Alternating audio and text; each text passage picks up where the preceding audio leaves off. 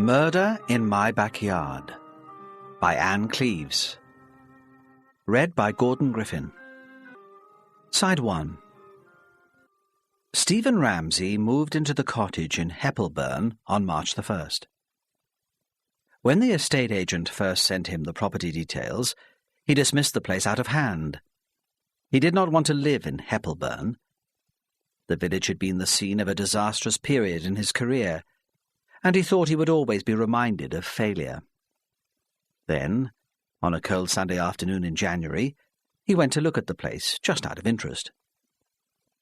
It was at the end of a quiet road on the edge of the village. He drove past a small row of miners' houses with long front gardens dug over, ready for the spring. And then there was open countryside, except for the low white cottage with the estate agent's sign outside. It was beginning to drizzle. Beyond the cottage the road dwindled into a farm track and then a public footpath, which led down Heppel Dean to the sea. Ramsay stood by his car in the rain and looked at the cottage. It was old, built before the miners' houses, before the Industrial Revolution. It was single-storied, whitewashed with a grey slate roof, and it was small. The front door was below the level of the road, and it seemed that the house had been built into the hill. From the back there would be views over the Dean to the woods and the fields beyond. Now, when the trees were bare, it might be possible to glimpse the sea, slate-grey as the roof, between the hills. Ramsay had never been impulsive. In his relationship with Diana, she had been the irresponsible one, laughing at his desire for a conventional security. But standing, listening to the dripping trees, the decision was immediate and irreversible. It was late afternoon and very quiet. A red van loaded with turnips drove up the farm track towards the village. The driver stared at Ramsay as if he recognized him. He probably did. Everyone in Heppelburn knew Ramsay, but even that thought failed to deter him from his decision. He crossed the road to the cottage and knocked at the door. Eventually it was opened slightly by a small, frail man who peered out nervously. The garden must have seemed almost dark to him. Ramsay could see nothing of the room inside. "I want to buy your house," he said. The old man looked around him, as if searching for help. He clearly thought Ramsay was dangerous or deranged. "I don't know," he said. He had not understood. "My daughter told me I wasn't to show anyone around when I'm here by myself. We're told the agent, appointment only." He would have liked to shut the door in Ramsay's face, but did not quite have the courage. "That's all right," Ramsay shouted. He had decided the man was deaf. "I'll not disturb you now. I've seen enough. But I want to buy it. I'll tell the agent tomorrow." He turned and left the old man gawping, still peering out from the crack of the door. Ramsay hired a van, and on March the 1st he moved his belongings himself. It was not that he needed to save money. He had enough, and since his wife had left, there was no one to spend it on. He had offered, in his old-fashioned gentlemanly way, to support her, but she had laughed at him. She wanted freedom, she said extravagantly, not cash. So he was motivated not by meanness, but by a peculiar form of pride. It seemed wrong to him to pay someone to do a task which he could perform perfectly adequately for himself. He also felt distaste at the prospect of a stranger touching his personal belongings, especially those given to him by Diana. So he had tackled the job himself, with the help of a colleague, Gordon Hunter. Ramsay realized that his request for help from Gordon Hunter marked a change of attitude. He had never before met Hunter away from work. Even before his marriage, he had found the male beer-drinking evenings in the pub distasteful. Diana, he realized later, would have rather enjoyed them, and perhaps because of that he kept her away. He knew that at work he was thought of as distant, aloof. He married above him, they said, and now he thinks he's better than us. When he was still living with Diana, he caught whispered suggestions in the canteen that with all her money he ought to retire. When they separated, no one offered sympathy or understanding. Perhaps they were rather pleased. It took him down a peg or two and showed he was mortal like the rest of them. So when he asked Hunter if he was free on Saturday morning to give him a hand to move some of the bigger items of furniture into the cottage, his colleague was shocked. "Why, aye," he said. "Of course I'll help." He sensed that things between them would never be quite the same again. They worked all morning, carrying the heavy furniture, most of it donated carelessly from the big house in Otterbridge by Diana, into the cottage. At midday, Ramsay took Hunter to the Northumberland Arms and bought him several pints of beer and his lunch. The landlady recognised him and smiled, but did not ask what he was doing there, so he thought the news of his move must already have reached the village. In the afternoon, Gordon Hunter left. He would want to be in Newcastle on a Saturday night, and it took him time to prepare, so Ramsay was left to inspect the house alone. Apart from a cursory glance when he was shown round by the estate agent, he saw the inside of the house for the first time when he moved in, and they were too busy at first for him to look properly. There had been surveys, of course. He was not such a fool that he did not care whether or not the place was falling down. But he had not wanted to inspect it in detail until the cottage was his. He wanted to see it stripped of the sad memorabilia of the old man's life, the photographs in heavy frames, the hand-embroidered chairbacks, the plastic mug for holding false teeth in the bathroom. From the front door there were 2 steps down into the living room. It was the biggest room in the house, the depth of the cottage, with windows onto the road, and at the back overlooking the Dean. It had been a mild February, and in the small back garden there were daffodils in the borders, and a forsythia bush in bloom. The crocus were past their best. Inside the room there was a narrow brick fireplace.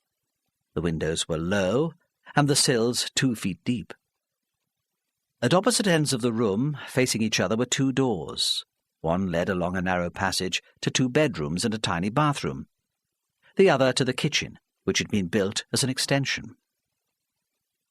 Ramsay carried the last packing case down the steps into the house, just as it was getting dark, and almost immediately after, as if he'd been watched, the doorbell rang. Outside stood a spry, white-haired old man. He was small and immaculately dressed, with black shoes that gleamed in the light of the room. He thrust out a hand towards Ramsay. "Hello," he said, and his accent was as thick as any Ramsay had heard. "I'm your new neighbour. I'm a bit of a friend of Jack Robson, like, and he said you were moving in. Our lass sent us round to see if there was anything you need." "No," Ramsay said. "I'm all right, I think. But it was kind of you to call." "I'll be aware then. Shall have the scran on the table." "No," Ramsay said. And that too was an indication that things were changing, that he had decided it was impossible after all to live in complete isolation. "Come in. Have a drink somewhere. You'll have one with me to welcome me in?" As the old man moved into the house, even Ramsay recognised that things were different. In the 3 years since Diana had left, no one had crossed the threshold into the Otterbridge flat he had rented. Here in a day he had received 2 visitors. He went to the kitchen and unwrapped glasses from newspapers and rinsed them under the tap. He poured out whisky and took it to the living room where the old man was staring out of the window into the dark. "What made you buy this place, then?" he said. Ramsay considered and followed his gaze to the window. "That, probably," he said. "The view." "We'll have to hope it'll still be there in 5 years' time," the man said. "I'd not bet on it myself." "Why?" Ramsay said. "What do you mean?" "Do you not know who owns that land?" "No. Ramsay said. "I presumed it belonged to the farm in the lane." "Him!" The old man almost spat his disapproval. "He's nothing but an asset stripper." "Who did he sell it to?" "A man called Henshaw," the man said. "A builder from up the coast. He specialises in executive developments in rural situations. That's what his adverts say. I've heard them on the local radio." "The council wouldn't allow building there," Ramsay said. "It's greenbelt. I checked before I bought the house." "It'll not be up to the council, lad. Not any more. And I don't think that bunch in Westminster know what greenbelt means." They finished their drinks in silence, and the old man left. At the time, Ramsay considered the conversation as doom-laden scaremongering. The Dean was a local beauty spot, and it was inconceivable that development would be allowed there. Later, he saw it almost as prophetic. It set the tone for his work over the next few weeks, and when he met Henshaw, he felt that his judgment had been corrupted. Ramsay woke the next morning to a fresh southeasterly breeze which rattled the bedroom window and swept through the trees beyond the burn on the other side of the Dean. He made a pot of real coffee and felt pleased with himself because he found mugs in the first packing case he tried, until it came to him that fresh coffee was a taste he'd acquired from Diana. Diana had been on his mind more often this winter because she had sent him a Christmas card. It was the first approach she had made to him since the divorce came through. He saw her occasionally in Otterbridge, striding down the centre of Front Street as if she owned the place. Her confidence still gave him a thrill of admiration and excitement, but he was too proud to let her see him watching.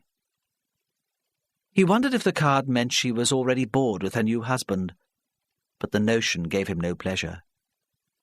He would like to think she was happy. He took his coffee to the living room and sat on the windowsill watching the cloud blow across the sky from the sea. He felt unusually content. The sound of the phone shocked him, and he answered it automatically without thinking who might be there. He should have known it would be work. Who else was there to phone him at home? "Sorry to disturb you," the voice said, and he realized he must have sounded as if he'd just woken up. "That's all right," he said. It was Gordon Hunter, excited, breathless, urgent. But as Ramsay listened to the voice of the other policeman, he was still staring out of the window at the racing clouds. When he replaced the receiver, it took him longer than it usually did to prepare to leave. The east wind pushed hard grey waves into Brinkbonny Bay, blew strands of dry seaweed around the legs of cattle grazing on the dunes, and sand into the road in drifts. It was March the 1st, but still as cold as winter. The small boats kept on the beach for fishing in the summer were still upturned in the car park, next to the shop which sold ice creams to day trippers when the weather was good. In the cottages, which were so close to the beach that the washing line stretched out into the sandhills, people listened to the wind and were glad that the tides were low that week. The bay spread for 7 miles in an unbroken sweep of beach and dunes, and Brinkbonny, at the southern point, was the only village. It was a straggling, ill-defined place. There was the row of cottages along the water's edge, with the post office and the ice cream shop as part of the terrace, and Tom Kerr's garage. Inland was the green, muddy and bare from a winter of children's games, overlooked by the Castle Hotel, some pleasant grey stone houses, and the village hall. Then the road continued west towards Otterbridge, and along it were farms and an occasional monstrous suburban villa. The tower was to the north of the village on a rise in the land, backed by an old deciduous wood. It was older and more impressive than the church, which had been placed beside it. The tower had been built by a settlement of border reivers who irritated the clansmen of Scotland by stealing their cattle and burning their houses. It stood, facing east, to withstand raiders from the sea. More recently it had been restored, almost rebuilt by an affluent Victorian, and turned into a comfortable house, with views over the flat green fields and pools behind the dunes. Alice Parry looked out of one of the upstairs tower windows and hoped briefly that the rain would stay off until the family arrived that evening. Rain, she thought then, was the least of her troubles. She absorbed other people's problems and cared about them as if they were her own. She thought about Charlie Elliot, who had left the army and was such a worry to his father. She thought about Olive Kerr, who helped with the housework at the tower, and who had seemed so strained and nervous since her separated daughter had come to live with her. It was a compliment, she supposed, that they confided in her, and she wished she had answers for them. Then she thought of the proposed development in the village and her responsibility for it, and decided that at least she could do something about that. She fetched her coat and outdoor shoes and set off for the village, leaving the kitchen door unlocked as she always did. Until last thing at night. She walked quickly, ignoring a twinge of arthritis, which seemed to have got worse since her husband died. The main entrance to the tower was from the Otterbridge Road, but Alice took the footpath through the churchyard, which brought her out by the village hall. She looked at her watch as she came out into the street, and saw that it was already 2:00, but thought it would not matter. Village meetings never started on time. She was surprised by the number of cars parked in the street. She knew the controversy of the new houses had stirred up feeling in Brinkbonny, but she had not expected people from the outlying farms to be so concerned. As she walked up the road, she saw another few latecomers enter the hall, but when she reached it, the door was shut again. She stood outside for a moment to catch her breath and looked in through the smeared glass pane in the door. The hall was packed with people sitting on uncomfortable wooden chairs. Behind a table on the stage sat Fred Elliot, postmaster and chairman of the parish council. As she watched, he stood up and began to speak. Even from outside she could sense his nervousness. He was used to meetings, but would never have spoken in front of so many people before. Mrs. Parry felt awkward now about pushing open the door into the hall in case the interruption should put him off his stride.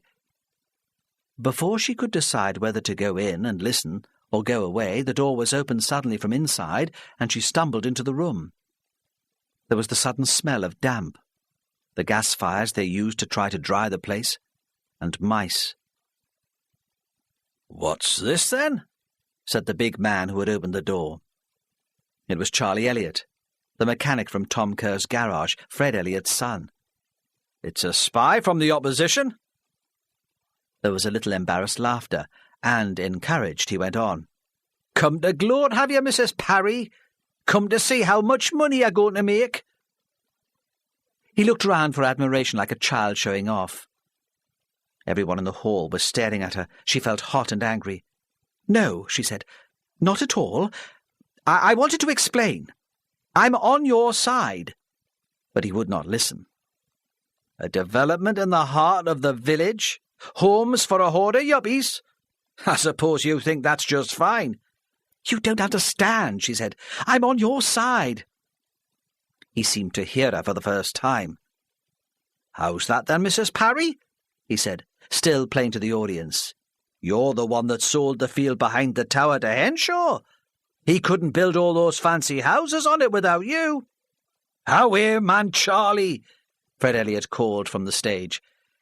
"This is no way to run a meeting. Give Mrs. Parry a chance." "Go on, then," Charlie said sulkily, nodding towards the stage. "You wanted to explain? Go up there and tell us all about it." She walked to the front of the hall, her sense of outrage at the position Henshaw had put her in getting through the awkwardness. She stood on the stage beside Elliot. As she spoke, she was acutely aware of her southern middle-class accent. "It's not my fault," she wanted to say. "I was born in Northumberland too. I didn't ask to be sent away to school." "It's true that I sold the land to Henshaw," she said. "But he misled me about the sort of development he was planning for the Tower Field. I suppose I was foolish to trust him, but he showed me professionally drawn-up plans. He said there would be 20 small, reasonably priced houses for local families and 6 retirement bungalows. I talked to members of the parish council, and they approved of the idea." She faltered. A strand of white hair had become unpinned from the untidy roll at the back of her head. She felt old and self-conscious. "That's a bloody big field for 26 little houses," Charlie shouted from the back of the hall. "What did he tell you he was going to do with the rest of the land?" She blushed. "I know it sounds naive," she said, "but he told me he was planning a children's play area and football field. I believed him." She looked around the hall. "I sold the land for well below the market price," she said helplessly, "because I wanted to do something to help the village. I've been so happy here. I'm sorry. Really, I'm sorry." There was a sympathetic silence, but Charlie shouted, "It's all very well being sorry, isn't it? But that won't stop Colin Henshaw building 80 executive detached dwellings, each with a double garage." He sneered as he quoted the exact wording on the planning application. "We'll be outnumbered. There'll be more incomers than there are of us. Of course, you're an incomer, so maybe you'll feel at home with them." "Charlie!" Fred Elliott said sharply. He turned apologetically to Alice Parry. "Go on, pet," he said. "The planning inspector has approved Henshaw's plans," she said. "But the council still has time to appeal against the inspector's decision. That's why I'm here. We must persuade the council to fight the case in the High Court. I want to support your campaign. I don't want Brink Bonny ruined any more than you do, and I'll fight to protect it." She sat down to a spasmodic outburst of applause, and to more jeers and hisses from the back of the room. Fred Elliott called for a vote on Alice Parry's idea that they should put pressure on the council to fight the planning inspector's decision. The motion was overwhelmingly carried, and they settled down to form an action committee and to arrange a petition and letters to local councillors. When Alice left the hall to return to the tower, it was 4 o'clock. The wind had strengthened, and sand blew up the street and stung her eyes. In the shelter of the high wall which surrounded the churchyard, she moved more quickly, almost running. She was glad to have attended the meeting. It was better, after all, than staying at home feeling guilty. But there would be a rush now to have everything ready before her visitors arrived, and she felt overwhelmed by it all. Her nephews and their families always came to Brink Bonny on St. David's Day. It was a tradition which had begun when her husband was alive. He was a Welshman, and demanded that they celebrate the day. She was never sure how much the boys valued the effort she made, but kept the tradition for her husband's sake, and because she knew the children liked it. She especially enjoyed the company of the children, and as she grew older, thought she had more in common with them than she did with Max and James. She had never had a family. She let herself in through the kitchen door at the back of the house and plugged in the kettle to make tea. Tea always had a calming effect. She began then the preparations for dinner, and was standing at the window, beating cream in a large glass bowl, when she saw the young woman walking down the drive. The woman, who was so young that to Alice she was a girl, had been in the village hall, though Alice did not recognize her as a local. As she approached the house, she hesitated, uncertain which door to try. Alice opened the kitchen door. "Yes," she said. "Can I help you?" "Mrs. Parry?" the woman said, though she must have known exactly who she was talking to. "I'm sorry to disturb you. Could I speak to you for a few minutes?" There was, Alice thought, something of the gypsy about her. She had very dark hair, and her clothes were untidy, but exotic, and very brightly coloured. "I'm very busy," Alice said.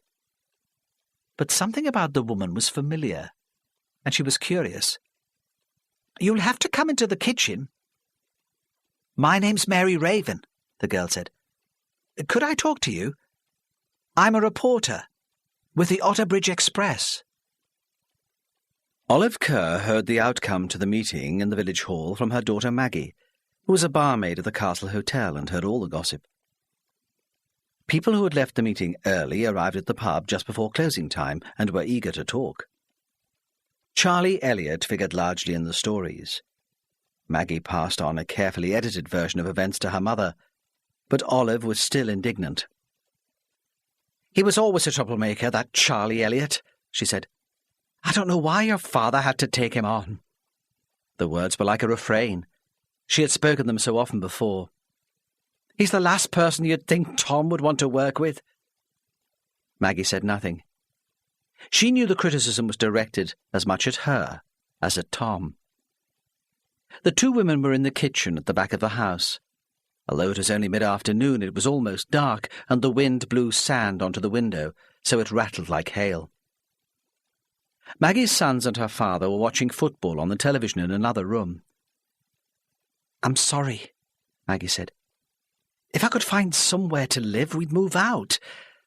I'll phone the council again on Monday." "You're welcome here as long as you want," Olive said.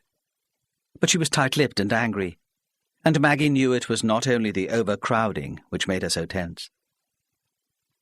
The older woman began to put on a coat, punching out the sleeves with her fists, tearing at the zip with furious fingers. "Where are you going?" Maggie asked. "To the Tower," Olive said. "It's St. David's Day, and the family are coming. I promised Mrs. Parry I'd do her a couple of extra hours before dinner." "Shall I give you a lift up in the car?" Maggie asked. "It's going to rain any minute." "No," Olive said. "The walk'll do me good." "Take care, then," Maggie said. But her mother had already gone, and there was no reply. Peter Laidlaw divided his year by the time spent at Brinkbonny.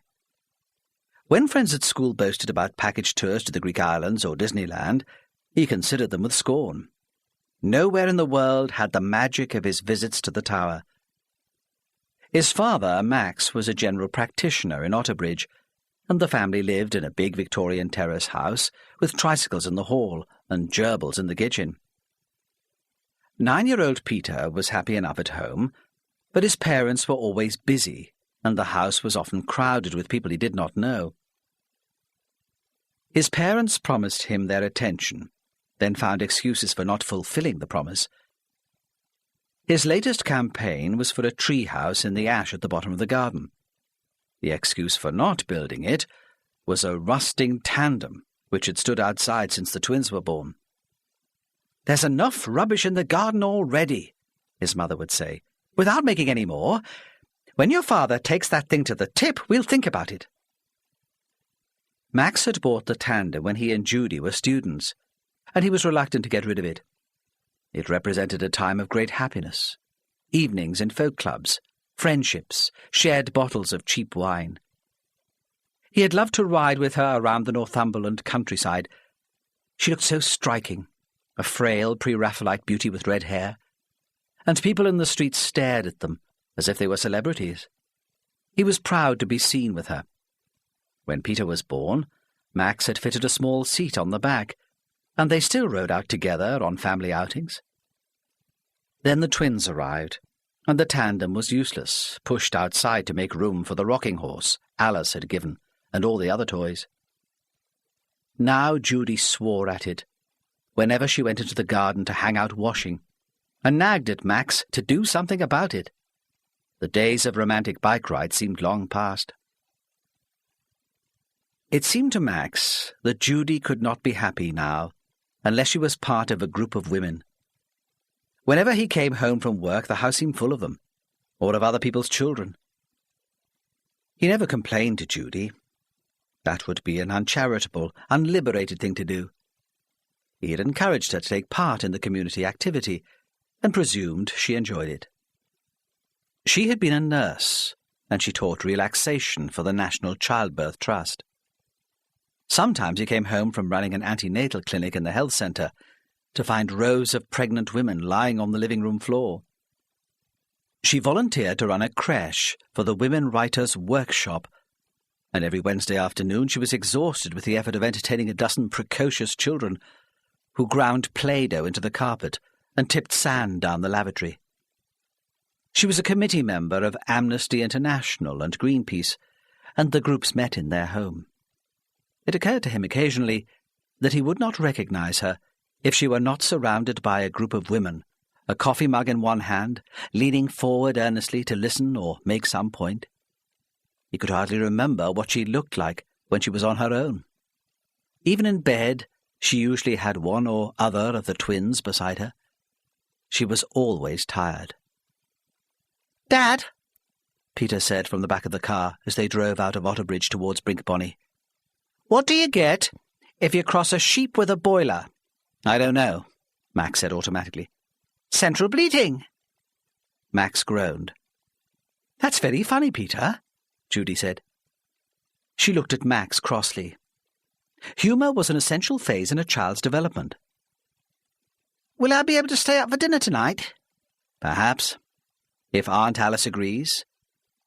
"Will Sam and Tim?" "I expect they're still too small." Sensing Max's irritation, Judy passed a copy of the Beano into the back seat, and for the rest of the trip to Brinkbonny, Peter was quiet. From Otterbridge, they drove east along narrow lanes through farmland. To the south on the horizon was the winding wheel of a long-extinct pit and the chimneys of a newly built aluminium plant. But they seemed a long way off. It was late afternoon, and the clouds were building for a storm. They drove straight into the wind, and in exposed places the car rocked and buffeted. In the valleys, where rows of trees lined the road, it was almost dark, and when they drove through the villages, there were lights in cottage windows. When they drove into Brinkbonny, it started to rain, with slow, heavy drops, and the cloud over the sea was so thick that they could not see beyond the first range of dunes. As Max turned into the Tower Drive, through the high walls covered with ivy, he had to switch on his headlights to see, and it began to pour. As the car stopped behind the tower, sheltered a little from the east wind, Alice came out of the kitchen door to meet them, under a huge golfing umbrella, followed by one of her cats. She wore a blue and white striped apron over her clothes, and there was flour in her hair. "My dears," she said, "how nice to see you." Peter was trying to open the door in his impatience to get out and kicked Sam in his eagerness. Sam began to cry.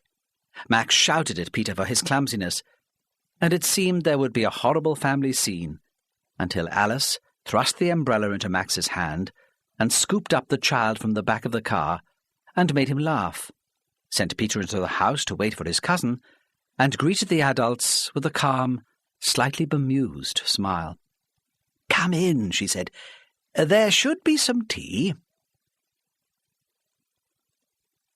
When he met his wife, James Laidlaw was 30, already editor of the Otterbridge Express, with ambitions of better things. He had interviewed Stella Rutherford in a small workshop in a converted barn on the outskirts of Otterbridge. He was preparing an article on local business, and she was fresh from art school, with plans to set up in knitwear design. He knew of her because her father was one of the biggest landowners in the district, and he'd expected someone loud and horsey. In fact, Stella was pale, fine-featured and nervous. She chain-smoked and laughed at herself for being so anxious. It was her background, she said. Everyone expected so much of her. Her father had told her she would be a failure, and she thought he was probably right. Side 2. James left the interview with Stella feeling like a 16-year-old in love for the first time. And even now, 13 years later, he was obsessed with her fragile beauty. She was right. The knitwear design idea had been a failure, and as soon as she had married, she had given it up. She seemed not to have the strength to see anything through. Even motherhood, it seemed, was too much for her. And after the birth of Caroline, she had been so severely depressed that she had spent 6 months in hospital. Her father, an insensitive and self-centered man, had found her illness embarrassing and cowardly. He had never visited her in hospital, and since then the family had little to do with him. Stella claimed to hate him. James had seen her through the bad times, almost glad of an excuse to spoil and cherish her. Even now he considered her before anything. He had been offered a job in Fleet Street, but turned it down without discussing it with Stella. He knew she would never survive the move. He had been working, and was later home than Stella had expected. He saw her waiting at the window, and felt guilty for making her anxious. "Do we have to go?" she said, as soon as he came into the house. "I'm not sure I can face it." "Nonsense," he said gently. "You know you'll enjoy it while you're there." "I won't," she said. "I don't know why we go. You don't even get on with Max particularly." "Oh, well," he said easily. "It's always relaxing to be with Alice." "She doesn't sound very relaxed at the moment." Stella was defensive. "She phoned not long ago and asked to speak to you. She's worried about the development on the land at the edge of the village. She wants your advice." "That's not worry," James said. "It's guilt, because she sold the land in the first place. There's nothing I can do about it now. We reported the Department of the Environment's decision in the paper." The Express was a local paper with a limited circulation, but James Laidlaw took his journalism seriously. It was not all advertisements and wedding photographs. He had done a piece once about the poor standard of care in an old people's home, which had been taken up by the big Newcastle papers, and a feature about a county councillor's corruption had forced the subject of the article to resign. Caroline, who was 12 and their only child, appeared quite suddenly beside them. She was wearing a coat and carrying a hold-all. She was slight and pale as a ghost, so quiet that they often hardly noticed she was there. Her mother dressed her in old-fashioned clothes, skirts too long for her, so she looked younger than she was. "Are we going?" she asked. The question surprised them. So seldom did she take any initiative. "Peter will want me to play with him. He'll miss me if I'm not there." "Do you enjoy these trips to Brinkbonny?" James asked. Sometimes he wished he had a son, someone noisy and robust to bring life to the house. Even now, when most of her friends had Walkman cassette players and bedroom walls covered with pop posters, the only sound to come from Caroline's room was the practiced scales of her violin. "Oh, yes," she said, her eyes gleaming. "It's the best place in the world." When they arrived at the tower, the front door was open, but there was no sign of Alice. Max and Judy were in the sitting-room drinking tea, not speaking. In the wide wood-panelled hall there was a pile of baby equipment. "Look at this," James murmured to Stella as he stepped over buggies, camping cots, packets of disposable nappies. "It's like a travelling circus." Peter appeared at the top of the stairs on the first landing and called Caroline to join him. She dropped her hold-all with the rest of the luggage and ran to meet him, but by the time she reached the top he had disappeared into the small room where they kept their toys and were allowed to play. Her parents must have joined Max and Judy. The silence was broken by a muffled whimper. Caroline moved quietly along the landing and listened again. The noise was coming from Aunt Alice's bedroom. Alice was crying. Caroline stood quite still and felt her own eyes fill with tears. She felt betrayed. That was the sort of behaviour she expected from her mother, not her aunt. Now it seemed all adults were similarly unreliable. She turned her back on her aunt's room and looked for Peter. Mary Raven sat in her car and dreamed of her secret lover. She had met him, one beautiful summer's evening at a barbecue on the wild, uninhabited part of Brinkbonny Dunes, owned by the Northumberland Wildlife Trust. The party had been organised by the Trust, and she was there partly because she was sympathetic to the cause, and partly to cover the event for the Otterbridge Express. At first it was a predictable evening. The fires took too long to light. The sausages were burnt on the outside and pink in the middle, and bossy women with jolly girl-guide voices shouted to them as if they were children. "Come on, everyone! There are hundreds more sausages!" Mary drank too much red wine from a plastic cup, then climbed over the dunes to look over the sea. It was late, but still light, the sky violet and gold, reflected in the wet sand and ebbing sea. Behind her she heard the children complaining as they were rounded up for bed, the first chords of guitar music, the strains of a protest song. The empty beach stretched south for 7 miles towards Brinkbonny village. When he climbed up the dune and sat beside her, she was not surprised. Perhaps she had wandered away from the crowd in the hope that she would be followed. It was that sort of night, hot, romantic. She was ready for excitement and some sort of sexual adventure. When she saw who it was, she was not surprised, though at the time anyone almost would have done. She had been aware of him all evening, and had sensed, as he prodded cindered sausage with a long fork, that he was ready for rebellion too. "Hello," he said. "Are you all right?" "Fine," she said. She smiled at him. "You look a bit lonely." "No," she said. "Just enjoying the evening." She stood up suddenly and ran down the steep bank of sand, sliding and tumbling, sending up a rainbow of fine sand which gleamed in the last of the light. She was wearing loose, clown's trousers and a T-shirt in black and white stripes. When she reached the water, she looked back at him. Later she thought that if she had carried on up the beach without turning to see if he was still there, staring at her, none of it would have happened. He would have gone back to the fire, shaken the sand out of his trainers, and, under the orders of the bossy women, done his duty with black bin bags and rubber gloves. He would have gone straight home to his wife.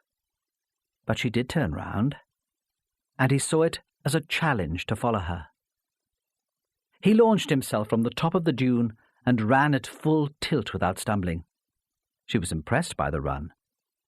She had expected a more cowardly descent, a sedate walk perhaps, with his hands behind him in case he fell. As he ran towards her, she turned and walked away up the beach, just on the edge of the tide. He fell in beside her, as if he were there by chance, as if in the whole vast expanse of the beach it was pure coincidence that he happened to be there. Nothing extraordinary occurred that night. There was no wild passion in the marram grass. They walked almost the length of the beach until it got dark, acknowledging each other's presence in the end with brief bursts of conversation. Afterwards, she could not remember exactly what had been said. She had talked, she thought, about her mother. Perhaps she had been more drunk than she realized.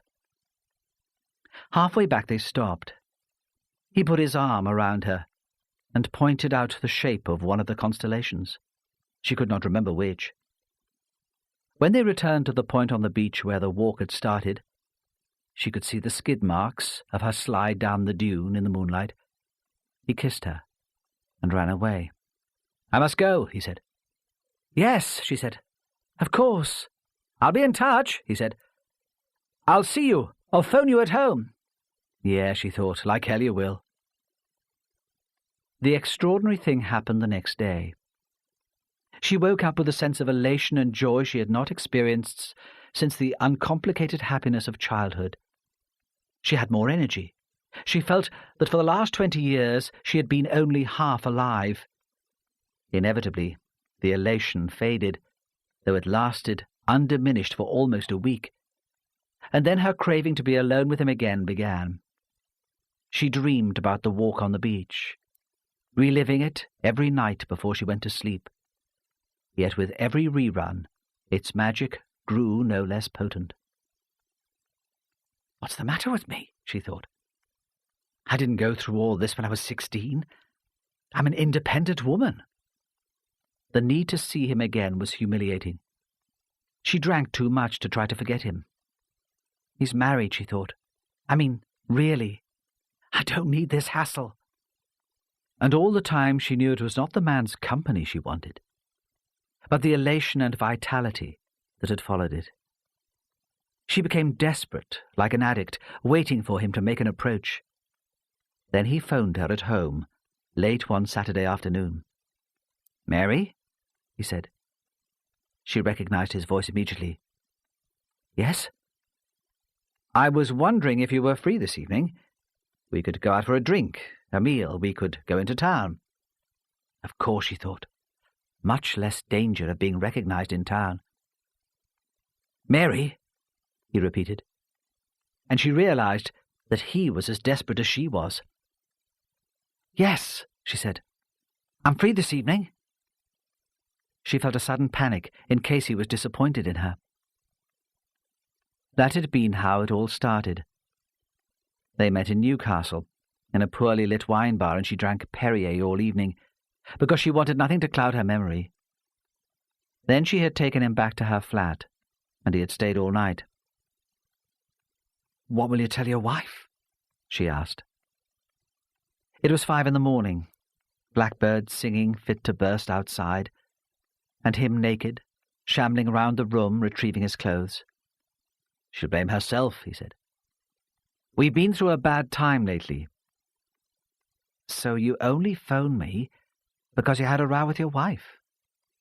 Mary spoke carefully. If she made too many demands on him, he might not see her again. "No," he said. "Of course not. It wasn't like that." "You can't understand what she's like. I've been looking for an excuse since the night of the barbecue." And that was true as well, he thought. She had haunted him. The phone call might have been an impulse, a way of escaping his wife, a way of proving to himself that he was still attractive, but it was hard to forget Mary Raven. After that, they met every week, at least once, sometimes twice. Usually he came to Mary's flat. He never stayed the night again. She never introduced him to her other friends. They teased her about her secret lover, but she just smiled. The first joyous elation returned, but only occasionally, and she persisted with him, in the hope that it would last. Perhaps I should be satisfied with those moments, Mary thought, sitting in the car as the light faded and the wind blew stronger than ever. But she knew she wanted more than that. In the tower, the dining room was decorated, as it always was on March the 1st, with vases of daffodils. They were everywhere, on the polished wood table, and the window-sills, and even standing on the floor. In the old days, when Anthony Parry was still alive, they would have been forced to listen to records of Max Boyce live at Neath Rugby Club, and even to male-voiced choirs singing the Welsh national anthem. Now the daffodils were enough to remind them of St. David's Day. No one except Carolyn noticed that Alice had been crying. If they saw that her eyes were red, it would never have occurred to them that she might be upset. She was not the sort to howl alone in her bedroom. She was made, they all thought, of sterner stuff. She stood at the head of the table, ladling soup into bowls.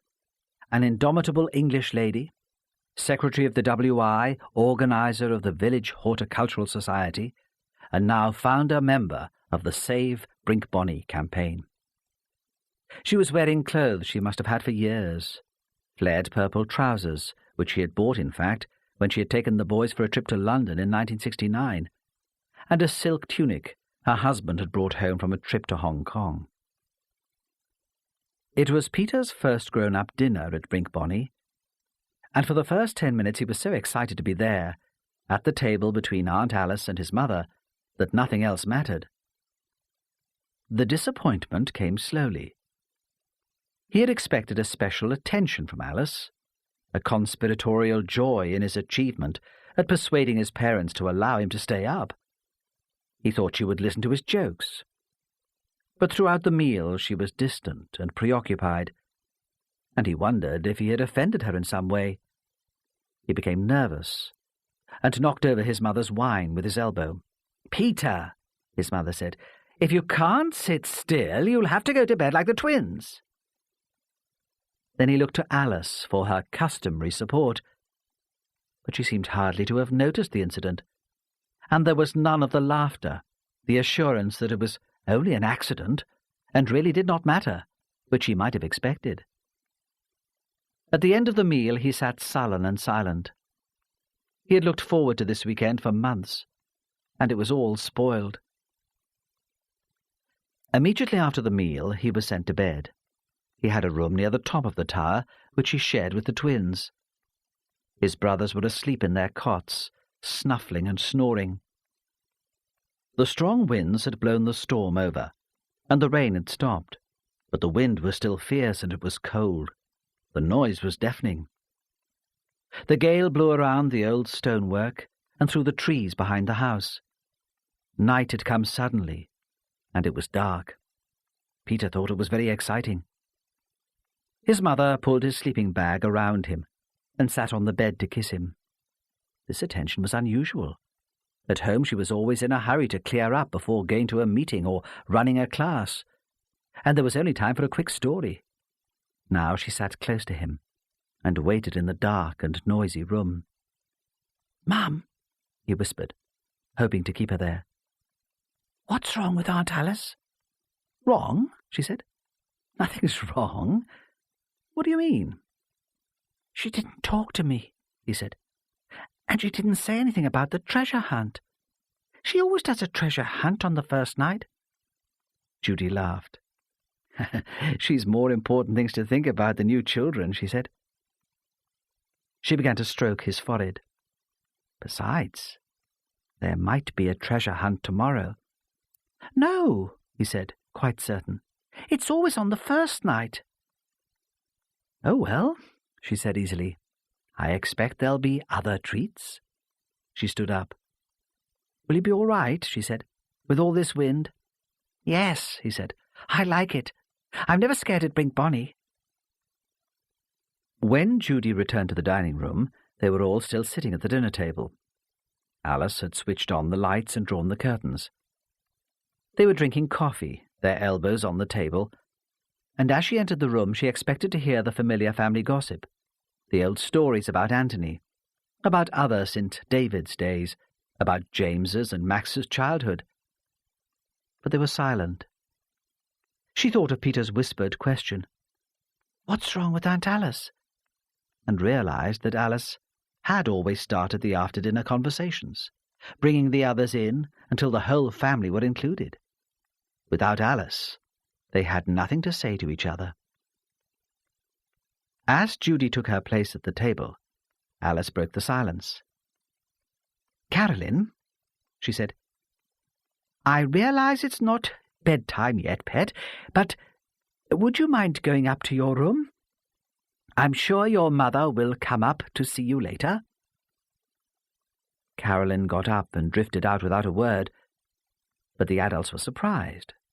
Weekends at Brink Bonnie were informal, chaotic affairs with the children wandering around in their nightclothes until midnight, and the parents complaining that it was impossible then to return them to a normal routine.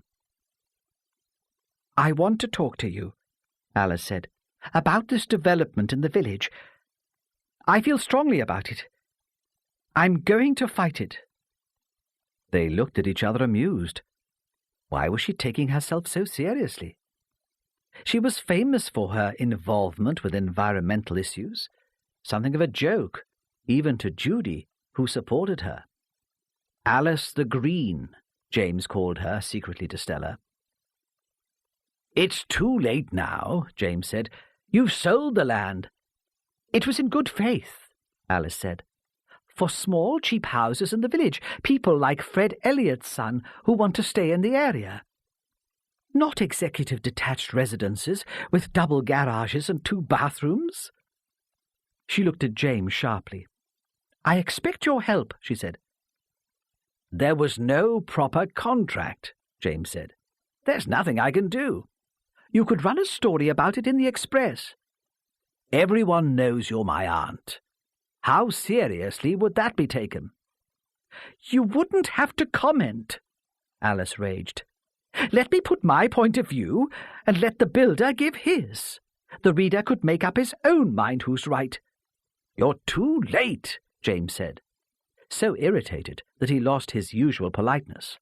"The planning procedure's over. The decision has been taken." "The council could appeal," Alice insisted stubbornly. "If they felt public opinion was against the development, they'd appeal against the planning inspector's decision." "I'm sorry," he said. "It's no good. We carried the story when the plans first went before the council. I'm not going to do it again." "Then why did you send a reporter to the action meeting this afternoon?" Alice demanded. "What was Mary Raven doing here?" The name seemed to shock James, and for the first time he seemed uneasy. "She came to the house after the meeting," Alice continued. "I found her a very pleasant woman, very committed. We had a long conversation. She was most sympathetic." James shrugged. "She's young," he said. "No sense of proportion. No objectivity. She belongs to all those conservation groups. I've told her before that the Express isn't just a vehicle for her own propaganda." "You don't understand." For the first time, they realized how upset Alice was. They were afraid she would cry. "You don't understand how important this is to me." There was silence. "Alice," Judy said at last, "what is all this about?" The older woman got up suddenly and left the room. When she returned, she was carrying something which a child might have made at school. A collage of newspaper and magazine cuttings on pink card. She set it on the table, and they read the words, made up of letters cut from different sizes of print and different sorts of typeface. "If you kill this village," it read, "we'll kill you." "You're not taking this seriously," James cried. "Really? It's just some crank." "I don't take the threat seriously," Alice said. "Of course I don't. But I take the sense of outrage seriously. This afternoon at the protest meeting, I was accused of hypocrisy, of caring more about money than about the people who live in Brinkbonny. But it's not true. This development is part of the greed and materialism which will ruin our countryside if we let it." She paused dramatically, and Judy was reminded that Alice had made exactly the same speech at the county meeting of the WI, with the tune of Jerusalem playing behind her. Judy pictured her aunt on the stage, articulate and ferocious, and remembered the cheers and applause which had followed her words. But today there was no applause, and Alice continued more quietly. "I love it here," she said. "When Anthony and I moved into the tower, we were strangers. But people made us feel that we belonged. When he was ill, the house was always full of flowers, gifts from our friends. And when he died, there was always someone to talk to. The tower and my friends in Brinkbonny mean more to me perhaps even than my family. Now I feel I've betrayed them, and I'm not going to let it happen." She looked directly at James. "The tower will be yours one day," she said. "Perhaps you should think that you have some responsibility for Brinkbonny too. Otherwise I might have considered leaving the house to someone who's prepared to take the responsibility more seriously." There was silence. The threat seemed so out of character that they could hardly believe they were understanding her properly. They stared at James. "That's blackmail," he said at last. He spoke very quietly. "I don't give in to blackmail." "Think about it," she said. "I told you that I was going to fight this development. I'm prepared to use everything I can to stop it." She got up suddenly, went to a sideboard and poured herself a drink. She brought the bottle of scotch and some glasses back to the table. When she spoke again, they were reminded of the old Alice of cheerful, eccentric good humour. "I expect you all think I'm very silly," she said, "and I really don't want to offend anyone. But it's so important to me. You do understand, don't you, how important it is?" She looked around the table, inviting their sympathy, some response of support. But they were all too shocked to answer. "Have a drink," she said. "It's St. David's night. Anthony always got drunk on St. David's night. Don't you remember that night when it snowed, and he insisted we all went sledging by moonlight?" Then they joined in the conversation, glad to hide their awkwardness with the familiar words. But the stories soon tailed away, and they were left again with silence. Stella stood up first. Throughout the discussion she had been blankly unresponsive, as if she had not even been listening to what was going on. "I'll just go and check on Carolyn," she said, "and make sure she's asleep." She spoke with an abruptness which did nothing to relieve the tension, and they were glad when Alice stood up too. "Come on, Max," she said. "I want a word with you. Come into the kitchen and help me with these dishes." When the others offered half-heartedly to help, she turned them away. "No, no," she said. "I'm not going to do it all. Just tidy it up for Olive to see to in the morning. Besides, I want a private word with Max." Carolyn had fallen asleep almost immediately, but Stella stayed in her bedroom, staring at the child without attempting to touch her. There was nothing to do. Carolyn scarcely moved in her sleep, and the sheets and blankets were still firmly tucked around her. All her clothes were neatly folded on the chair. But Stella did not feel ready yet to return downstairs. The confrontation between James and her aunt had disturbed her. She did not know what to make of it. More importantly, she was not sure yet how it would affect her. She'd always seen the tower as part of her future. As the old panic and insecurity returned, she felt that they all ought to be more considerate towards her. Didn't they know that stress was bad for her, and that the sort of hostility they had both expressed was likely to make her ill again? She decided to wait in the bedroom until James realized she was missing. That way she would avoid the unpleasantness of any further argument, and it might frighten him into realizing that he should treat her more carefully. She needed the reassurance that he still worried about her. She knelt on the floor by the long window and looked out into the garden. She could hear the movement of the big yew trees in the churchyard beyond the wall. Occasionally the wind blew the clouds away from the moon, and the garden was lit. Otherwise all she could see was a streetlight beyond the churchyard, where there was a gate onto the village green, and occasional headlights as cars moved slowly down the Otterbridge Road towards the sea. It took her a while to realize that there was a woman in the churchyard walking backwards and forwards along the path from the green to the small wrought-iron gate in the wall, which marked the boundary with the tower garden. Stella saw the woman first in a brief flash of moonlight, a small figure, half hidden by the gravestones, with long hair, which streamed behind her in the wind. She saw her again, when she paused under the streetlight, but was too far away then for Stella to see the detail of the face or her clothes, though something about the way she stood and walked seemed familiar.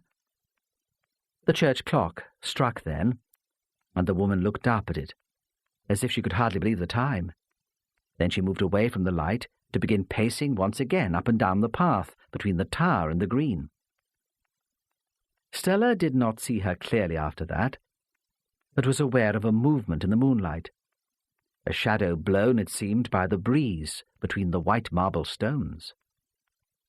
When James came to find her, Stella did not mention the figure. Perhaps she thought he would think it one of her old hallucinations, and would return to the subject of hospital and the need for proper treatment. Perhaps Stella hoped to save the fact of the woman until she really needed it, until she was in a situation when she needed them all to take notice of her, like money saved for a rainy day. "What are you still doing here?" he said, gently, when he came into the room. The others are wondering where you are." She got up quickly and moved away from the window. "It was all that fighting," she said. "It upset me. You know I shouldn't be upset." "Yes," he said. "I know." He put his arm around her and led her out of the room and held her tight as they walked down the stairs. But as they approached the living room, it was clear that Alice was involved in argument again. "I must talk to him," she was saying. "I won't sleep until I've talked to him."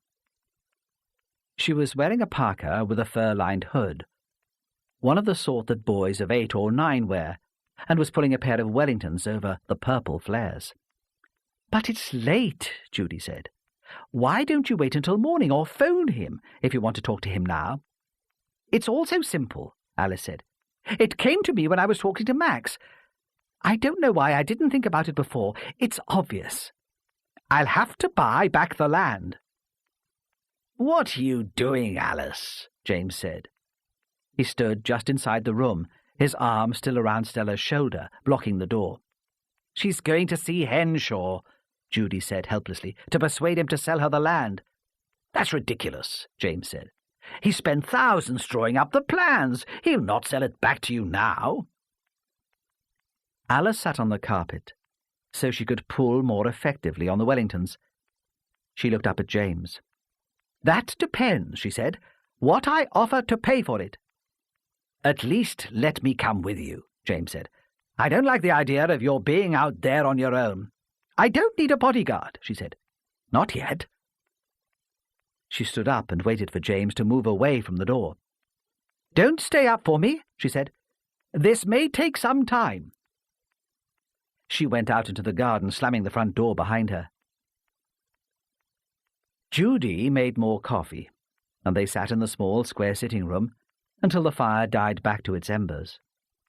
There was some talk of going out to meet Alice to make sure that she got safely home, but they decided she was a grown woman who knew her own mind, and they drifted eventually to bed. Peter woke soon after it got light, while his parents and the twins were still asleep. He dressed quickly and quietly and ran downstairs to the kitchen, where he expected to find his great-aunt. Alice seemed to need no sleep at all, his parents said. She was always last to bed after a party and first up the next morning. She had the constitution of an ox. Usually, early in the morning, Peter would find her in the kitchen, sitting on the wooden rocking chair next to the Rayburn, wearing the old lab coat she used as a dressing gown, a cat on each knee. But today the kitchen was empty, and the cats came up to him, running against his legs, hoping for food. Peter felt the disappointment of the night before. Alice had let him down again. He liked the morning ritual at Brinkbonny. His aunt would make tea in a brown earthenware pot and set out the cups on a tray. For her a wide, shallow one, the size of a soup bowl, and for him a small yellow one with poppies on the rim. Then they would drink the tea, eat digestive biscuits, and plan the day's events. There was a tap on the kitchen door, and he thought for a moment that it would be Alice. But what would she be doing outside? There was another knock, this time louder and more impatient. Peter went to open it, and was surprised when it was unlocked. Usually when his aunt let him out into the garden in the morning, she took a big brass key from a hook by the door to open it. Olive Kerr stood outside, stamping her feet with cold and anger at being kept waiting. She was a large-boned, aggressive woman. She ignored Peter and swept past him. Soon after, there was the sound of the Hoover in the dining room. Side 3. Peter stood uncertainly in the kitchen, trapped by Mrs. Kerr's activity. He was frightened of her. She had a haughty, imperious manner, and reminded him of his headmistress. She returned to the kitchen to fetch the polish and dusters, and he slipped hurriedly outside into the garden. It was a cold, raw day, and he wished he had waited to put on a coat. The wind blew a smell of salt and seaweed. In the kitchen, he heard his father shouting that it was cold because some fool had left the door open, but Peter took no notice. He was even less eager to see his father than to see Mrs. Kerr. He wished he knew where his aunt was. He zigzagged, the wind blowing him towards the churchyard wall. In the corner was a swing, which his great-uncle had tied from one of the heftier trees when Caroline was still a toddler. The ropes creaked as he sat on the wooden seat and moved himself forward. With every swing he kicked a pile of leaves swept up in the autumn, so that the wind picked them up and scattered them away in a brown whirlwind across the garden. At that moment his father came to the kitchen door and shouted to him. "Peter?" He sounded resigned rather than angry. "What are you doing out there? What will your mother say? You must be freezing. Have you seen Aunt Alice?" Peter did not answer immediately. He had seen, under the pile of leaves, a black Wellington and a piece of purple fabric. He jumped from the swing and ran towards his father, chasing and stumbling towards the house, crying. Max took over then. He sent Peter indoors and went to look under the leaves himself. It was only later that Peter was told by his mother that Alice was dead. As Ramsay drove into the village, he saw a poster advertising the meeting to protest against the proposed housing development on the Tower Field. How would I feel, he wondered, if the developer at Heppelburn decided to put up a new housing estate behind my cottage? He answered the question immediately. Murderous, he thought. I'd feel murderous. When he drove between the high walls towards the tower, the drive was crowded with familiar cars. And in a huddle in the corner of the garden, hands deep in Barber jacket pockets, so they might have been landowners preparing for a day's shooting, were his superiors, who waited uneasily for him to take over the investigation. It was always the same. Formality dictated that they had to be there, but they would take little active part in the investigation, and they preferred not to interfere.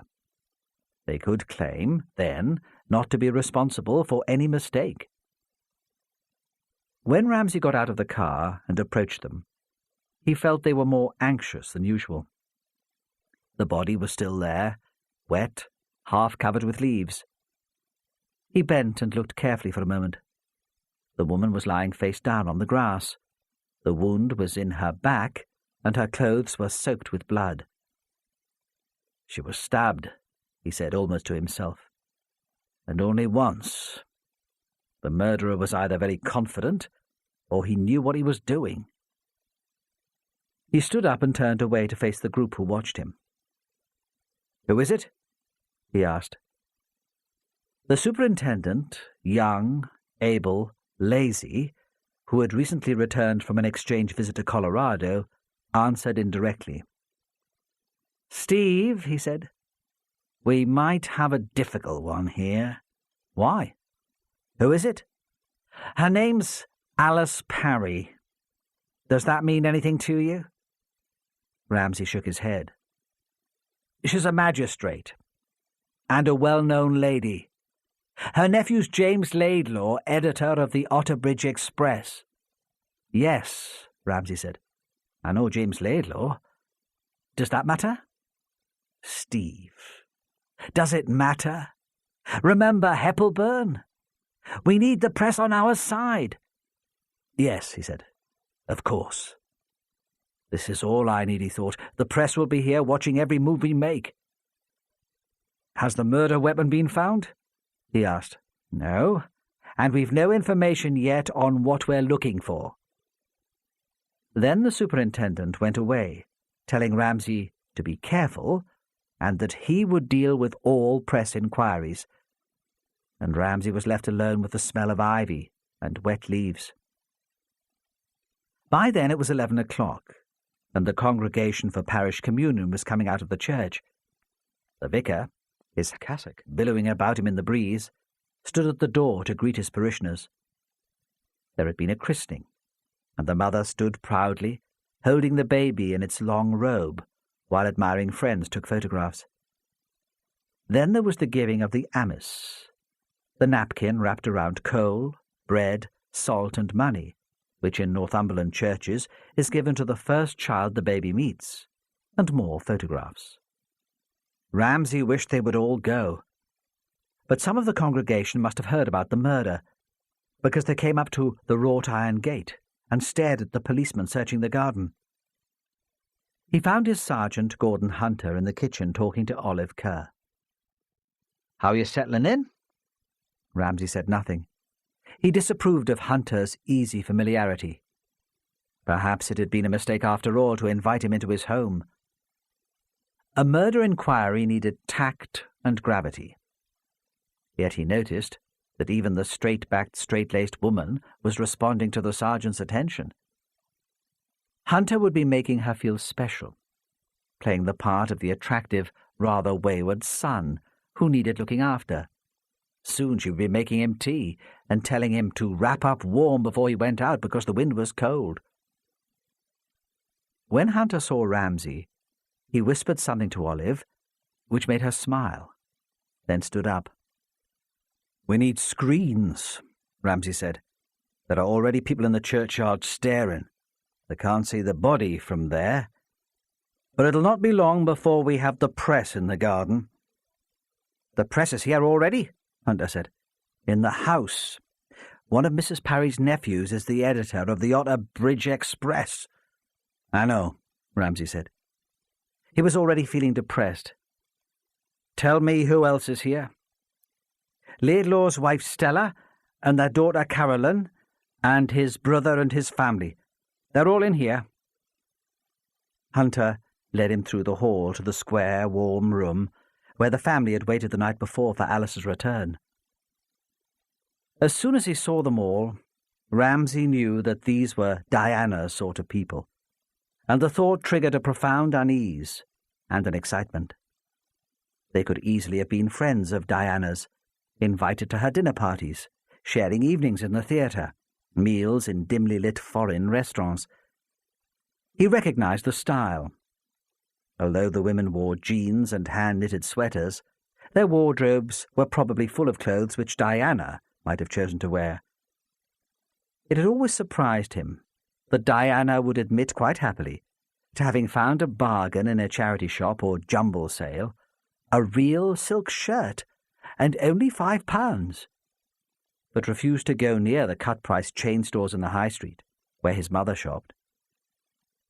It seemed to him a strange sort of snobbishness, though Diana always said he had no taste and could not possibly understand. Throughout the interview with the Laidlaws, he felt that, with Diana's arrogance, they were saying the same thing. "You're different from us," they implied. "You're from a different background. How can you possibly understand?"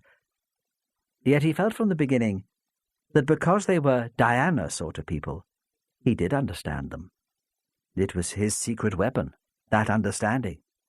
They would always underestimate him. He stood just inside the door and looked around the room. James Laidlaw sat on a worn leather Chesterfield, reading an old copy of the Times. He recognized Ramsay and stood up. "Inspector," he said smoothly, "I'm glad it's you. It's always easier to work with a person one knows." Ramsay nodded but said nothing. There seemed to have been no collective support or sympathy, no communication even between them.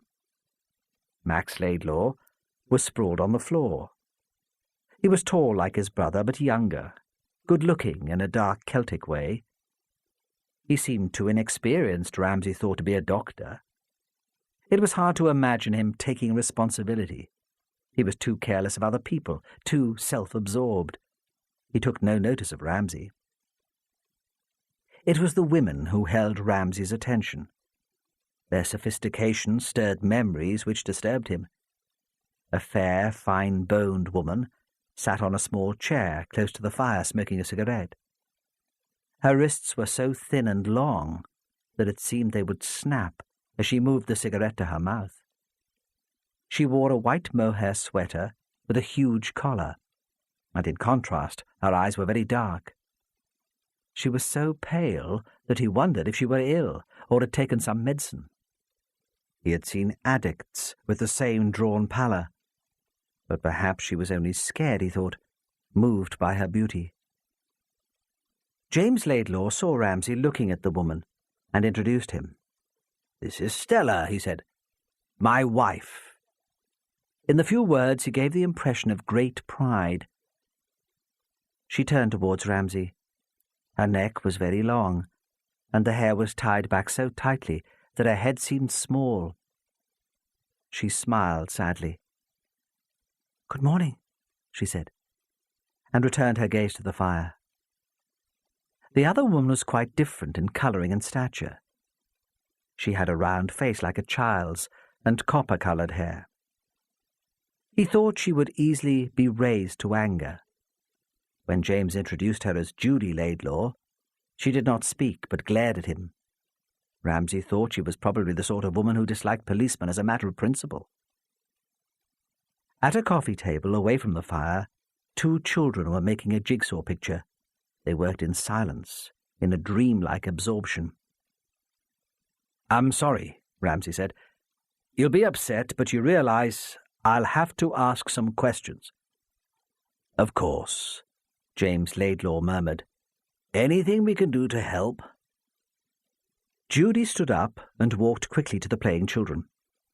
"Carolyn," she said quietly, "would you mind taking Peter into your bedroom to finish the puzzle? We want to talk." Ramsay thought for a moment the girl would object or cause a scene. She turned towards her parents, who seemed not to notice that she was pleading to stay. Then, with an adult resignation, she picked up the jigsaw and left the room. Peter obediently followed her. Judy stared at Ramsay with a mixture of hostility and curiosity. "Is that all right?" she said. "Peter found the body. He still seems terribly confused, and I don't want to make things worse." "Of course," Ramsay said. "I'll need to talk to him later, but it can wait." He stood by the fireplace and looked at them, waiting for some response, for their questions. Judy was struck by his stillness.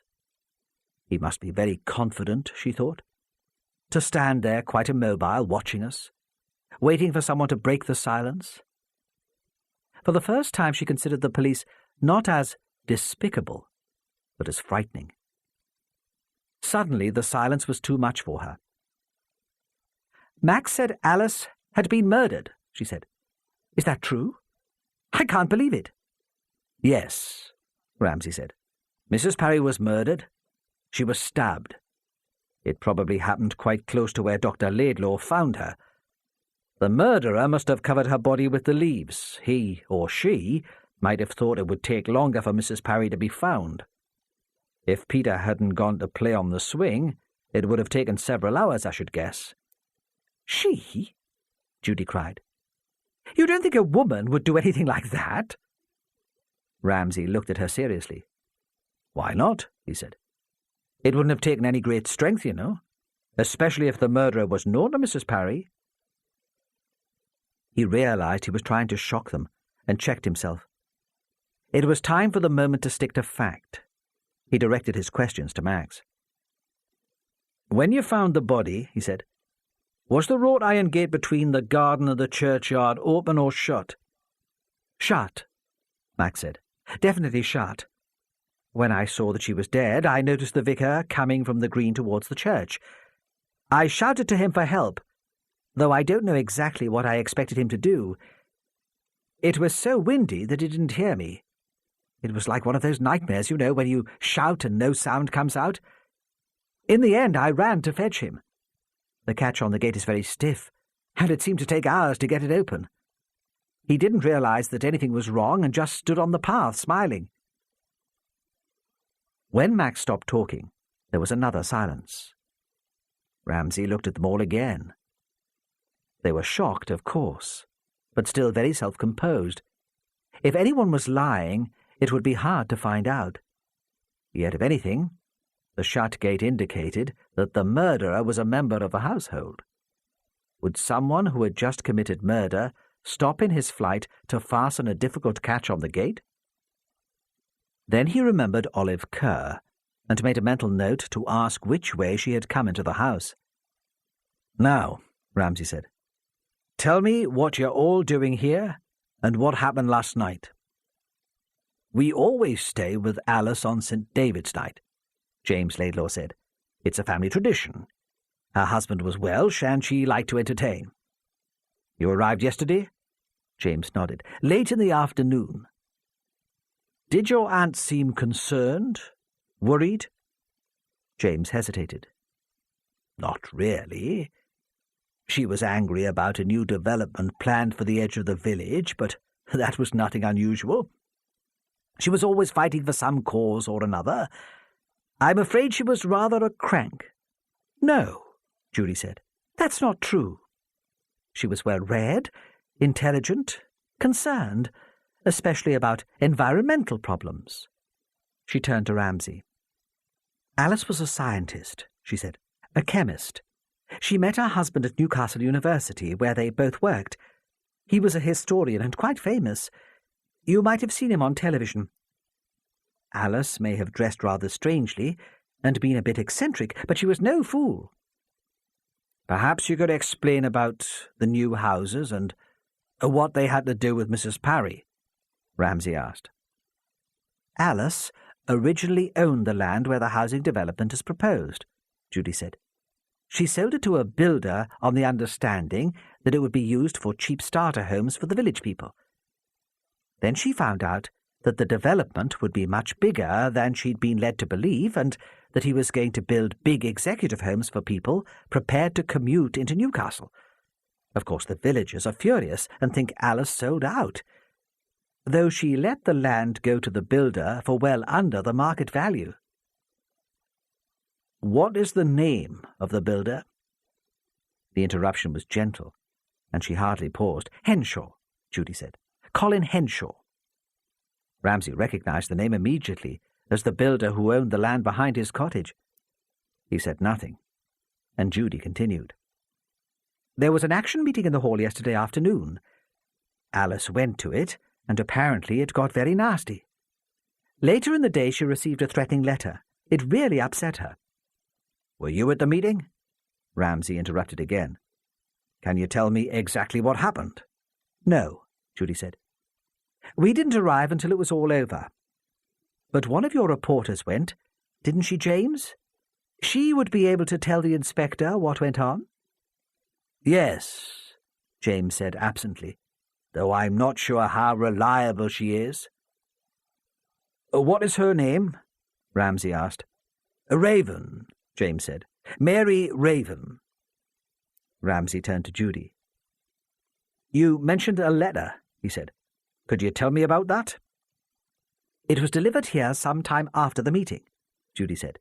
"By hand, I suppose. But if Alice guessed who had made it, she didn't say. It was anonymous. There was no writing, only words cut out from newspaper. It was horrible. Violent. It said something like, 'If you kill our village, we'll kill you.'" "How did Mrs. Parry respond to the letter?" "She wasn't frightened," Judy said. "She was sad and upset, but not frightened. She loved Brinkbonny. She didn't want her friends to think she'd let them down." She looked at James and smiled a little maliciously. She was angry, too. She thought James could do more to support her by making a fuss in the Express. She threatened to cut him out of her will if he didn't help her. "Nonsense," James said. "She said no such thing. This is preposterous." "Come on, James," Max said, rolling onto an elbow. "She may not have spelled it out, but that's certainly what she implied." It seemed to Ramsay that the couples did not like each other very much.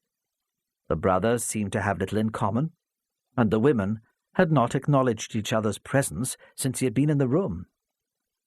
Stella raised her swan-like neck and looked at them, as if the bickering were beneath her. She had contributed nothing to the conversation, yet he thought that in some subtle way she was manipulating the direction it was taking. "Tell me about this letter," Ramsay said. "Do you know what happened to it? Where is it now?" "I don't know," Judy said. I didn't see it in the dining room this morning. Perhaps Alice took it out with her. Out? Ramsay repeated. Did Mrs. Parry go out after dinner last night? Yes, Judy said awkwardly. At about 10 o'clock. Where on earth did she go at that time of night? She went to see Henshaw, Judy said. She wanted to persuade him to sell her back the land. Judy Laidlaw had become the family spokesperson. She was competent, articulate, and they seemed content to leave the responsibility to her.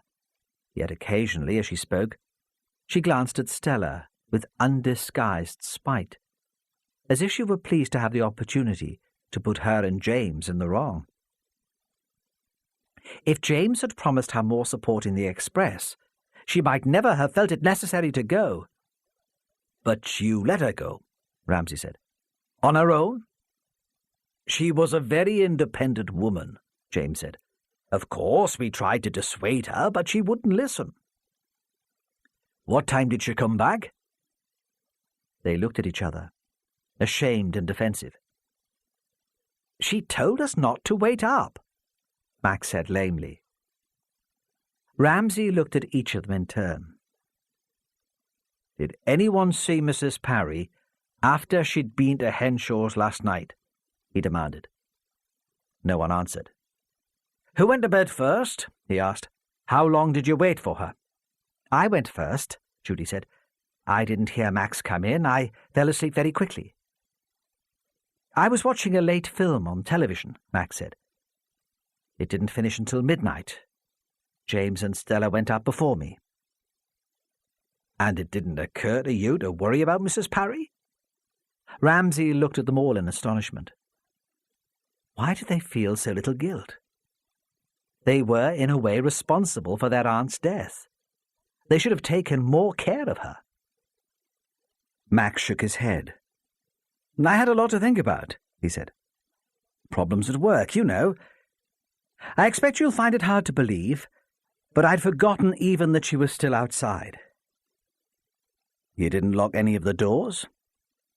Max shook his head again. No, he said. Alice saw to all that. And you didn't go outside? There was perhaps a momentary hesitation. No, Max said. Why should I have done? Ramsay paused, and the focus of his questions became more general.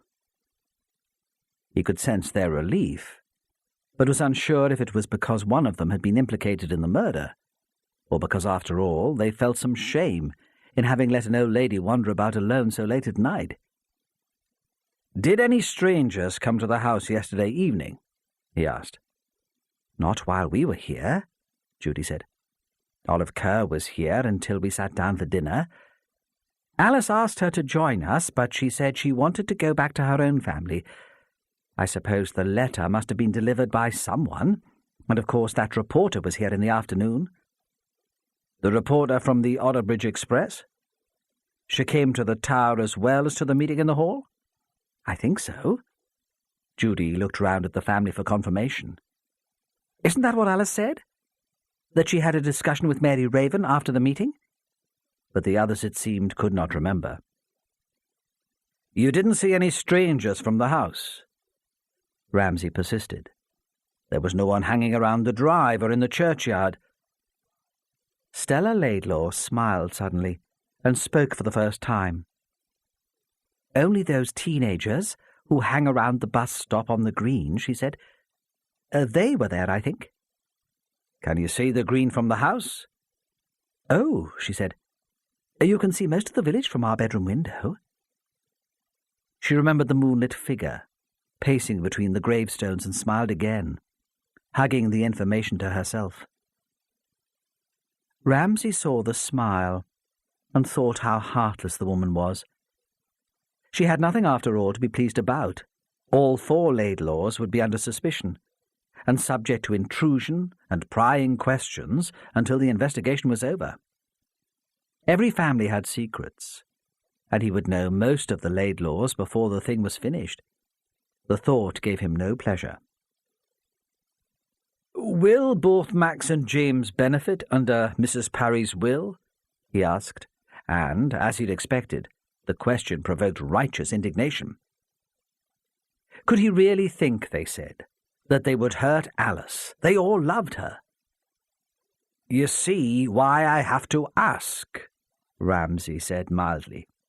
"If you don't wish to discuss it with me, I can talk to Mrs. Parry's solicitor." "The tower comes to me with the understanding that it's to stay in the family," James said. "I respect her wishes, of course. She hadn't a lot of capital, but what there is goes to Max. Neither of us stands to make a fortune from her death." "This is ludicrous," Max said. "You should be talking to Henshaw. He must have been the last person to see my aunt alive. And what about the maniacs in the village who called that meeting yesterday and want to stop the building? What about the lunatic who wrote that letter?" Ramsay ignored the outburst and stood up abruptly. He felt he'd spent enough time with them. In other circumstances, he would have muttered something about leaving them alone with their grief, but grief seemed beyond them. "Thank you for your attention," he said. "Please stay in the tower until one of my officers has taken statements from you. Then you'll be free to go." As he left the room, he could sense their resentment. In the playroom at the top of the stairs, the children had finished the jigsaw puzzle and were talking with an intensity that would have surprised their parents. It was a small, cluttered room with a bare wooden floor and faded print wallpaper. The toys were mostly old, strange, unlike the bright plastics they had at home. There was a fort with carved soldiers and a large metal spinning top. On a trestle table along one wall there was a model railway with peeling papier-mâché hills and houses made of balsa wood. It had belonged to Peter's father and had been built by Anthony Parry, but Peter had been told that he was still too young to play with it unsupervised. As Carolyn spoke to him, he looked at the trains with longing. It seemed a terrible injustice that he could not touch them, and that thought, on top of all his other misery, made him suddenly cry. Carolyn watched in frustration as tears ran down his cheeks. "It's no good crying," she said crossly. "I'm only trying to help you." She felt much older than him, and knew she would have to take all the responsibility. "We must sort out what we're going to tell them." "I won't tell them anything," he cried, looking up at her. "I promise." For the first time ever he was frightened of her. He had loved his cousin since he could remember, but the violence of her words made him wish she would leave him alone.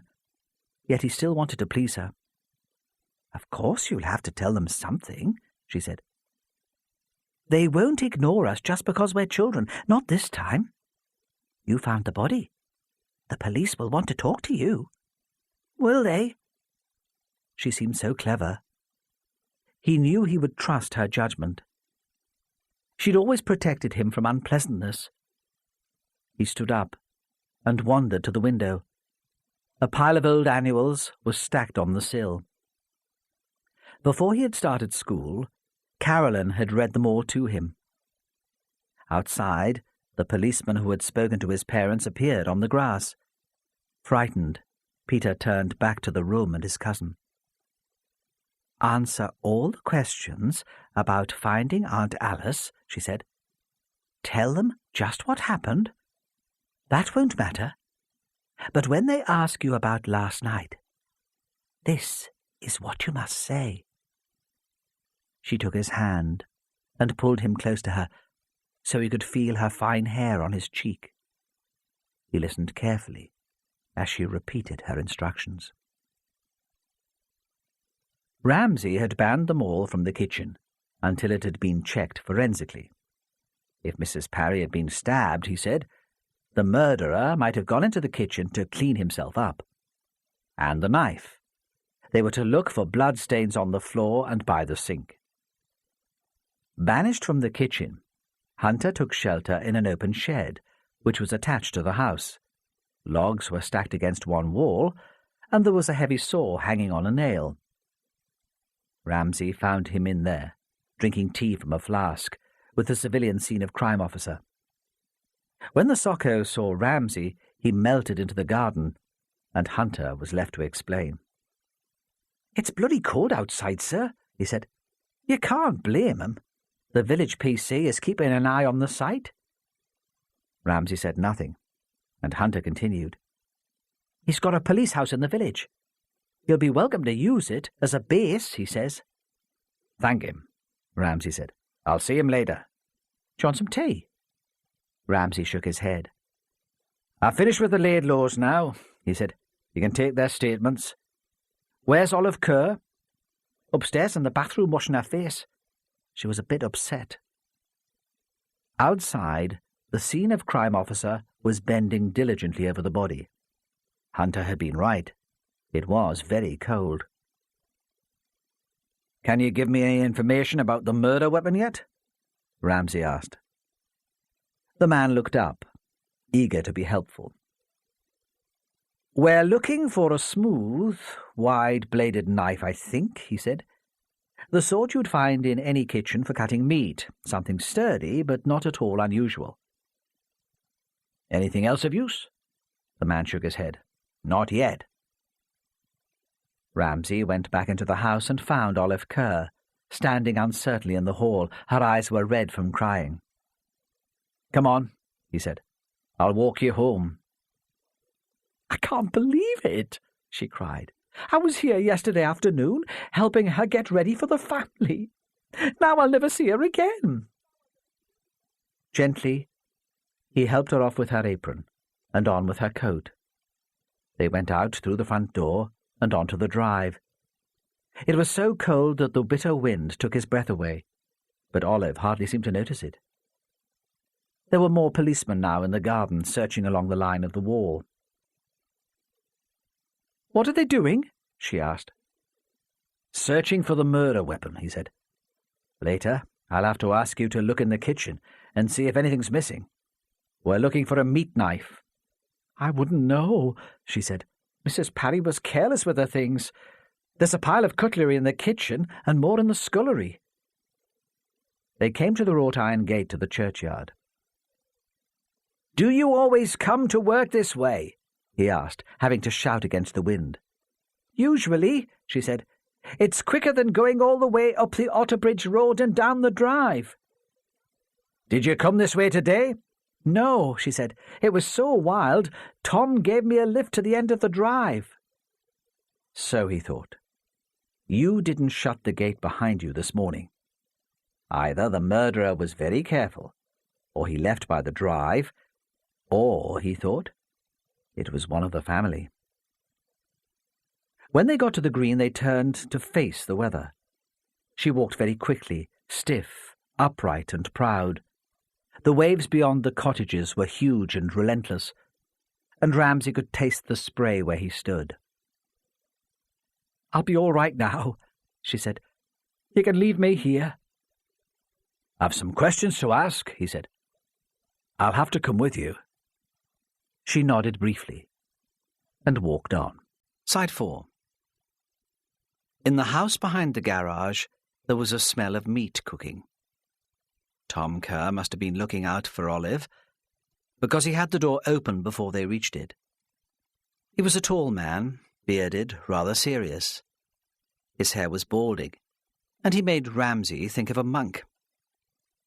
"I heard in church," he said. "I was just thinking I should come and fetch you." He put his arm around her, and Ramsay felt excluded, a little jealous. They were obviously very close. "I'm sorry," he said. "I'll have to come in. There are questions to ask. But I thought you'd be more comfortable here than in the tower." "Yes," she said. "Of course. Tom, this is Inspector Ramsay. He's in charge of the investigation." Tom Kerr nodded and stood aside. "Maggie's at work," he said. "I told her she should stay here today, that you'd need us all around you, but you know what she's like at the minute. There's no talking to her." "For goodness sake, man, she's better at work." "What good would she do here? Leave her alone. None of this is her fault."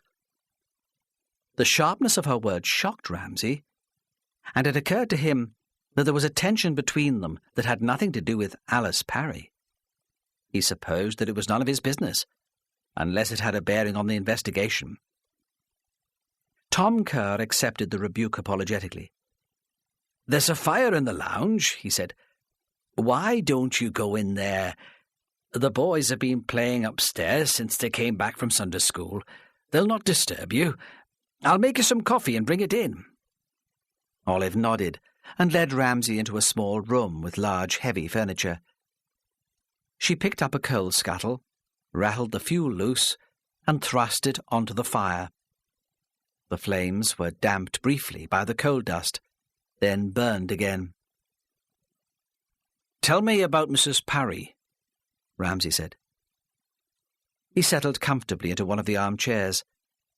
He wanted to show her that he was in no hurry, that he could listen to her all morning if she would talk to him. "How did you seem yesterday? You probably knew her as well as anyone." She nodded, acknowledging the statement as a compliment, before replying. "She was canny," Olive said. "Just like she always was. I never knew Alice Parry anything but thoughtful and kind. The meeting had upset her, and she was angry about Henshaw and his houses, of course, but she was always in a state about something, and that had been rumbling on for days." She paused. "I blame myself for that," she said.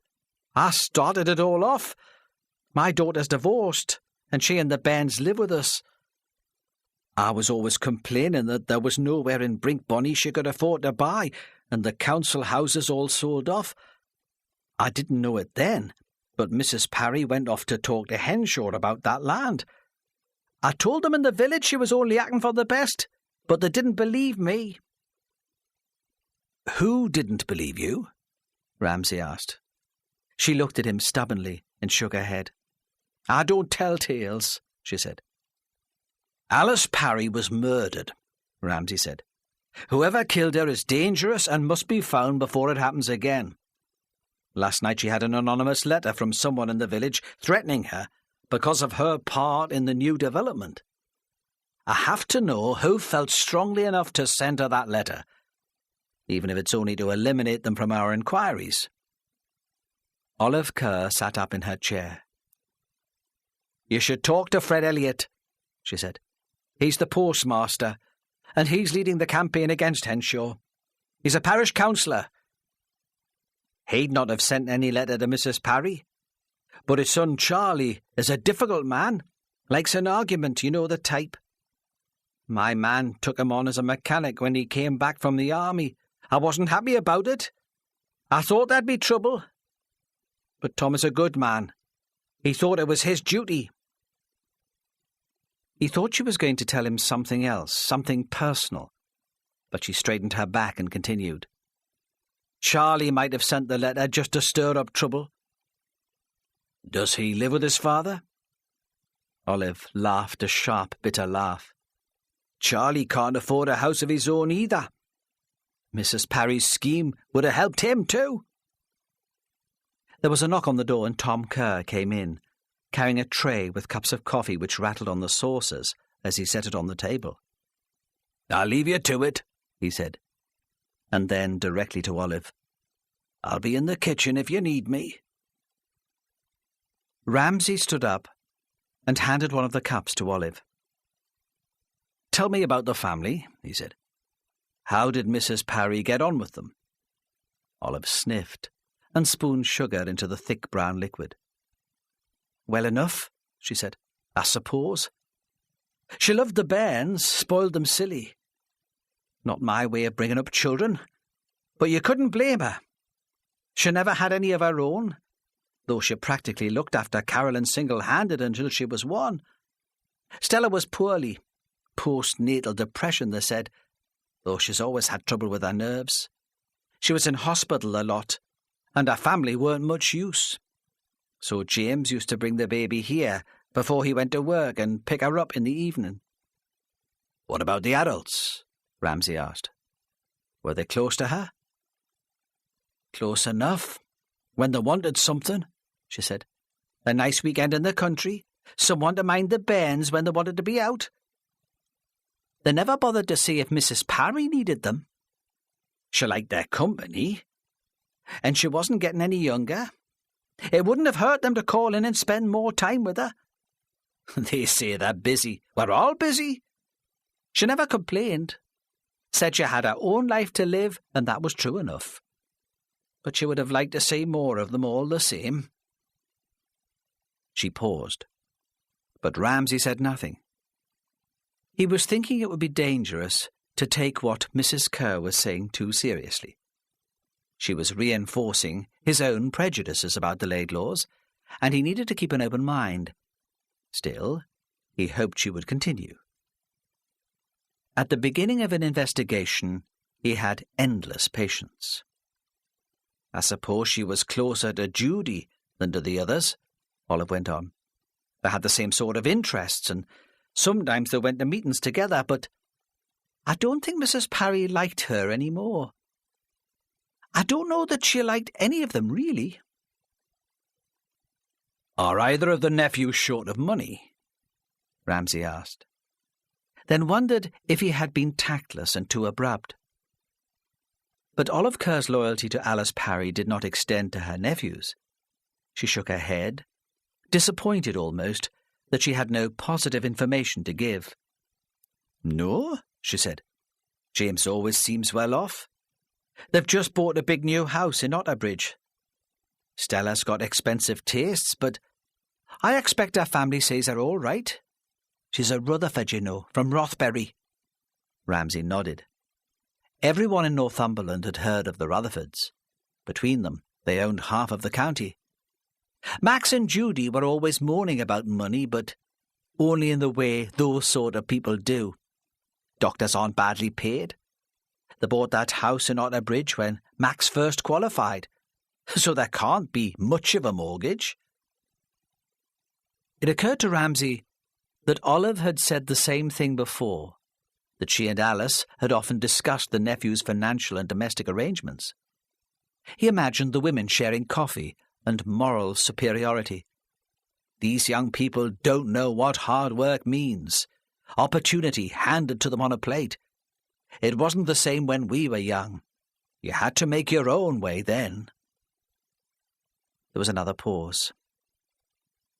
I didn't have to work there, she cried suddenly. It wasn't the money. She was a lovely woman. She started to cry and rubbed her eyes with a handkerchief, clenched in a hard red fist. Tell me about yesterday afternoon, Ramsay said. What time did you arrive at the tower? At about 5 o'clock, Olive Kerr said. I said I'd give Alice a hand with the dinner. She was a good cook, but messy.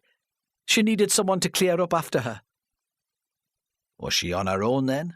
Yes. Max and Judy arrived about half an hour later. Did she mention a reporter who had come to do an interview about the meeting? Mary Raven, you mean? I saw her. She was walking back towards the village. I don't think Alice would have said anything about her if I hadn't asked who she was. She was quite cagey about her and what they'd been talking about. It wasn't like her. She never usually minded publicity. Did anyone else come to the house that evening, apart from the Laidlaws? I didn't see anyone. But then I wouldn't have done. I hardly moved from the sink. Alice had used every pan in the kitchen, and I wanted to leave the place straight before I went home. She looked at her watch. That beef'll be burnt to a cinder, she said. You'll have to let me go. I will have no lunch today.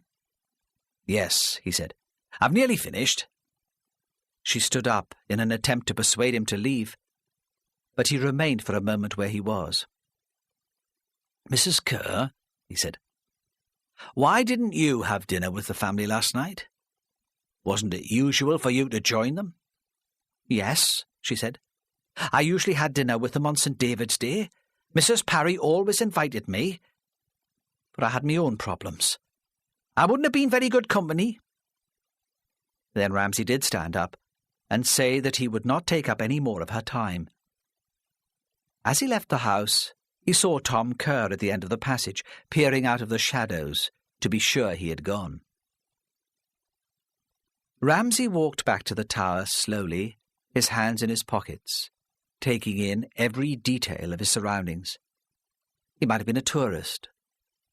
At first, there was no one else about. Even the castle hotel seemed almost empty. Inside, he supposed Olive Kerr's daughter would be serving the customers, who had no Sunday dinner to hurry home to. By the main gate into the churchyard was the bus shelter, where Stella had seen the teenagers the night before, and Ramsay stood there for a moment to shelter from the wind. As he waited unnoticed, 2 boys dressed in black leather walked past. They seemed young, all the teenage bravado driven out of them by the cold, and they were whispering together, more like gossiping girls than boys. As they walked past, he heard one of them say, with the extravagance of the young, "If my dad finds out, he'll kill him." Then they were gone. Ramsay wondered if he should chase after them, to find out if they had been in the bus shelter on the previous night, but he turned back towards the tower. There was more to be done there, and the boys would be easy enough to trace in a place the size of Rinkbonny. He walked into the churchyard and followed the path Alice Parry would have used on the day of her death, coming back from the village hall. Ramsay wished he had known her. He thought he would have liked her. Olive Kerr lifted the heavy meat tray out of the oven and clucked over it, before setting it on top of the cooker to keep warm. Tom had followed her back into the kitchen and stood, waiting for her to speak, prepared to offer any comfort or reassurance she needed. But when she turned to face him, she said nothing about Alice Parry. "You shouldn't blame Maggie about that business with Charlie Elliot," she said. "I've been thinking we haven't been fair to her. It's not her fault." "She could have stayed with her husband," Tom said. "That would have provided a stable home for her boys and saved us all a lot of trouble." "But she was unhappy," Olive Kerr said. "You could see how unhappy she was, and all those arguments weren't doing the boys any good." "I know," he said. "I know I'm hard on her." He paused. "But don't you realise that her separation started it all? Charlie Elliot told me that he would never have left the army if he hadn't known she would be free. That's the only reason he came home." "All the same," she said, "you can't blame her.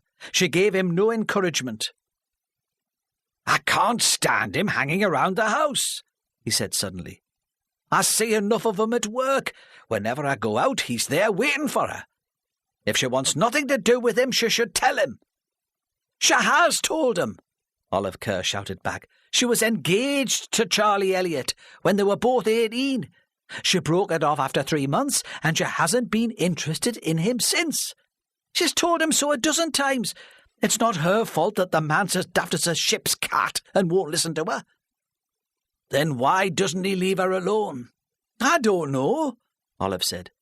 "He's stubborn, lonely. Perhaps he's hoping that she'll change her mind. But pestering her will do no good. She's as stubborn as he is." "It's not a joke anymore," Tom Kerr said. "A couple of nights ago I couldn't sleep.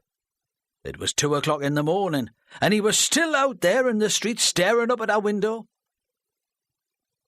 "Why don't you talk to Fred?" she said. "Perhaps he'd speak to him." "No," Tom Kerr said. "He takes no more notice of his father than he does of me." There was a silence.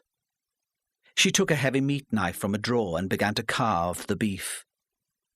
"You know," she said, "you could do something about it, if you want to." "What do you mean?" he said. "If he had no work in Brinkbonny, he'd have to leave. There'd be nothing to keep him here then." "I've no grounds for sacking him," he said, shocked. "He's a good enough worker. What excuse could I use for sacking him?"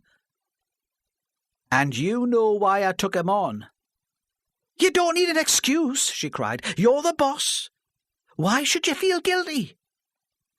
but he shook his head. "No," he said. "I couldn't do that. It wouldn't be right." "He's making your daughter's life a misery," she said. "Is that right?" He did not reply. She clattered plates from the top of the oven onto the table and began to serve the meal. "I'll tell you something," she said. "If you don't sort out Charlie Elliot, Maggie will, and I'm frightened about what might happen.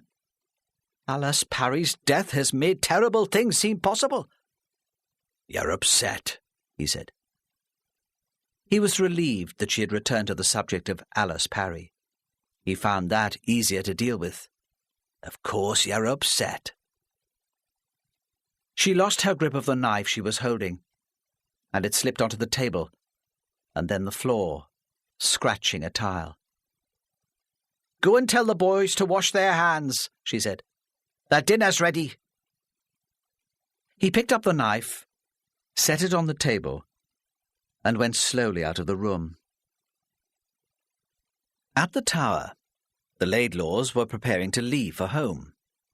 There was a pile of suitcases at the foot of the stairs. One of the twins was crying in a monotonous, exhausted way, which seemed to get on all their nerves.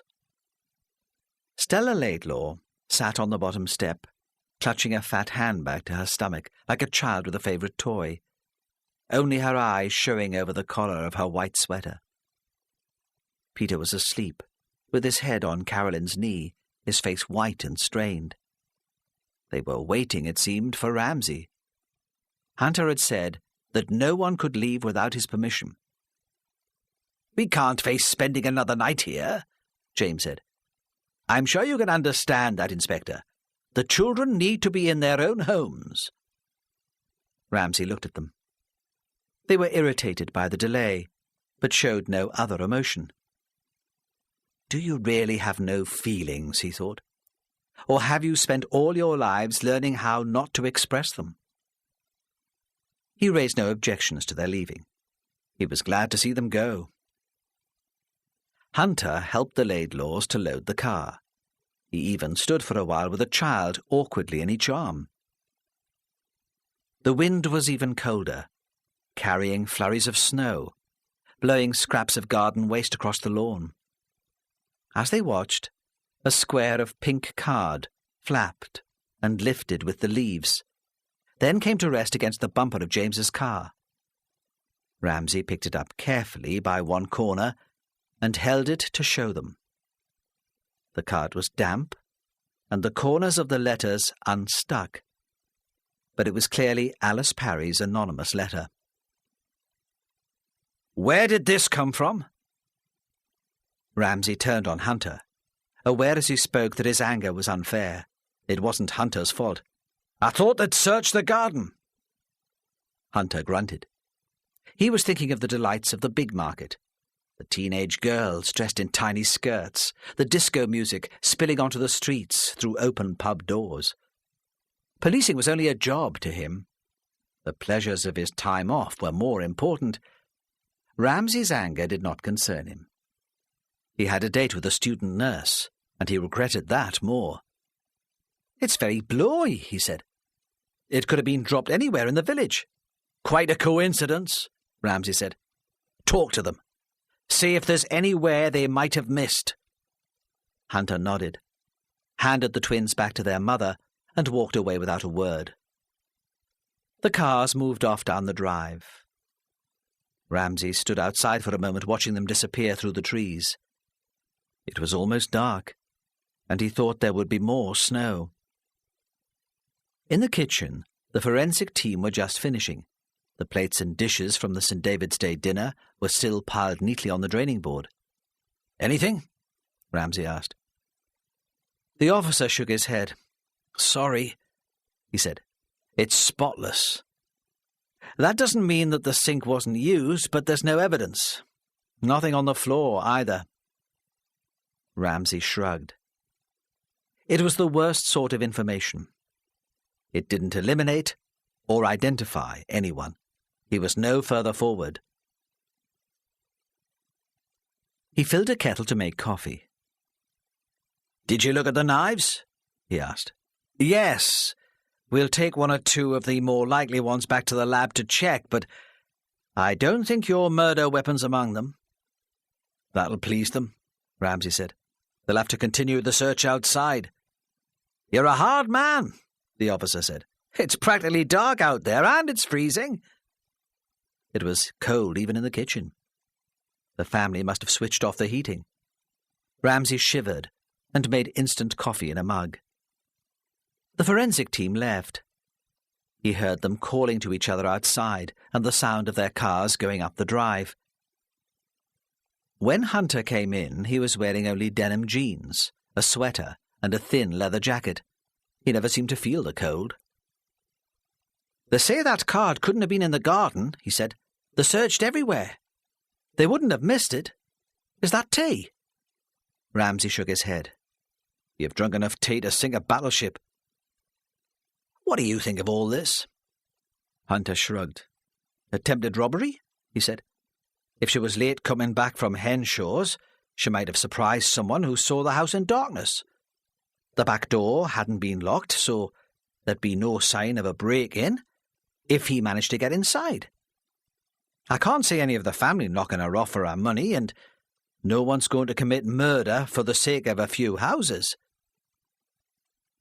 Ramsay thought of the view from his cottage window. "I might," he thought, "if there was no other way. But only if I believed it would stop the houses being built." "Alice Parry's death makes no difference to the development," he said. "Henshaw owns the land anyway and can do what he likes with it. If someone in the village killed her, it was out of envy or hatred. It served no practical purpose." "What about Henshaw?" Hunter said. "Mrs. Parry could have made things awkward for him, especially if she persuaded her nephew to make a fuss in his paper." "Yes," Ramsay said. "I want to talk to Henshaw, but he'll be used to opposition to planning applications. I'll go and see him when I'm finished here. He was the last person to see her alive." "Do we know that she reached him last night?" "Yes," Ramsay said. "I sent someone to take a statement this morning. He claims they had a friendly discussion, and she left about 11. We'll have a house-to-house to see if anyone saw Mrs. Parry on her way home. The pub would have been emptying then. There should have been a few people about." Hunter stood throughout the conversation. He was restless. The inspector had made a fuss about him drinking tea. But he sat now, his hands clasped around the mug of coffee, uncertain, it seemed, what to do next. Ramsay had been promoted beyond his competence, Hunter thought. The words sounded good, and he repeated them in his mind. The Heppelburn fiasco had almost finished him off. In Heppelburn, Ramsay had arrested a woman who had then committed suicide in custody. The press had complained about police brutality, and coming on top of his divorce, the lads had all thought Ramsay's career was over. Yet here he was, still in charge, when there were younger officers to take his place. While Ramsay finished the dregs from his mug, Hunter wandered to the window. It was snowing properly now, sharp, fine flakes against the grey sky. Hunter's anxiety for action increased. He did not want to be stuck all night in this sand-blasted village, where the only entertainment was a game of dominoes in the pub. When he turned back to the room, Ramsay was on his feet. "What are you waiting for?" Ramsay said. "We can't spend all day in here. I'm going to Henshaw's. You go to the post office and talk to the Elliots. Nothing heavy. Just find out where they were last night and what they were doing. Olive Kerr thinks Charlie the son might have sent that letter. I'll follow it up tomorrow. Then you can go." Hunter said nothing, and followed him out into the snow. Ramsay waited while the sergeant drove off angrily, then walked, as Alice Parry must have done the night before, down the drive towards the Otterbridge Road. It was 6 o'clock and quite dark. As he reached the road, the snow flurry ended, and there was a thin, icy moon and a frost. Henshaw's place was harder to find than he'd expected, because out of the village there were no street lights, and the houses were hidden behind hedges. He went through the first gate and walked unexpectedly into a farmyard. He disturbed a dog lying in an outhouse. It barked loudly, and an outside light was switched on. A woman came to the door and shouted out to know who was there. Ramsay, embarrassed by his mistake, not wanting to frighten her further, waited until she returned into the house and went back to the road without being seen. The next drive led to Henshaw's house. It curved pretentiously through borders of immature shrubs.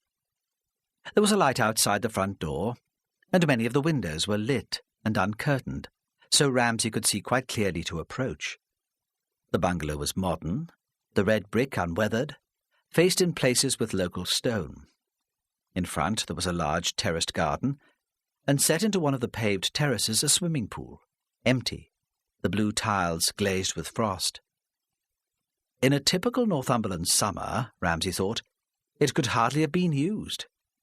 The garden must be exposed to the wind, cold even in sunshine. Attached to the house was a large garage built of the same violently coloured brick. The door was open, and inside were 2 cars, a small Renault, and a new and expensive Rover. Ramsay walked on, unnoticed, past the living-room window, the sound of his footsteps apparently muffled by the double-glazed panes. Inside, a woman was setting bowls of nuts and crisps onto small tables. Ramsay could not see her face. She bent away from him to fill the bowls. Only wide thighs covered by stretched blue silk. The Henshaws were expecting guests. When he rang the doorbell, there was a 2-tone noise, the same pitch as an ambulance siren from inside. He thought, perhaps, that he was an early guest, and they wanted everything right before they let him in. At last a man opened the door to him. Henshaw was tall, heavy-built, with the profile of a kangaroo. Despite his bulk and his age, he was in late middle age, his movements were decisive and self-confident. He spoke first, before Ramsay could explain why he was there. "Who are you?" he demanded. He wore an open-necked shirt and held a glass in his hand, but there was nothing relaxed about him. "Mr. Henshaw," Ramsay said, "I'm sorry to disturb you. Perhaps I could come in for a while?" He showed the man his identity card. Henshaw studied it carefully, then stood aside. "What do you want?" Henshaw said, not rudely, but making it clear he was not afraid of any policeman. "Someone came this morning to take a statement." "A few questions," Ramsay said easily, carefully wiping his shoes on a mat just inside the door. A strip of transparent plastic matting led up the long hall. Mrs. Henshaw was obviously a house-proud woman, and it would not do to antagonize her. Without speaking, Henshaw led him through to the living room. Ramsay had expected Mrs. Henshaw to be there, but the room was empty. All the large pieces of furniture had been pushed to the edge of the room against the walls, and the expansive carpet, brightly patterned in swirling blues and greens, was broken only by several small coffee tables. At the time, Ramsay thought the room had been arranged that way to accommodate the people the Henshaws were expecting. But when he visited it again, the room was just the same. It gave Ramsay the sense of a public building, rather than a private home. It might have been the lounge of a smart, rather tasteless hotel. The whole house was very hot. Along the wall was a stone fireplace, and there was a gas fire which simulated real flames. On the walls were several prints, chosen it seemed because their subjects were blue and green, rather than because the Henshaws found them attractive. It was the sort of room Diana would have hated. Again, Ramsay was aware that he would have to conduct the interview with care. The fact that Henshaw owned the land behind his cottage coloured his attitude to the man. It was hard to remain objective. "It's my wife's birthday," Henshaw said suddenly. "We're expecting guests. I'm going to have another drink. Would you like one?"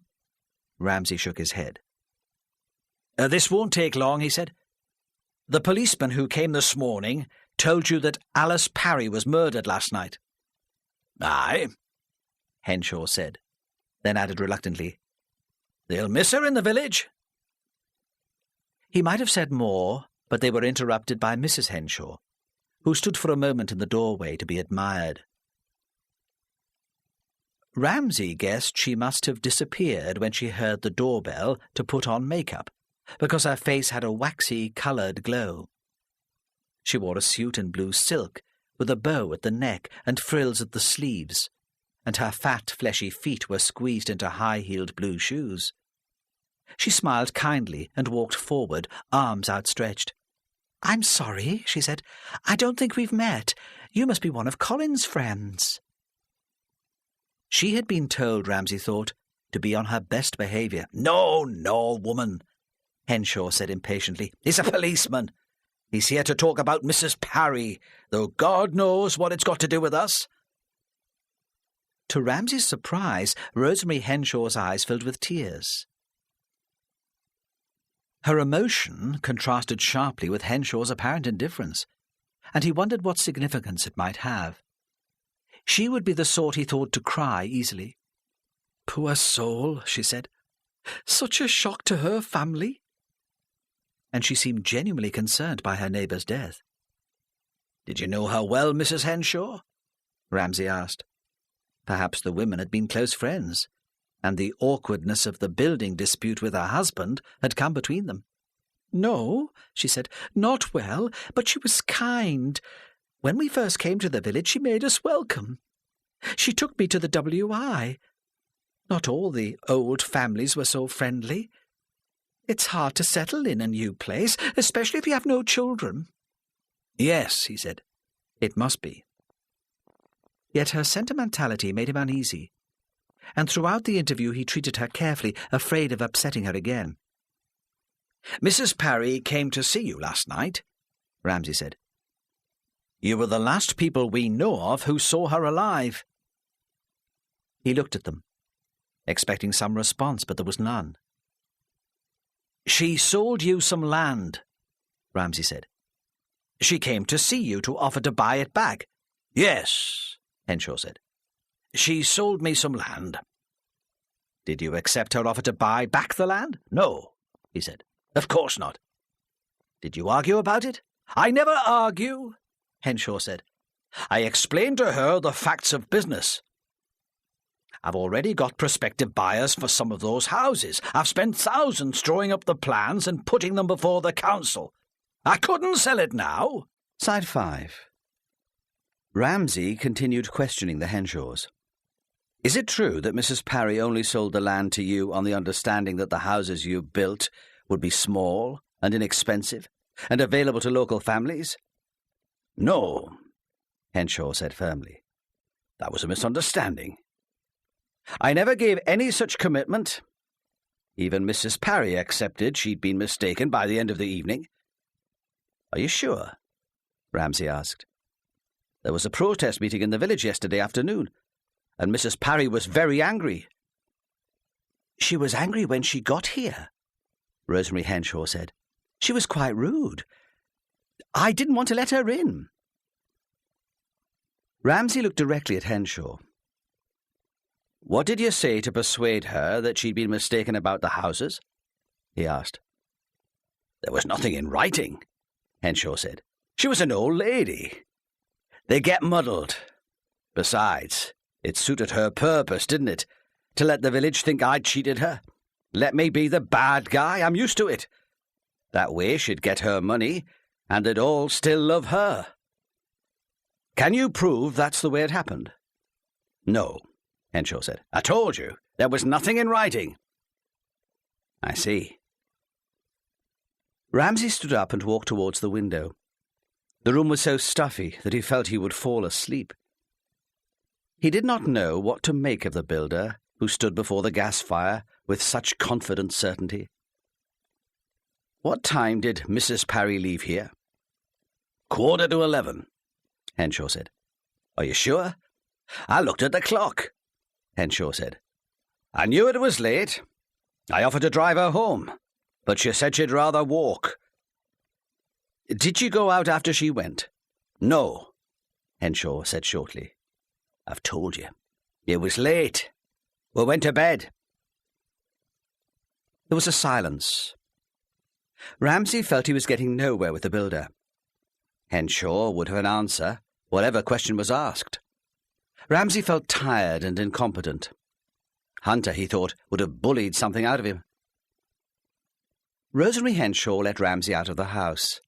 Her husband, unmoved, stayed in the living room and barely looked up to say goodbye. In contrast, she was too friendly to the policeman, almost gushing. "Do let us know if there's anything we can do to help. Call at any time." Then he was gone. She watched him walk down the drive until the only sign of him was the sound of his shoes on the frosty gravel. She realized how cold she was and shut the door. She was a plump woman, always had been, built like a dairymaid, Colin had said when they first met. He was a city boy from the West End of Newcastle, and he liked to think of her as a country girl, though there was nothing romantic about her childhood. "We'll live in the country one day," he said, when they first moved into their flat in town. He had talked a lot about what he wanted in those days, and she had thought he was just dreaming. Now wanting things had become a habit, and he seemed unable to stop. After seeing Ramsay out, Rosemary Henshaw paused in the hall before an ornate gilt-framed mirror and absent-mindedly studied her reflection. She wanted to confront Colin about the policeman's visit, but she had left the important things to him for so long that she did not know how to begin. He would accuse her of making a scene, as he did sometimes when she asked tentatively where he had been when he stayed out all night. She knew he had other women and had stopped asking. She did not want to cause a scene. She wanted to offer Colin her help, and even that seemed an impudent thing to do because he was so far above her intelligence and understanding. She wanted, above all things, to know what was going on. She looked with more purpose into the mirror, hoping to find there the confidence to persuade her to face her husband. She was good-looking, she thought, for 50. Her hair, carefully tinted and curled, suited her. She was a little overweight, of course, but Colin liked his women big. She still had the soft, round dairymaid's face. When she returned to the living room, he was sitting on the sofa with a fresh glass of whisky, staring at the fire. "Colin," she said, sitting carefully beside him, "what was that all about?" "You heard what the man said?" Henshaw looked at her, as if she were a complete fool, and when he continued, he emphasized every syllable. "Alice Parry was murdered. We were the last people to see her alive." "I know that." She spoke calmly, trying to be patient, telling herself that he was very upset. "But what does it mean for us?" "Nothing!" he shouted. "It means nothing!" "I don't understand why the policeman asked all those questions." "I don't know," he cried. "He'd heard we'd had a row over that land." "But that was all sorted out," Rosemary said. "You told me last week that you'd sorted that out. We'd hear no more about it, you said." "That's right," he said. "So it was." He took a drink from his glass. "Colin," she said, "where were you last night?" He looked at her sharply. "What do you mean?" he said. "I was here. You know I was here with you." "No," she said. "When Mrs. Parry left, I went to bed and watched the telly. But I heard the car go out. I stayed awake until I heard you come back. It was very late. Where did you go?" "Whatever it is, I don't mind, but I must know. I can't help you if I don't know." He looked at her angrily. She thought for a moment he was going to hit her. He had knocked her around a bit when they first got married, when he had not got on as quickly as he had wanted, and he had taken it out on her. More recently, he had controlled his temper, and there had been less to be angry about. "Don't," she said quietly. "Don't forget the guests will be here soon." She was more concerned about his own position than for what he might do to her. He breathed deeply and leaned back in his chair. "You shouldn't spy on me," he said. "I wasn't," she said. "I was worried." "I didn't kill her," he said. "There was no need." "That's all right, then," she said, like a mother forgiving the misdemeanor of a naughty boy, even though she does not quite believe him. "I'd do it all for you," he said suddenly. "All this." He looked around him at the expensive carpet, the furniture, the real flame gas fire. She moved closer to him on the sofa and put her arm around him, pulling his head onto her shoulder. "I know," she said. "I know." The front doorbell rang, and the guests began to arrive. Ramsay walked quickly down the hill towards the village. The interview with Henshaw had left him frustrated and undecided. He sensed the builder was hiding something, but his prejudice against the man made him unsure of his own judgment. It was colder than ever, and the air caught at the back of his throat. He passed the drive into the farmyard, where earlier he had disturbed the dog, and was surprised by the incongruous sound of pop music coming from an upstairs window. At the entrance to the Tower Drive, he hesitated, but continued down the hill past the church and the green to the Castle Hotel. It was time to meet a wider section of Brinkbonny's inhabitants. At the pub, the lights were on, and a couple of cars were parked in the yard at the back. He went inside and pushed open the door, which had lounge written on it in plastic letters. The room was separated into two by a step. On the raised section, tables were laid with cutlery and cruets, and there at lunchtime, microwaved meals were served. The lower section was carpeted, the furniture dark, imitation antique. There were beams and horse brasses, and the place was empty. Regulars obviously used the public bar. In the bar, the jukebox was playing an old Rolling Stones number, which brought back painful memories of his youth. The floor was stone, and the place seemed to be unheated.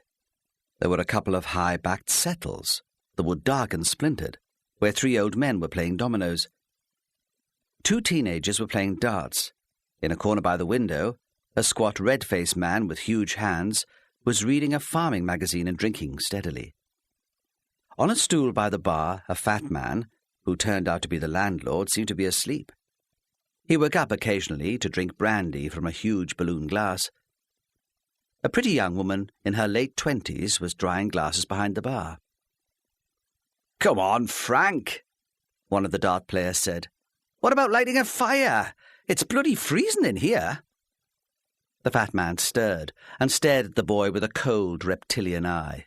"Central heating's on," he said, speaking slowly, as if he needed to conserve all his energy. "It'll warm through soon." "Mean bastard," one of the old men said, quite audibly. Frank took no notice and settled back in his stool, the hooded lids covering his eyes once again. The woman behind the bar looked expectantly at Ramsay, waiting for him to order. "Whiskey," he said. Then, recognizing a similarity of the features, "Aren't you Olive Kirstdora?" She nodded, surprised, and he added, "My name's Ramsay. I'm a detective investigating Mrs. Parry's murder. I spoke to your mother this morning." The darts game continued. The men, muffled in scarves and coats, still stared miserably at their hands of dominoes, and Frank sat in his stupor. But Ramsay was aware that the whole room was listening. "Poor old Mrs. Parry," the barmaid was saying. "You'd never expect a thing like that to happen in Brinkbonny. Ma'am loved going up to the tower to work." She paused as she took the money he offered. "You know," she said, "I could tell something was wrong when she was in last night." "Alice Parry was in here last night?" Ramsay was surprised, but his voice was smooth and unemotional. "What time would that have been, then?" She was about to answer when Frank's left eyelid gave an almost imperceptible flicker of warning. She paused awkwardly. "If you're worried about closing time," Ramsay said, "there won't be any trouble. I can promise that." She continued, relieved. She came in at about 11. We always draw the curtains at 11 so you can't see the lights from the road. She blushed and went on. Then the people inside can finish their drinks, without having to hurry. I see. He smiled to reassure her. Was it usual for Mrs. Parry to come in that late at night? No, she said, not that late. She was quite a regular customer. I think she got lonely on her own in the tower, and she came in here for the company. She didn't drink much. But last night she had a drink. Yes, Maggie Kerr said. She had 2. She said she needed them. She seemed upset. Upset? He asked. Or angry? Upset, she said. She looked as if she'd been crying. So, Ramsay thought, Henshaw hadn't been telling the truth. There hadn't been a reasonable exchange of views during Alice's visit. Something had happened to disturb her. Did she tell you what it was all about? He asked. Maggie shook her head. There was a darts match in here last night. It was very busy. There wasn't time to talk. One of the old men looked up from his dominoes and glared towards the landlord. If someone got up off his backside, he said, and stood behind that bar occasionally, we wouldn't have to wait so long for our drinks when it's crowded in here. Again, Frank gave no acknowledgement that he had heard the comment. The red-faced man by the window stood up suddenly and brought his glass to the bar to be filled. While Maggie was pouring the beer, Ramsay turned round and addressed his next questions to the customers. Did she talk to anyone else last night? He asked. No, the old man said. And that wasn't like her. She might live in that big house, but she's not one for sticking her nose in the air. He turned towards the red-faced man, who had returned to his seat and his magazine. Not like some of the women in this village. Mrs. Parry usually brings her Guinness down here and has a chat with us. Last night she sat up at the bar and didn't say a word to anyone. She was white as a ghost. Which locals were in? Ramsay asked. Colin Henshaw? Charlie Elliott? Colin Henshaw doesn't often come in here, the barmaid said. Charlie Elliott's in the darts team, but he went just before Mrs. Parry arrived.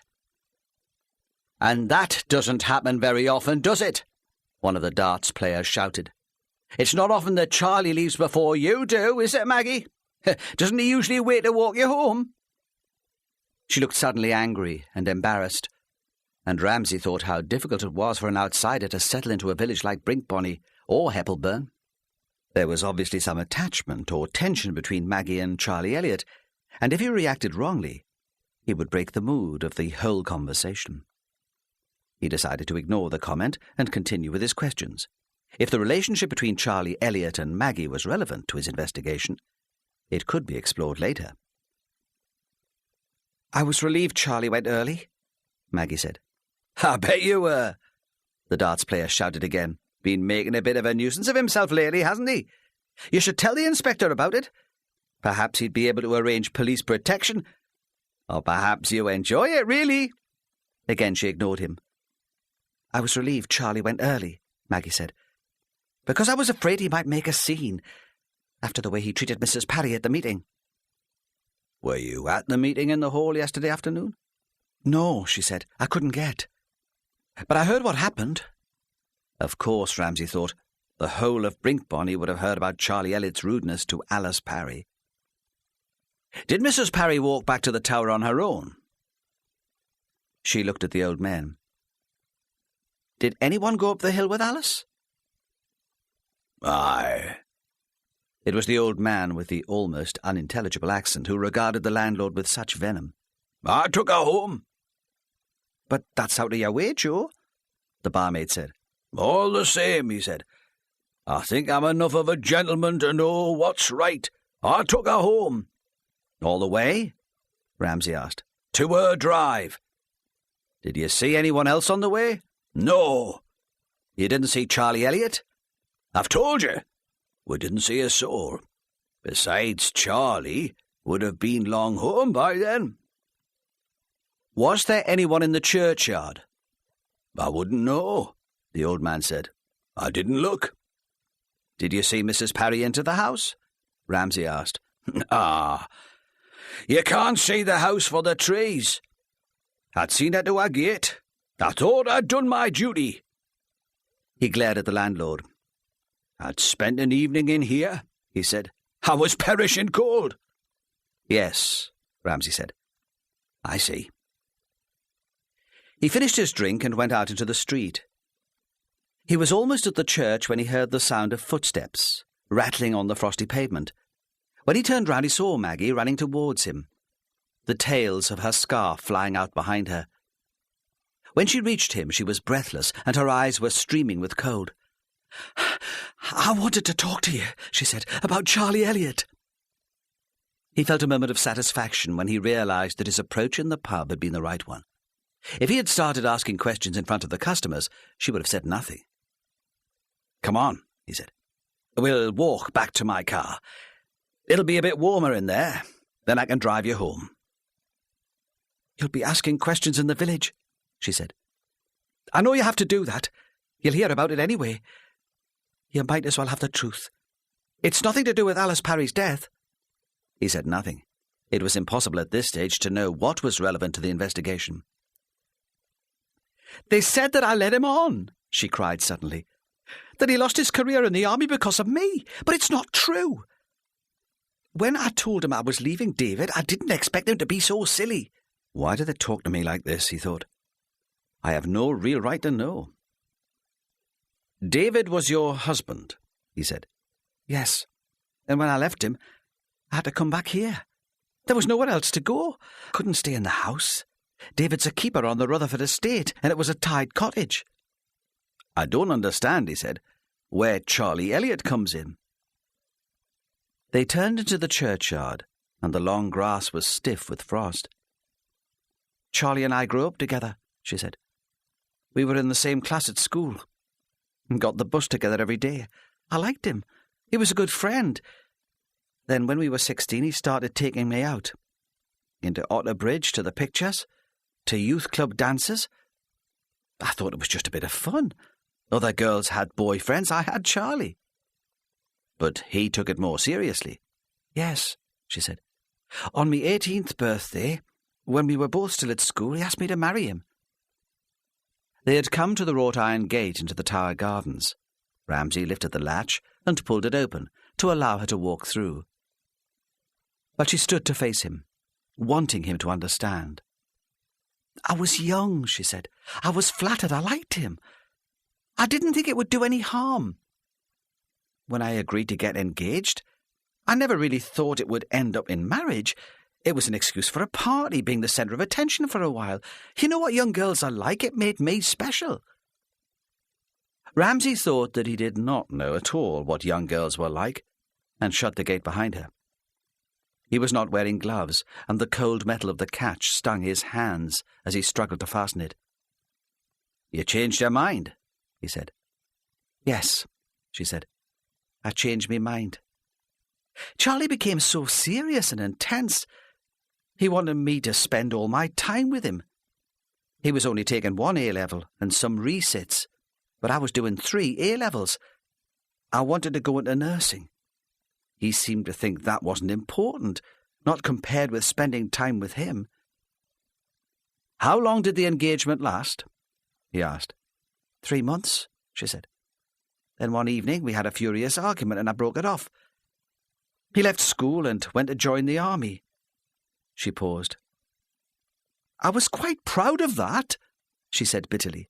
It seemed very romantic. They reached the car.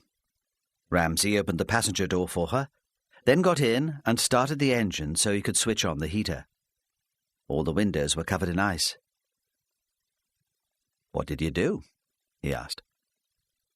I passed my exams and started training to be a nurse, she said. I saw Charlie sometimes when he was home on leave. He was always polite but very distant. I thought he'd made his gesture and the whole thing was over. I met David at a young farmer's dance and started going out with him. I got pregnant and we got married. She shrugged. That time I thought I'd better see the thing through. On the day before the wedding, I had a letter from Charlie saying I was making a terrible mistake and I'd never be happy. And were you? Oh, she said, for a while. When did you leave your husband? About a year ago. Charlie was home on leave and I bumped into him in the castle. It was good to have someone to talk to. Flattering, I suppose, to have him so attentive. Towards the end of the marriage, David had hardly noticed me. I told Charlie that I'd left David and that the boys and I were staying at Mum and Dad's. But that's all.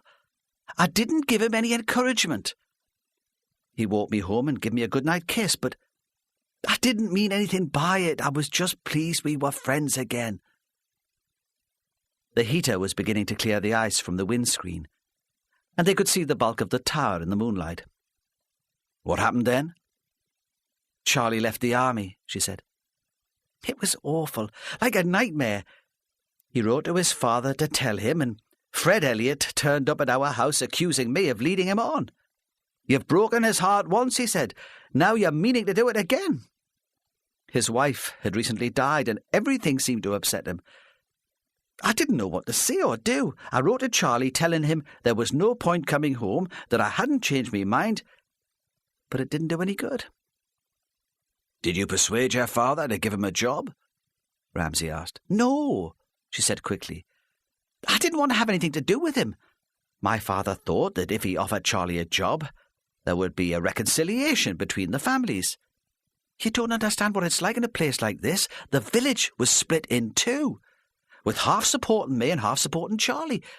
My father's idea was to bring everyone together again. But it didn't work. It would have done, she said, if Charlie hadn't been such a bloody fool. She began to cry. He's worn me out, she said. I don't know if I can stand it any longer. I think he's mad. What does he do? Ramsay asked. It started with presents. Flowers and chocolates and bottles of wine. At first I took them back to him, but that only made him angry. He's got a terrible temper, so I keep them and take them in to the old cottage hospital in Otterbridge. Then he tried phoning me at home, sometimes dozens of times in an evening, begging me to see him and talk to him. More recently, he's taken to following me around the village. When I wake up, he's out on the street looking up at me, and he waits outside the pub at closing time and follows me home. I don't know what to do. It's frightening. He's not normal now. He's completely obsessed. She paused. It's affecting the whole family, she said. My dad tried to talk to Charlie about it one night after work. There was a fight. Can you imagine it? My father brawling in the street. He must have caught Charlie off balance because Charlie hit his head on the pavement and knocked himself out. Then, of course, Dad felt guilty, and that made things worse. But Charlie's still working at the garage. Even after the fight? Yes, she said bitterly.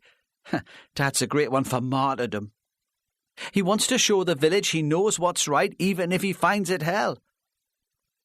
Have you talked to the police about this? No, she said. How could I? Dad assaulted Charlie. They might charge him. The village think it's all my fault, that Charlie's in that state. How would it look if I reported him to the police too? Besides, I'd started to hope that soon it would be over. He'd become obsessed with the housing development on Tower Field. I thought if he became involved with that, he might forget about me. And it seemed to be working. The night Mrs. Parry died was the first evening for a month when he wasn't there to follow me home after work. Ramsay looked at her sharply, wondering if the words were malicious, if she were accusing Elliot of having played a part in Mrs. Parry's murder. But she spoke quite innocently. She was simply relieved that she had been allowed to walk home alone. "Have you seen Charlie today?" he asked. "He was outside the house at lunchtime when I went to work," she said. "But I've not seen him this evening. Do you think it might all be coming to an end?" "I don't now," Ramsay said. "But I'd better take you home. Your parents will be wondering where you are." He drove slowly down the drive towards the Otterbridge Road. At the junction, he had to brake sharply and skidded because a man stepped out suddenly into the headlights. The man stood for a moment in the road, shielding his eyes from the glare of the lamps with his hands, shocked, it seemed, to see a car coming down the Tower Drive. It was only when he turned without apology and walked on up the road that Ramsay recognized him as the red-faced man from the pub. "Who the hell is that?" he said. "What on earth does he think he's playing at?" "It's Robert Gray," Maggie said. "He farms the land behind the village. He lives just up the road, next door to the Henshaws." "Does he get as drunk as that every evening?" "No," she said. "I don't know what was wrong with him tonight. He came in at opening time and must just have finished now." At the house behind the garage, the lights were still on, and Ramsay imagined her father there, waiting anxiously. There was no sign of Charlie Elliott. She ran in without a word. It was midnight when he arrived back at the cottage at Heppelburn. He assumed that the envelope, stuck in his letterbox, would be a circular. It was Sunday, and there was no post. Before looking at it, he lit the gas fire and made coffee. Only then did he see that it was a card, expensive and hand-delivered from Diana, welcoming him to his new home. He studied it, as if hoping for a clue in the pressed flowers and bland printed message to her motivation. But he did not find one, and when he got into bed, he still was not sure whether he was pleased or sorry to have missed her. The next day, Monday, the murder inquiry moved on like an unwieldy, poorly organized military exercise. At dawn, the Special Patrol Group began their search of the beechwood behind the house. Dressed in boots and anoraks, they moved in a single line through the trees, hindered by the frost and snow which covered the dead leaves, swearing about the cold. At first there was no communications equipment, and they kept in touch by shouting. They complained, as they always did, of their superiors' inefficiency. They set up their base in the small police house on the edge of the village, but found nothing there to help them. The only equipment provided was a wartime pamphlet showing the identification of German planes and a bucket of sand in case of fire. There had been little crime in Brinkbonny. They found the knife quite by chance soon after the search was started.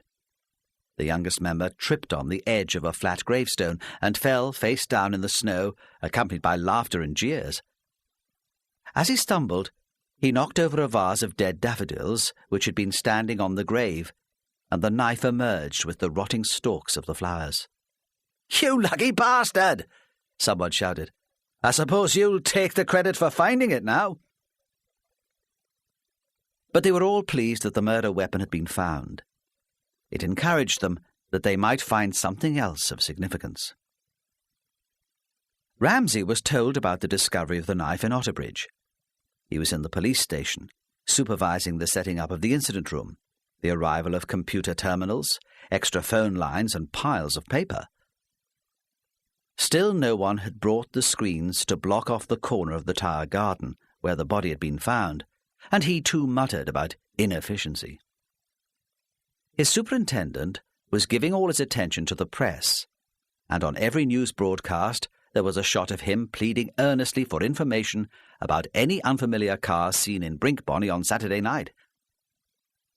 A group of detectives had been drafted to help from Newcastle, and they milled around the incident room until Ramsay sent them off to Brinkbonny to begin the house-to-house inquiry. Hunter arrived at work, elated and energetic after his night in Newcastle, wanting action, immediate results. "Did you see the Elliots last night?" Ramsay asked. Hunter nodded. "Anything?" "Not much. They weren't very communicative." "I bet you weren't either," Ramsay thought. "You'd want to get the interview finished as soon as possible, so you'd be in Newcastle before your date walked out on you." "Did Charlie Elliott tell you he'd been to the pub?" Ramsay asked. "Yes." If Hunter was impressed by Ramsay's knowledge, he did not show it. "What time was he home?" "About 11. His father confirmed it." "How did he strike you?" Ramsay asked. Apparently, He's been making a nuisance of himself with Maggie Kerr, the barmaid in the castle. They were engaged when they were teenagers, and he never got over it. Did he seem unbalanced to you?" "Not unbalanced," Hunter said. "Moody, perhaps."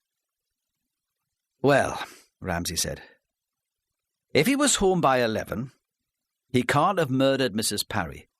She was still in the castle then. She definitely left Henshaw's and went straight to the pub. The barmaid said she was upset, but Henshaw won't admit that there was any unpleasantness. Perhaps you could make some inquiries in the village. Find out all you can about him. He drives a Rover. See if anyone saw it late Saturday night. Are you coming to Brinkbonny? Later. Have an appointment with the council's planning officer.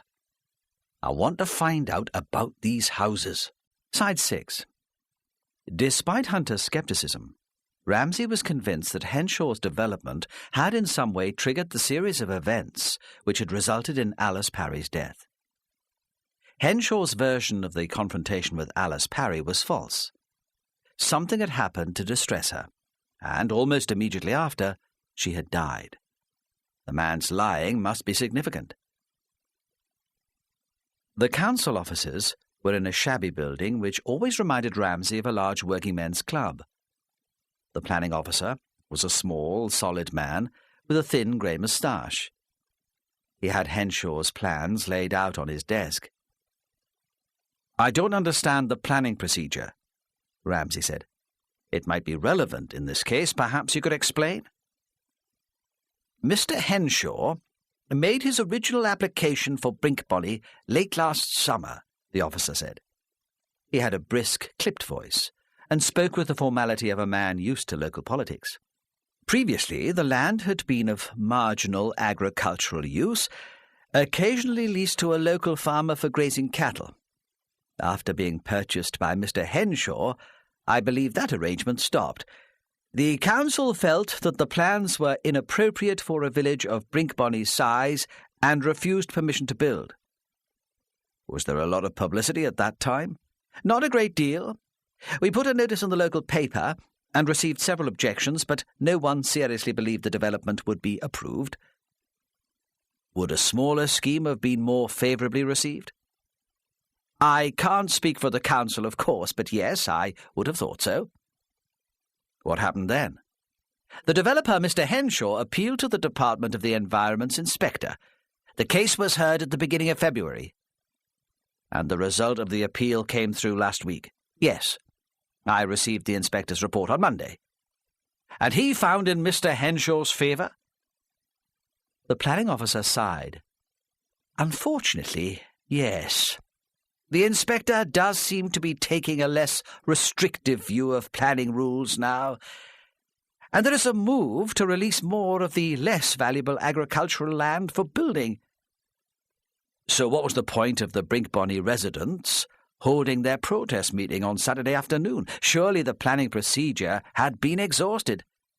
No, the planning officer said sadly. Not quite. There really is very little likelihood that the inspector's decision could be overturned at this point, but there is a faint possibility.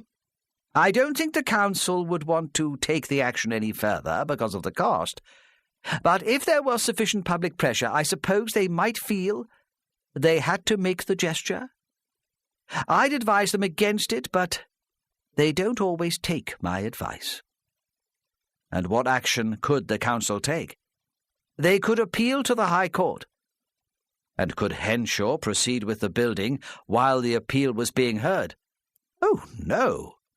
The officer seemed almost offended at the notion. It would mean another delay. What would it take to persuade the council to appeal to the High Court? Ramsay asked. The officer shrugged. A widespread press campaign, he said. A number of well-attended meetings, a petition, noise, demonstrations. He gave a little smile. There are county council elections in May, he said. I think the councillors would be prepared to listen. How long have the villagers got to persuade the council to appeal? A month, the officer said. Until the end of the month. I don't understand, Ramsay said. why there wasn't more fuss when the plans were originally proposed.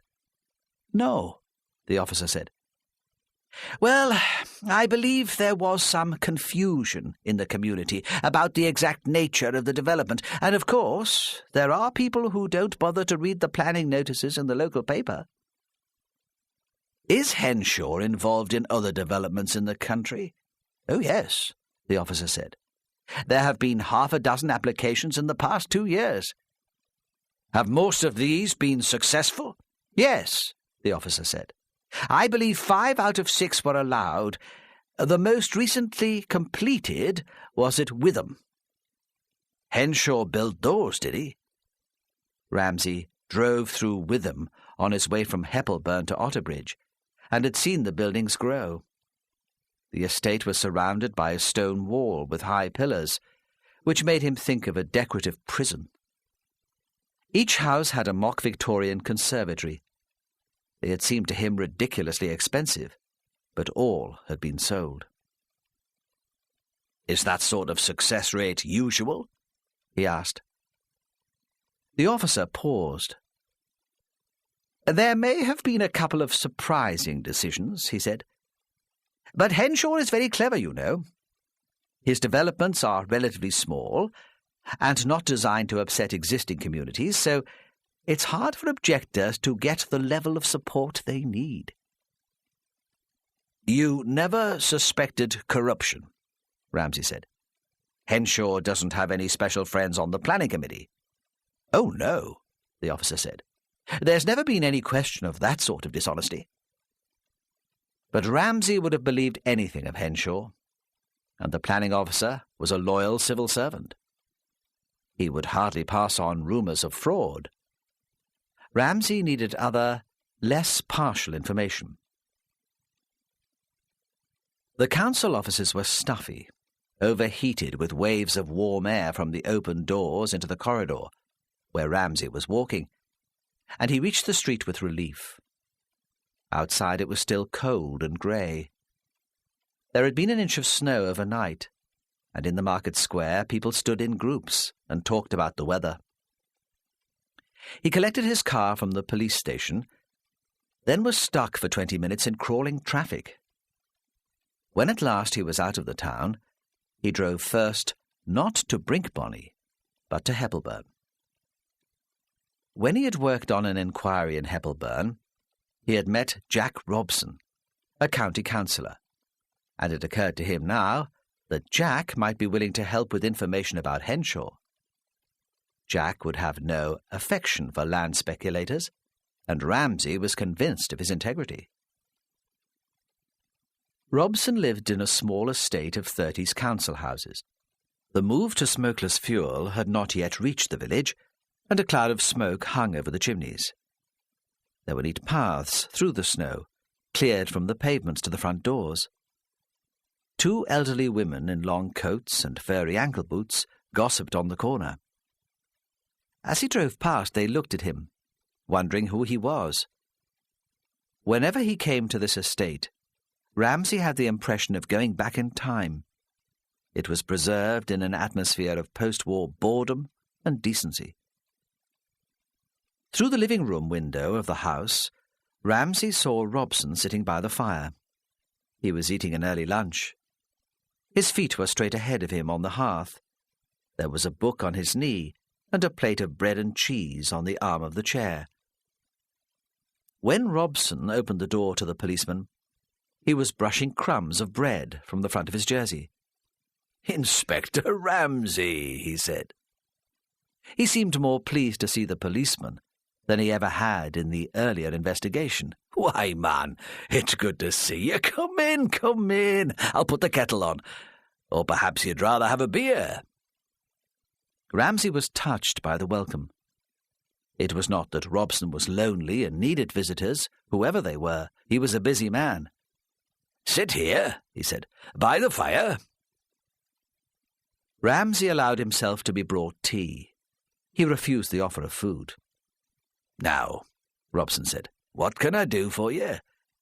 You're not just here to say hello. Do you need any help with moving into the cottage?" "No," Ramsay said. It's not that. I'm here for information. Does the name Colin Henshaw mean anything to you?" Robson looked at him carefully. "Aye," he said.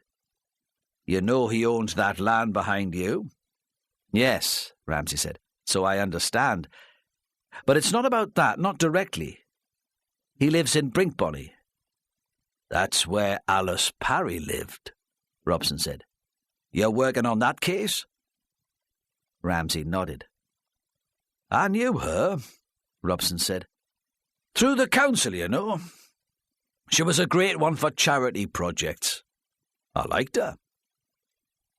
"She sold some land to Henshaw," Ramsay said, "on the understanding that it would be used for cheap starter homes for local people. When the plans were drawn up, she discovered he meant to build bigger, more expensive houses there." "That sounds the sort of trick Henshaw would play," Robson said.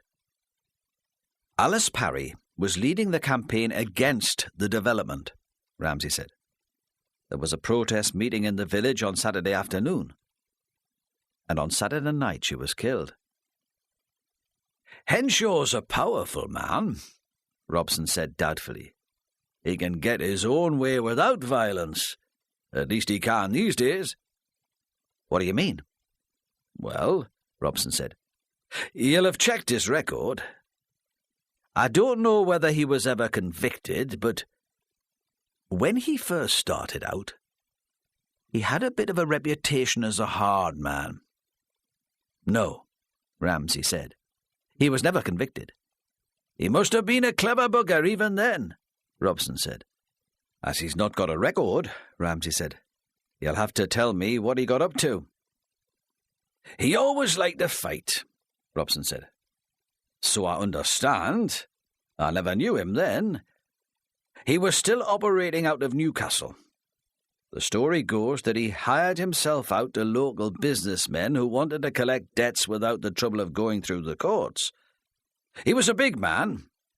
If he turned up on your doorstep, you'd soon pay up." "How did he start up in legitimate business?"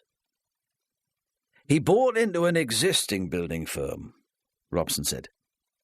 "George Saunders and he were partners for a while, but Henshaw was soon running the business single-handed.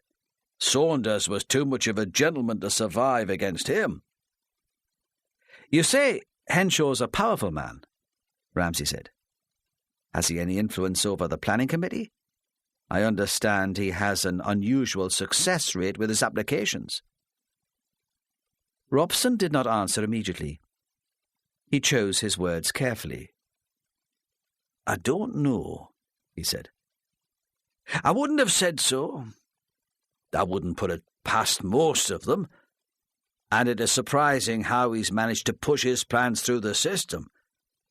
But in most of the cases the plans were rejected by the council and only approved on appeal by the inspector." "I suppose," Ramsay said, "that the Department of the Environment Inspector is incorruptible?" "I don't know about that," Robson said. "But I wouldn't have thought Henshaw would have had any influence there." There was silence. "So how does he do it?" Ramsay said, frustrated. "Is he just lucky?" "Henshaw's always made his own luck," Robson said. "I doubt whether he's changed now. Do you want me to find out for you? I'll talk to a few people, see what I can come up with. I'll get in touch." Again Ramsay was touched by Robson's eagerness to help. "Yes," he said, "do that." But he left with no hope that the conversation with Robson had achieved anything. In Brinkbonny, Ramsay drove past the police house, with the communications vans parked outside, stopped on the green, and walked to the post office. Outside Tom Kerr's garage, there were half a dozen old and rather scruffy cars with hand-painted signs advertising them for sale, but the workshop was empty. From the street, Ramsay could hear the waves on the beach beyond the row of cottages. It was almost high tide. He pushed at the post office door before he saw the sign in the window saying it was closed for lunch. He stood on the pavement for a moment, rattling at the door. but no one came to open it. Fred Elliott's living accommodation was behind the post office and above it. Ramsay walked through an arch in the terrace of houses into a flagged yard with the sand hills beyond. There was a door from the yard into the house, and Ramsay knocked there. It was opened almost immediately by a tense, upright man in his early 60s. His sleeves were rolled up to the elbow, and his hands were wet and soapy. "Yes," he said. "The post office is closed. We don't open at dinner time, not until the summer." "I'm a policeman," Ramsay said. "I've come about Alice Parry." "But someone was here last night," Elliot said quickly. "I talked to him." "I know," Ramsay said. "But perhaps I could come in?" Reluctantly, Elliot stood aside and watched anxiously, while Ramsay stamped snow and sand off his shoes. The door led straight into a kitchen, and the floor was spotlessly clean. There were painted wooden cupboards on the walls, and a square table covered in oilcloth against one wall. A clothes horse, held together at the corners with binder twine, was propped in front of a solid fuel boiler, and a pair of navy working overalls steamed. The small window was covered in condensation, so it was impossible to see out. "I was washing up," Elliot said, as if there was something to be ashamed of in the activity. "Since my wife died, you know." He nodded to the chairs pushed under the leaf of the table. "Sit down," he said. He was still holding the towel, and scrubbed at his hands, although by now they were quite dry. From the other room came the sound of a television signature tune. "Are you on your own?" Ramsay asked. Elliot hesitated, though the noise of the television in the next room made it obvious that someone else was in the house. "No," he said. "It's my son Charlie. He works next door at the garage and comes in for his dinner." "Perhaps I could speak to him too," Ramsay said. Elliot looked unhappy. "I don't know that he'll want to speak to you," he said. "He was in late, and he's just started his dinner." Ramsay looked at his watch. "That's all right," he said easily. "There's no hurry. I can wait. I'll have a few words with you first." There was silence. "You mustn't mind Charlie," Elliot said. "He had a bad time in the army. He doesn't like the police." Ramsay said nothing. Elliot stood by the boiler, arms by his side, a veteran at a British Legion parade, showing his grief by respect. "I'll miss Alice Parry," he said. "She was a good woman." Was she a friend?" Ramsay asked. Elliot seemed surprised by the question. "Aye," he said at last. "I suppose she was. We were different, of course. Her folks had a big estate up on the border, and she went away to some smart school in the south, but I think she would have thought me a friend. I hope she would." There was another pause, and he continued. "She was very kind to me when my wife died. Charlie wasn't here then, and I was on me own. Mrs. Parry saw to everything. I couldn't have managed without her. That's why the business with Henshaw was so upsetting." "Did you believe her?" Ramsay asked, "when she said she'd sold the land to be used for a small development of starter homes?" "Of course," Elliot said angrily. "Everyone who knew Mrs. Parry believed her. She was an honest woman." "What about your son?" Ramsay asked quietly. "Did he believe her too?" Elliot stared at him. "Why do you want to know?" he demanded. "What have people been telling you?" Ramsay shrugged. "That he was angry about the housing development," he said, "and that he blamed Alice Parry for it." Elliot looked tired and confused. "He hasn't settled since he left the army," he muttered. "I was proud when he joined up, and perhaps it was a mistake. It changed him. Then when he came home, there was trouble with a woman." "I know," Ramsay said. "I've spoken to Maggie Kerr." Elliot looked up. "Have you?" he said.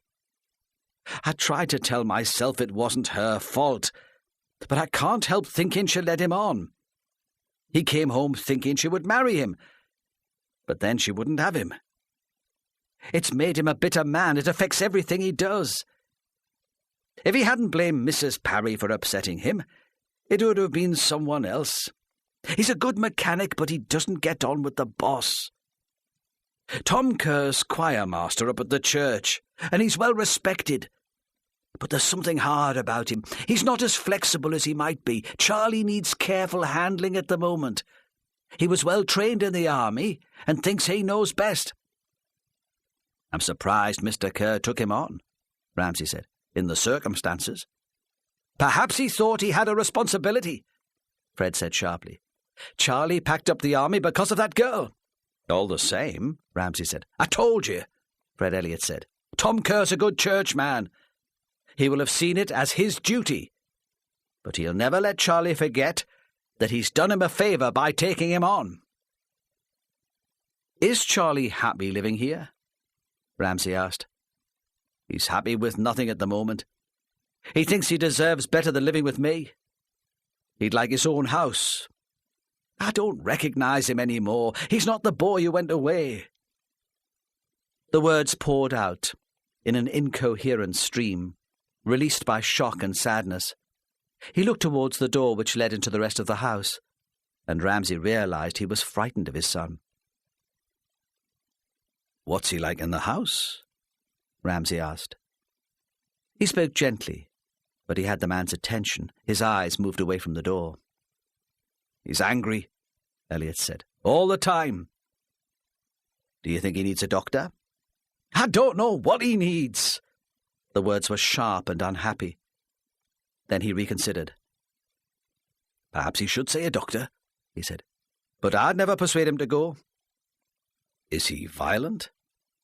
I heard there was a fight with Tom Kerr. No! Elliot seemed frustrated because Ramsay could not understand immediately. Tom Kerr started that business. He's got a wicked temper. Charlie wouldn't hurt anyone, especially not Maggie Kerr. But he talks loud. He talks big. He doesn't make the effort to be polite anymore. There was a silence. He missed his mother, he said. His mother understood him. I could never handle him. I never had the patience. I always lost me temper. My wife said we were two alike, but I never saw it myself. Does he have any friends? Ramsay asked. Not really, Elliot said. He goes to the castle and buys drinks all round. They say he's a grand lad, but they're laughing behind his back. They think he's made a fool of himself over Maggie Kerr. Then Henshaw's never been popular. And they like it when Charlie's rude about him. They haven't the guts to say the things he says, but they cheer him on. They set him up. Does he drink too much? Aye, Elliot said, probably. He hesitated again, then went on in a rush. I talked to Mrs. Parry about him. I thought she might understand. She was a magistrate. What did she say? Ramsay asked. To give him time, Elliot said, and encouragement. She said he was bright. He's wasted at the garage, she said. He should have a business of his own. I even thought of selling the post office to set him up. But then, where would I live? It would have been different if Henshaw had decided to build the cheap houses. Alice offered to talk to him, but when I told him, he just laughed at me. From the other room there was a sudden loud burst of music. Then silence. Dad? Charlie Elliott called. They heard his footsteps approaching the door. What about some tea, then? He pushed open the door and stood just inside the kitchen, staring at Ramsay. His rudeness was deliberate and contrived, but it was the result, Ramsay thought, of insecurity. Throughout the interview, the bravado hid considerable stress. Who are you? Charlie asked. I'm a detective, Ramsay said formally. I'm inquiring into the death of Alice Parry. You're wasting your time, Charlie Elliott said. Somebody's been here already. It was hard to tell that he had once been a soldier. He was overweight, unshaven. Ramsay was not surprised that Maggie found him unattractive. I know, What are you doing here, then? Just a few more questions, Ramsay said easily. Routine. Fred Elliot had turned to the sink and was filling a kettle as his son had ordered. He clearly found the exchange embarrassing. Charlie sat on one of the chairs. "You'll have to be quick," he said. "I'll have to be back at work soon. Tom Kerr's a real slave driver." "Mrs. Parry received a threatening letter on the afternoon of her death," Ramsay said. "Did that have anything to do with you?" "No," Charlie Elliot said. "I had my say at the meeting. What was in the letter?" He grinned unpleasantly and spread his stockinged feet towards the fire. "It threatened to kill her. She got what was coming to her then, didn't she? Charles!" Fred Elliot turned on his son. He was white-faced with anger. "I'll not have that talk in my house. It's indecent." The outburst shocked Charlie. He was unused to contradiction. He seemed confused and offended, like a spoiled child reprimanded in front of strangers. "Where were you yesterday evening?" Ramsay asked. "I've already told that hunter. Tell me." "I was in the pub," Charlie said. "I always go to the pub on Saturday night. There was a darts match." "What time did you leave?" "I don't know, about 11:15. "Wasn't that unusual?" Ramsay asked. "What do you mean? Didn't you usually wait until Maggie had finished work?" Charlie looked at Ramsay with deep hostility. "That's none of your business." "I'm sorry," Ramsay said. "I'm afraid it is. Usually you waited until Maggie finished work and followed her home. What made last night different?" "I don't know," Charlie muttered. "Perhaps I realised she wasn't worth it." "I'd had a lot to drink." Ramsay said nothing, waiting for Charlie to expand his explanation. "Look," Charlie cried, "perhaps I'd come to me senses. Realised I couldn't carry on like that.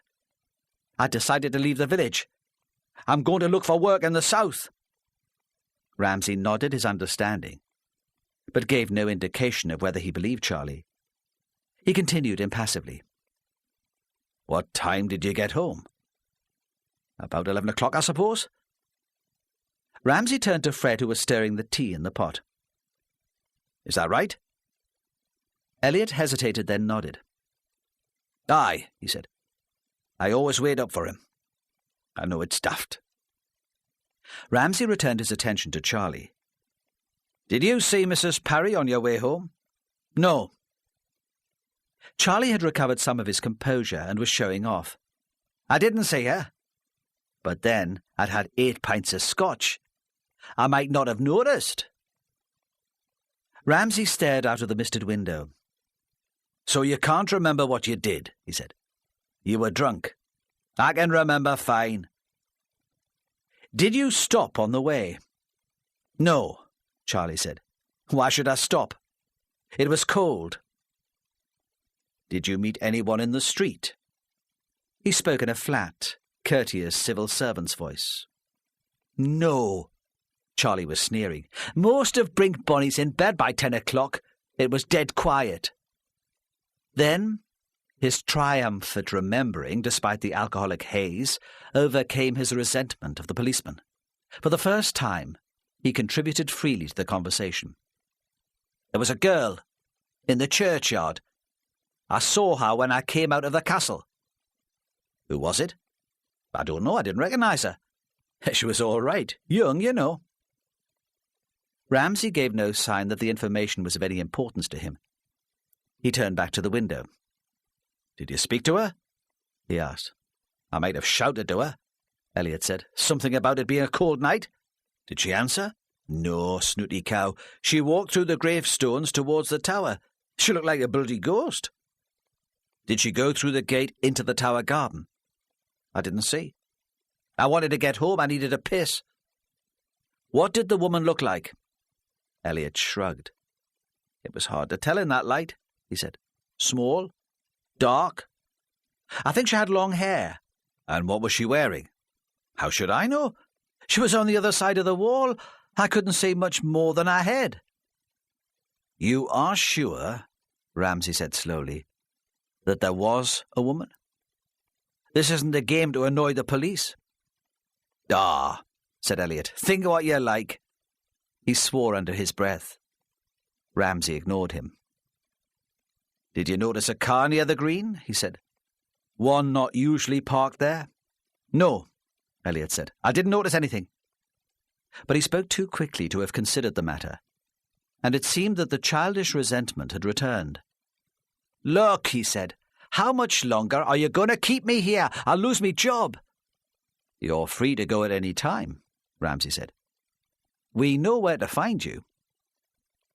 He rubbed a clear patch in the condensation on the window and looked out into the yard. Charlie Elliot went to a cupboard in the corner and pulled out a jacket. They watched while he laced shoes and fastened buttons, and Ramsay saw him out into the yard. Fred Elliot was standing helplessly in the middle of the room with a teapot in his hand. "I've made this now," he said. "Do you want some?" "No," Ramsay said. "I expect you want to open the post office." "Yes," Elliot said. He seemed miserable and lost. "I suppose I should." He seemed afraid to be left on his own. "There's no hurry." "Is it just a post office? Or is it a shop too?" "Yes," Elliot said. "It's a newsagent's. We sell magazines, stationery, confectionery. The post office counter is at the back. It's a canny little business, especially in the summer." "Where do you keep the stock you don't sell?" "What do you mean?" "There must be out-of-date newspapers, magazines. You can't keep them on the shelves. What do you do with them?" "I save them," Elliot said proudly. "Then sell them to a waste paper merchant for charity. I give the money to the hospice where my wife died. I can show you if you like." He had no suspicion, it seemed, of Ramsay's motive for asking. Still in his slippers, he led the policeman across the yard to a large, well-built shed in one corner. The collection of waste paper had become, it seemed, a hobby, almost an obsession. "I collect the neighbours' paper as well," he said. "And the church helps. It's surprising how it mounts up. You can make pounds." He unbolted the shed door and switched on a light. Inside, against one wall, in neatly stacked and wrapped bundles, were piles of newspapers. Ramsay could imagine him in there, escaping from his rude and unpredictable son, soothing his nerves by counting the papers and calculating their worth. In comparison to the general tidiness, the floor was a mess of paper scraps, as if a child had been playing at cutting out. There was a pair of round-ended scissors and a tube of glue. Elliot stood, betrayed and horrified, realizing for the first time what the questions had been leading up to. "I take it," Ramsay said, "that these have nothing to do with you." Elliot shook his head. "You do realize that we'll have to take these pieces of newspaper to compare with the print on the anonymous letter to Mrs. Parry?" "Yes," Elliot said. He looked at Ramsay desperately. "He might have sent the letter," he said, "but that doesn't mean that he killed her." "No," Ramsay said gently. "It doesn't mean that he killed her." Side 7. "What will you do with Charlie now?" his father asked. "I'll talk to him," Ramsay said. "Probably take him to the police station and ask him some questions." "You mustn't worry too much. He can see a solicitor." "He wouldn't have killed her," Elliot said, as if he were trying to convince himself. "He wouldn't have killed her." Ramsay left him in the shed, surrounded by his beloved waste paper, standing by the open door and looking out at the whirlwind of sand funneled by the wind into the yard. Out in the street it had changed. An old woman stood on the pavement, patiently waiting for the post office to open. 2 detective constables moved slowly along the terrace on the other side of the green, knocking on doors, asking questions. In the garage workshop, Tom Kerr stood before the open bonnet of a car. Ramsay stood by the open door and looked in. Kerr straightened slowly. "Inspector Ramsay," he said. "How can I help you? Olive's in the house." He looked slightly ridiculous in his boiler suit, still wearing the heavy framed glasses. He would be more at home, Ramsay thought, in his choir master's cassock. "I'd like to speak to Charlie Elliott," Ramsay said. "Aye," Kerr said with a trace of anger. "You and me both." He wiped his hand on a cloth and moved to the front of the garage to meet Ramsay. "He's not here," he said. "He came in from his dinner about half an hour ago. He had a car with a timing problem, and he said he'd take it up the road to see what was wrong. He's not back yet. It doesn't take a 10-mile drive to check a timing problem." "Where do you think he's gone?" "I don't know," Kerr said. "He doesn't talk to me. He's very moody. This has made my mind up for me. I've been thinking for a while of telling him to leave." "He was talking of looking for work in the south," Ramsay said. "Was he?" Kerr seemed relieved. "He's not said anything to me." "If Charlie comes back, will you tell him to get in touch? I'll be up at the police house." But Ramsay knew that Charlie was unlikely to return, and realized with a depressing certainty that he had allowed a major murder suspect to run away. In the street outside the garage, a Radio Newcastle reporter stopped him and asked for an interview, but Ramsay said he had no comment to make and hurried up the hill to the police house. He sent cars up each of the roads out of Brinkbonny, but by then it was too late. Charlie Elliott had disappeared. Hunter seized on the disappearance of Charlie Elliott as an excuse for activity. While the communications centre at Otterbridge put out a general description of Elliott and of the car he was driving, Hunter drove at great speed around the country lanes, hoping to make an immediate arrest. He returned to the police house in the middle of the afternoon disappointed, but still convinced that Charlie Elliott was a murderer. Ramsay knew the danger of jumping to conclusions too quickly, and cautioned patience, an open mind. "Charlie Elliott had an alibi for the time of the murder," he said reasonably. "His father confirmed that he was in the house by 11. And then there was the girl he saw in the churchyard. We should be looking for her." "What girl?" Hunter demanded. "Man, that was just Elliott making up stories to throw us off the scent. No one in the tower saw a girl, and the old man was lying to protect his son." "What about motive?" Ramsay asked quietly. "I thought you said no one would commit murder for the sake of a few houses." "No one's sane," Hunter said. "We know Elliott was unbalanced, unpredictable. Look at his obsession with that girl in the pub. He's our man. He can't have got far. We'll have him tonight." But as the afternoon wore on, there was no information about Elliott. No one had seen the car. The men waiting in the police house became irritable and impatient. And to make things worse, Fred Elliott was on the phone every half hour wanting to know if his son had been found and claiming that Charlie, too, had been murdered. At 6:30, Ramsay had waited long enough. "I'm going to Otterbridge," he said to Hunter, "to talk to the Laidlaws. Go and sit with old man Elliott. There's a chance Charlie will come home when he's cold and hungry, and you'll need to break that alibi if you're to prove Charlie guilty. Fred might talk while he's so upset."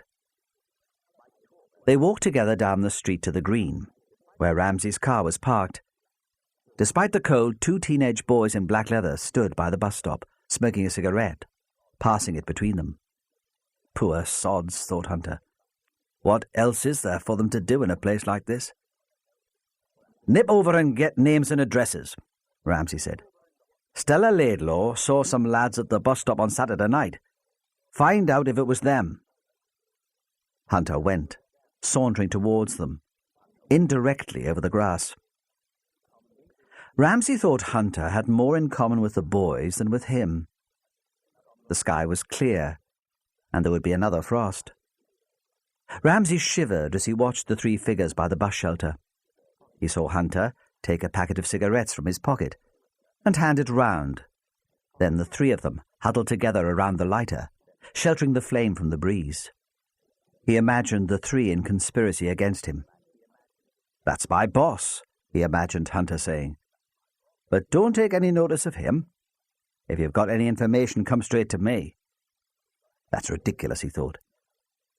Diana always said I was paranoid. But his suspicions about Diana had been justified. and she had run away eventually with someone who produced television programs for the BBC in Fenham. Hunter returned, stubbing out the cigarette with the heel of his designer trainers before he reached the inspector. "They're all right," he said. "Bored out of their brains. But who can blame them in a place like this? They weren't here Saturday night, but they've given me the names and addresses of a couple of other lads who might have been." Ramsay nodded and walked on alone to his car. Hunter might be good at communicating with teenagers, but Ramsay had other skills. He had been married to Diana. He knew how to talk to Diana's kind of people. Dr. Max Laidlaw was on call that Monday morning, but paid the deputizing service to take the duty for him. Judy wanted him to take Peter to school, then spend some time with her and the twins. In the afternoon he had a surgery, and by then he would be pleased to leave the house. He told himself he needed time to think. In a sense, Alice Parry's death had changed nothing, and there were still decisions to be made. In the chaotic house in Otterbridge, he found decisions impossible. Judy made things worse. All morning she seemed unable to leave the subject of his aunt's death alone. She followed him around the house, demanding his attention, desperate, it seemed, for his opinion. Even while he was shaving, she was shouting at him through the closed bathroom door. "What did you think of Ramsay, the detective?" she asked. "I didn't know what to make of him. He seemed rather hostile, I thought." Then, "How did Alice seem to you that night? Was she even more upset than she said?" "I don't know," he shouted, slamming out of the room, almost tripping over her on the landing. "And I don't bloody care." "But you talked to her," Judy said, catching him up as he ran down the stairs to the kitchen. "You helped her clear up the dishes after supper, and she wouldn't let anyone else into the kitchen. 'I want a private word with Max,' she said, and she sent us all away. So what was the great secret?" "There wasn't any secret," he said. "You know what she was like." "At one time, you would have trusted me. Now you don't share anything." She gave him one of her hurt and vulnerable looks. "There was no secret," he said. "Really." "I'm too soft," he thought. "When she looks at me like that, I'd promise her anything." He wanted to make some gesture of affection, but before he could show her how much he cared for her, one of the twins cried for her attention, and she turned away. Throughout the morning, the children irritated him. On the way to school, Peter was listless and tired, reacting to the smallest provocation with tears or temper. And in the house the twins whined with a mechanical, metallic sound which grated on his nerves. "Of course they're demanding," Alice had said on the evening of her death, when they were alone in the kitchen at the tower. "But you wouldn't be without them, would you?" And he had responded wholeheartedly. No, of course he wouldn't be without them. He loved them. Now it did not seem so simple, and he longed for the old times, when he was a tandem-riding student, before guilt and responsibility. When the time came to go to the surgery, Judy seemed to sense his unhappiness. She was concerned about him, she said. She put on boots and a sweater to help him clear the ice from the windscreen of the car, and told him to take care when he was driving. "Drive slowly," she said. "It's still very slippery. Perhaps you should walk." "I'm only going into town," he said, though he was pleased that she was worrying about him. "The roads will be clearer by now." Before he drove off, she stood close to him and kissed him. Her nose was cold, and the unexpected gesture shocked and touched him. "I'm sorry," she said. "It's been my fault. You will take care?" He nodded and squeezed her arm, then got into the car. The roads were a slushy mess, the thin layer of snow already melted by salt and regular traffic. But in a school playground, a queue of running boys in grey uniforms slid down an icy run.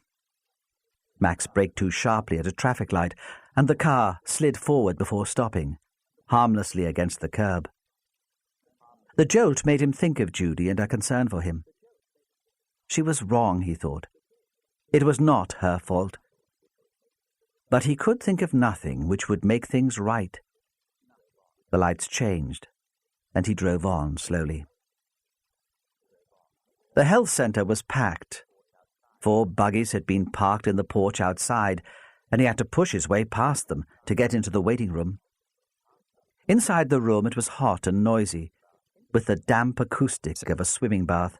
The place was full, it seemed, with feverish children and bronchitic grandmothers. The receptionist was flushed and fraught. She hardly acknowledged Max as he walked past, because she was trying to answer the telephone and find a missing file at the same time. The ill-tempered chaos suited his mood, and he called irritably for the first patient. Stella Laidlaw phoned late in the afternoon when he was examining his last patient, a toddler with an ear infection. The receptionist spoke to him first. "I'm sorry," the receptionist said. "I explained that you were busy, but the lady insisted. She wouldn't give her name. She said it was personal." Max felt a sudden exhilaration. His promise to Alice was immediately forgotten. "Give me 2 minutes," he said, "then put her through." He wrote a hurried prescription for the child, then, as calmly as he could, saw him and the mother into the waiting room. He picked up the telephone again. "Yes," he said. "Max Laidlaw?" Stella's voice surprised and disappointed him, and for a moment he could not place it. He had been expecting someone quite different.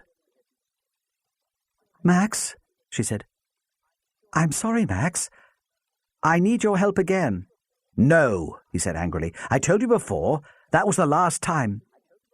"You don't understand," she said. "I'm desperate." "You should see your doctor." "I can't. You know that. He's a friend of James." There was a silence. Then she continued spitefully. "I could tell James all about you, Max. I could phone Judy. I know she'd be interested. You wouldn't like that." She had the affected accent of minor royalty, and always sounded to him like a lonely public school girl. But it was impossible now to be sorry for her. "I know what happened, Max," she went on, "at the tower. You wouldn't want me to tell Judy that." "That's blackmail," he said. But even as he protested, he knew he would do as she wanted, because he always took the easy way out. He was weaker than she was. "You're ill," he said. "You need help, real help. Not the kind that I can give you. You need someone to talk to share things with." "I can talk to you," she said, her voice almost seductive, "when we meet." "I'm so busy," he said, with a last flicker of resistance. "I've so little time." "You've time enough for this." "I can't come today," he said quickly, playing for time. "It's dark already and the roads are bad. If I'm late, Judy will worry and phone the practice." "Tomorrow, then?" she said after a pause. "James is out all day. Come tomorrow."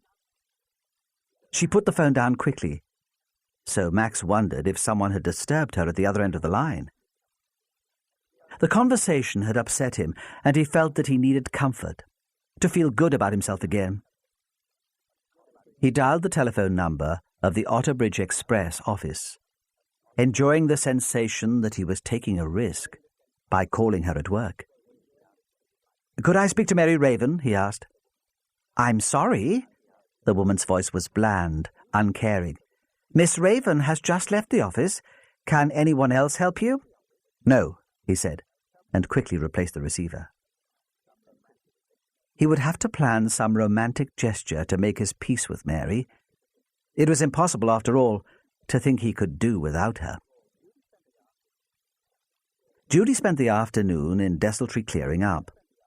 The twins grizzled themselves to sleep eventually, and after school, Peter sat slumped close to the television, watching a Walt Disney cartoon.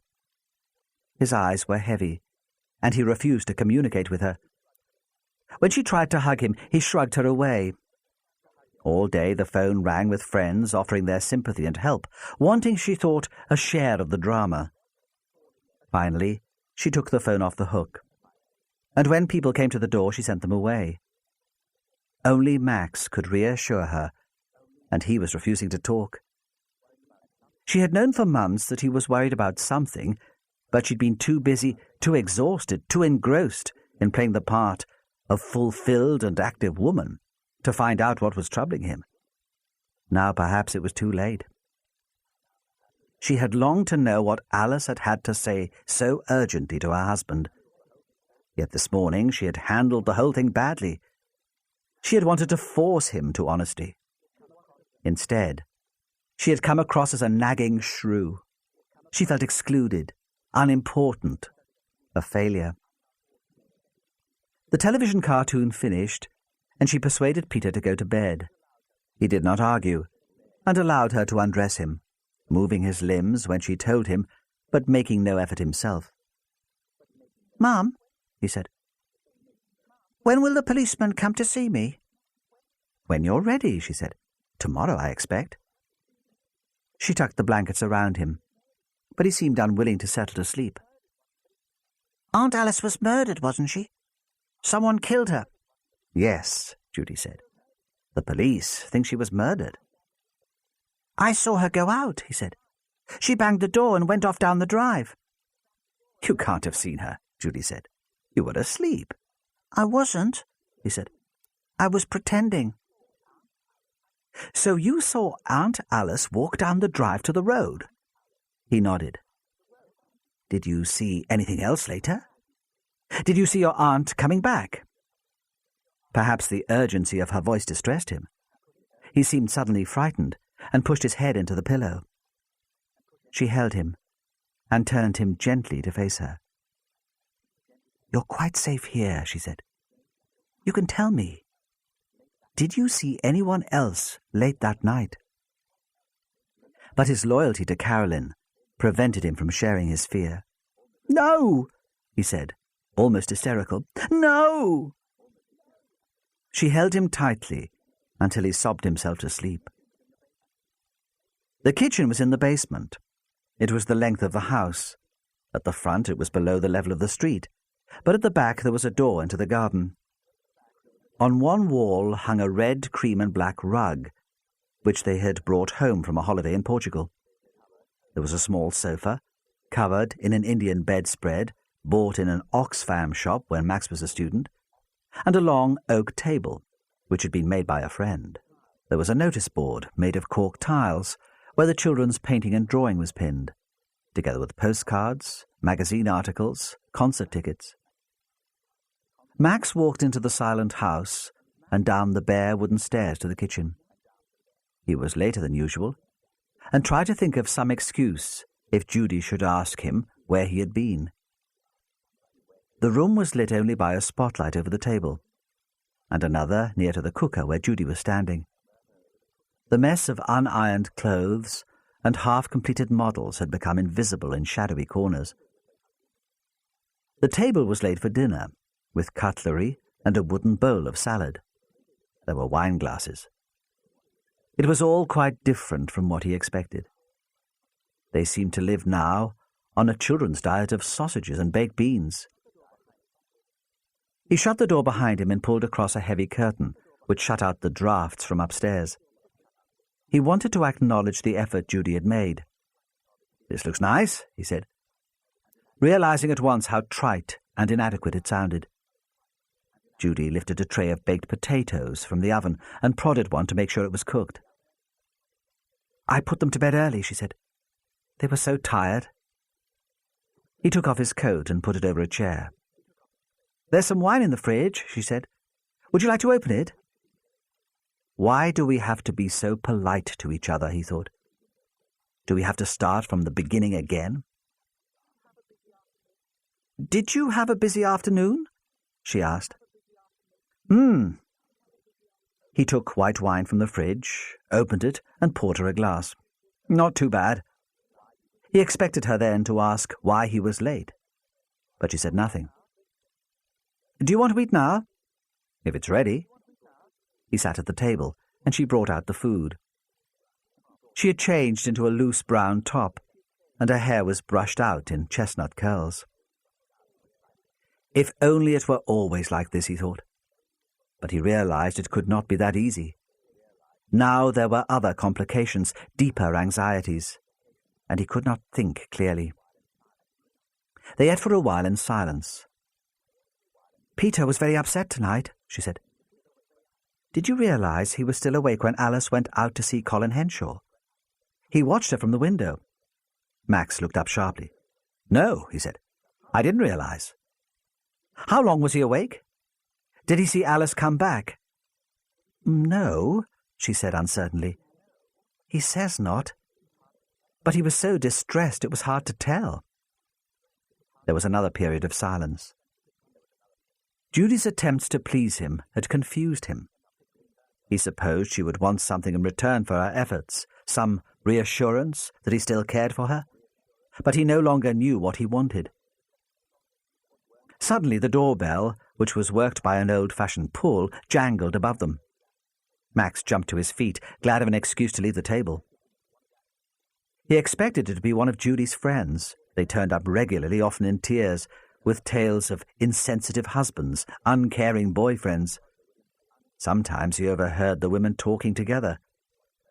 "Of course," one of them had said, "if I only had a husband like Max, things would be quite different."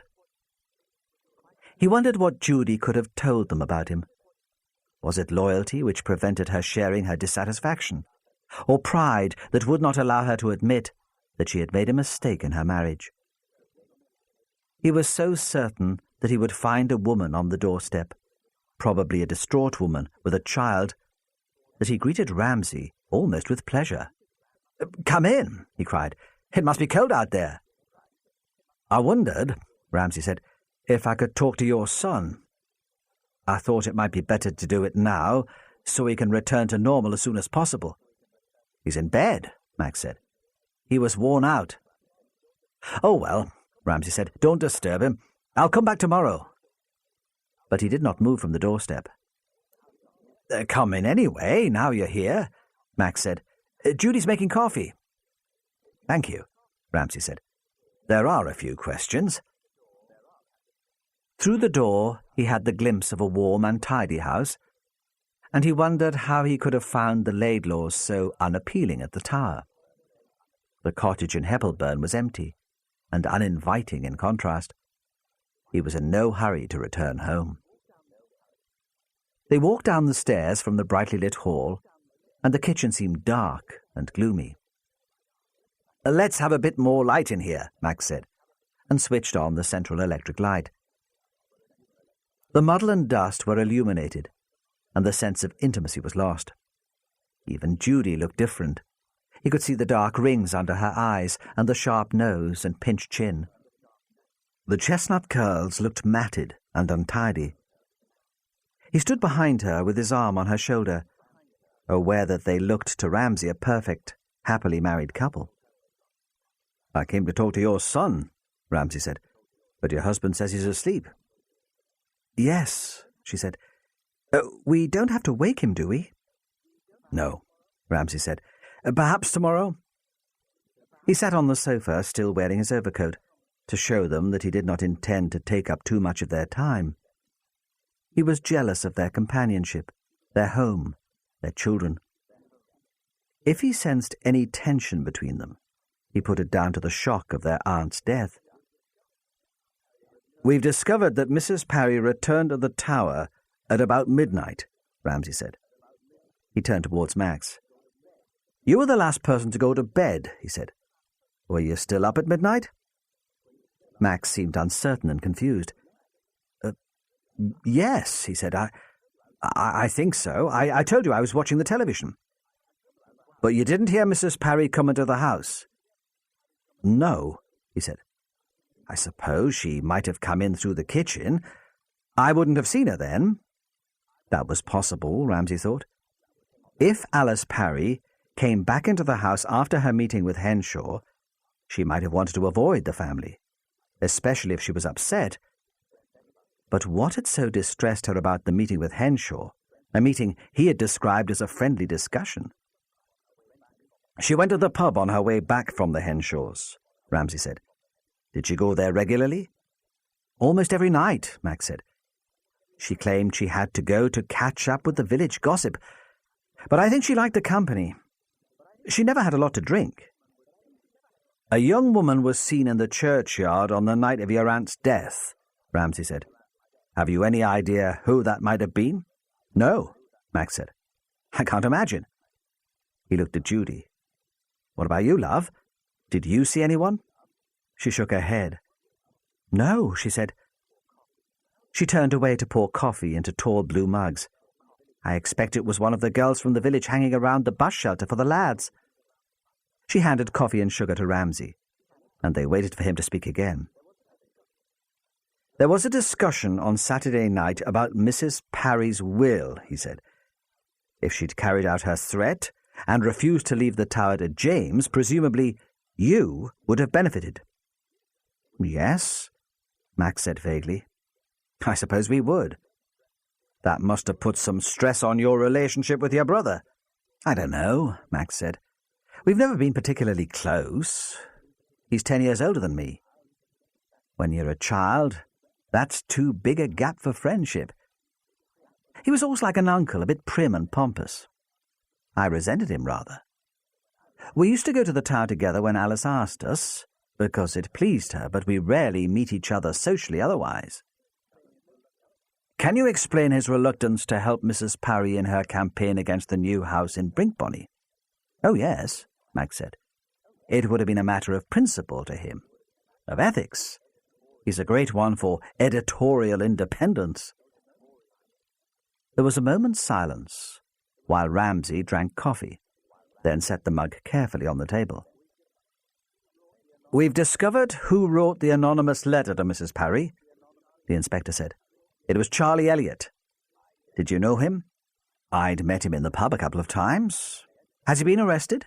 Not yet. We're having some difficulty in tracing him. Judy was sitting on one of the wooden chairs and turned it to face the policeman. As the legs moved over the tiles, they made the harsh sound of chalk on a damp blackboard. Do you think he killed Aunt Alice? We don't know, Ramsay said. Not yet. He stood up. Judy saw that his coat was creased and crumpled from where he'd been sitting. She thought that he probably lived on his own. He made his way up the stairs towards the front door, and Max followed. At the doorstep he hesitated, as if reluctant to leave, then turned quickly and walked over the frozen path to his car. In the kitchen, Judy was stacking plates in the dishwasher. Max stood beside her and stroked a strand of hair from her neck. Leave that, he said. I'll do it. You look exhausted. You should go to bed. All right, she said. She stood and faced him. Are you coming too? Soon, he said. I'll be up soon. I'll just do this. She nodded and made her way slowly upstairs. Max loaded the dishwasher, then sat at the kitchen table. He waited until Judy was out of earshot. He heard the gurgling in the old pipes, which meant she was running a bath, then went to the phone. Although he knew it was irrational and Judy could not possibly hear him, he conducted the conversation in a whisper. He would not take the risk that she would hear him. When she had finished in the bathroom, he was already upstairs, preparing for bed. When Stella Laidlaw woke early that Monday morning, she knew it was going to be one of her bad days. A bullying father and a weak, overindulgent mother had left her with a great capacity for self-pity and an inflated idea of her own importance. She was special. She deserved attention, consideration, to be spoiled. When her family failed to live up to her expectations, she threw childish tantrums, swearing and shouting, breaking crockery, or she punished them by retreating into herself. If she felt any guilt after these scenes, she reminded herself that she was ill, and that excused everything. When she woke on the Monday morning, she felt unbearably tense. The skin on her face itched, as if it had had some allergic reaction to the air in the bedroom. Her hands were sweating. Her breath came in short, shallow gasps. When she had previously gone to her doctor with these symptoms, he talked of panic attacks and suggested that she might learn some useful relaxation techniques. But Stella knew what she needed to relax her, and it had nothing to do with lying on the floor, taking deep breaths. Today the tension made her angry. She blamed her discomfort on Max, on James, and most venomously, on Alice Parry. At breakfast, Stella was at her most imperious, demanding hot coffee, fresh orange juice, and when James provided these, they were ejected or ignored. She wore a white dressing gown with wide sleeves, and to Carolyn, who saw her as if for the first time, she looked like the White Witch from Narnia. Carolyn was as tense as her mother. She had found it impossible to sleep, and her face was grey and strained. She felt under the weight of a terrible responsibility, as if she were the parent and these unhappy adults were her children. She stood up and began to pack her school bag with books. "You're not going to school?" Stella cried. "Not today? You've had a terrible shock, darling. You must stay at home." "No," Carolyn said, frightened. "I'd rather go to school." "Why don't you stay with your mother today?" James said, and she returned to the table, unable to stand the thought of one of Stella's scenes. Stella's swings of mood were unpredictable, savage and cruel to a sensitive child. Carolyn hated it most when her mother made a fuss in public, but knew that the times when Stella was silent and withdrawn caused her father the most pain. Yet whatever her mood, James was gentle with his wife. He spoiled and petted her, bringing her presents, flowers, dresses. Then he was rewarded by her laughter and the tears of contrition, and her protestation that she loved him more than anyone in the world had ever loved before. After breakfast, Stella went to her room. She sat in front of the mirror and stretched her long swan's neck, so the lines of tension in her face disappeared, and she looked beautiful again. Side 8. Carolyn began to stack the breakfast plates on the draining board in the smart new kitchen which Stella had planned the summer before, then lost all interest in. James hovered behind her, and she felt his misery so much that she turned round to face him. Now Aunt Alice was dead. She had no one else left to love. "Look what she's doing to us," Carolyn said. "She's ill," he said. "If she's ill, she should go to hospital." "She doesn't like hospital." "I don't care," Carolyn said. "We can't go on like this. She's dangerous. She makes us all different. I can't stop being angry. The doctor thinks she should be in hospital." Her father looked confused. "No," he said. "You don't understand. She would hate it." Once, not when Stella was loud and dramatic, but when she was tired and childlike, James sent for the doctor and asked for his help. Carolyn had sat unnoticed at the other end of the room and listened to the conversation. She remembered quite clearly what the doctor had said. "Can't you give her anything?" James had pleaded. "She seems desperate." "It would only make her worse. That's part of the problem." "What can I do?" "Stand up to her. She knows she can manipulate you." "But I want to help her." "Then persuade her to come into hospital for a while." "She needs time away from you both to sort herself out. You look after her too well. She needs to face up to her problems herself." "I don't know," James had said. "It seems so hard. I'll think about it." He tried to take the doctor's advice. Yet if he did talk to Stella indirectly about going to the hospital, as if by magic she would improve. She would emerge from her bedroom and begin to play her part in the house again. She would help Carolyn with homework and encourage her in violin practice. She would make herself beautiful and go with James to civic functions or into Newcastle to the theatre. She would plan dinner parties, and the house would be full of other well-dressed people. For Carolyn, the times of normality were worse almost than the periods of depression. because she knew, with a helpless certainty, that the relief was only temporary. Each day when her mother was well, she would wake up wondering if this would be the day of crisis, when Stella would erupt in temper or retreat into silence. At the same time, she knew that this anxiety was wasteful, and she should make the most of her mother's happiness while it lasted. There was no one to talk to about this worry. When her mother was well, James seemed able to convince himself that she would remain so forever. Only Aunt Alice seemed to understand a little of Carolyn's insecurity, and now she was no longer there to provide comfort and sympathy. Stella did not come downstairs until lunchtime, and then she ate very little. "I'll have to go out this afternoon," James said. "You don't mind?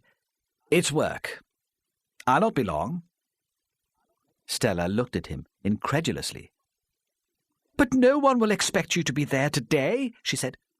"They'll have heard about Alice." She was wearing black stretch leggings and a long black sweater, which reached almost to her knees. Her hair was tied back from her face. Her eyes were dark-rimmed and hollow. She wore vivid red lipstick. "I'm sorry," James said. "Really, I have to go." Carolyn was surprised. Usually he never stood up to her mother. "But I hate being on my own." Stella slammed her coffee mug onto the table. "You know I hate it." "You won't be on your own," James said mildly. "Carolyn will be here." "But I don't want Carolyn," she screamed. "I want you." Carolyn felt tears suddenly come into her eyes, as if she'd been slapped. She knew her father was upset enough, so she turned away. She did not want him to see her crying. "That's ridiculous," James said uncomfortably. "I'm sorry, I really have to go. There's this week's paper to put together. I can't leave it all to the others." He put his arm around Carolyn's shoulder and squeezed it, then prepared to leave the house. As he went out through the front door, Stella shouted after him, "You care more about that paper than you do about me!" When he had gone, the house was quiet. Stella wandered into the sitting room and picked up a magazine. It was a long, narrow room, with a window at the end looking over the garden. There was a view down to the river. It was lit by the cold light of the remaining snow outside. There was a marble fireplace, and the chairs were covered in marble-patterned fabric in a frosty blue. Carolyn followed her into the room.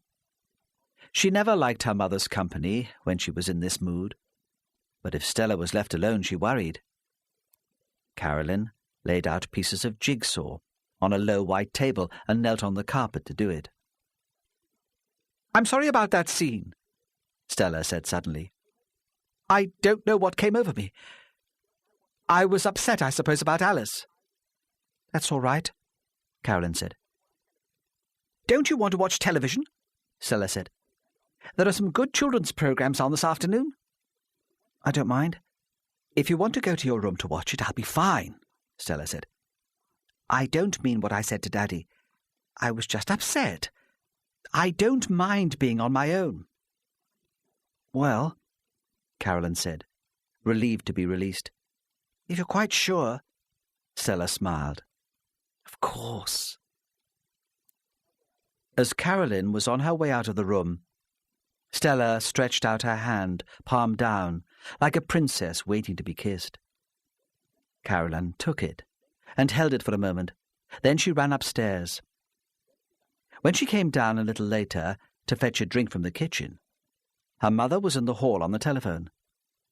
Carolyn could not hear what she was saying, and as soon as Stella saw her coming down the stairs, she hung up. "Who was that?" Carolyn asked, curiosity overcoming the care which she usually took when she questioned her mother. "Daddy," Stella said. She seemed, Carolyn thought, pleased with herself. "I phoned him to apologize for being so silly earlier. Will he be home soon?" "I don't know," Stella said absently. "I don't expect he'll be long." James Laidlaw walked to the office. As soon as he was out in the street, He realized he was not properly dressed for the weather. The cold took his breath away, and he thought he should have put on a warmer jacket. He could not return to the house to fetch one. Stella might not let him out so easily again. He followed the footpath along the river past the abbey. The river was frozen at the banks, and a dirty-looking swan moved slowly along a channel in the middle. There might be a story in that, he thought. The effect of the cold weather early in the spring on wildlife. He'd get one of the youngsters to look into it tomorrow. From the river bank, there were some steps onto the bridge which crossed the Otter and led into the town. The people James passed in the street seemed grey and unhappy, suffering, he supposed, from the unseasonable poor weather. He walked quickly, hoping the movement would fight off the cold. He looked for Mary Raven's Minnie in one of the spaces along the wide main street, but there was no sign of it. The Express had premises on 2 floors over the Blue Anchor Inn, and access was by a narrow door by the pub's entrance. There was a steep staircase, and another glass door at the top led to the office where the receptionist sat, and he and the other reporters worked. The receptionist was the wife of the high school's headmaster, solid and sensible. She supervised the young staff with a motherly compassion. "Is Mary in?" he asked. "I haven't seen her," she said, "but I've just come in from lunch. I was sorry to hear about Mrs. Parry." "Yes," he said. "It was a terrible shock." He walked through into the big room where all the reporters worked, but most of the desks were empty, the computer screens blank. It was the quiet time of the week, despite what he had said to Stella. In a corner, one telesales girl was trying to persuade an estate agent to buy advertising. She looked up as he went past and smiled sympathetically. He looked in the small kitchen, thinking Mary might be there, making the dreadful instant coffee which she drank, black and continuously, and which had stained all the mugs in the place, but there was no sign of her. His office seemed unnaturally cold. He shivered, fetched the electric fire they kept for emergencies, and plugged it in beside his desk. Then he made a cup of Mary's coffee and stirred in powdered milk and sugar to hide the taste. He began to work. Mary Raven woke that morning with a hangover to the sound of the independent local radio station on her radio alarm. There was inane music, and a breathy reporter talking about the tragic death of Alice Parry. She had been out all the day before, drinking with her friends in Newcastle, and it was the first time she'd heard the death reported. She switched radio channels for a more detailed review of the local news, then showered and dressed. The flat was a tip. There were unwashed pans in the kitchen and clothes all over the bedroom floor. She had to search through a drawer of laddered tights and single socks to find a clean pair of knickers. But the worst of the hangover seemed to have disappeared, and she was left only with a dull, persistent headache. When she was sitting in her car, trying to coax it to start, she decided not to go into the office immediately. She could not face James until her head was better. Besides, she needed time to work out for herself the implications of Alice Parry's death. It was the first Monday of the month, and the magistrate's court would be sitting in Otterbridge. James Laidlaw usually covered the court himself, but Mary thought it unlikely that he would remember it today. It would provide a reasonable excuse for her absence from the office. The courthouse was a red brick building between the police station and the cattle market, with the same air of depression as an urban social security office. The waiting room was thick with smoke. There was a queue at the tea bar run by the WRVS, and by then she was desperate for coffee. In a corner, a well-dressed solicitor was talking to his client for the first time.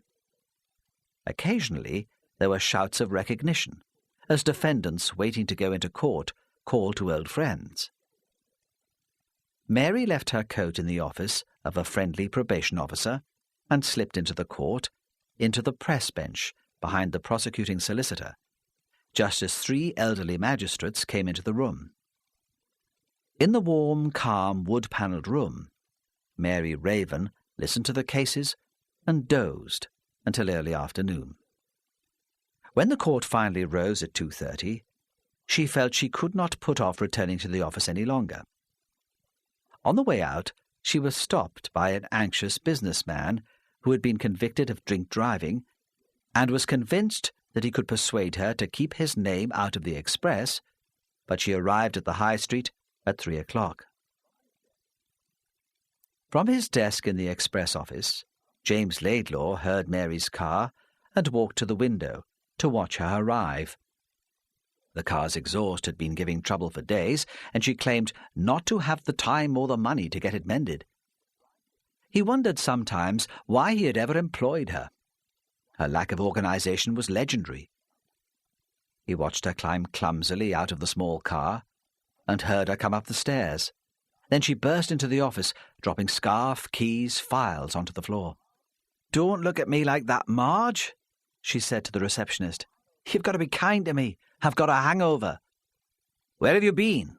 James asked, standing in the doorway. "Magistrate's court," she said. "It's the first Monday of the month. I knew you wouldn't want to do it today. The flasher from Whittingham was up. Otherwise, it was all motoring." "Oh." James was momentarily distracted. "What did he get?" "Remanded for social inquiry reports," she said. "There were a couple of drink-driving cases. And a strange thing happened." She broke off, realizing that legal gossip was inappropriate. "I'm so sorry about your Aunt Alice, James," she said. "Isn't it awful? She was such a nice lady." "Yes," he said. "She was. I met her, you know, on the afternoon before she died." "Yes," he said. "She told me. She was so sympathetic, so easy to talk to." "Have the police been to see you?" he asked. "I don't know," she said. "They might have been to the flat. I haven't been in much. I went to a party in Newcastle on Saturday night and stayed with friends in town. I didn't get home until late last night." "When exactly did she die?" "Saturday night," he said. "At about midnight." "So she died soon after I'd seen her," she said. "Do the police know who killed her?" He shrugged. "They won't tell me," he said. "But there was a lot of ill feeling in the village about the new housing development." "I know," she said. "I was at the residents' meeting on Saturday afternoon. They were really angry." He looked at her sharply. "I wanted to talk to you about that," he said. "Why were you there? We decided not to cover the Brink-Bonnie development because I couldn't be objective." "I thought I could cover it objectively," she said. "And if you didn't want to run the story, someone else might." "We don't work that way here," he said. "I intend to run a paper with standards." "I've got standards," she cried. Her face was flushed, and he thought she looked like a moody teenager. He did not know how old she was. She'd worked for him for 5 years, and it seemed no younger then than she did now. He knew very little about what she did when she was on her own. She had kept her student friends, and her social life seemed to consist of wild alcoholic parties and evenings in smoky pubs. "I thought it was a good story," she said. "I'm sorry," he said. "I didn't mean to snap. I'm upset." He looked at her.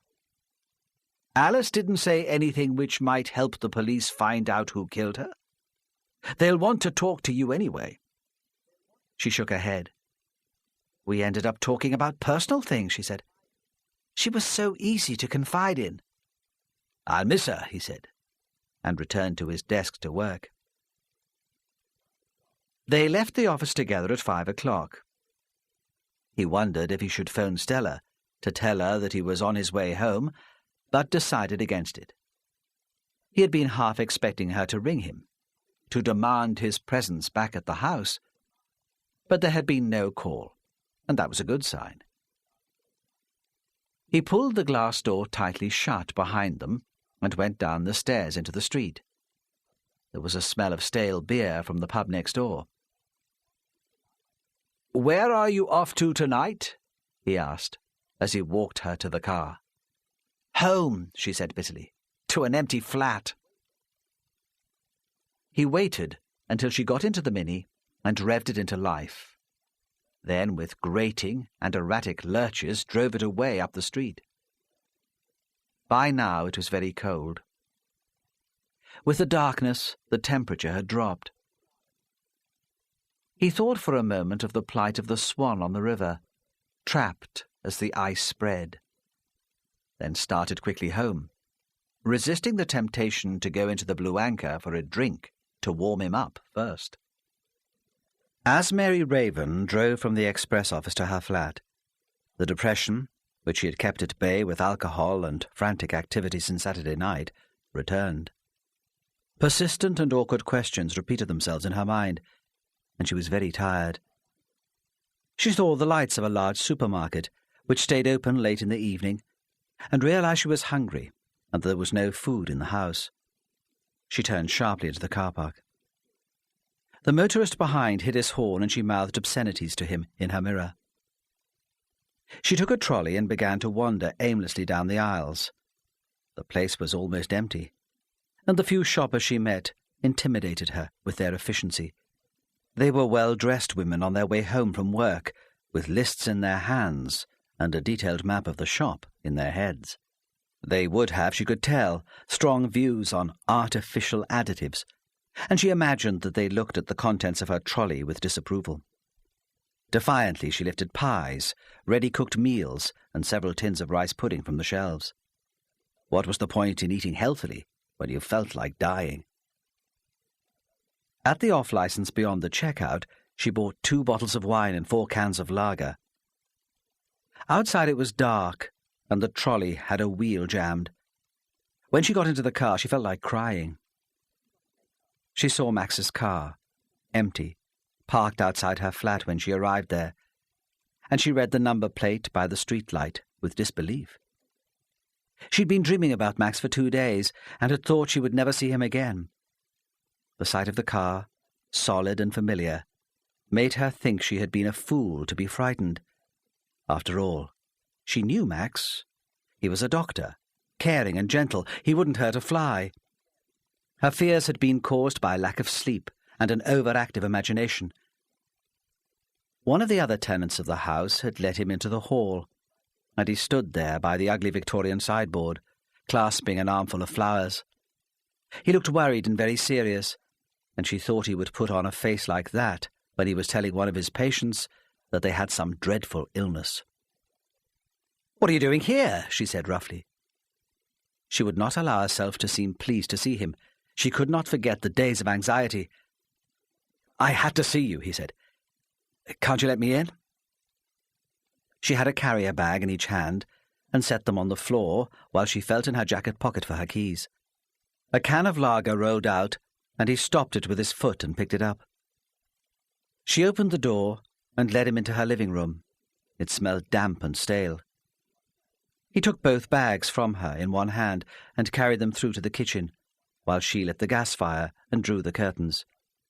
He still held the flowers carefully in the other hand. "What happened to your aunt?" she said. She was standing with her back to the fire, but she felt very cold. "I have to know." He set the flowers carefully on the scratched wooden table. "You can't think I had anything to do with that," he said. She shrugged. "I don't know what to think. On Saturday night I thought it was all over. I'd come to terms with that, and now you're here. What the hell am I supposed to think?" "That I can't do without you. I need you."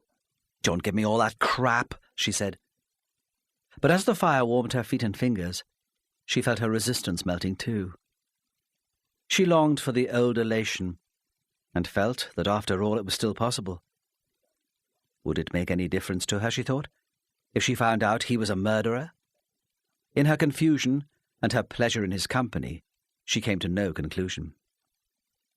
"What about your wife?" she said. "Can you do without her?" "I don't know," he said. "It's not only that. I have responsibilities. There are the children, my work, and now there's the problem of Alice."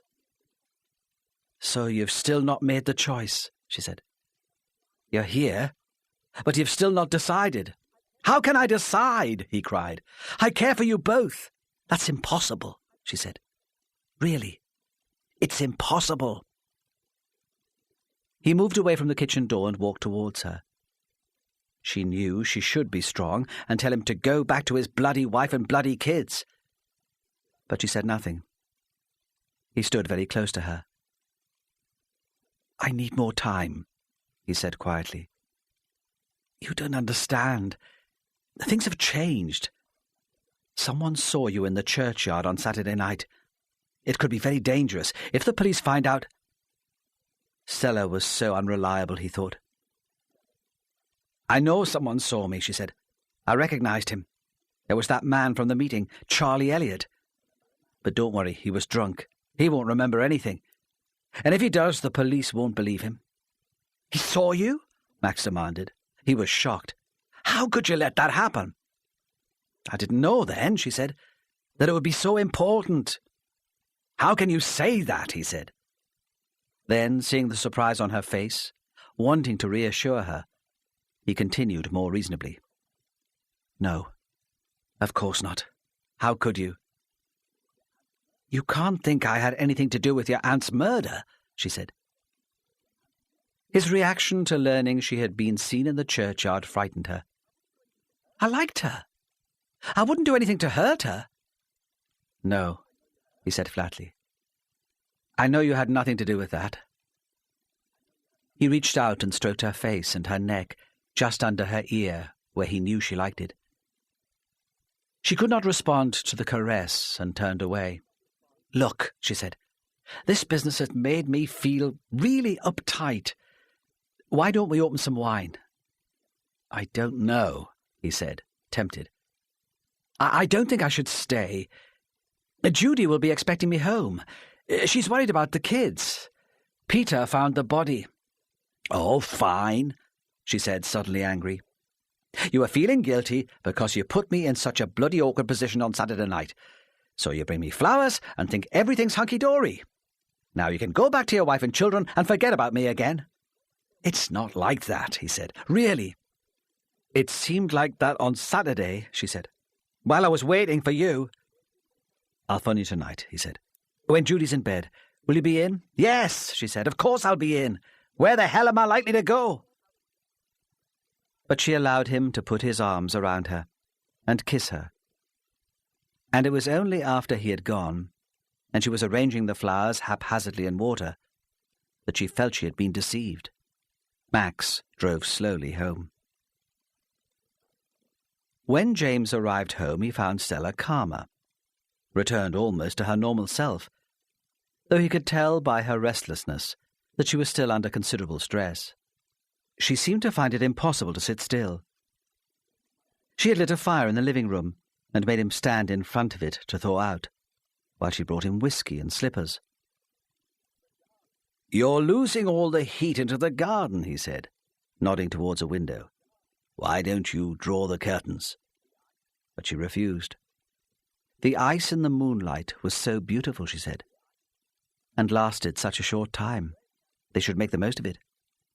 Where's Carolyn? He asked. In her bedroom, watching television.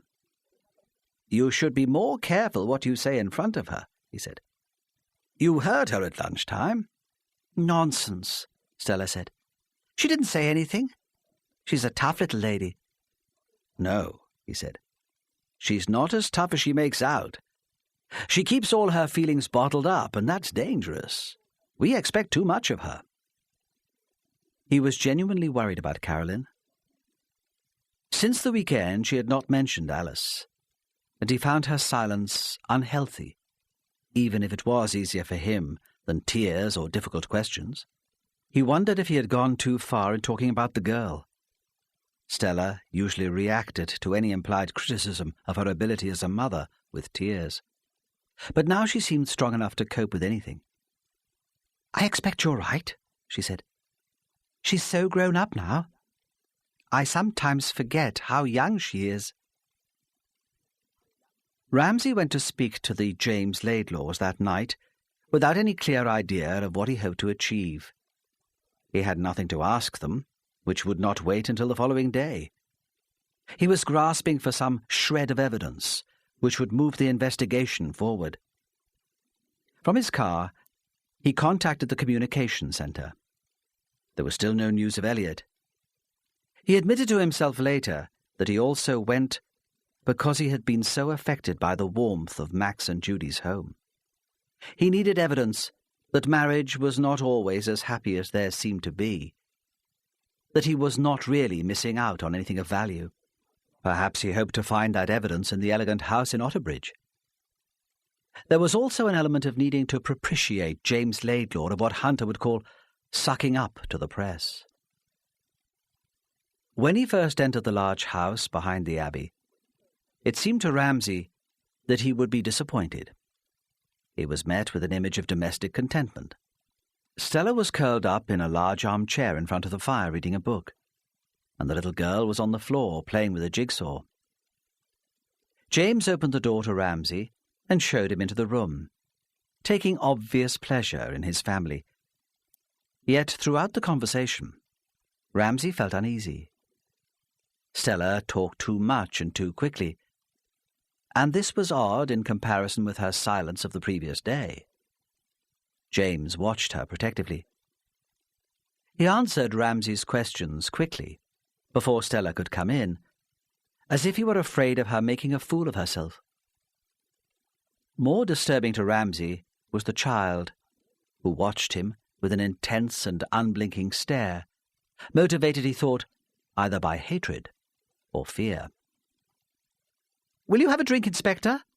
Stella asked, as soon as he came into the room. "It's so cold. You must have a drink." Ramsay said he would have a small one to keep out the cold. Stella returned to her chair with a drink for herself, and as she talked, she twisted the stem of her glass between her fingers. "This is all so upsetting," she said. "You can't imagine how upset we are." Ramsay made no reply. "How can we help you, Inspector?" James said. "Just a few questions," Ramsay said. "And I wanted to keep you in touch with what's been going on. I've just come from your brother's house." He paused, expecting some questions about how Max and Judy were, but James said nothing. "They seem upset too," Ramsay said. "I understand Judy and Mrs. Parry were very close. They shared a lot of interests." But again, if he hoped to provoke a response from the Laidlaws, he was disappointed. Stella seemed about to speak, but James looked at her, and she remained silent. "I've been trying to get in touch with Mary Raven, your reporter," Ramsay said. "She wasn't at home yesterday. Do you know where she is? I phoned the paper earlier, but no one had seen her." "She was working in the magistrate's court this morning," James said. "I usually cover it, but Alice's death made me forget all about it. She'll be in the office tomorrow, I expect, if you want to talk to her, though I'm not sure if she'll be able to help you." That came as something of a relief to Ramsay.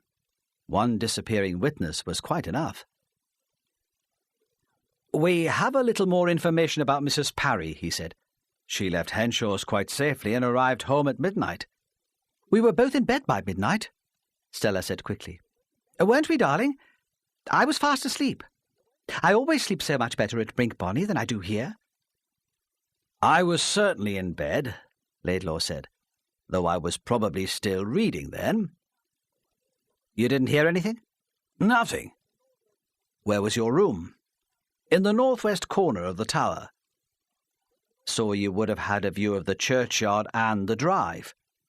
"I suppose so, yes, but I didn't look out." "What about you, Mrs. Laidlaw? Did you see anyone around the tower or in the churchyard?" She smiled a wide, feline smile. "No," she said. "I didn't see anything." She almost purred with satisfaction, stretched, and settled again into the chair. "Surely the most important thing," James said, brusque and businesslike, is to find out who wrote that anonymous letter." "Oh," Ramsay said, "we know that. It was Charlie Elliot. He's your man, then?" "Perhaps. We need to talk to him, certainly." "You mean you've let him go?"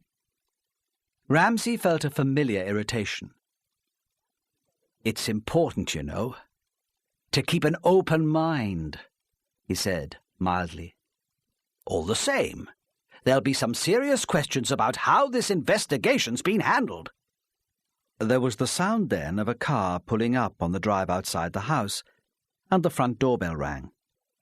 James seemed frustrated to be disturbed in the middle of his indignation. He shut the door behind him as he went out, but from the sitting room they heard raised voices, angry words. For a moment the other voice was vaguely familiar to Ramsay, but it subsided almost immediately, and the impression was lost. The front door was opened and slammed shut, and the car drove away. Side 9. "Problems?" Ramsay asked, when James returned to the room. "Not really," Laidlaw said. "We printed an uncomplimentary story about a local businessman who'd been prosecuted by the Health and Safety Executive. He wanted to complain, said we were biased. It's all nonsense, of course." "Do people often come to your house?" "No," Laidlaw said shortly. "It's not something I encourage. It won't happen again." They offered Ramsay another drink, but he refused and said he should go home.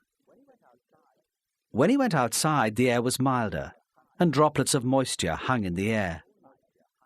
All night there was the sound of melted snow dripping in the gutters, and in the morning the garden was green again, and the sun was shining. The car stolen by Charlie Elliot from Tom Kerr's garage was found late on Monday evening in the car park of a do-it-yourself superstore in the industrial estate just outside Otterbridge. No one could remember how long it had been there. No one had seen Charlie Elliot in the streets around the town, though a motorbike had been stolen from outside a house close to the estate, and the police were working on the theory that he had taken it. His picture was on the front page of every local newspaper. The press had found an old army photograph with Charlie standing beside a friend, smiling. And because that did not look sufficiently sinister, there was a police sketch too, with staring eyes and stubble on the chin. It was evident from the pictures, and from the tone of the newspaper reporting, that Charlie Elliot was a murderer. Ramsay was under increasing pressure to limit the scope of his investigation to the arrest of Charlie Elliot. Early on Tuesday morning, the superintendent had Ramsay in his office. "Look," he said. "Steve." Ramsay winced. "I respect your integrity, but I think you're being unnecessarily cautious here. We have motive, we have opportunity. The chap's run away. That's almost as good as a confession. We really can't justify the time and cost of any wider investigation. It's a matter of following up sightings until he's caught. It's all a question of publicity now. He'll be miles away. You're a good man. We must think about your career. After that unfortunate business at Heppelburn, you should keep your head down for a while. Avoid controversy, Steve. I'm thinking of your future." "I don't think he did it," Ramsay said. "I believe him. There was a woman in the churchyard." "Find me the woman, and we might have a different situation." "Look," Ramsay said, "I'm investigating a different angle on the development. Henshaw's got no record, but apparently he's been known to use violence to get what he wants. He's not the respectable builder he likes to be thought. I want to follow that up too, but I need time and men." "Steve, leave it alone." "I'm sorry. This is an order. It's a matter of economics. If we had unlimited resources..." "2 more days," Ramsay said. "Give me 2 more days, me and Hunter." "You think you can wrap it up in 2 days?" "I'll have to," Ramsay said. "Won't I?" The superintendent nodded. In the incident room, Hunter was on the telephone. Calls were coming in from all over the country. Elliot had been seen on a train between Cardiff and Swansea, hitching a lift down the M1, in a bus queue in South London.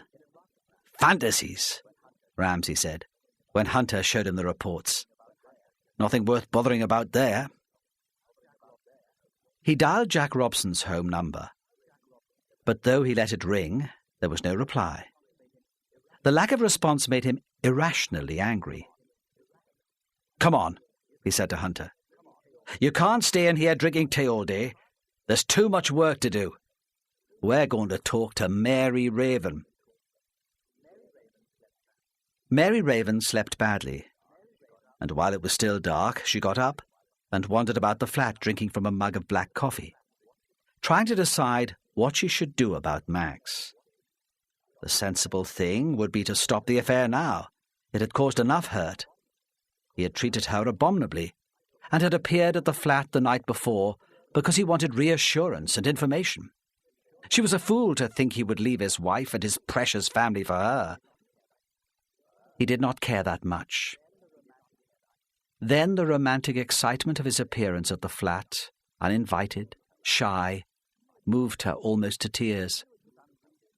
She knew it was unreasonable to expect him to leave his wife, but she had never been one for logical thought.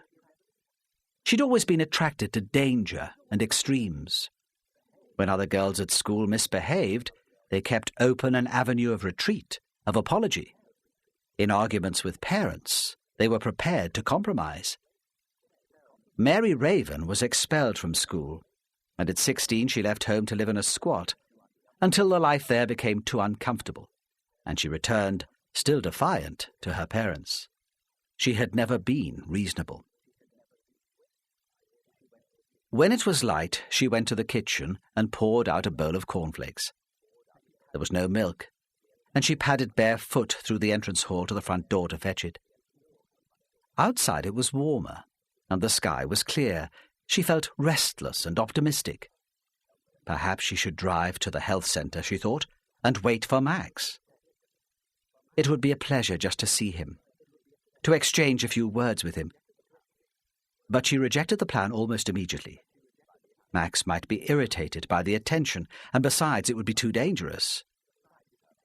It was to distract her from doing anything foolish that she sat at the table to work.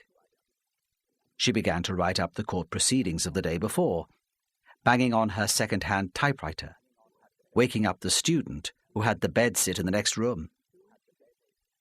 Soon she became engrossed. When she paused to dress and make more coffee, she thought that while Max was making up his mind, she still had her career to consider. Mary Raven was not in the express office when Ramsay and Hunter arrived. James Laidlaw was there, hostile and intimidating, still talking about the police mismanagement of the case and their incompetence in allowing Charlie Elliott to run away. "I understand that he was interviewed twice," Laidlaw said, "and still you let him go. I'll be making the point very clearly in this week's paper." He could not tell them where to find Mary Raven, and it was Marjorie, the receptionist, who suggested they try the small cafe in Front Street. "She came in early," Marjorie said, "before I arrived. She's rather a melodramatic young lady. She left me a note saying she was working on a story and she didn't know when she'd be back. But if she's in Otterbridge at this time, she usually has a coffee and a sandwich over the road." She returned to her typing. The cafe was empty except for Mary Raven. It had print tablecloths, silk flowers in bowls, and an elderly lady in a black uniform to serve the customers. In the summer, it would be full of day trippers from Newcastle. Mary was drinking more black coffee, cupping her hands around the patterned china cup. She seemed lost in thought. Ramsay looked at her through the window and decided she might be the mysterious woman who had been in the churchyard. She was small, dark, with long hair. She fitted Charlie Elliott's description. If they could persuade her to admit that she was there that night, walking through the gravestones, his superintendent might be inclined to believe the rest of Charlie's story. As they watched, she set down the empty coffee cup and began to write in a shorthand notebook which was on the table in front of her. She wrote quickly and fluently, pausing occasionally as if searching for the right word. When they walked into the cafe, she looked up briefly but took no notice of them. She put them down as reps in town to collect goods from the agricultural suppliers near the market. She imagined them delivering dog food all round the region. "Miss Raven?" It was Hunter who approached her, while Ramsay went to the counter to pay for tea. "Yes," she said. "I'm Mary Raven." "Who are you?" "My name's Hunter, Detective Sergeant Hunter," he said, showing her his identity card. "What do you want?" They stared at each other with evident hostility. Ramsay thought they might have been brother and sister, two alike, always fighting. They were both dark, aggressive, unruly. She was still holding the pen and seemed anxious to continue writing. As Ramsay approached with the tea, she turned the notebook face down so they could not see what had been written. "Just a few questions," Hunter said, "about Mrs. Parry." "But I thought you were looking for someone in connection with that." "We are," Hunter said angrily, "but there are always a few loose ends. You know how it is?" "No," she said. "I'm not sure that I do.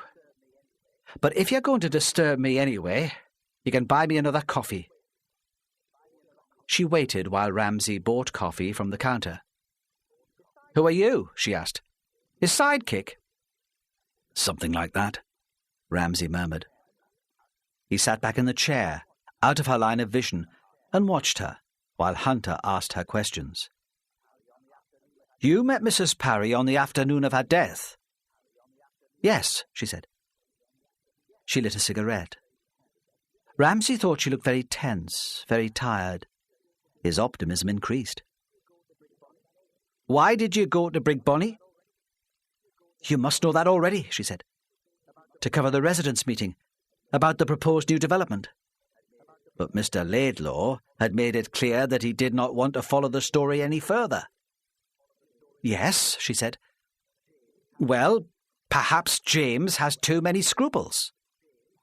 She spoke with a bitterness which surprised Ramsay. Perhaps he could never have made it in Fleet Street after all. "What do you mean?" "He once had an offer of a job in London on a daily," she said, "but he turned it down.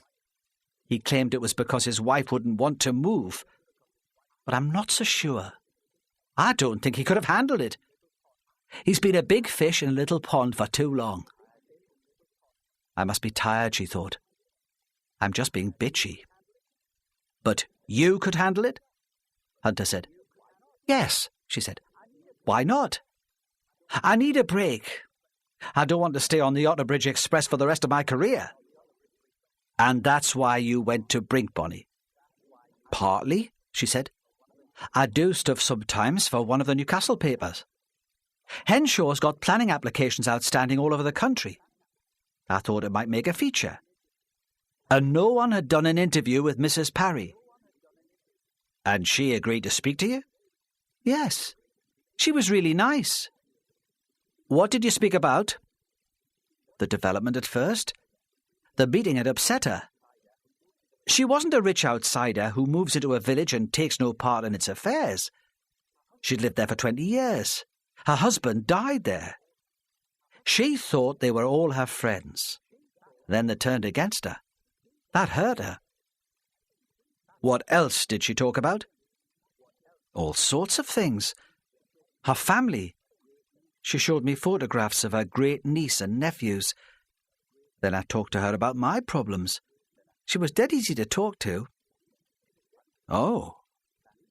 Hunter was all charm and flattery. "What problems could you possibly have?" "I don't think," she said, "that's anything to do with you." He shrugged and smiled. "She didn't say anything which you feel might have a bearing on her murder?" No, she said. Nothing at all. She looked at her notebook, and Ramsay thought she wanted to be at work again. Do you know Max Laidlaw? Hunter asked. Yes, she said. He's a doctor at the health centre. I know his wife.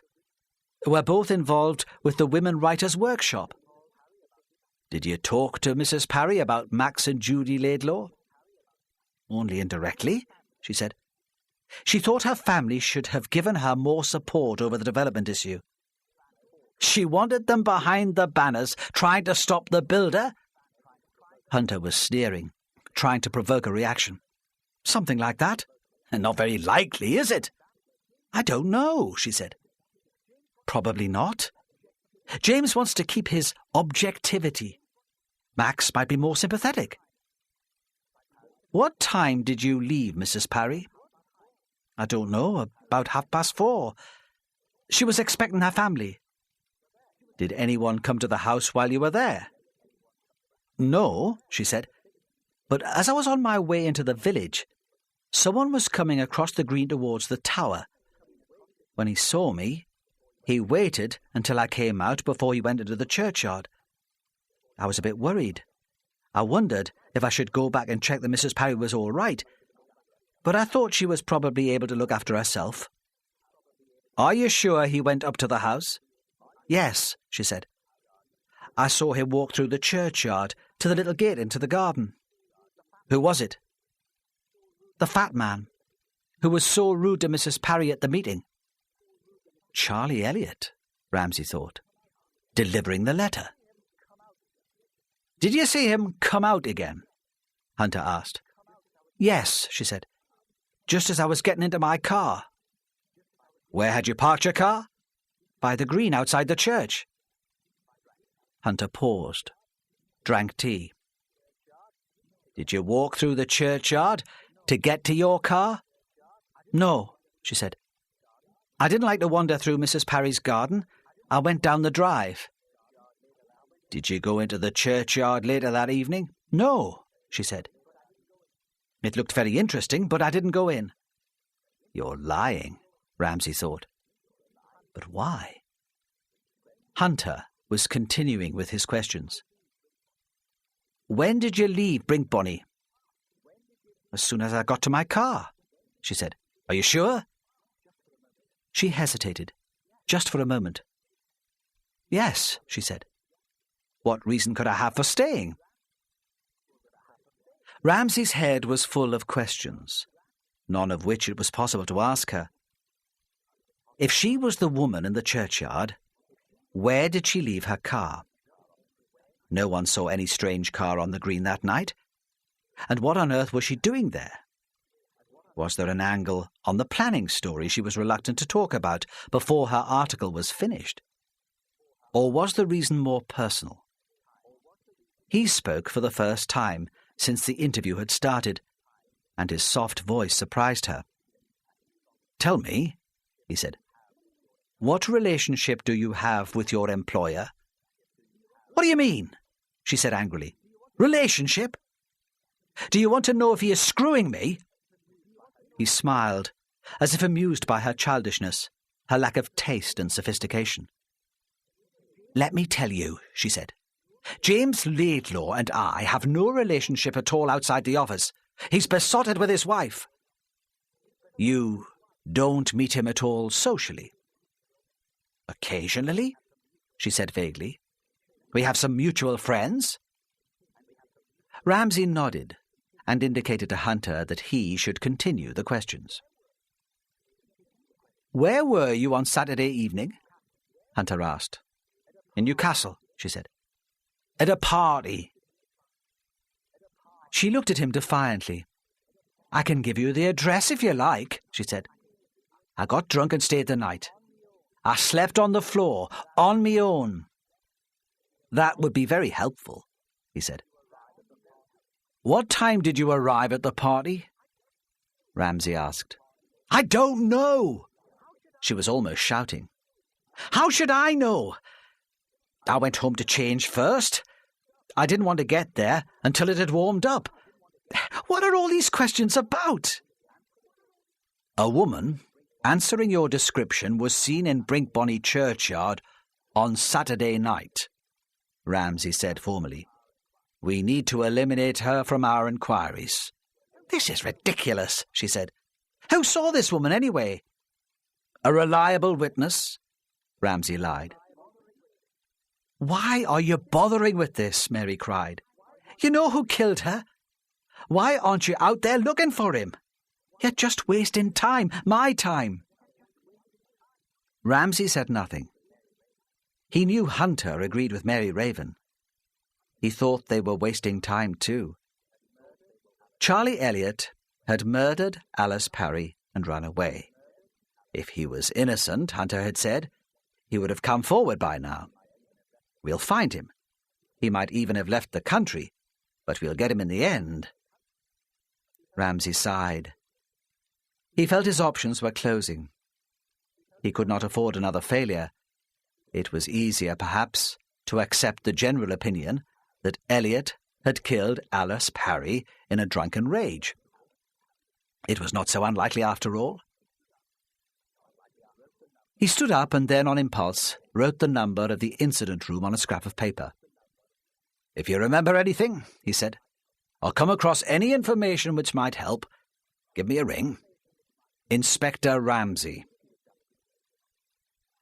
She looked up briefly and nodded, but he saw her roll the paper in a ball and push it into her pocket before returning her attention to her notebook. In the street, the policemen paused in the sunshine.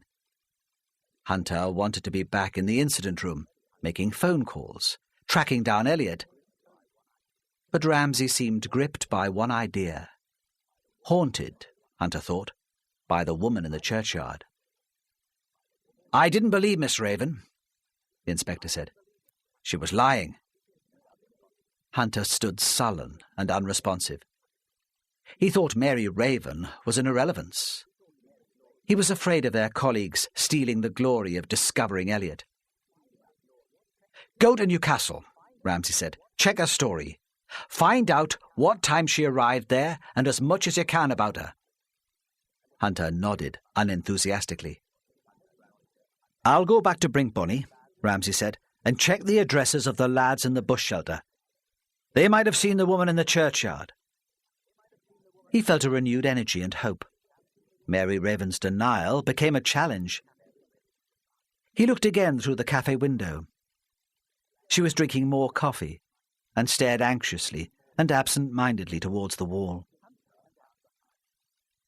Hunter found the house where Mary Raven claimed to have spent Saturday night, in a quiet, scruffy street close to the hospital. There was a Chinese takeaway on the corner and rubbish in the small front gardens. Many of the houses were owned by the same landlord and let to students. From one house came the sound of rock music. Outside another, a group of young people sat on the front step, talking in loud southern voices. Hunter felt he had wandered into an alien land. The group on the step stopped and stared at him, though by the time he reached the house where Mary's friends lived, they had resumed their conversation.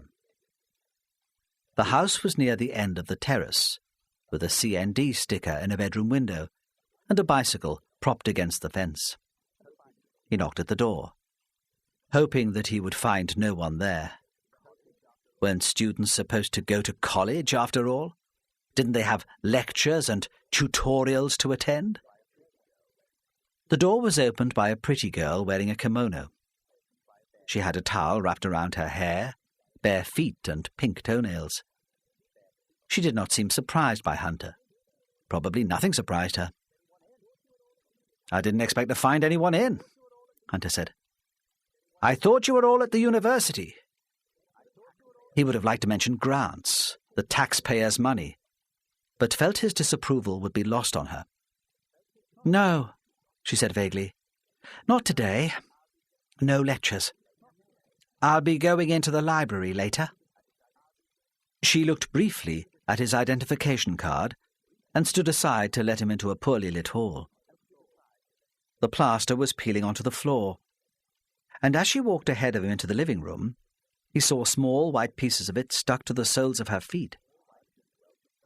The living room was large and well-proportioned, but almost empty.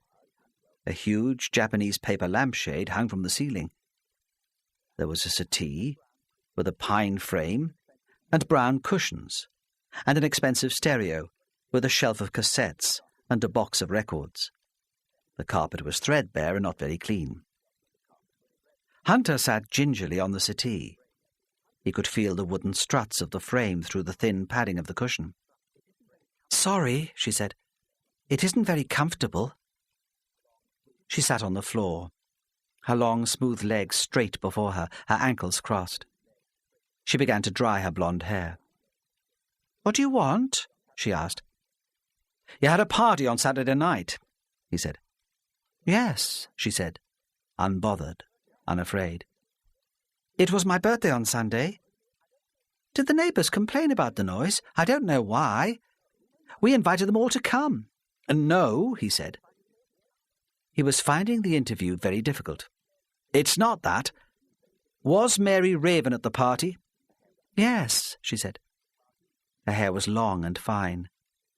She pulled out the tangles with her fingers. "She was here. She stayed the night. She was too drunk to drive." "How did you meet her?" "I can't remember exactly." She considered, frowning. "She was at university, I think, with some of my friends. I share the house with a couple of postgraduates. I probably met her through them. She always seemed to be around.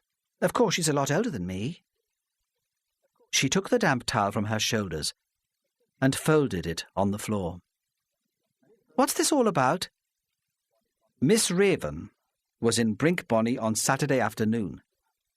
We need to eliminate her from the Alice Parry murder inquiry. It's only a formality." "Oh." For the first time she was shocked, even impressed. She looked at Hunter through long, fair eyelashes. "How exciting!" "What time did she arrive at the party?" he asked. The girl shrugged. "She was late," she said.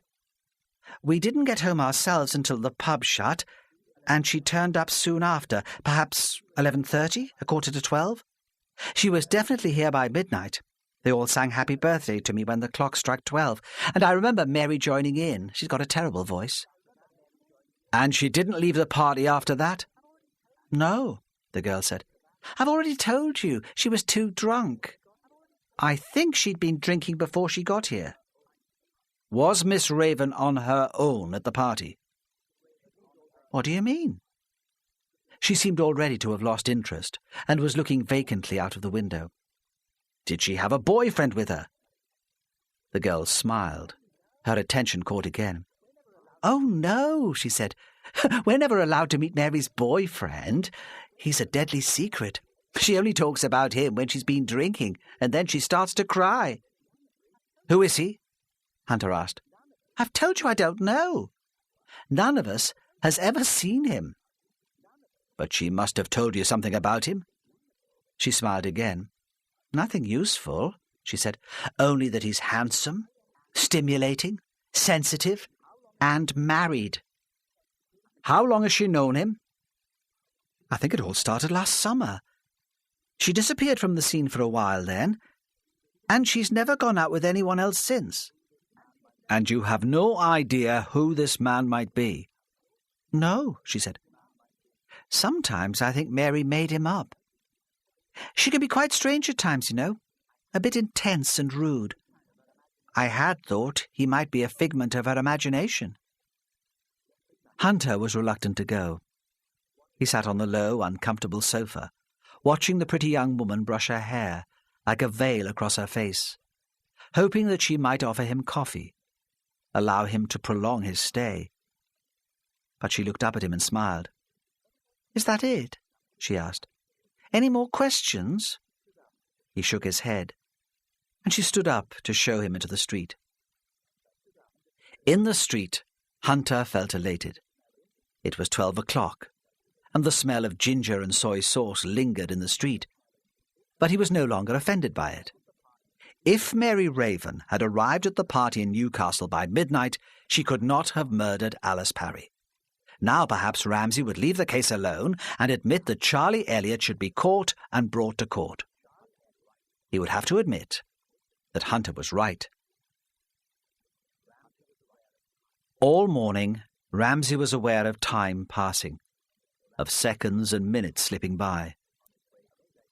In Otterbridge, on his way from the express office to the cafe to interview Mary Raven, he had walked so quickly that Hunter had difficulty keeping up with him. On the way to Brinkbonny, he knew he was driving too fast. It was a mild spring day, and the only remaining trace of snow was a white swathe under the hedges and trees that, as he drove past at speed, might have been a carpet of snowdrops. As he approached the village, he reluctantly slowed the car. He passed Henshaw's palatial bungalow and turned briefly to see if Henshaw's Rover was parked in the drive. There was no sign of it. Then he came to the high, ivy-covered wall and the entrance to the Tower Drive. From there he could see the sweep of Brinkbonny Bay and the sunlight on the breaking waves. In the centre of the village he parked behind the Castle Hotel, so his car could not be seen from the street. He did not want to give the residents warning that he was there. The first address on Hunter's list of lads who regularly hung around the bus shelter was a red brick council house in a small crescent behind the smart houses which looked over the green. The road was dark, in the shadow of the hill, and it was quiet. Ramsay knocked at the door, but there was no reply. A neighbour, who must have been watching the inspector's approach from behind thick lace curtains, hurtled out into her front garden, obviously afraid that he might leave before she could find out who he was and what he wanted. "She's not there, Pat," the elderly lady said. Then, hopefully, "Can I take a message?" Ramsay ignored the offer. "Where is she, then?" he asked. "At work, Pat," the woman said. "She's a dinner nanny at the little school. She'll be home soon. You can wait in with me if you like." "No," Ramsay said. "Thank you." She was so lonely that he knew it would take him hours to escape once he was in the house. "It was the lad I wanted to talk to." "Oh," she said. "Well, he's not there. He's at school." She looked at him curiously. "At least he went off on the school bus this morning," she said. "Are you from the welfare?" She had placed Ramsay as an education officer, checking on truancy. "No," he said. "It's nothing like that. I'll call back later when he's home from school." Disappointed, she stood on the concrete path which divided her immaculate lawn into identical halves until he disappeared from the crescent and onto the green. I suppose, he thought wryly, that was neighbourhood watch in action. The second address, given to Hunter by the boys in the bus shelter, was Gray's farm. Ramsay recognised the name.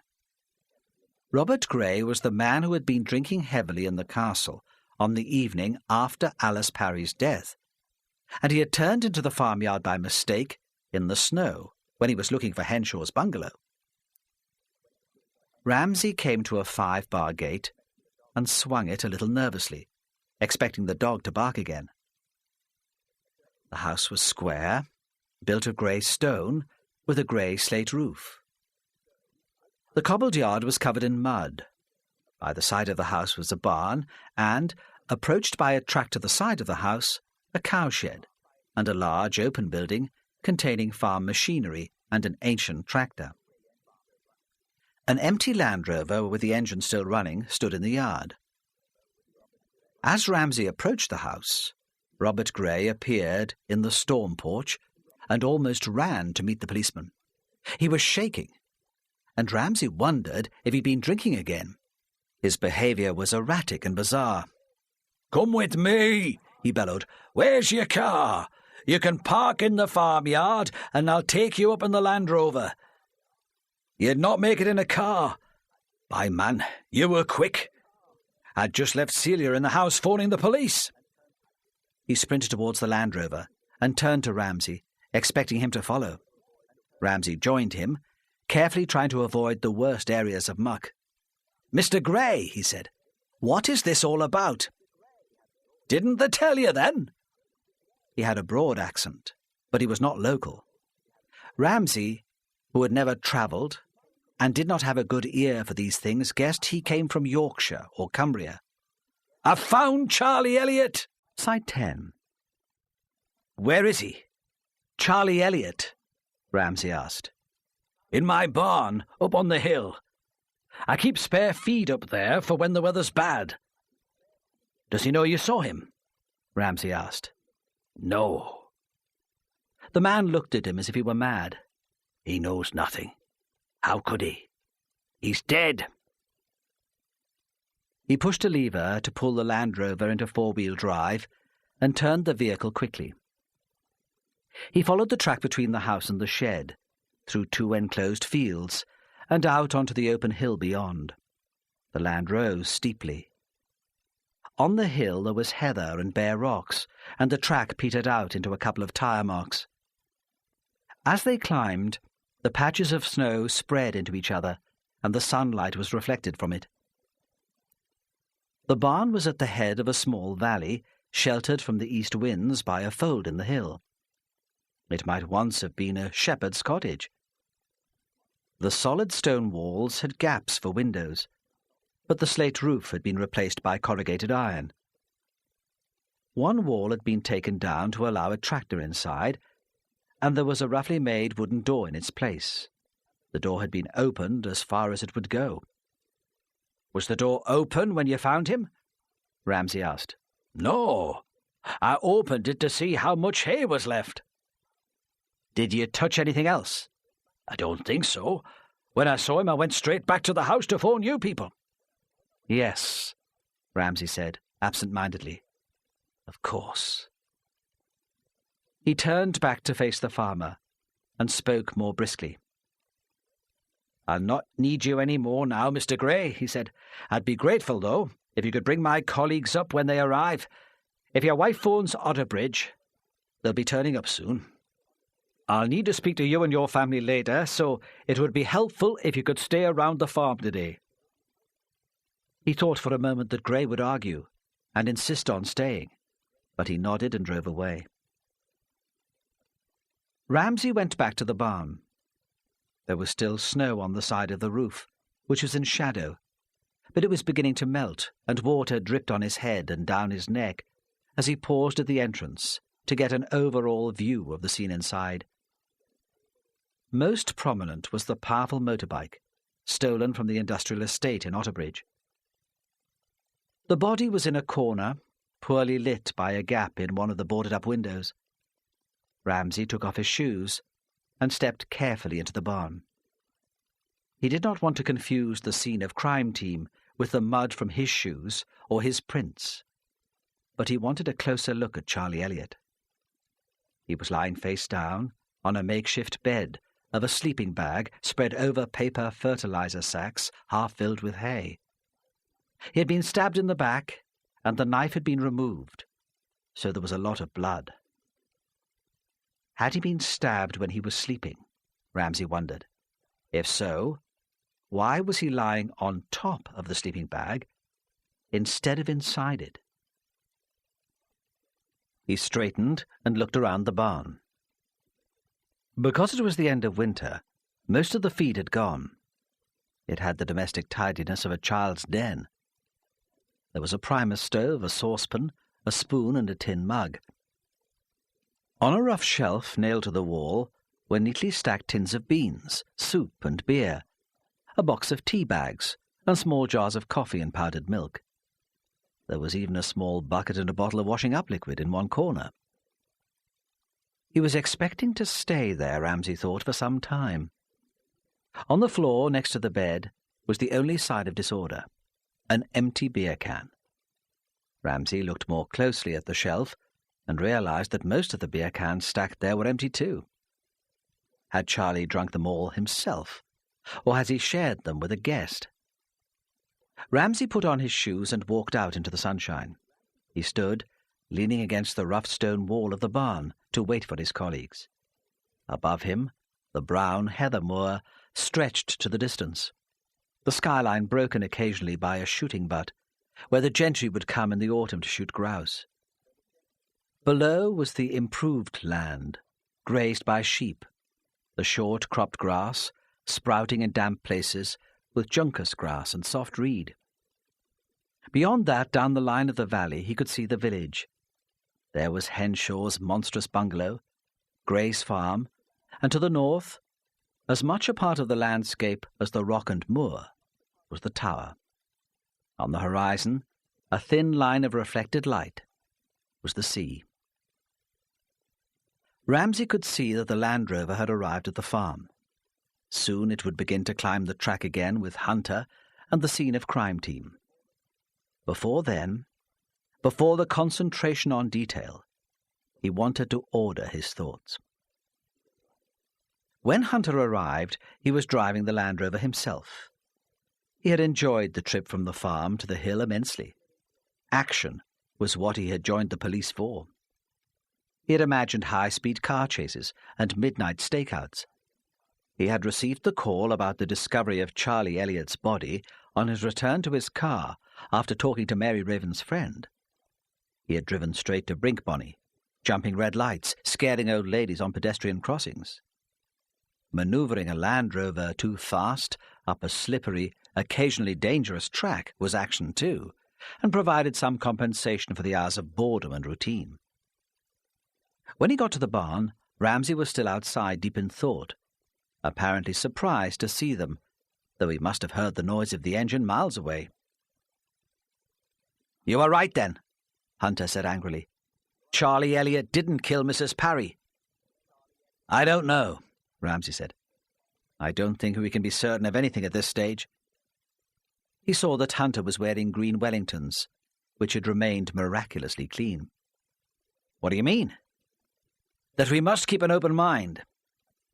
Hunter walked past him and stood at the entrance of the barn looking inside. The scene of crime team had begun their work. "He was stabbed then," Hunter said, "just like Mrs. Parry." "All the same," Ramsay said, "we shouldn't jump to conclusions. Charlie Elliott had enemies in his own right.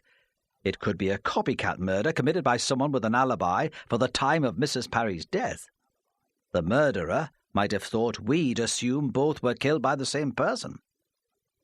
"It doesn't sound very likely," Hunter said. "Perhaps not," Ramsay said. "But as I see it, there are three possibilities. The first is the copycat theory. Someone wanted rid of Charlie Elliott and saw Alice's death as an excellent opportunity to cover it up. The second is that Charlie Elliott murdered Mrs. Parry, and he was killed as an act of revenge. Mrs. Parry was popular. Her support for the Save Brinkbonny campaign stirred a lot of emotion in the village. He remembered Olive Kerr, red-eyed and desolate, and Fred Elliott's moving description of his affection for Alice. He could imagine a sense of outrage so ferocious that it led to murder. Hunter yawned theatrically. He had never taken to being lectured. "And the third possibility?" he said. "Obviously, that Parry and Elliott were killed by the same person. That's probably the most likely theory. Elliott saw something or discovered something which made him dangerous to the murderer, so he was killed too. As you say, both were stabbed with a wide-bladed knife." "How did anyone know he was here?" Hunter demanded. "It's miles from anywhere, not the sort of place you'd come across by chance, especially in this weather." "No," Ramsay said absent-mindedly. "It's not the sort of place you'd come across by chance. But Charlie Elliott turned up here. I wonder why. We'll have to find out if he was friendly with the Greys." He remembered the noise made by the farm dog when he disturbed it. It was impossible to think that a noisy motorbike could have gone up the track without the Greys being aware of it. It would be important to check if there was another way onto the hill. "He can't have brought all that stuff with him when he first came," Hunter said. "He left the village in too much of a hurry. He must have gone back for it. Perhaps, Ramsay said. Or perhaps he had help. What do you think? I don't know what to think, Hunter said. Not yet. But your Mary Raven can't have killed Mrs. Parry. She was at that party in Newcastle by midnight on Saturday night. But she could have killed Charlie, Ramsay said, almost to himself. He saw her in the churchyard. Hunter did not reply and seemed hardly to be listening. He was eager to get down to practicalities, to see the blood, to discover if the scene of crime team had found anything to work on. Ideas always made him impatient. Why was Ramsay standing there rambling away to himself when there was so much to do? The inspector seemed suddenly to come to a decision. Look, he said. You look after things here. I want to talk to the Greys. There's something odd going on there. I'll send Robert back to fetch you later. Hunter watched the Land Rover move over the hill and shook his head. Promoted beyond his competence, he thought again, and turned, with relish, to the body in the barn. Ramsay stood in the storm porch at Gray's farm and knocked on the door. He could see Robert Gray in the tractor shed bent over the engine. But although the farmer must have seen the return of the Land Rover, he made no move to come into the house. Ramsay thought his feet were wet enough and refused to cross the muddy yard to fetch the man. The door was opened by the woman who had come into the yard when he strayed into the drive by mistake. She was tall, attractive, rather grave. Her dark hair had a streak of grey along the centre parting. Behind her, he saw a wide hall, with uneven flags on the floor, where eggs were stacked in trays. "Yes?" she said, imperious, ready to send him away, though she must have guessed who he was. "I'm Inspector Ramsay," he said. "Northumbria Police. I'll need to speak to you and your husband." "We'll not be able to help you," she said. "A man was murdered on your land," he said. "You can see it's important that I talk to you." She opened the door wider to let him into the hall, then stood outside and called to her husband. "Robert, come here, please. The policeman wants to speak to you." It was the voice of a woman speaking to a child, or an employee, not to an equal. Ramsay wondered what sort of relationship they had. He presumed that the farm had been inherited from her family, and thought she might have married Gray to do the work. The man walked to join them. He was shorter than she was, slightly bow-legged. At the door he stopped and took off his boots. "We'll go into the kitchen," she said. "It's the only warm room in the house." She must have been in the middle of baking. There were bowls and trays on the table, and there was a smell of cooking. On one chair there was a pile of unironed clothes, but the woman did not apologize for the mess. "You'd better sit down," she said. "I won't disturb you for long," Ramsay said. "Well," she said, "you've done that already." He ignored her and turned to Robert. "What time did you find the body?" he asked. In his wife's presence, the man seemed even more awkward and inarticulate than he had before. It was not, Ramsay thought, that he was stupid. He had difficulty expressing himself as accurately as he wanted, and that frustrated him. "I don't know," Gray said. "Not exactly. I went up the hill to see how much feed was left, in case there's another cold spell. 11:45, perhaps. It must have been about midday when I met you." "Yes," Ramsay said. "When was the last time you went to the barn?" Gray shrugged. "About a week ago," he said. He turned to his wife. "That would be right, wouldn't it, Celia? It was about a week ago." "I can't remember," she said indifferently. "You've not been up there since Charlie went missing?" "No," Gray said. "Certainly not since then." "Was Charlie Elliott a good friend of yours?" "Not exactly a friend. I'd met him in the castle, of course. He bought me a few drinks." "Did he know you well enough to ask you a favour?" "I don't understand," Gray said. What sort of favour? Did he ask you if he could camp out in your barn? Of course not, Gray said. I wouldn't have allowed that. He was wanted for murder. What were you doing Monday evening? I was in the castle, Gray said, having a few drinks. Where were you, Mrs. Gray? I was here, she said. Did you hear anything unusual? He asked. She shook her head. If Charlie Elliot had come through your farmyard, you would surely have heard, he said. Not necessarily, she said. But what about the dog? Wouldn't a stranger coming into the yard have disturbed it? Perhaps, she said. I don't know. Perhaps I was busy and didn't hear it. Or perhaps Charlie got onto the hill, through the fields, without coming past the house. Oh, Ramsay said. He certainly came past the house. I stopped the Land Rover on the way down, and there's a motorcycle track quite clear in the mud. She said nothing. Ramsay turned again to Robert Gray. Where were you on Saturday night? He asked. On the evening of Mrs. Parry's death. But before Robert could reply, Celia interrupted. He wasn't here, she said. His mother lives in Penrith, and she's been ill for a while. He went to the hospital to visit her. You can phone his sister if you like. She'll confirm it. And where were you, Mrs. Gray? I was here, she said, and added bitterly, I'm always here. She got up to take the scones out of the oven and to shake them onto a wire cooling tray.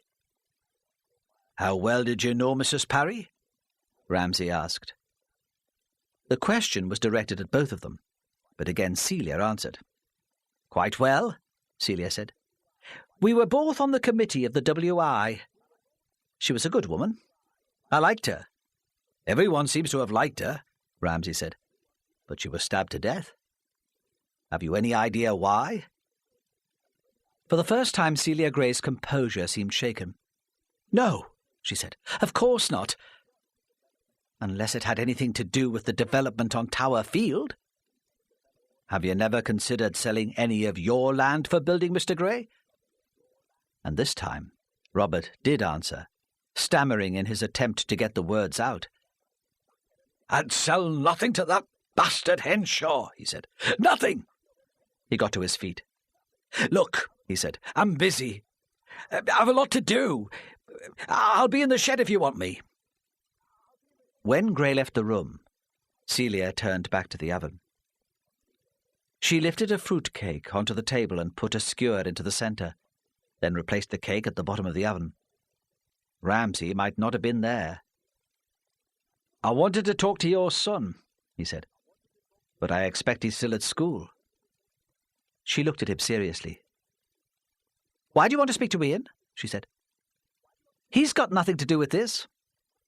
He's not in any trouble, Ramsay said. He might just have seen something. He's not at school, she said. He's upstairs. He's got the flu. Can I speak to him? It won't take long. You can be present if you want to.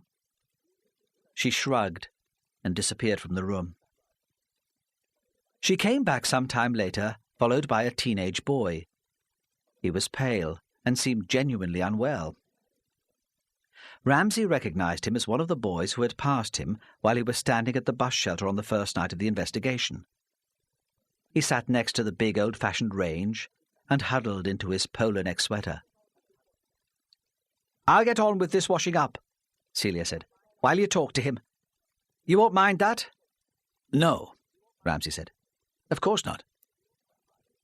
She moved to the sink with her pile of bowls and spoons, and as she passed him, she turned to her son with a look that was half threat and half entreaty. The boy took out a large handkerchief and blew his nose. Ramsay could not tell whether or not he had received whatever message the mother was trying to send. It's about Saturday night, Ramsay said. Were you at home? The boy glanced over to his mother, but she did not turn to face them. Ramsay thought she was concentrating on not showing a reaction. She lifted a soapy mixing bowl from the sink and placed it upside down on the draining board. No, he said at last. I was out with the mate. Which mate? He gave the name of the boy who lived in the council house Ramsay had visited earlier that day. Where did you go? Ian shrugged. Just about the village. Where in the village? We were at Dave's house for a bit, playing records, Ian said. But his mum and dad wanted to watch television, so we went out. He began to cough. His eyes were streaming, and he spoke with a hoarse croak. Where did you go then? Ramsay asked. Did you come back here? No, the boy said quickly. We didn't come here. Oh, Ramsay said. Why was that then? The boy looked embarrassed. It was Saturday night, he said. I wanted to be out of the house. If you didn't come home, where did you go? Ramsay realized he sounded impatient and added, It really might be important. Just around, the boy said, infuriatingly. Perhaps you could be more specific? We met a friend, Ian said. Where did you meet him? In the bush shelter on the green. It was too windy to hang around. At last, Ramsay thought. At last. Was anyone else around the village? I don't know, Ian said automatically. He sneezed into his handkerchief. Look, his mother cried. Can't you see how ill he is? Is all this necessary? I'm sorry, Ramsay said. He turned back to the boy. Please think. As you say, it was very windy. You would have noticed. Did you see anyone in the square or outside the church? That was the woman, the boy said. Which woman? It was impossible to tell from Ramsay's voice how excited he was. I don't know who she was, Ian said. I'd never seen her before. She was hanging around the churchyard. What time was that? I don't know, about 9 o'clock. What did she look like? Small, Ian said. Dark-haired? Scruffy? I don't remember properly. The thing was a matter of complete indifference to him. But Ramsay waited, willing him to recall more details. She had a bright red jacket, the boy said at last. I'm sure she did. Dave made a joke about it. Mary Raven, Ramsay thought. It must have been Mary Raven. If you saw her, would you recognize her? Probably. What was she doing? Nothing, Ian said. Just hanging around. Sometimes she walked over to the gate of the tower. We thought she must be waiting for someone. But what a wait, Ramsay thought. From 9 o'clock until 11 when Charlie Elliott saw her. Who could she have been waiting for? Alice Parry? Surely no story could be so important to a reporter on a local paper. What had she discovered? How long did you stay in the bush shelter? 10 minutes, he said. No more. It was cold. What did you do then? We went to Dave's house, Ian said. His mum and dad had gone out to the pub. What time did you leave Dave's house to go home? Ramsay asked. Just after midnight. You must have walked across the green on your way home, Ramsay said. Was the woman still in the churchyard? No, the boy said. I looked. She had gone. No one was there. Did you see anyone else? A couple of old men on their way home from the pub. What about Charlie Elliott? No, Ian said. I didn't see him. Did any cars go past? Not that I remember. You didn't see a blue Rover that night? At the sink, the woman put the last wooden spoon on the draining board, wiped her hands on a towel by the range, and turned to face the policeman. He was aware of her immense control. I don't understand where all these questions are leading, Inspector, she said. I don't want Ian mixed up in all this. Oh, Ramsay said easily. I'm sure Ian will have heard rumours in the village. He'll know what's been going on. He'll know that Charlie Elliott was suspected of killing Alice Parry, and now your husband's found his body in your barn on the hill. In my experience, teenagers aren't easily upset. He turned back to the boy. What were you doing on Monday evening? Did you hear anything unusual? But it seemed that Ian had supplied all the useful information he had. On Monday, the cold had already started, and he had come straight home from school. He had been in his bedroom doing homework for most of the evening. He had not heard anything unusual. He'd been listening to records, through earphones. His dad always complained if there was a noise. Celia Gray saw Ramsay out of the house with obvious relief. There was tension and unhappiness in the family, he thought. But as always, in a serious investigation, it was impossible to tell if they were the result of unrelated domestic problems or connected to the case. He paused for a moment in the yard, expecting Robert Gray to come. But the farmer had disappeared. As he walked back towards the Otterbridge Road, 2 Land Rovers filled with policemen drove past on their way to the hill. Hunter must have organised that, he thought. Hunter will be in his element now.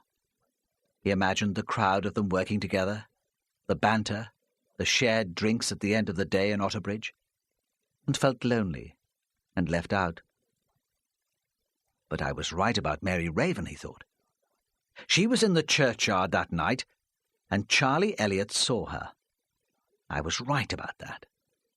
Mary Raven was the link between the village and the Laidlaws.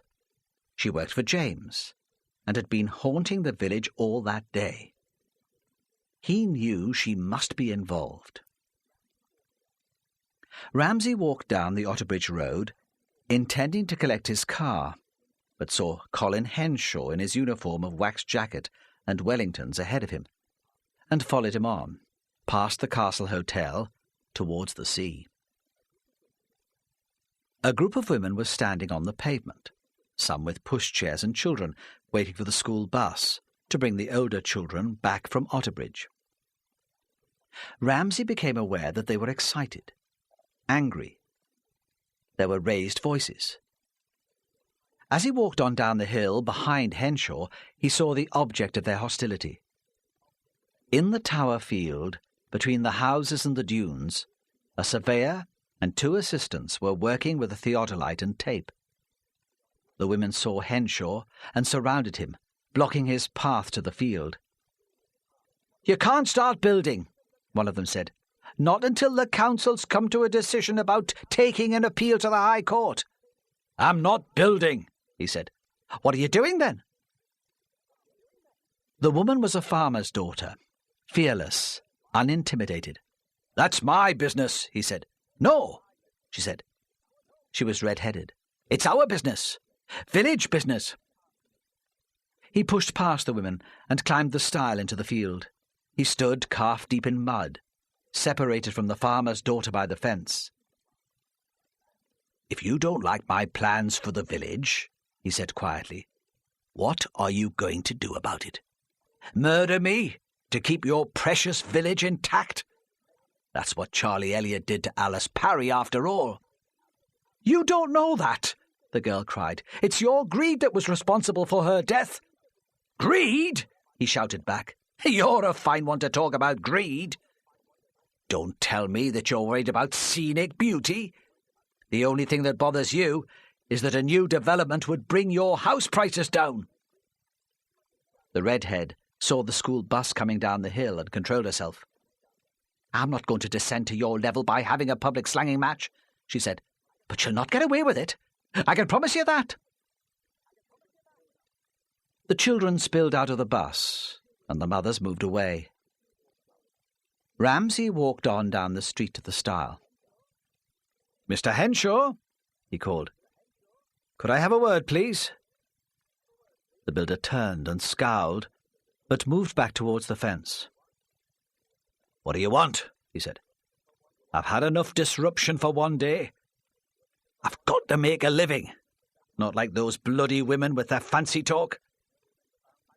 Have you heard that we found Charlie Elliott? Ramsay said. No, Henshaw said. Does that mean you're all going to go away and leave us in peace? Not exactly, Ramsay said. He was murdered. He was found by Mr. Gray on the land behind your house. Henshaw said nothing. It might be considered a suspicious coincidence, Ramsay said. 2 people in the village who opposed your plans most vehemently are dead. I suppose that's convenient for you. Look, Henshaw said. I'm a powerful man. I can get my own way without resorting to violence. But that wasn't the case in the past, was it? Ramsay said. I've been hearing rumours that you used to find violence rather useful. I've been convicted of nothing, Henshaw said. You shouldn't listen to gossip. Perhaps not, Ramsay said. I have some good news for you. Your story about Saturday night has been confirmed. We know Mrs. Parry was alive when she left you. She was seen in the pub late that night. There you are, then, Henshaw said. What did I tell you? This business had nothing to do with me. It seemed to Ramsay that he was too relieved. Now perhaps you'll leave me and my wife alone. Of course, Ramsay said. We don't intend to intrude. He paused. Are you sure you didn't leave your house after Mrs. Parry went to the pub on Saturday night? Henshaw was suddenly furious. What do you mean? He cried. What's she been saying? Who? Ramsay asked mildly. What's who been saying? Have you been to my house again? Henshaw demanded. Talking to my wife without my permission? No, Ramsay said. I've not been to your home. Do you think Mrs. Henshaw has some information which might be useful? No, Henshaw said. This is all a waste of time. He turned on Ramsay. You should have stopped these women bothering me. This is my land. That's what we pay you for. Oh, Ramsay said. I should have thought you could handle them. He was about to return to the subject of Henshaw's movements on Saturday night, but the builder interrupted him. And it's not only them. He nodded towards the gaggle of women disappearing up the street. That reporter from the Express phoned me up this morning. Could she come to see me, she said. She was doing an article on local businessmen. Like hell you are, I told her. Sod off and bother some other bugger. I'll get the police on you for harassment. Ramsay knew Henshaw was trying to distract him, to stop him following up the questions of Saturday night. But he was interested all the same. Which reporter? He asked, though he knew the answer already. Raven, Henshaw said. They call her Mary Raven. Of course, Ramsay thought. It all comes back to her. She was the vital link between all the major suspects in the case. If she gets in touch with you again, Ramsay said, will you let me know? Henshaw nodded.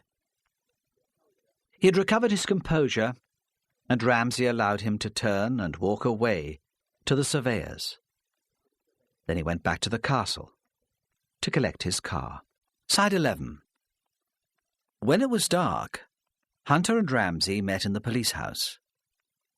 Outside was a glass-faced notice board with a faded photograph of a child who had been missing for 5 years and would look quite different now, even if she were still alive, and a poster about car theft. Every rural police house seemed to have the same notice board and be built to the same design. Ramsay had been to Otterbridge to face the anxieties of his superintendent. So you are right about Charlie Elliott, he had been told. Well, well. You know I always trust your judgment. Elliot could still have murdered Alice Parry, Ramsay said impatiently. His superior seemed incapable of logical thought, and chose his theories according to convenience and anything that would provide maximum publicity. Do you think so? The superintendent seemed surprised. Well, as I said, I'm prepared to trust your judgment on that. Just keep me posted, Steve. The door's always open, you know. We'll need a press release, Ramsay said. I've just been given a provisional time of death for Charlie Elliott as between 5 and 7 this morning. We'll need anyone who was out in Brinkbonny to come forward. Of course, Steve. The man relaxed. You can leave that to me. Hunter had just come back from the hill. He was flushed from the afternoon in the open air and full of good humour. Even the discovery that Ramsay had proof that Mary Raven had been in Brinkbonny on the night of Mrs. Parry's murder could not suppress him. Why was she lying then? He said. She can't have anything to do with the murder. I told you. She was at the party in Heaton before midnight. I don't know, Ramsay said. He felt that he still knew very little. Perhaps she knows who killed Mrs. Parry, and she's trying to protect him. Perhaps she has reasons of her own. Did you find out anything else from the student in Heaton? Yes, Hunter was grinning. Mary has a boyfriend. Ramsay looked at him sharply. Who? She won't tell them. It's all a big secret. But they're her friends. They must know something about him. I don't think so. Hunter was eating a Mars bar. He screwed the paper into a ball and threw it towards a wastebasket at the corner of the room. It seems that Mary's a bit of a loner. She goes to their parties and gets drunk with them, but she doesn't talk to them much. Is the boyfriend married? Ramsay asked. The girl thought so.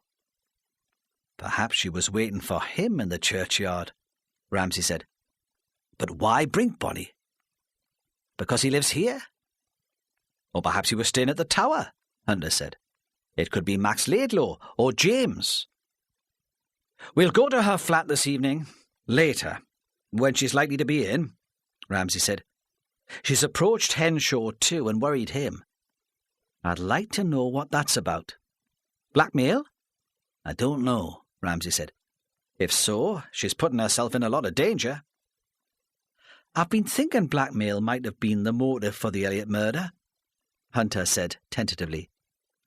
If Charlie saw something on Saturday night and worked out who killed Alice Parry, it might have occurred to him that he could put the information to his advantage. It would explain how the murderer found him in the barn on the hill. Perhaps they arranged to meet there. Ramsay considered the idea carefully. Why didn't he tell us? That way he could clear himself. Hunter shrugged. Perhaps he thought we wouldn't believe him. Perhaps he thought he could turn his knowledge to profit. Yes, Ramsay said. It's possible. Dangerous, but I can see Charlie Elliot as a man who would enjoy taking risks. We've only his father's word that he stayed in after 11.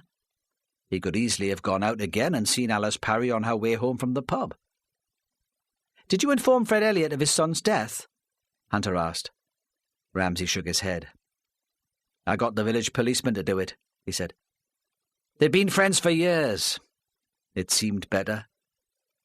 He stood up.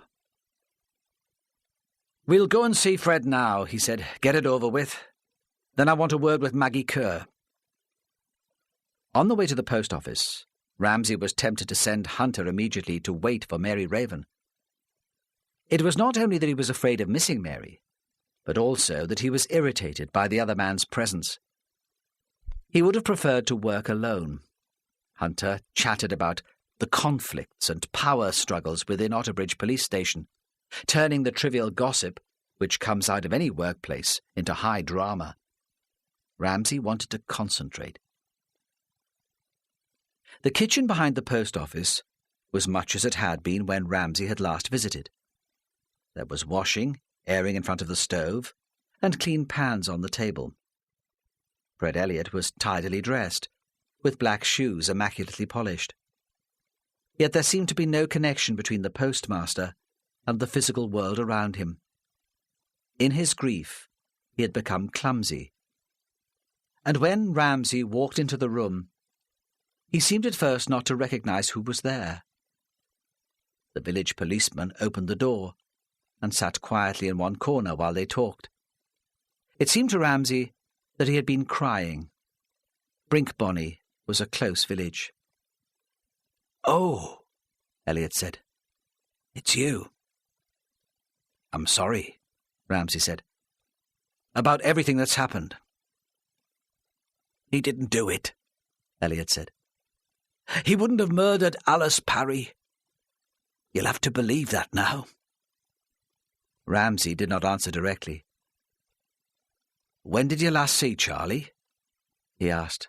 "You know that," Elliot said defiantly. "You were here." "Didn't he ask to meet you?" "Before he went up the hill." "Didn't he ask you to bring food and a sleeping bag? He had no one else to ask." There was a silence, and the old man struggled for control. "I met him late yesterday evening," he said, "by the Otterbridge bypass. I took everything he wanted." "Did he telephone here to arrange the meeting?" Ramsay asked. "What exactly did he say?" "Not much. He didn't have much change for the phone. He'd just made another phone call, he said, and used all his 10 pences. He wouldn't wait for me to phone him back." "Who else did he phone?" Ramsay asked. "Did he say?" The old man shook his head. "I presumed it was Maggie Kerr," he said. "She was always on his mind." "And when you met him on the Otterbridge bypass," Ramsay said, "did he tell you where he was going?" Elliot shook his head again. "He was waiting for me when I arrived," he said. "I was afraid you'd have me followed, so I drove miles out of my way round the lanes before I got there. I tried to persuade him to come back with me, to give himself up. I said you'd believe him. But he was too frightened. And he was wild, excited. There was nothing I could say would persuade him. He just took the bag and drove away on that motorbike, laughing." "Tell me what was in the bag," Ramsay said. "In detail." Elliot began to list the equipment he had provided. "There was a knife," he said. "Not a bread knife. I've only one of those, and I couldn't spare it, but there was a big old kitchen knife at the back of the drawer. I gave him that." "Would you recognize it again?" Ramsay asked. No knife had been found in the barn during the detailed examination. It seemed that Elliot had provided the means of murdering his son. "I expect so," the old man said, unaware of the implication of the questions. "We've had it for years." There was another silence, and Ramsay could sense Hunter's impatience. He wanted to be out on the streets, knocking on doors, making things happen. He hated this waiting. But Ramsay could tell that Elliot had something else to say, and that he wanted to say it in his own words. At last he spoke. "There's something you don't know," Elliot said. "I didn't tell you. On Saturday night, Charlie came in at 11, like he said, but he went out again. I heard the door slam while I was in bed. He wasn't gone long. Not long enough to kill her. A quarter of an hour at the most." Later, Ramsay was to see this admission of Fred Elliot's as a turning point in the case. Everything else developed from it. Ramsay nodded sympathetically. There was no recrimination, because Elliot had not told them before, though Hunter might have made threats about wasting police time. "Where did he go?" he asked. "Just out on the green. Elliot said. "I looked out of my window and saw him. He walked over towards the castle." He paused. "I suppose he was waiting for Maggie Kerr." "Did he meet Maggie?" "I don't know. I didn't wait to see. I'd lost all patience with him. But I've told you, he wasn't gone long, just a quarter of an hour." "And he didn't say anything the next day?" "No," Elliot said. "Neither of us mentioned it." Hunter, unable to sit any longer, got up and walked to the kitchen window. There was nothing to see, and he turned back to face the room. "Mr. Elliot," he said, "what were you doing between 5 o'clock and 7 this morning?" Ramsay knew that the question had to be asked, but he thought Hunter brutal. He would have done it differently. But Elliot was so confused by unhappiness that he was not offended. He did not ask even why the question had been put to him. "I was here," he said simply, "putting up the papers for the delivery boys. The van from Newcastle comes at 6, and the first boy at past. There's never enough time." He shook his head, then repeated, as if it were a statement of profound belief, "There's never enough time." Out in the street, Hunter stamped his feet. "What did you make of all that, then?" he asked. Ramsay shrugged. "If Charlie Elliot was out on the green late on Saturday night or early Sunday morning, it adds weight to your theory that he was blackmailing Alice Parry's murderer," he said. "He might have seen something." Then, just when Hunter was wondering if he would be able to claim the credit for making a breakthrough in the case, Ramsay added, "But it's still too early to be certain of anything at this stage. If Charlie did go back to the pub to walk Maggie Kerr home on Saturday night, why didn't you mention it to us?" He was talking almost to himself, and Hunter did not bother to reply. Someone had put a bunch of daffodils on the pavement outside the post office. It was a form of apology. No one believed that Charlie had murdered Alice. In the house behind the garage, the Kerrs were finishing a meal. As the policeman approached, they heard Maggie shouting at one of the boys that it was rude to leave the table without asking to be excused. The snapping ill temper seemed out of character, and her voice was strained. Olive Kerr let the policeman into the house. As she opened the door to them, she realized she was still wearing a pinafore and took it off, apologizing. "We're not ourselves today," she said. When Maggie saw Ramsay and Hunter, she turned on the boys again. "Go on and run the bath," she said. "You're big enough to do it yourselves now." Then, when she thought they were about to argue, "You can use some of my bubble bath. It's on the bathroom shelf." They leapt away up the stairs, whooping with glee. Olive cleared half-empty plates into the kitchen, and when she came back they were still standing, staring at each other. At the head of the table, his head bowed so that the bald patch gleamed in the electric light, stood Tom Kerr. "I expect you've come about Charlie Elliot," she said. "We heard this afternoon. It's a terrible thing to have happened." "Sit down," Olive Kerr said. And obediently they all sat around the dining table, like delegates at some conference, or, Ramsay thought, very aware of Tom Kerr, like members of a church committee. He almost expected the man to suggest that they pray. It wouldn't do any harm, Ramsay thought. They didn't have much else to go on. "How can we help you, Inspector?" Tom Kerr asked, and the normal, quiet voice broke into Ramsay's fantasy and startled him. "I need to ask your daughter some questions," Ramsay said. "If you feel you have any information to help us find out who killed Charlie Elliot, I'd like to hear from you and Mrs. Kerr too. But I'm here to speak to Maggie." "Would you like us to leave you alone with her?" Tom Kerr asked. But Ramsay shook his head. Something about Kerr's still, almost fanatical presence concentrated the mind. He turned to Maggie. She was pale, but showed no other sign of grief. Rather, she seemed consumed by a vague and undirected anger.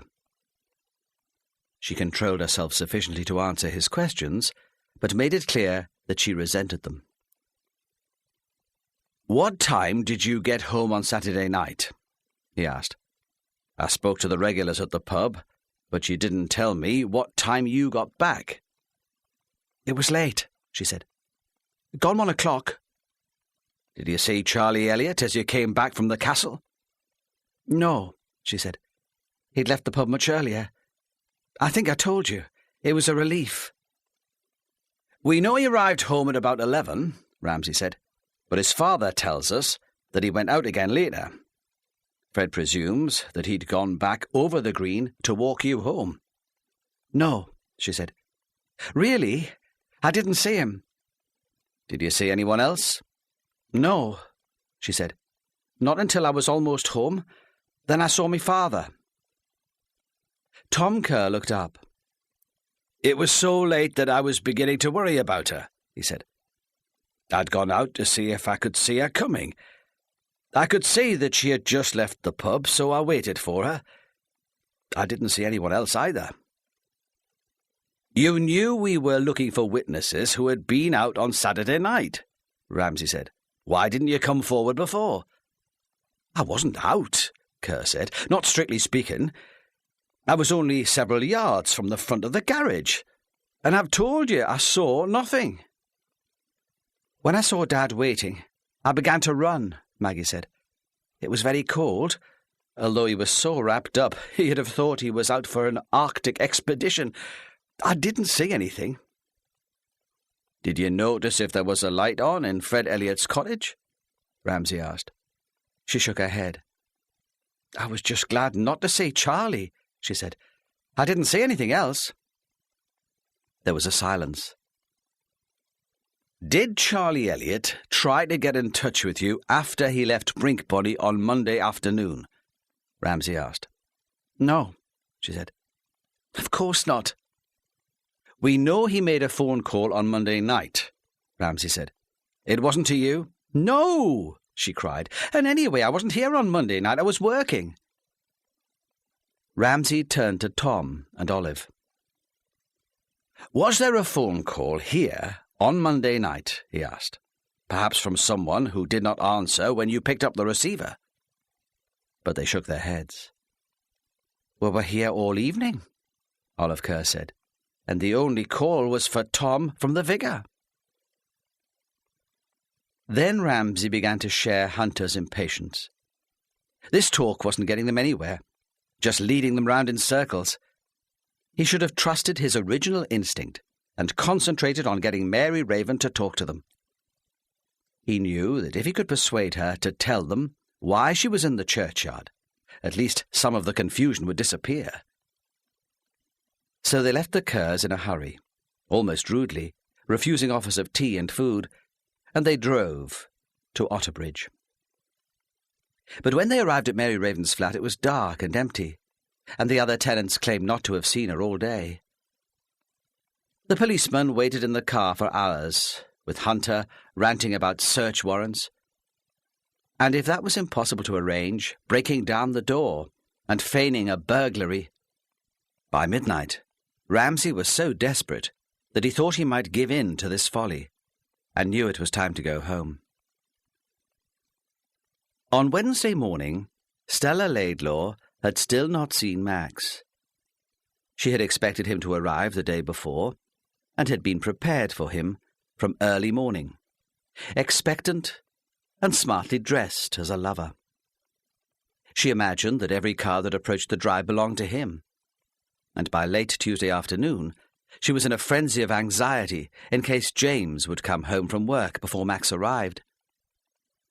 At 4 o'clock she phoned the surgery, but the receptionist said Dr. Laidlaw was out on an urgent call. Stella did not believe her and shouted and made a scene. Then she phoned Max at home, but Judy answered, and Stella put the phone down without saying anything. There was a temptation to spite Max by telling Judy all she suspected, but secrecy Stella knew was her greatest source of power. When James came in from work on Tuesday night, he found Stella more tense than he could remember. She was sobbing and shaking. She wished she were dead, she said. She wished it were all over for her too. James tried to comfort her. He felt exhausted himself, but he put her to bed like a child and sat with her until she finally slept. In the morning the crisis seemed to be over, and her confidence restored. She woke quite normally. He tried to insist on staying with her, or fetching the doctor to be with her, but she sent him to work. She was at her most charming, apologizing for making so much fuss the night before. She was so much trouble to him, she said. She did not know how he put up with her. Carolyn watched her mother's performance with a new, dull detachment. In the past, scenes like these would have upset her dreadfully. She would have hidden in her bedroom, her head under the blankets, trying to persuade herself that nothing out of the ordinary was happening. Now the hysteria hardly touched her. She wondered why she had ever considered her mother's moods of such importance. She watched the weeping woman with curiosity, as if she were a strange child throwing a tantrum in the street. James and Stella were so wrapped up in each other that they did not notice the change in Carolyn. They did not realize that she'd hardly slept for nights, and that she had eaten little. When she made her way to school, she stumbled with tiredness. James was relieved to leave the house, but all day he was thinking about Stella, remembering how she had been before Carolyn was born, wondering if she would ever be like that again. Wednesday was the day before publication, the business time for the Express, but he could not forget her. When Ramsay came to the office in Otterbridge, it was late morning, and James Laidlaw was holding an editorial meeting. His door was open, into the large, open-plan office, to allow the cigarette smoke to escape, and he was working through the list of news lines supplied by his reporters to decide which item should go on the front page. "It'll be the Charlie Elliott murder, will it?" A large, elderly reporter, with a peculiar crew cut, sat on the opposite side of the desk. He was looking at black-and-white photographs of the Tower, Charlie Elliott in army uniform, and Brinkbonny Village, squinting at them, trying to judge the picture with the most impact. "We'll need to cover the Alice Parry story, too. It's obviously related. I know the Journal's done that in detail over several days, but we can run our own angle." "Yes," James Laidlaw said. Worry about Stella made him preoccupied, rather aloof. Even his aunt's death could not touch him. "What have we got so far?"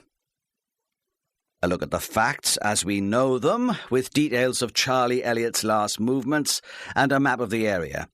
An interview with the father, Fred Elliott. You know the idea. I was convinced my son was never capable of murder. I thought we might include the background piece on the planning issue, something about the high feelings raised by new developments in small communities." James looked up. "I'm not sure that would be relevant anymore," he said. "Not after Charlie Elliott's death. It looks more like the work of a lunatic now." "We'll hold the planning piece for another week, then," the reporter said. "We'll concentrate on the murders." "What have we got from the police?" James asked. "Not much. They're giving nothing away." "There's nothing here from Mary Raven," James said. "What's she been up to this week?" The reporter shrugged. "I don't know," he said. He had little time for Mary. He thought she was unreliable and disrespectful. "She said she was working on a special feature. I presumed she had your approval. She was in last night, but I've not seen her since." "No," Laidlaw said slowly. "She hasn't talked to me about any feature." There was a pause. "When she comes in again, tell her I want to speak to her." He looked through the open door across the large office and saw Ramsay standing at reception. "Well," he said to the other reporters, "we're organised now. That's all, then." Ramsay climbed the narrow stairs and was standing with the receptionist. "I was hoping to speak to Miss Raven," he said. "Is she here?" Before the receptionist could answer, James Laidlaw had crossed the large office. "Inspector," he said, "did you want to talk to me? Is there any news?" "No," Ramsay said. "No news." "Is Miss Raven here?" "I'm afraid not," Laidlaw said. "It seems that she's not been at work this morning. Perhaps she's ill. Have you heard from her, Marjorie?" "Yes." Marjorie looked awkward. "She did phone in." "Well," James said, "what's the matter with her?" "I don't know," Marjorie said. "Not exactly. I think she's going through some emotional problems. She didn't sound well. She told me she'd given up on men and she was going to throw herself into work. It was an important story, something about a bankrupt businessman. The biggest story of her career, she said." "That wouldn't be difficult," James said shortly. "I need to talk to her," Ramsay said. "It's rather urgent. If she comes back into the office this evening, will you ask her to get in touch with me at the incident room?" "I can't help you, I'm afraid," the receptionist said. "I'm taking the afternoon off. It's my grandson's birthday, and I'm having the children to tea. I was just going home." She took a coat from the peg behind the door and tied a silk scarf around her hair. James Laidlaw listened to the exchange between Marjorie and Ramsay without reaction. He nodded briefly and walked back to his office, apparently preoccupied with his own thoughts. "You stay here," Ramsay said to Hunter. "Talk to Mary Raven's colleagues. See if you can find out what she's up to and where she might be." He followed the receptionist, who was already halfway down the stairs. "Can I give you a lift somewhere?" he called after her. He held open the door to let her out, and they stood together on the pavement. It was a market day, and in Front Street, stalls were still set out with rails of cheap clothing and trays of vegetables. Now at lunchtime, the stall-holders were shouting their special offers to clear the goods which would not keep for another day, and the pavements were littered with old cabbage leaves. "Are you sure?" She smiled, easy, motherly, used to respect. "You must be very busy. I don't want to put you out." "No," he said. "I'd like to take you." He had reached a stage in the investigation when there were too many leads to follow, too much to do. He would welcome the break in the confusion, a breathing space. Besides, he wanted to find out more about Mary Raven. He lifted her bags into the boot and opened the car door for her. She directed him out of the town towards a small, modern estate with big houses and gardens full of trees. It was not sufficiently ostentatious, Ramsay thought, to have been built by Henshaw. "Perhaps I shouldn't have mentioned where Mary was going in front of James," Marjorie said, suddenly guilty. "She likes to keep her lead secret until the story's finished. I think she's afraid he'll cramp her style." "Would he do that?" "No," she said. "I shouldn't think so. He just likes to keep a tight rein on the newspaper. He's very proud of it." "Mary didn't go home last night," Ramsay said. "She didn't say where she'd been staying?" "No," Marjorie said. "She said she had a hangover. I didn't like to tell James that. He disapproves of her drinking." "What sort of relationship do Mary and James have?" Ramsay asked. "Oh," Marjorie said, "very prickly. They're both rather strong-willed. But I think there's an element of mutual respect, too. She's a good reporter, you know. James would miss her if she left." She pointed to the entrance of a cul-de-sac where two toddlers played on the pavement with dolls and prams. "Could you drop me here?" she said. "Thank you very much for the lift.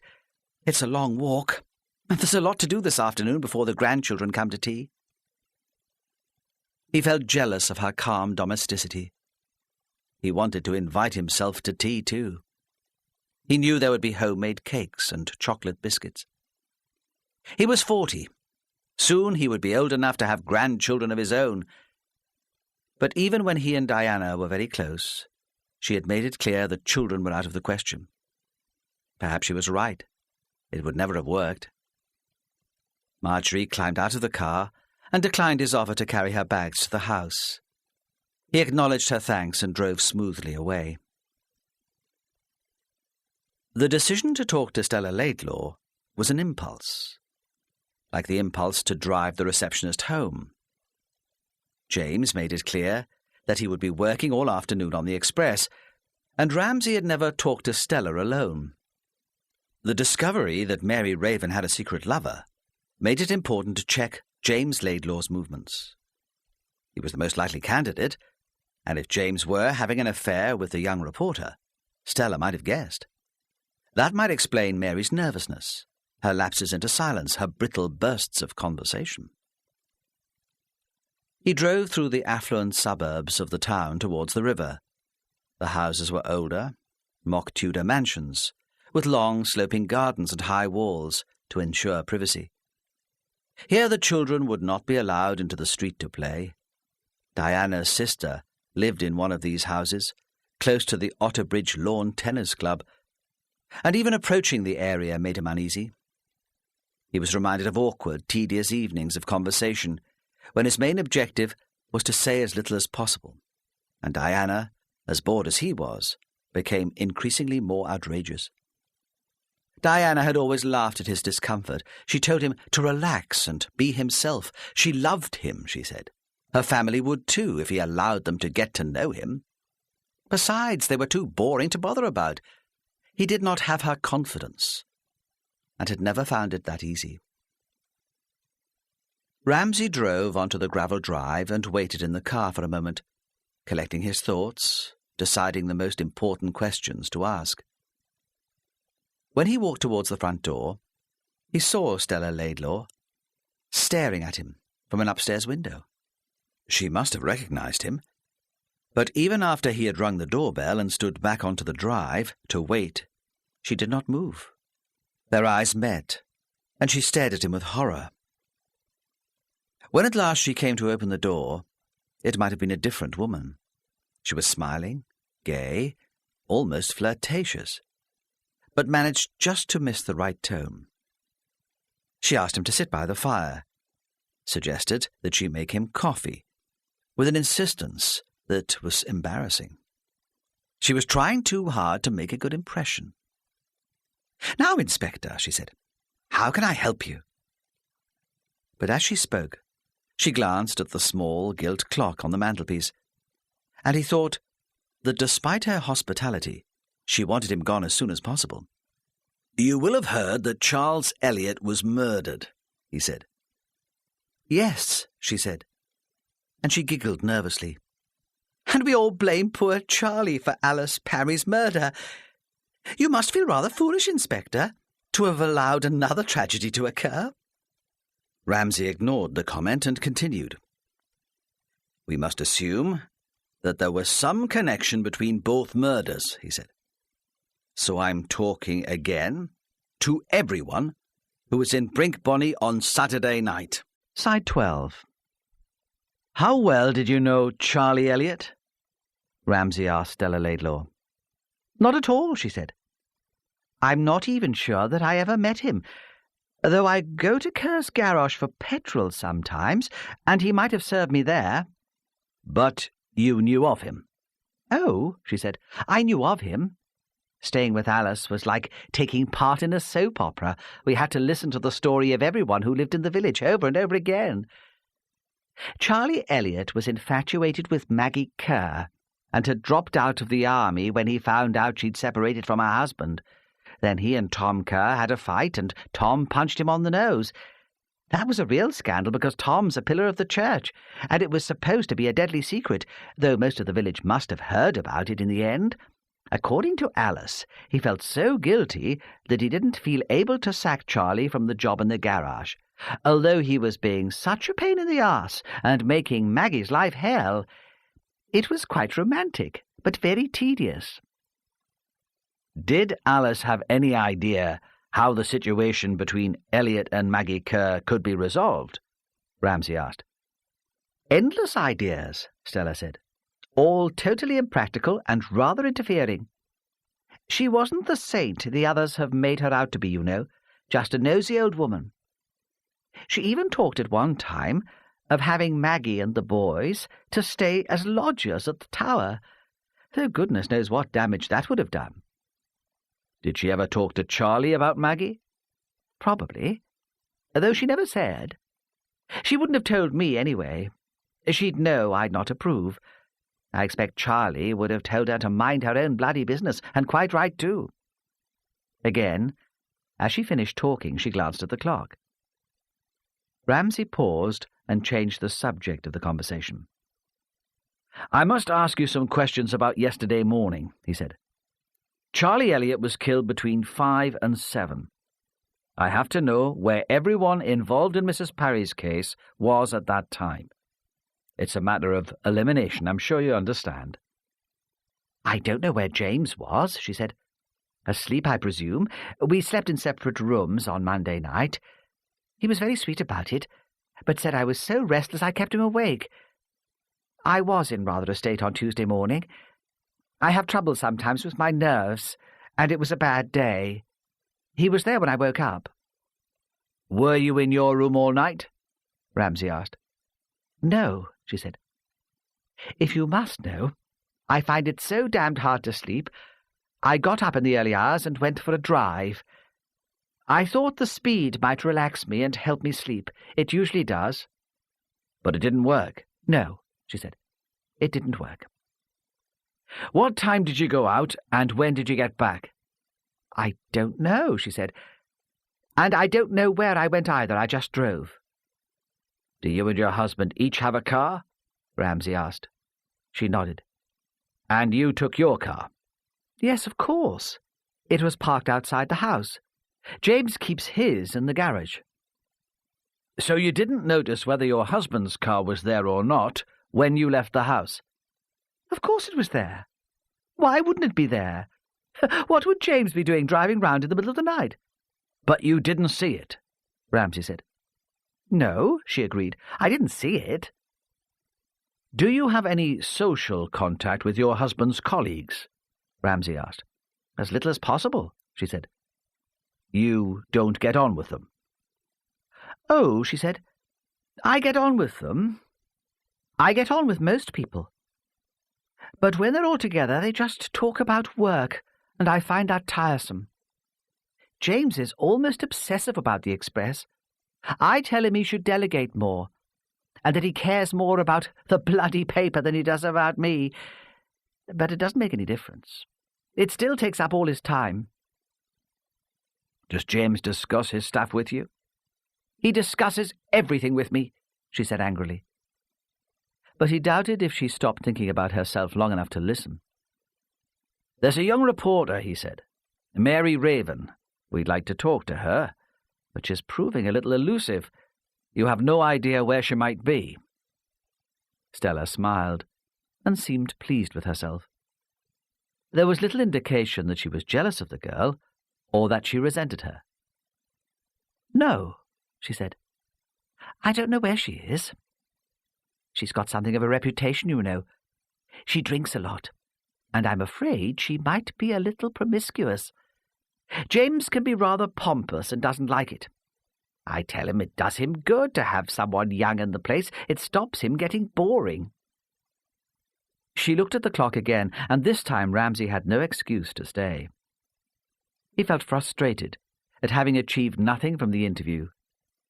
He knew that Stella had been performing for him, and that he could trust nothing she had said. At the door she stood with the same fixed smile on her face, and waited until he had driven into the street. When she shut the door behind her, she was shaking. Just after Ramsay had turned into the road, he had to stop at a pedestrian crossing to allow an elderly lady across the road. It was only because of the delay that he saw Max Laidlaw's car drive through the gates and park outside the Laidlaws' house. The inspector turned into a side street so that he had a view of the front of the house. He saw Max at the door and saw Stella answer it. She was obviously furious, and in her anger she was very tall, very regal. She took something from Max's hand, and there was an exchange. Possibly, thought Ramsay, an argument. Max turned and strode back to his car. He reversed into the street at great speed, almost causing an accident, then drove off without noticing Ramsay's car at all. Stella Laidlaw stood in the doorway, watching the incident with a degree of satisfaction, posed as if for a photograph, framed by the forsythia which grew on either side of it. Then she disappeared back into the house.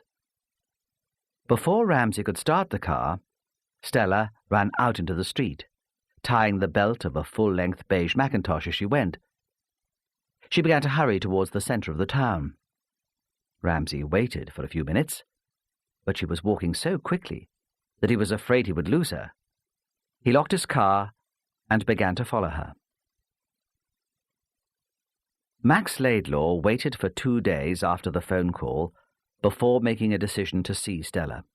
It was a gesture of pride and independence, although he knew he would do what she wanted in the end. Even on Wednesday, he waited until he had completed all his house calls before driving to her house. Let her stew, he thought. She had caused him anxiety enough. He had hardly slept for 2 days. Judy's endless questions, her reassurance, her persistence to know the truth was wearing him out. You don't really want the truth, he felt like saying. You want comfortable words, security, a well-behaved husband. The impulse to tell her everything had long gone. On the Tuesday, the publicity surrounding Charlie Elliott's death irritated him beyond reason. Everyone was talking about it. Colleagues and patients regarded him as a source of gossip. Several times he tried to phone Mary Raven, but there was no reply, and he almost wept with frustration. He had come to believe that only in Mary's company could he find peace. On Tuesday night, when Judy was asleep, he tried to phone Mary again, but although it was almost midnight, there was still no reply, and he imagined her with another man, in terrible danger, arrested by the police. The next day, Wednesday, this helplessness turned to aggression. From his weakness and his lack of power, which was illustrated by Stella's ability to use him, grew a violent anger which acted like a drug. It stopped him thinking clearly, and prevented him considering the options which had seemed to provide a way out earlier in the week. He wanted revenge for the sleepless nights of worry, the disruption to his family life, even for his own sense of guilt. Someone had to pay. The first person to pay had been Judy. At her insistence, he had returned home for lunch, and at first it was pleasant. The kitchen door into the garden was open, and the twins were playing happily outside. The children's voices and bird song and the mild spring sunshine relaxed him, and he thought the worry had been unnecessary. He would help Stella once more, he thought, just once more, then it would all be over. But Judy had begun again to question him about his conversation with Alice on the evening of her death, and he had lost his temper. "It's none of your business," he shouted. "None of your bloody business!" The twins stopped their game and stared, fascinated by his anger, through the open door. Judy cried, and there was a humiliating scene as she put her arms around him, dripping tears all over his face. "Please, Max," she said, "I don't care what you've done. I can handle anything, but I can't take this silence. I want you to trust me." Then he turned on her. "You think I killed Aunt Alice," he shouted. "Don't you? How can I trust you when you think me capable of that? What about Charlie Elliott? Do you think I murdered him too?" "I don't know," she cried. "I really don't know.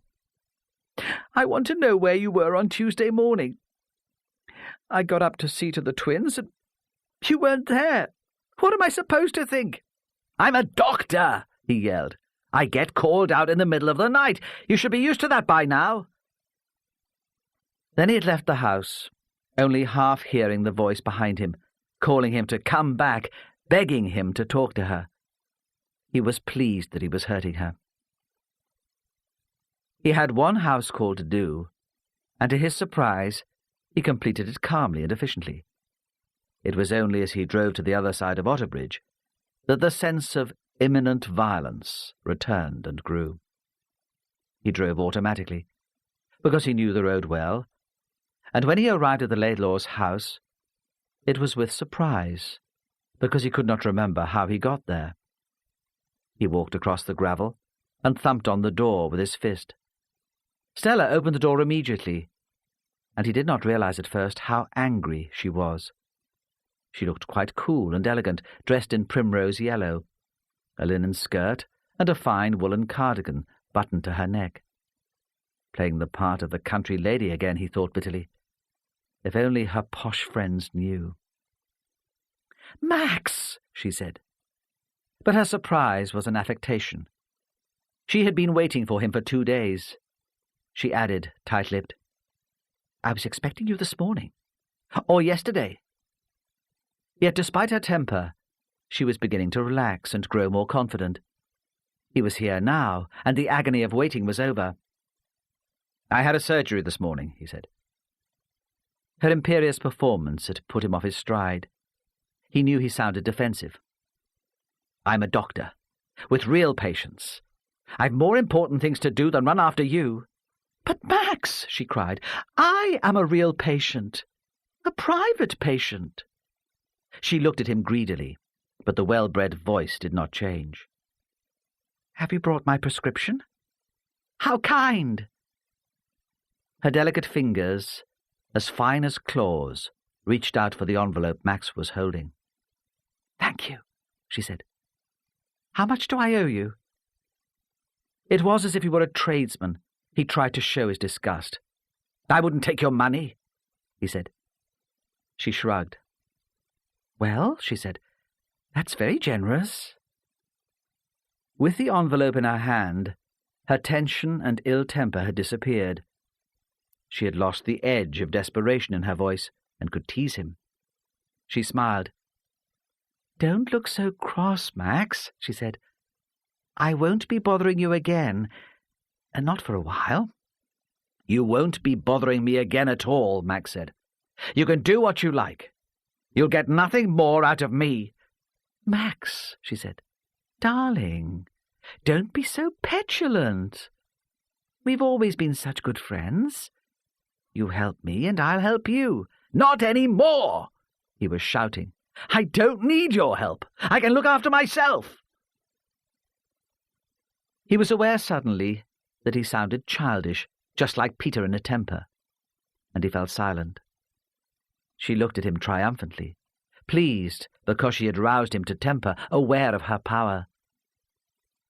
She reached out, and with one long finger stroked his cheek from the corner of his eye to his chin. He flushed, and for a moment she thought she had provoked him too far and he would hit her. She waited, still smiling, because such a reaction would have been a kind of victory. But horrified, he turned quickly and walked down the drive. He drove away, the need for violence unfulfilled. Stella watched Max storm away. Poor Max, she thought. He'd always been so weak, hardly a man at all. She went back into the living room and looked at the pretty little clock on the mantelpiece. It was 4:30. Her mind was very clear, emptied of everything except a determination to get her own way and her plans to achieve it. Caroline had a violin lesson after school, but would be home soon. Stella went into the kitchen and left a note for her daughter. She was in a hurry. She wanted to get into town and back before James returned from work. On the way out of the house, there was a moment of indecision, of self-disgust. After all James has done for you, she thought. You go behind his back and behave like this. But even as she paused on the doorstep, pulling on her black cotton gloves, she knew that however disappointed James might be in her, he would never desert her. His admiration gave her the freedom to do as she pleased. This secrecy acted in the same way as the drugs Max had prescribed. It gave her confidence and power, but she was not afraid of what James would do if he found out. She would have liked to be the sort of wife he wanted, but the need for self-preservation was stronger, and she hurried out of the house without looking back. In the town, the shops were beginning to shut. Not far from home, Stella's attention was caught briefly by the clothes in an expensive dress shop. She turned her head to look at a model in the window, but moved on, hardly faltering. Ramsay, following, thought at first that Stella was heading for the express office. She walked through the Abbey ruins and along the river bank to the town centre. The breeze, which blew over the water, detached a strand of hair from the clip at the back of her head, but she fixed it without stopping. She came to Front Street. The market traders were dismantling the trestles, but she hurried on, almost running, with her black handbag held firmly under her arm and the slim black shoes tapping on the pavement. The other people in the street moved to let her pass, then stared after her, at the slender ankles under the expensive coat. She seemed preoccupied, and did not thank them for allowing her to move without interruption. Once, just as she was crossing the road, a middle-aged woman called after her, "Stella, my dear, how are you?" But Stella ignored her and slipped across the congested road behind a lorry full of sheep. At the far end of Front Street, Stella began to move more slowly. She looked around her. Ramsay had to take care not to be seen. As he hid in doorways and stooped to tie already fastened shoelaces, he felt uncomfortable, ridiculous. How could he justify this wasted time? He should be looking for Mary Raven. What would he do if Stella ended up in the smart wine bar on the corner of Front Street, sharing a bottle of claret with her husband or one of her friends? Yet, as he came closer to her, he saw a desperation and an increasing lack of control in her movements, which made him think she might be dangerous. At a street corner she stopped suddenly and looked all round her. She must have seen Ramsay, but in her haste and agitation seemed not to recognize him. Perhaps she was looking for someone else. He stood, thinking she was on the verge of some crisis, as the pale blue eyes searched both sides of the street. Then she set off again, with her jerky, unpredictable walk. She's mad, he thought. She's quite crazy. She disappeared then, down an alley, into a street of small shops. Ramsay's way was blocked by a group of schoolgirls in the old-fashioned brown uniforms of an expensive Otterbridge day school, and when he pushed through into the streets, there was no sign of Stella. Most of the shops were closed. The sun was low, and the street was peaceful. A newsagent was bringing papers from a rack outside in preparation for closing, and on the far corner a couple of men were sitting on the steps of a pub, waiting for it to open. It seemed that Stella Laidlaw had vanished into thin air. He ran down the pavement, pushed at locked doors, peering into shop windows. When he came to the chemist's shop, he thought that it too had closed. The window was unlit, and only a sign on the door saying that the pharmacist was on the out-of-hours duty rota made him look inside. Stella was there, the only customer. She was talking to a respectable elderly gentleman in a suit who stood behind the counter where the dispensing took place. It was hard for Ramsay to see what was going on. The shop was disorganized and dusty, and the window was cluttered with bottles of shampoos and boxes of food supplements and milk drinks. A normal exchange seemed to be taking place. The chemist disappeared into a little room behind the counter, and Stella waited, pacing between a pile of disposable nappies and a tray of lipsticks. The chemist returned. She took a purse from her handbag, paid him, and then almost ran out of the shop, although the man called after her that he owed her some change. Then suddenly the street was again full of brown-uniformed schoolgirls, tunnelling through the narrow alley, no longer prim and pompous, but with all the ambiguity of adolescence. At one moment they were posing, loose-tied and tarty. Then they were children again, throwing a school bag from one to another, jumping to catch it, showing regulation brown knickers. Then they were racing to the newsagents before it closed, hoping to buy what, Ramsay wondered. Cigarettes? Romantic magazines? Gum? They pushed into the shop, and the street was empty once more, except for Stella Laidlaw hurrying away. In the most narrow part of the alley, framed on each side by high walls, another schoolgirl stood. She was younger than the rest. Her arms were straight beside her, one of them weighed down by a violin case, the other, as if for balance, by a briefcase full of books. "Mummy!" she called. And if she had not spoken, Stella would have walked right up to her without realizing who it was. "What are you doing here?" Stella stopped and smiled at her daughter, as if waking slowly from a dream. "Why," she said, "I thought it would be nice to come and meet you so we can walk home together." She slipped her arm through Carolyn's arm, without offering to carry the bag or the violin, her attention fixed on the shops in the main street. The girl hung back, staring down the alley after her friends. She saw Ramsay, who was still standing outside the chemist shop. Their eyes met, but the child gave no sign that she had seen him, and did not mention him to her mother. In the shop, the chemist was back in his dispensary. The doorbell brought him out into the shop to the counter. "Yes?" he said. "Can I help you?" "Who was the woman who was here just now?" "Oh, I'm sorry," the chemist said. "I can't tell you that, you know." Ramsay showed his identification card. "What did she want?" he asked. "She was bringing a prescription," the chemist said, rather defensively. "There was nothing unusual about it. Tranquilizers. She seemed rather neurotic. It was written by Dr. Laidlaw." "His surgery's on the other side of town," Ramsay said. "Why did she bring it here to have it made up?" "I don't know. Perhaps it was more convenient." "Is it legal for a doctor to prescribe for his own relatives?" "But she wasn't a relative," the chemist said impatiently. "At least, I had no indication that she was. The prescription was in the name of Raven. Mary Raven." On her walk home with her mother, Carolyn felt the same panic as she had some years ago when she had been pushed into the deep end of the swimming pool before she could swim. There was the same gasping breathlessness, the same sense of inevitable pain. Then she had fought to the side of the pool and saved herself. Now she felt helpless. The sight of Ramsay close to her mother had confirmed all her worst fears. He must know everything.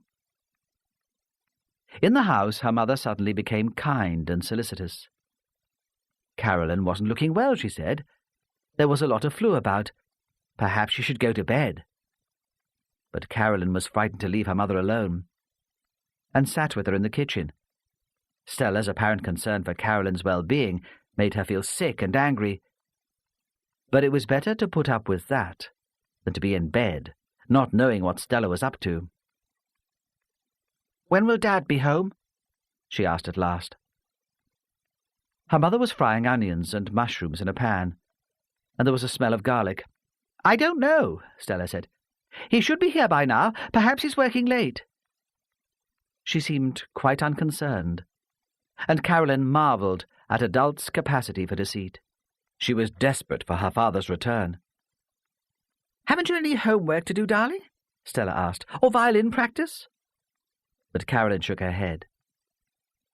She knew she would not concentrate on anything until she had spoken to her father.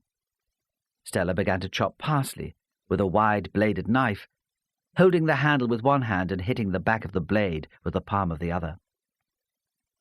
Carolyn watched fascinated, and when the phone rang was unable to move. Stella set the knife down on the chopping board and went out to answer the phone. "That was Daddy," she said when she returned. "He's got a meeting, and will be working late tonight, so it'll just be us for supper." She smiled, and Carolyn, faint and exhausted, thought this must be what it's like to drown. In the days of waiting for Max to make his decision, Mary became obsessed with the idea of her story. She had never, she supposed, been a person with a highly developed sense of proportion. She smoked too much, drank too much, loved too much. Now she wanted to see the story through to its conclusion, and even her desire for Max occupied less of her thoughts. When Hunter and Ramsay were waiting outside her flat on the Tuesday night, she was in Newcastle, wandering round the bars where reporters hung out, talking, picking up information, drinking whiskey, buying drinks. Later, she staggered to the students' house in Heaton, woke the neighbours up by banging on the door to be let in, and spent the night on the settee. The next day she decided not to go into the office to work at all. Even the news of Charlie Elliott's murder could not distract her. Every other reporter in the Northeast would be working on that. Her story would be exclusive, more important in the long run. If she went to the office, James would want to know what she was up to, and she was not ready to discuss it with him yet. He would talk her round and send her to interview a housewife in Hexham whose first novel had been bought by Mills and Boon. In her obsession, it no longer mattered whether or not she got the sack from the Express. Other papers would run her story, she thought, better papers. She imagined it splashed over the front page of the Journal, sold outside the metro stations in Newcastle and Gateshead, bought by all the businessmen on their way to work. From the students' house, she phoned the office to tell them she would not be there. "I'm not coming in today, Marge," she said to the receptionist. "Make up some good story for me, will you? You should be good at fiction by now." "Oh, pet," Marjorie said. "Do you think that's wise? You know what he's like." "This is a big story, Marge. It'll make my fortune for me. Tell him I'm ill. Tell him I've got a hangover. The police are looking for you. That inspector's already phoned here twice." "You'll have to wait, then. I'm too busy to see him today." "I don't think you're well, dear," the receptionist said. "You sound very highly strung. I'm worried about you. We all are. Why don't you see a doctor?" And that, Mary thought, lighting a cigarette from the one she was about to put out, is the last thing I need. In the office, Marjorie planned her grandson's birthday party, and when Ramsay and James asked about Mary, protected her as best she could. Mary spent the day in the library in Newcastle, looking up old press reports, and sat feverishly taking notes, stopping only to take the lift to the gloomy cafeteria in the basement, to go to the lavatory or drink black coffee. When she left the place, she had no idea what time it was. Her watch had stopped. But it was dark, and she was very hungry. She drove back to Otterbridge, stopping on the way to collect fish and chips. When Max arrived, she was in the shower. There was a loud knock on the door, and she thought it must be the police, tracking her down at last, so she dried and made herself decent before she went to answer it. When she saw Max standing there, she was astonished. Usually he came discreetly, slipping into the house when no one was there to see him, tapping gently on the door so he would not be heard by the other tenants. By the time she had got to the door, he was banging it with his fist and shouting, "Mary Raven! Let me in!" She saw immediately that he'd been drinking, and that surprised her too. Usually, when they went out, he drank little, and then he ordered what she considered women's wimpish drinks, white wine and small glasses of lager. Now he was loudly and incoherently drunk. She let him in, glad to have the opportunity of looking after him, and switched on the fire because he seemed very cold, and made coffee for him. When she returned from the kitchen, she found him weeping. There was more wrong with him than just drink, she thought. She, after all, was an expert in these things. "Max," she said, "what's the matter?" She sat on his lap and put her arms around his neck, thinking that she might distract him from his misery with sex.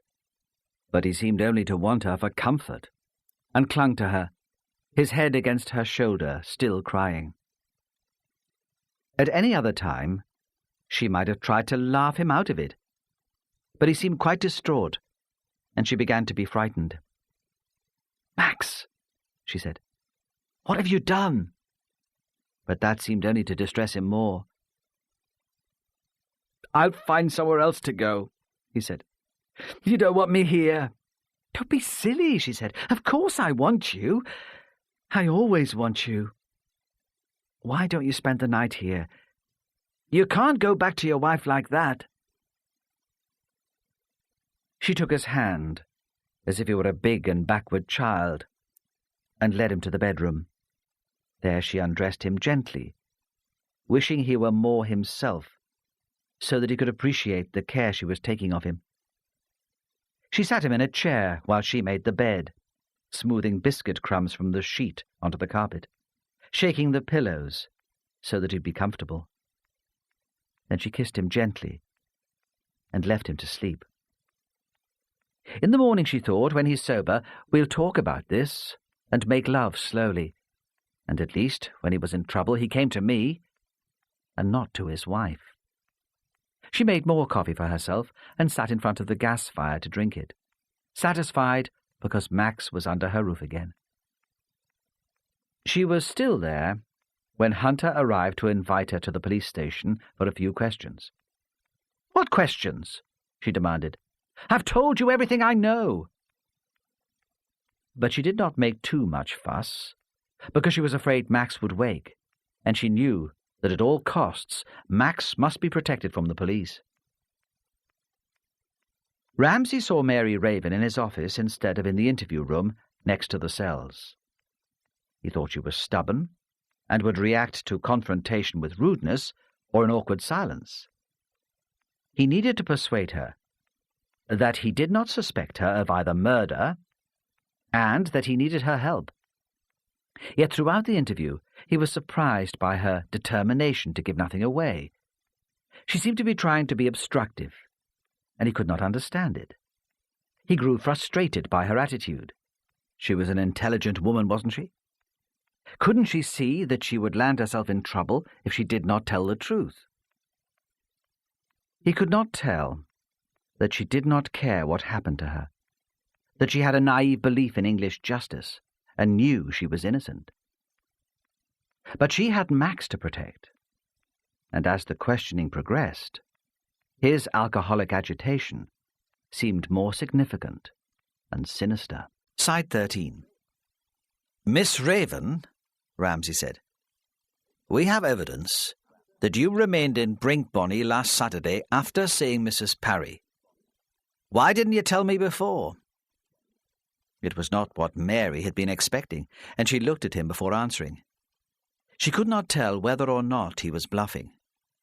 He was cleverer than she'd realized.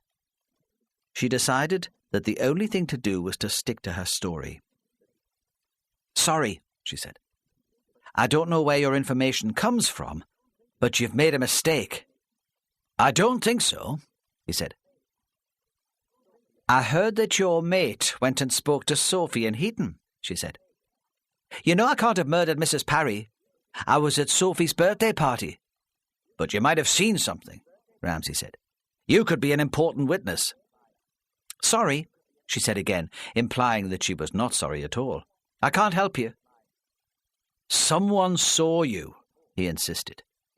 "I think I explained before. Charlie Elliott saw you. Do you not think it's something of a coincidence that now he's dead?" She shrugged, as if the death of Charlie Elliott were of total indifference to her. Yet she was remembering with a sudden clarity the look on Max Laidlaw's face when she had told him that Charlie had seen her in the churchyard. "That had nothing to do with me." "How well do you know Dr. Laidlaw, Miss Raven?" She feigned anger. "Look," she said, "you've asked me that before. It's late. I want to go home." "Could you answer the questions?" he said. "Humour me." "Dr. Laidlaw isn't my doctor, but I go to his practice and see him sometimes. I know his wife." "Has he written any prescriptions for you lately?" This time, the question genuinely surprised her. "No," she said. "Can't you tell? I'm the picture of health." "A prescription with your name on it was taken to a pharmacist in the middle of Otterbridge yesterday. "It must be a coincidence," she said. "Really? I haven't been to the doctor for years."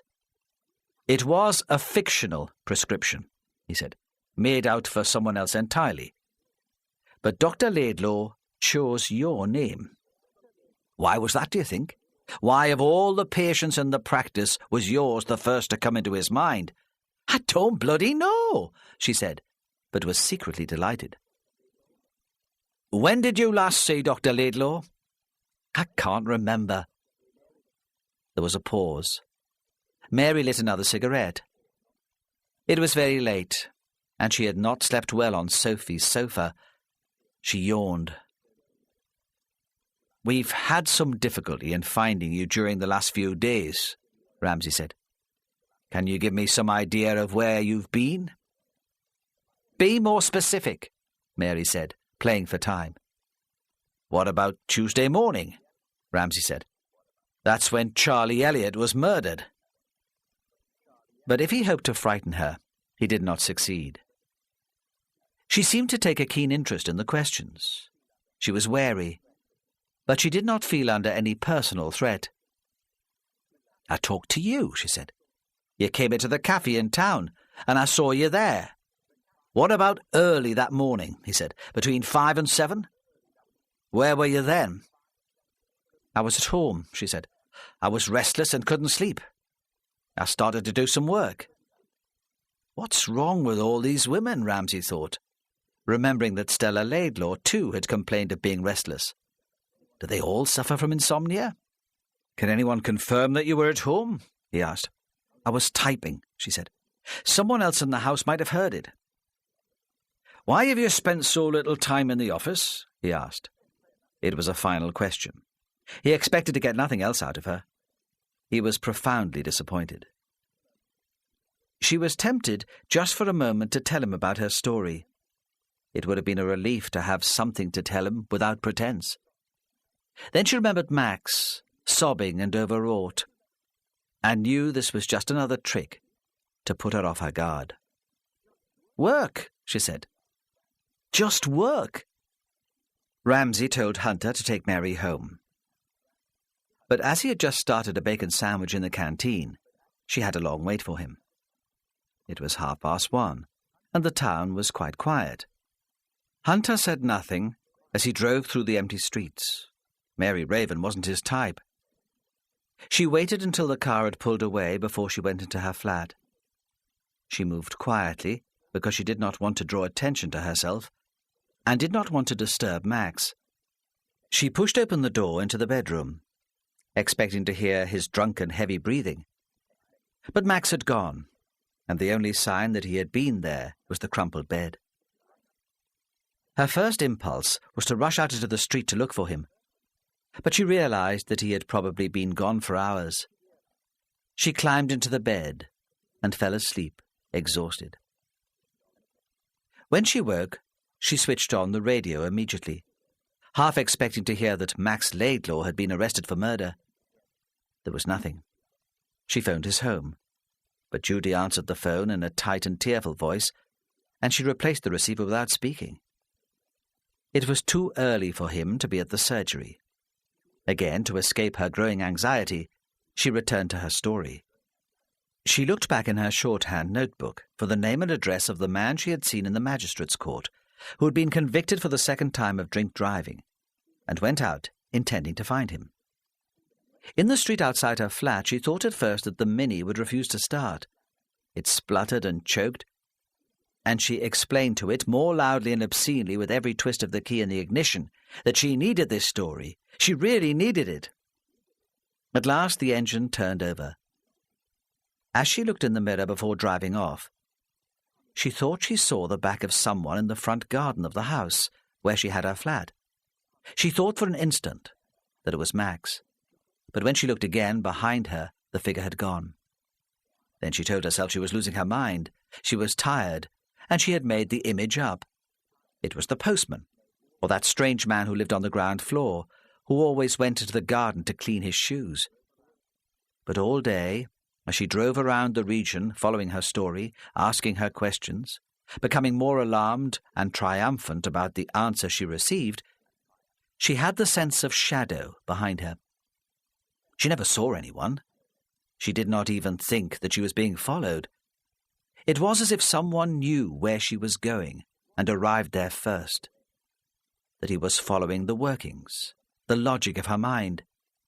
"You're imagining things," she thought. "You're so desperate to have this story to yourself that you're imagining the competition." The drink driver had his own business in a new glass and plastic factory on the industrial estate to the west of Otterbridge. He made valves, he told her. She gathered it was something to do with the oil trade, deep-sea diving. He sat in his cluttered office and explained it all in detail, hoping, she supposed, for a feature which would give him free publicity. But she did not take it in. He offered to take her round the workshop, and she went because she thought it would please him. He had a daughter, he said, not much younger than her, a student. She seemed to remind him of his daughter, and when he offered to take her out for lunch, she accepted, thinking she might get more out of him when he had drunk a couple of pints. "Only the pub over the road," he said, grinning. "I can't take you into town, not now. I have to get a taxi home and back." Then suddenly and lonely, "My wife's left me, you know. She said the publicity was the last straw. I hope my daughter will keep in touch all the same." And there in the pub, over scotch and scampi, he told her everything she wanted, and more. And she came away with a list of contacts. As she went to the ladies halfway through lunch, she looked carefully around the lounge bar, sensing again the shadow behind her. But she saw no one she recognized. When she drove away from the factory, the Mini starting this time as sweetly as anything, it was probably only coincidence that a large grey saloon parked along the road pulled out too, but kept far enough away from her to make it impossible for her to see the driver. She arrived home just as the children were coming out of the school on the corner of her street, and the pavement was full of mothers. In her flat, the curtains were still drawn from the day before, and there was a bottle of sour milk on the table. Mary drew the curtains and opened the window to let out the smell, but the noise of the children distracted her, and she shut it again. She tried to phone Colin Henshaw, as she had tried several times over the previous days, but again his wife answered. Mary pretended to be an estate agent, phoning on behalf of a client who wanted to buy one of the new houses in Brinkbonny. But Mrs. Henshaw still said he would be out all day. "Who are you?" Rosemary Henshaw repeated, suspiciously, when Mary gave her fictitious name, as if she recognized the voice on the telephone and did not believe the fiction. "Perhaps you could tell me where I can get hold of him," Mary persisted.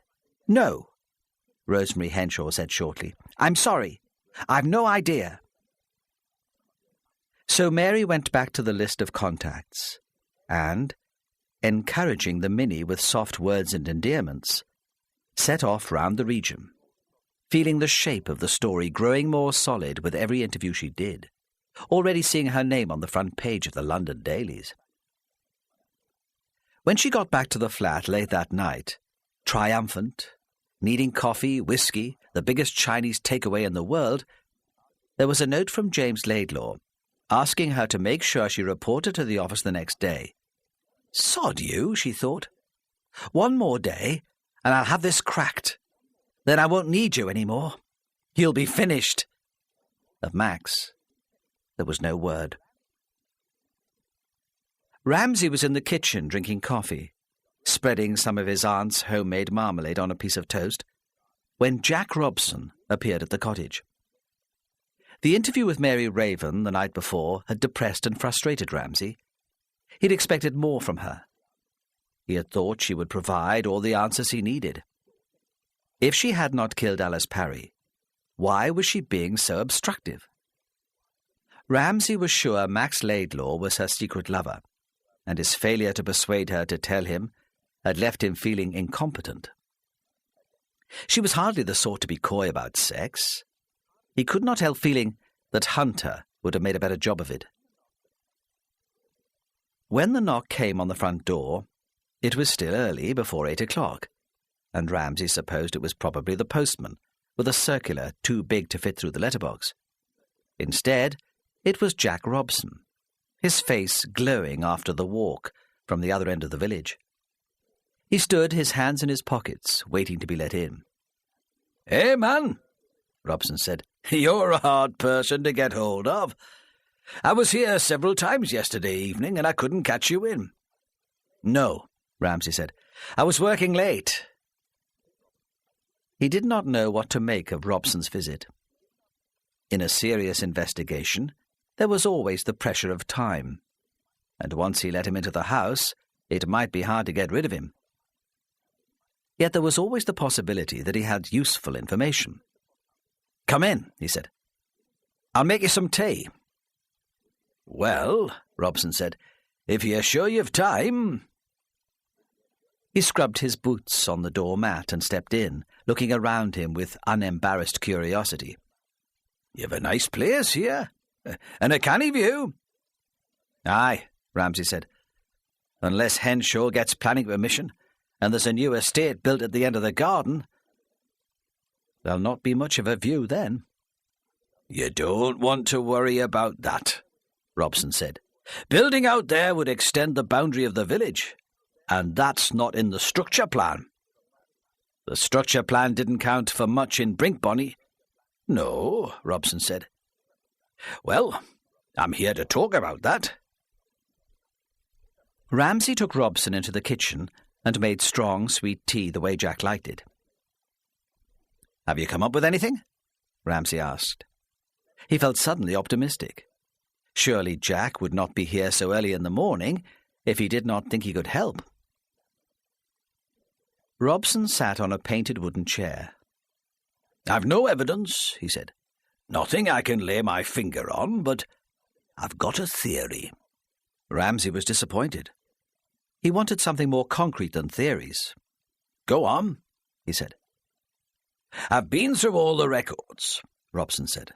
"I've gone back 5 years. I'm sure Henshaw's found some way of manipulating the system. He even managed to get planning permission for sites where other developers had previously been turned down." "So how's he doing it?" "It's nothing to do with the council," Robson said. "I've already told you I'm certain of that." "Is it one of the officials, then? Someone in the planning department?" "No," Robson said. "I think the corruption is more grassroots than that. You can have a village with a well-organized community group which successfully fights off any development. Then along comes Henshaw, and miraculously all the opposition disappears. It seems to happen again and again." Ramsay was listening impassively. "Tell me your theory," he said. Robson paused and poured out more tea. "Most protest groups have 1 or 2 activists who do all the work," he said. "The rest turn up to the meetings, if the weather's not too bad and there's nothing good on the telly. It's the same in any political organisation, and in most places you find the same people running everything. They're school governors, on the parish council, even running the WI.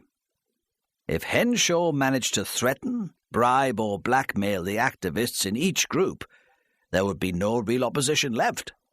The organisation would fall apart. Then the Department of the Environment Inspector would think that no one cared sufficiently about the development to make a fuss, and he would let it go through. But to prevent your activists from being effective, Henshaw would have to have detailed information on people all over Northumberland. It hardly seems likely." "He's got a lot of contacts," Robson said. "A lot of people owe him favours. And we know he used dirty tactics in the past.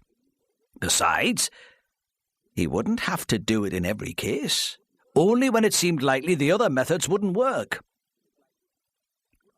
Ramsay had been standing throughout the conversation and moved to the window to look down the Dean.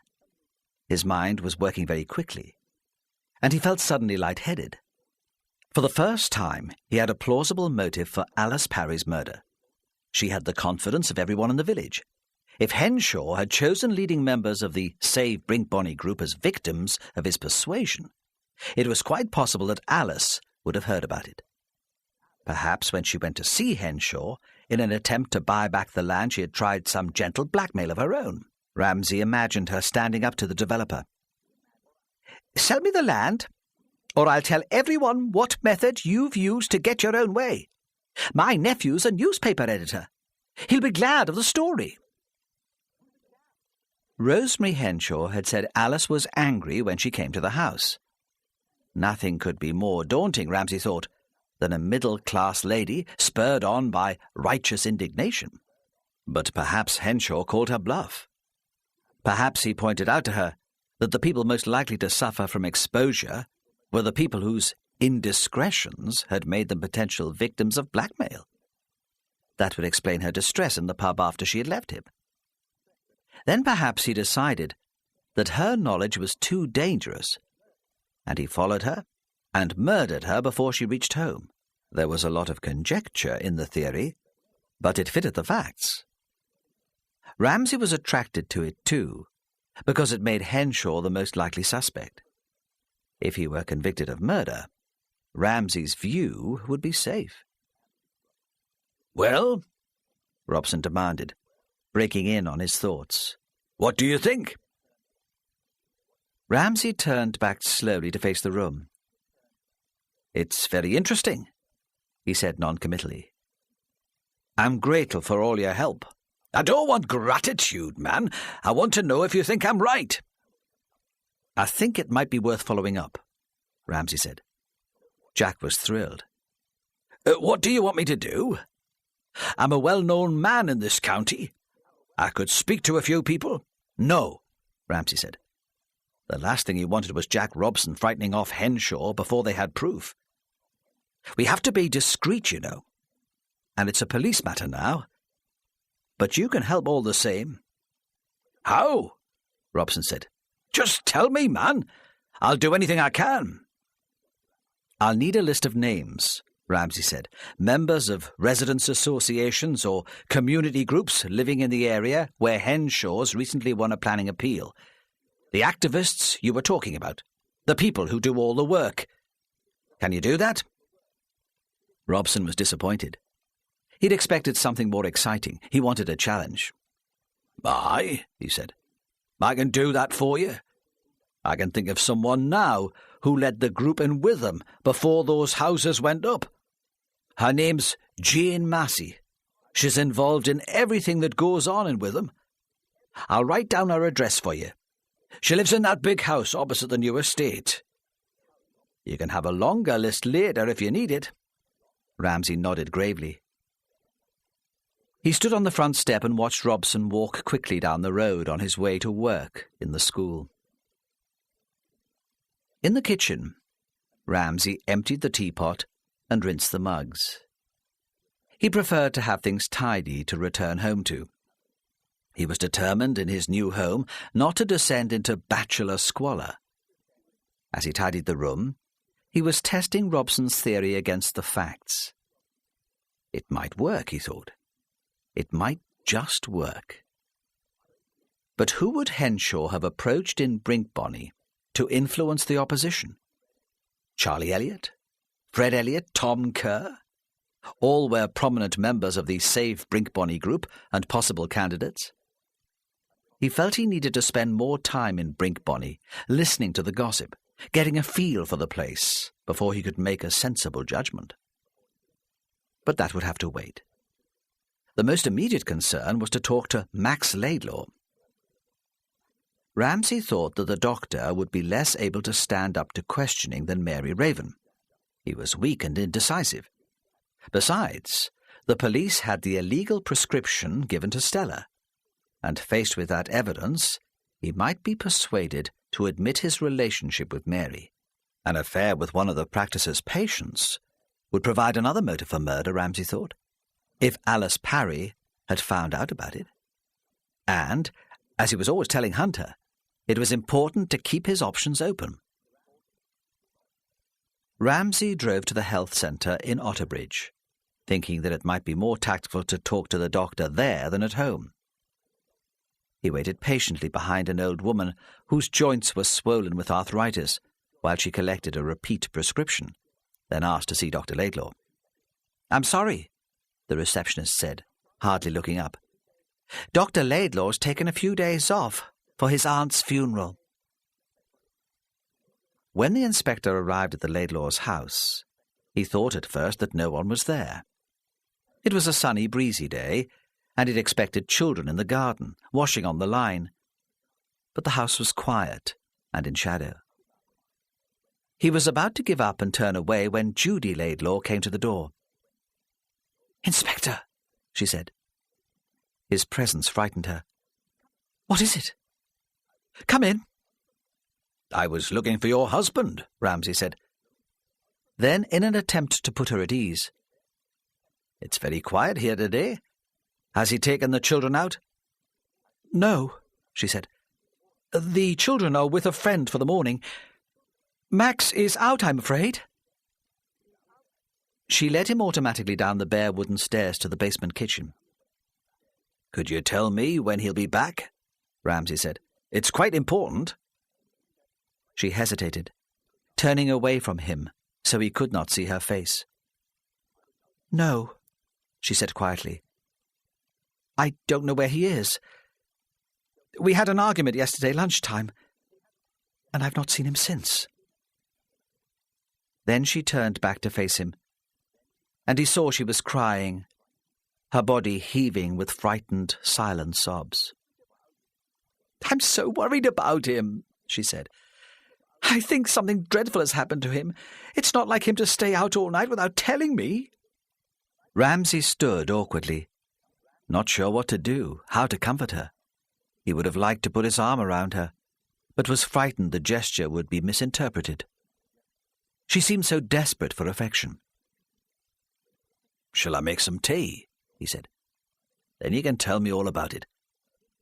Or perhaps you'd prefer me to leave you alone. I could come back later with a policewoman." "No," she said. Her eyes were raw from crying, and he realized she must have been sobbing all night. "Don't go. Don't leave me alone. I'll make the tea." "There've been no accidents, you know," he said, trying to reassure her. "Nothing serious. I would have heard about anything like that." "Oh, well," she said, trying to smile. "I'm just being silly. He'll come back, I expect, when he's stopped being angry. It was my fault for asking all those questions. When you're on your own, you imagine all sorts of dreadful things." "Yes," he said. "I suppose you do. What questions were you asking?" "It was about Alice," she said. "She and Max had a private conversation on the afternoon of her death. I wanted to know what it was about." "And he wouldn't tell you?"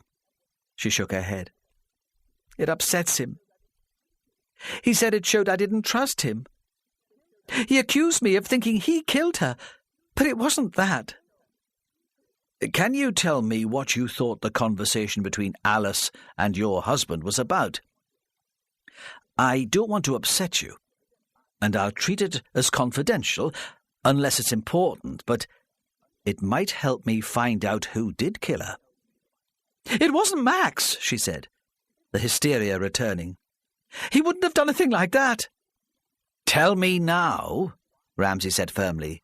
"Why do you think Mrs. Parry wanted to talk to Max?" "I think she'd found out that Max was having an affair," Judy said quickly. She was blushing. "And was he? Having an affair?" "I think so. I didn't want to believe it at first. I found a letter in his jacket pocket once. It was beautiful, very tender, very loving, very lyrical. I've never written anything like that to him. I suppose I've always taken our relationship for granted. He told me it was from a patient, an elderly, neurotic patient, who was infatuated with him. All the doctors in the practice had received love letters at one time or another from her, he said. Now it was his turn. And you believed him? Because I wanted to. Was the letter signed? She shook her head. It didn't even start, Dear Max, she said. It was set out more like a poem. Did you recognize the handwriting? She shook her head again. Could it have been written by Stella Laidlaw? He asked. It was an explanation for the scene he had witnessed yesterday, which he could not ignore. Stella? She seemed astonished. No, of course not. Stella wouldn't write love letters to Max. She has hardly enough warmth to give to her husband and her daughter. She wouldn't have any affection left over for a lover. You're certain the handwriting wasn't hers? No, she said. I couldn't say that. It never occurred to me that it could be Stella. I was in a state when I found it. I made a big scene. I didn't look at it very rationally. Why do you think it might have been written by Stella? Dr. Laidlaw went to her house yesterday afternoon, Ramsay said. Have you any idea why he should go to visit her? No, Judy said. None at all. He always seemed to dislike her. She wasn't a patient of your husband? No, Judy said. Of course not. James and Stella had their own doctor with a practice on that side of town. He's much more their type, a friend of James. They went to school together. Has Stella been ill? She had nervous trouble, Judy said. She was very depressed after Carolyn was born. Not just the normal baby blues, a lot of mothers experience, but a real psychosis. She went to hospital for a while. She seemed well enough when she first came out, but she still has bouts of depression. She's not very easy to live with. James never complains. He seems to adore her, whatever she does. On bad days she can be rude and aggressive, and he has to go round apologizing and explaining for her. I feel rather sorry for him. There doesn't seem to be a lot that anyone can do. James has never asked Max to treat her. Of course not. It's not something Max is specially qualified in. James would be more likely to consult a specialist. There was a pause. Judy Laidlaw poured out tea, hunted in a cupboard for biscuits. Ramsay waited until she was sitting down again. Yesterday afternoon, your husband delivered a prescription to Mrs. Laidlaw. It was made out for a course of tranquilizers. Have you any explanation for his doing that? She shook her head. All the crying had dulled her, left her with a headache. She could not think clearly. I know Stella's doctor doesn't like her taking tranquilizers, she said. I think she may have become dependent on them when she first came out of hospital. The dangers of dependence weren't so well documented then. She's complained to me sometimes that they're the only things that help. She asked me if there was any equivalent she could buy over the counter. Of course there isn't. So Max might have given Mrs. Laidlaw the prescription to help her? Because he felt sorry for her? No, she said sharply. He wouldn't do that. He's a good doctor. He knows the rules. I can't imagine why he would prescribe for her. Unless... Her voice dropped. Unless? He prompted. Unless she had put him under some sort of pressure. Max is weak. In some situations he might be prepared to take the easy way out. And what might Mrs. Laidlaw be using to put pressure on your husband? I don't know, she cried. And he realized he had pressed her too far, too quickly. I just don't know. Perhaps, he said gently, more the doctor himself now than the policeman. Perhaps we have come back again to Max's affair. I don't know what you mean, Judy said. Stella wasn't capable of loving anyone. I've explained already. She certainly wasn't capable of writing that letter. But perhaps, he said, more gently, still reassuring her with his voice, telling her that he knew how hard all this was for her. Perhaps she knew who did write it. Blackmail? Judy said. You think Stella was blackmailing him about his lover? Is that possible? The speed and certainty of her answer surprised him. "Yes," Judy said. "She's a bitch. I believe anything of her."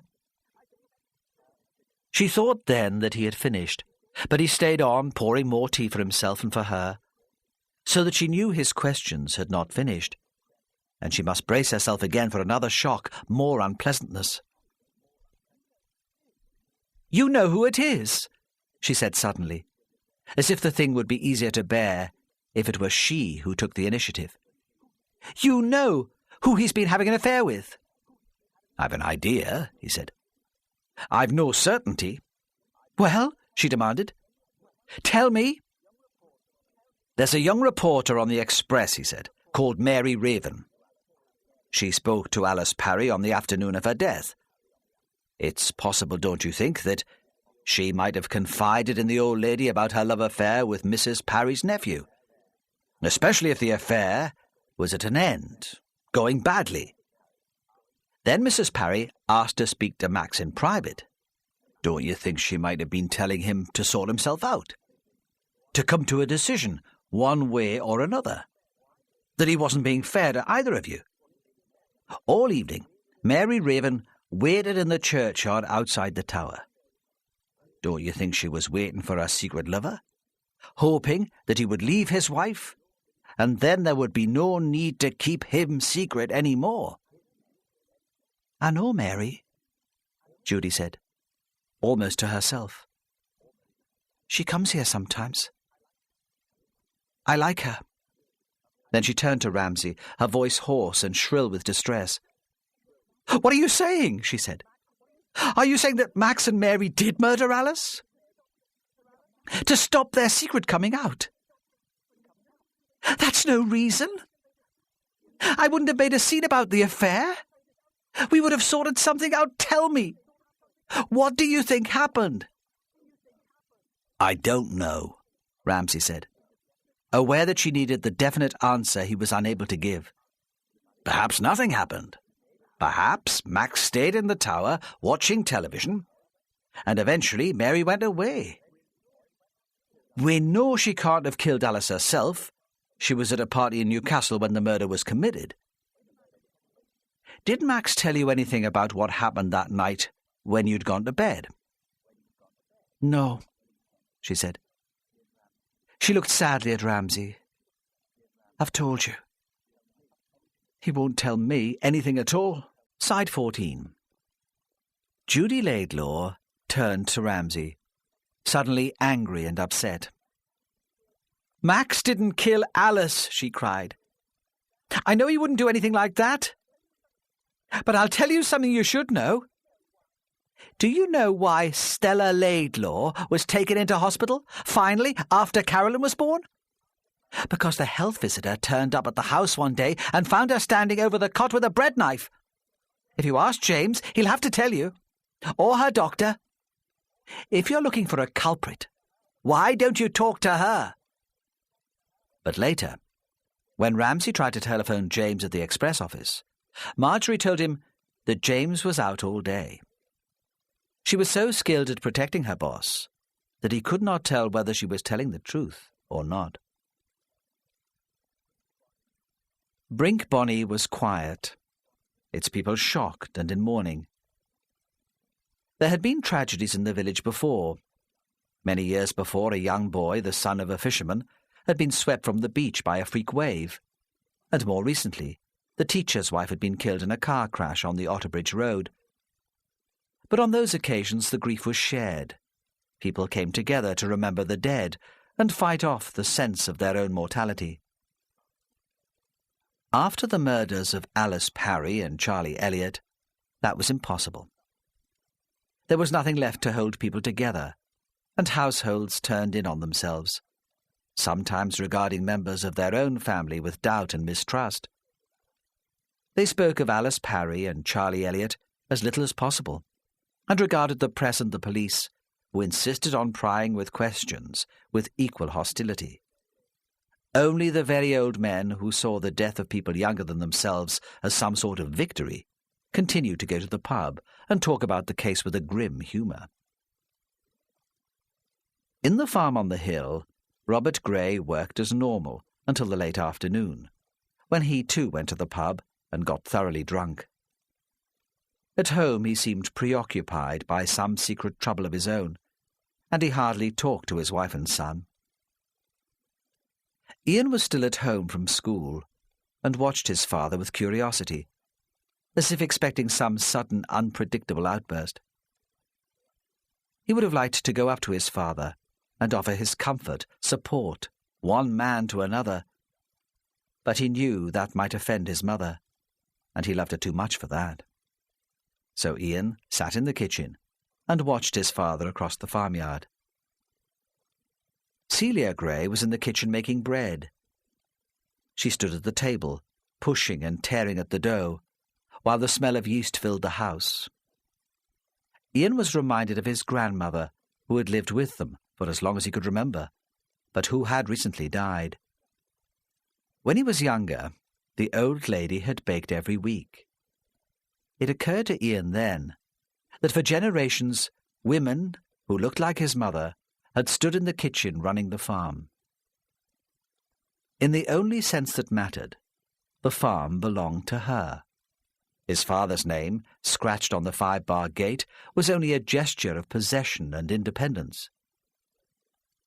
When the bread came out of the oven, and Celia Gray knocked it out of the tins, it was, as he knew it would be, perfect.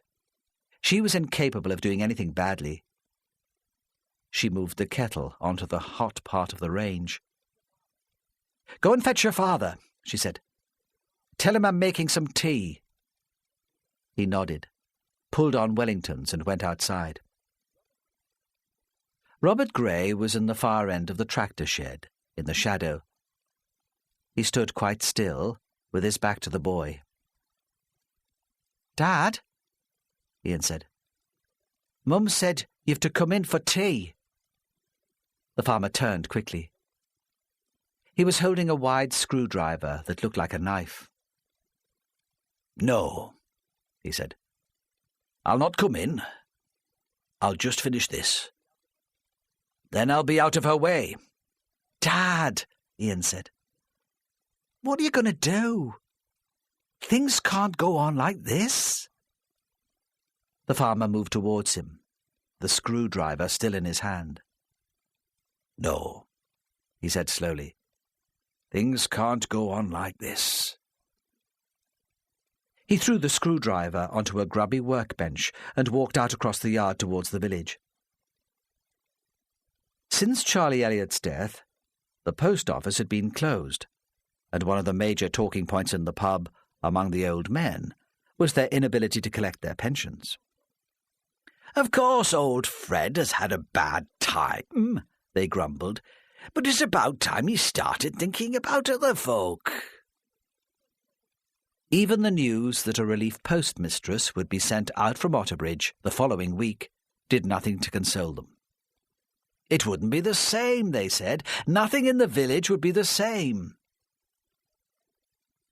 Fred Elliott would not talk to anyone, except his widowed sister, who had come down from Berwick to look after him.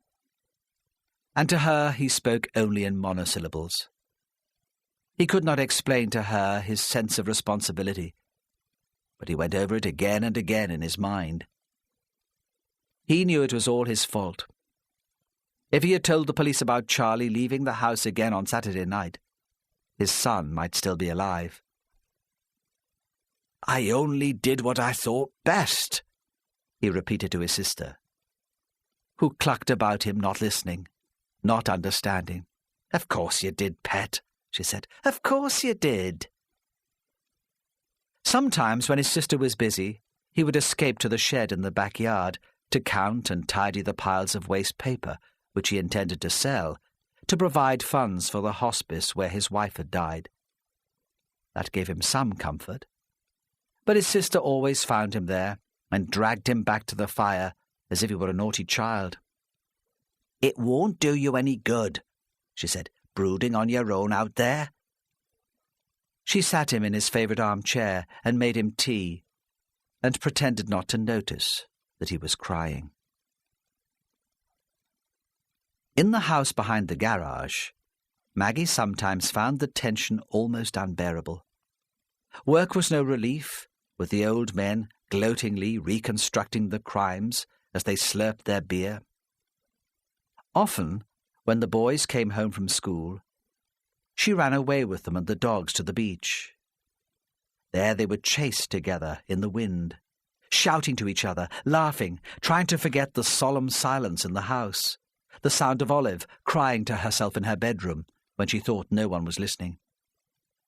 The boys made death-defying leaps from the highest dunes to the beach and ran along the water's edge until the water splashed over their Wellingtons. Despite the secret sobbing, Maggie was more concerned about her father than her mother. It was natural that her mother should be upset. She and Alice Parry had been friends. But in a week, her father seemed to have aged, so she hardly recognized him. He'd always been the stern one, the one to insist on discipline when the boys misbehaved at table, to supervise their schoolwork. Now he was hardly aware of their presence. The boys sensed it and stole unusual privileges. Late television, sweets before meals, rudeness to their mother. But he could not be provoked. On Friday morning, almost a week after Alice Parry's death, Tom Kerr had arranged to meet the vicar in the church to discuss the music for Easter.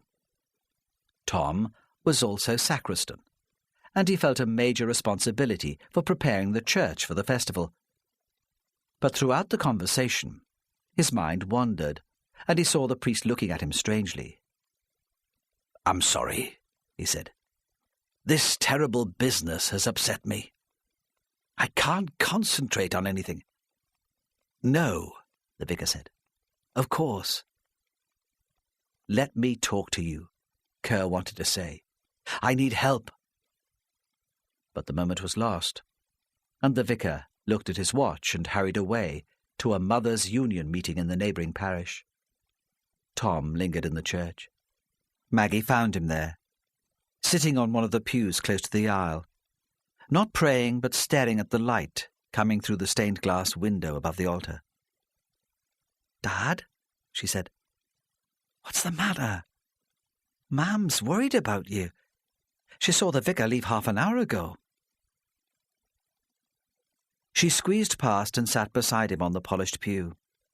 It was Lent, and the church was bare. Maggie wished her father would stand up and walk out into the fresh air. Churches made her uncomfortable. "I don't know what to do," Tom Kerr said. "I've been foolish. I'm in terrible trouble. And I don't know what to do to put it right." "Tell me," she said. "Perhaps I can help." "No," he said sharply. "This is my business. No one else must get involved. I'll have to sort it out for myself." "It's my fault, isn't it?" she cried. "It's something to do with Charlie. What have you done?" He turned to face her, and the warm light from the stained glass reflected on his spectacles, so she could not see his eyes. "You'll have to leave it to me," he said. "Now go away. I want to be on my own to think." She left him, trying to tell herself that he was a stubborn man with too many principles. His imagined crimes would be trivial, compared with the things she could dream up. But she remembered his terrifying and merciless temper, and her anxiety grew. When Ramsay arrived at Brinkbonny at midday, he went to the garage first. If Henshaw were blackmailing or threatening one of the leaders of the village, Ramsay thought, Tom Kerr would know. He seemed to have assumed responsibility for the place's moral welfare. The workshop was unlocked, and Ramsay went inside, but it was empty, and when he knocked at the door of the house there was no reply. He walked on past the row of cottages and crossed the road towards the pub. In the Tower Field, the surveyors were back, sitting close to the hedge to eat their sandwiches, so they could not easily be seen from the street. In the Castle Hotel, Maggie Kerr was behind the bar, and the same old men sat staring at their beer and the dominoes. There Ramsay made himself popular. He bought them all drinks and sat down with them and encouraged them to gossip. There must be scandal in a village like this, he said. There must be secrets, skeletons in cupboards. The old man chuckled and said he was right. Man, you could write a book about the things that go on in this village. But they're scandals that happened years ago. They talked about the American soldiers based in Otterbridge and children born out of wedlock during the war. They talked of family feuds and grievances stored for 20 years. None of it helped Ramsay at all. And he was about to leave when they started talking about Robert and Celia Gray. Again, they began their story many years before. It had all started with the old lady, they said, Celia's mother. She was the cause of all their problems, sitting in the corner of the kitchen like a pompous old spider, giving out her orders. No wonder Celia went a bit wild when the old cow died. Wild? Ramsay said. I wouldn't call Celia Gray wild. No, they said. Well, strong-willed then. She knows what she wants, and nothing will stop her getting it. Tell me about it, Ramsay said, buying some more drinks, hoping for details.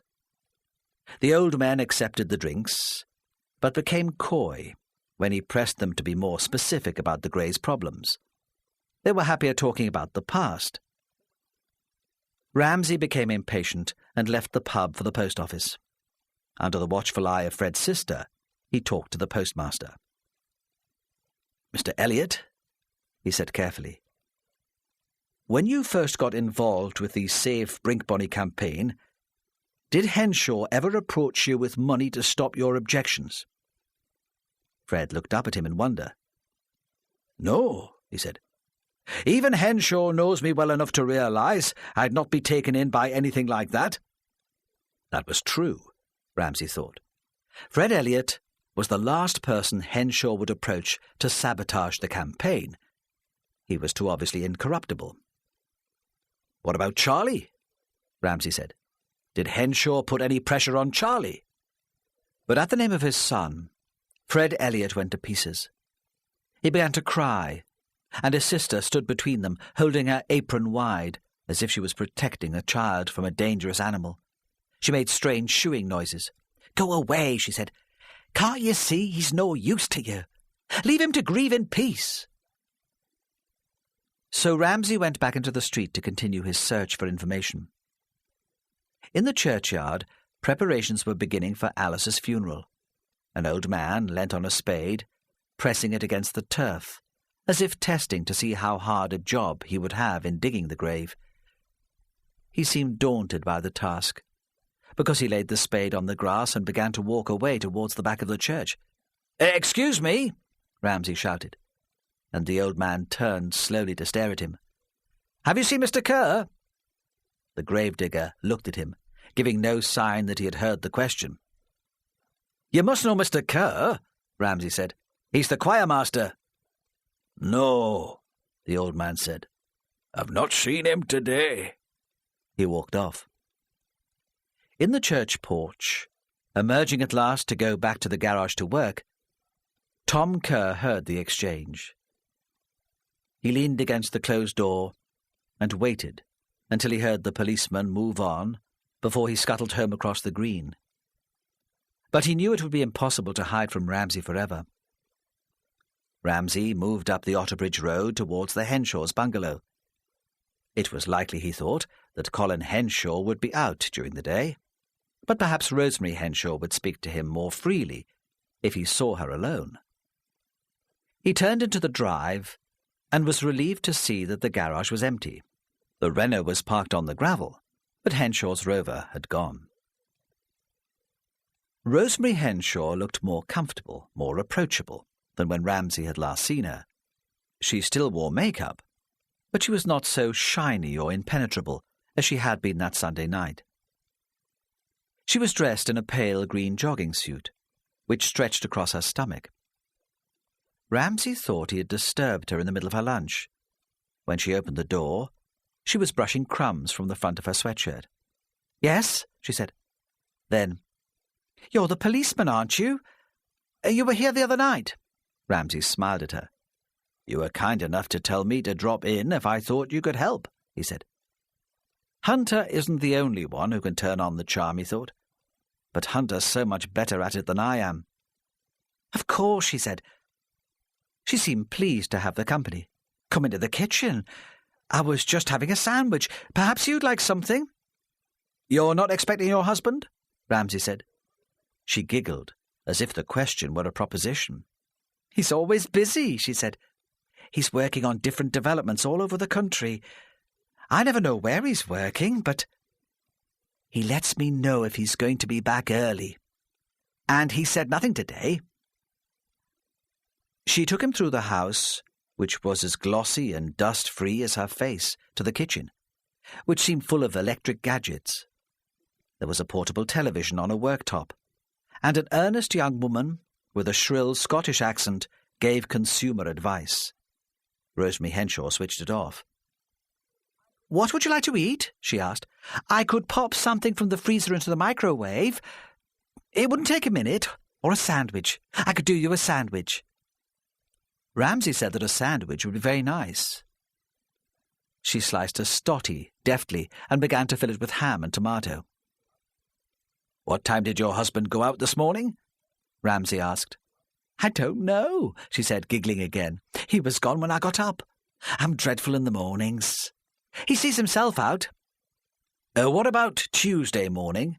Ramsay asked. "Did he go out early then?" "Why?" she asked, suddenly suspicious. "What's this all about?" Ramsay answered the question, though he knew she must already know why he was asking. She was no fool. "Charlie Elliott was murdered on Tuesday morning. Very early," Ramsay said. "You must have heard that." "I heard he was dead," she said. "I didn't ask for any details. I don't want to know." "He was stabbed," Ramsay said. "Just like Alice Parry." "I don't understand what's going on," she cried. "Everyone said he killed the old lady." "Well," Ramsay said, "now he's dead." There was a silence, and then she turned to him. "Why are you here?" she asked. "I don't understand what it has to do with us." "It's to do with everybody," he said suddenly, angry. "Everyone in Brinkbonny. Mrs. Parry and Charlie Elliott lived here. The body was found in the small barn on the hill beyond your house. The land is owned by your neighbours, the Greys. You all have an interest in getting the thing resolved." "Yes," she said, though he could not tell if she understood. "Yes, I see that." "So," he said gently, "you will tell me where your husband was on Tuesday morning." He watched her face, saw her prepare to lie, then change her mind. "I don't know," she said. "He did go out very early. I heard him go, and it was still dark. I presumed it was work." "Did you ask him why he left so early?" "No," she said. She gave no explanation for the lack of communication between them. "No." "And what about Saturday night?" Ramsay asked softly. "He did go out, didn't he? After Alice Parry left your house?" "Yes," she said, and began to cry. Tears were her usual weapon against confrontation. "I don't know where he was. He won't tell me." "What happened when Mrs. Parry was here on Saturday night?" Ramsay asked.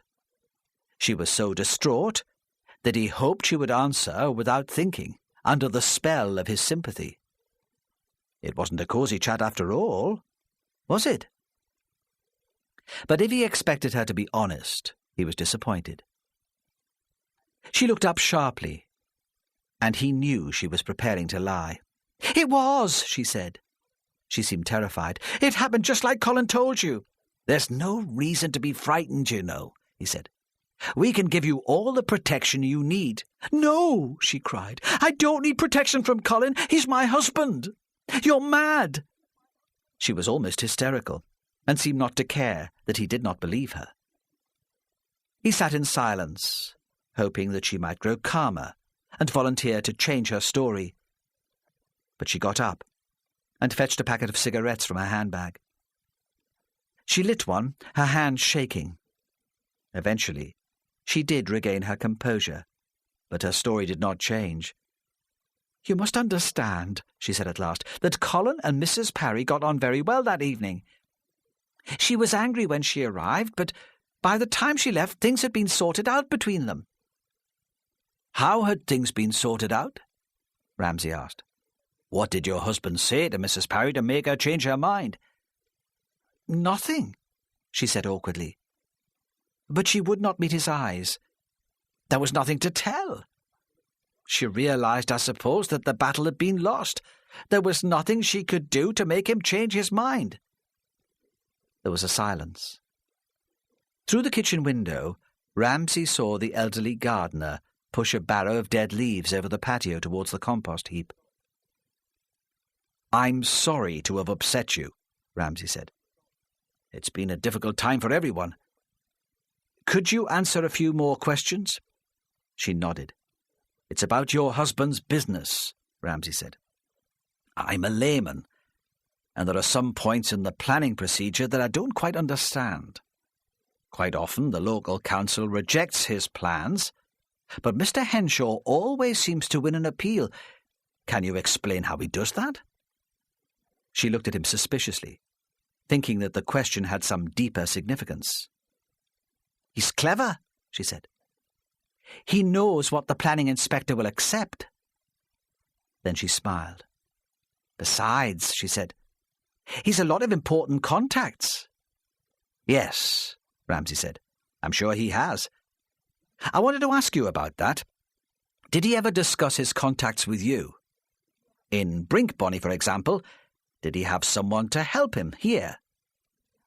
She shook her head. "I can't help you," she said quickly. "You'll have to talk to Colin. I don't know anything about his business. I told that reporter the same." "Oh," Ramsay said. "Has Mary Raven been bothering you again?" "Yes." Rosemary Henshaw said, glad of the change of subject, "Nosy little madam. She was here today, calling for Colin. I told her he didn't want to speak to her. She said it would be good publicity for his business. I told her he was doing well enough, he didn't need her sort of publicity." "When was she here?" Ramsay asked. "Not very long ago," she said. "Just before I started my lunch. I'm surprised you didn't see her on the road." She stood up and began to fuss with coffee, searching in a tin for biscuits. But Ramsay did not want to prolong the interview. He had learned enough. "Can you tell Mr. Henshaw I'll be in the police house in the village until this evening?" he said as he left. "There might be something he wants to tell me." Then he went out, striding down the drive and the Otterbridge Road through Brinkbonny, walking in the middle of the street, so the people hiding behind their net curtains would not miss him. He wanted everyone to see him make his way to the police house. He was convinced that someone in the village had information for him. In the police house, Hunter was coordinating the search for Max Laidlaw. "We should find Mary Raven," Ramsay said. "I'm sure he was having an affair with her. She'll lead you to him. She's been in Brinkbonny today." "What has she been doing here?" Hunter was hardly interested. That bloody woman, he thought. Ramsay's obsessed with her. "She wants to speak to Henshaw. Something to do with the story. Bloody reporters," Hunter said. "I want you to go to Witham," Ramsay said, "to talk to a woman there." He was torn. He would have liked to go to Witham himself to see the woman Robson suggested he talk to. He was still committed to the theory that Henshaw was a blackmailer. But it was more important, he thought, to stay in Brinkbonny, to be accessible if one of the community leaders there wanted to speak to him. He explained Robson's idea to Hunter, and was aware immediately of the sergeant's scepticism. "Talk to her," Ramsay said. "Be discreet. Just ask how she planned the campaign against Henshaw and why it came to nothing in the end. Find out if she was really active all the way through. You might need to talk to other people in the place too. If she makes some excuse for having dropped out of the fight, press her. Be sympathetic. Give her the chance to tell you. Ask if Henshaw made any contact with her. Go teach your grandmother to suck eggs, Hunter thought, but he said nothing. He was glad of the excuse to get out of Brinkbonny. He hated the lack of activity there and the constant wind. A few new houses would be an improvement, he thought. They might even liven the place up. He found Jane Massey's house very easily. It was, as Jack Robson had said, close to the new housing estate on the opposite side of the main road, backing onto open countryside. As he parked, Hunter looked at the development with some envy. If he won the pools, he thought, he wouldn't mind living in a place like that. Somewhere with a bit of class and style. In contrast, the Massey's house was not to his taste. It was built of grey stone, square and solid. The window frames needed a lick of paint. When Hunter knocked at the door, there was no reply, and he found Jane Massey in the long back garden feeding hens. She was a short woman, rather overweight, probably in her early 30s. He was surprised, because from Ramsay's description, he'd expected someone older. She was wearing a calf-length dress in a patterned corduroy, and the sort of shoes with buckles he had only seen on children. He dismissed her in his mind as an ageing hippie, but all the same he found her attractive. Her face was young and very pretty. When she saw him, she hitched up her skirt and climbed out of the hen run to meet him. 2 small boys in dungarees appeared from the hen house and clambered after her. She did not seem shocked to see a stranger wandering through the back garden. She seemed to Hunter to have great self-confidence. He knew few women like her, and was nervous. "Hello," she said. "Can I help you?" She came, as he'd expected, from the south. The boys hid behind her. "Mrs. Massey," he said, "I'm Sergeant Hunter from Northumbria Police. Could I have a few words with you?" "Yes," she said. "What's wrong?" "There's not been an accident." "No," he said. "It's nothing like that." She took him into the house through a back door into a kitchen which smelled of lentils and garlic. She rinsed her hands under the tap. "I'm sorry I panicked," she said. "My husband's away on business. I hate the thought of him driving down the A1. You hear of so many accidents. Would you like some tea? We don't drink coffee, I'm afraid." He nodded. "How can I help you?" she asked. In the garden the boys were splashing each other from muddy puddles, but she made no attempt to stop them. He thought his mother would have skinned him alive if he'd dirtied his clothes like that. "We're conducting an investigation into certain planning irregularities which might have taken place when the estate over the road was built," he said.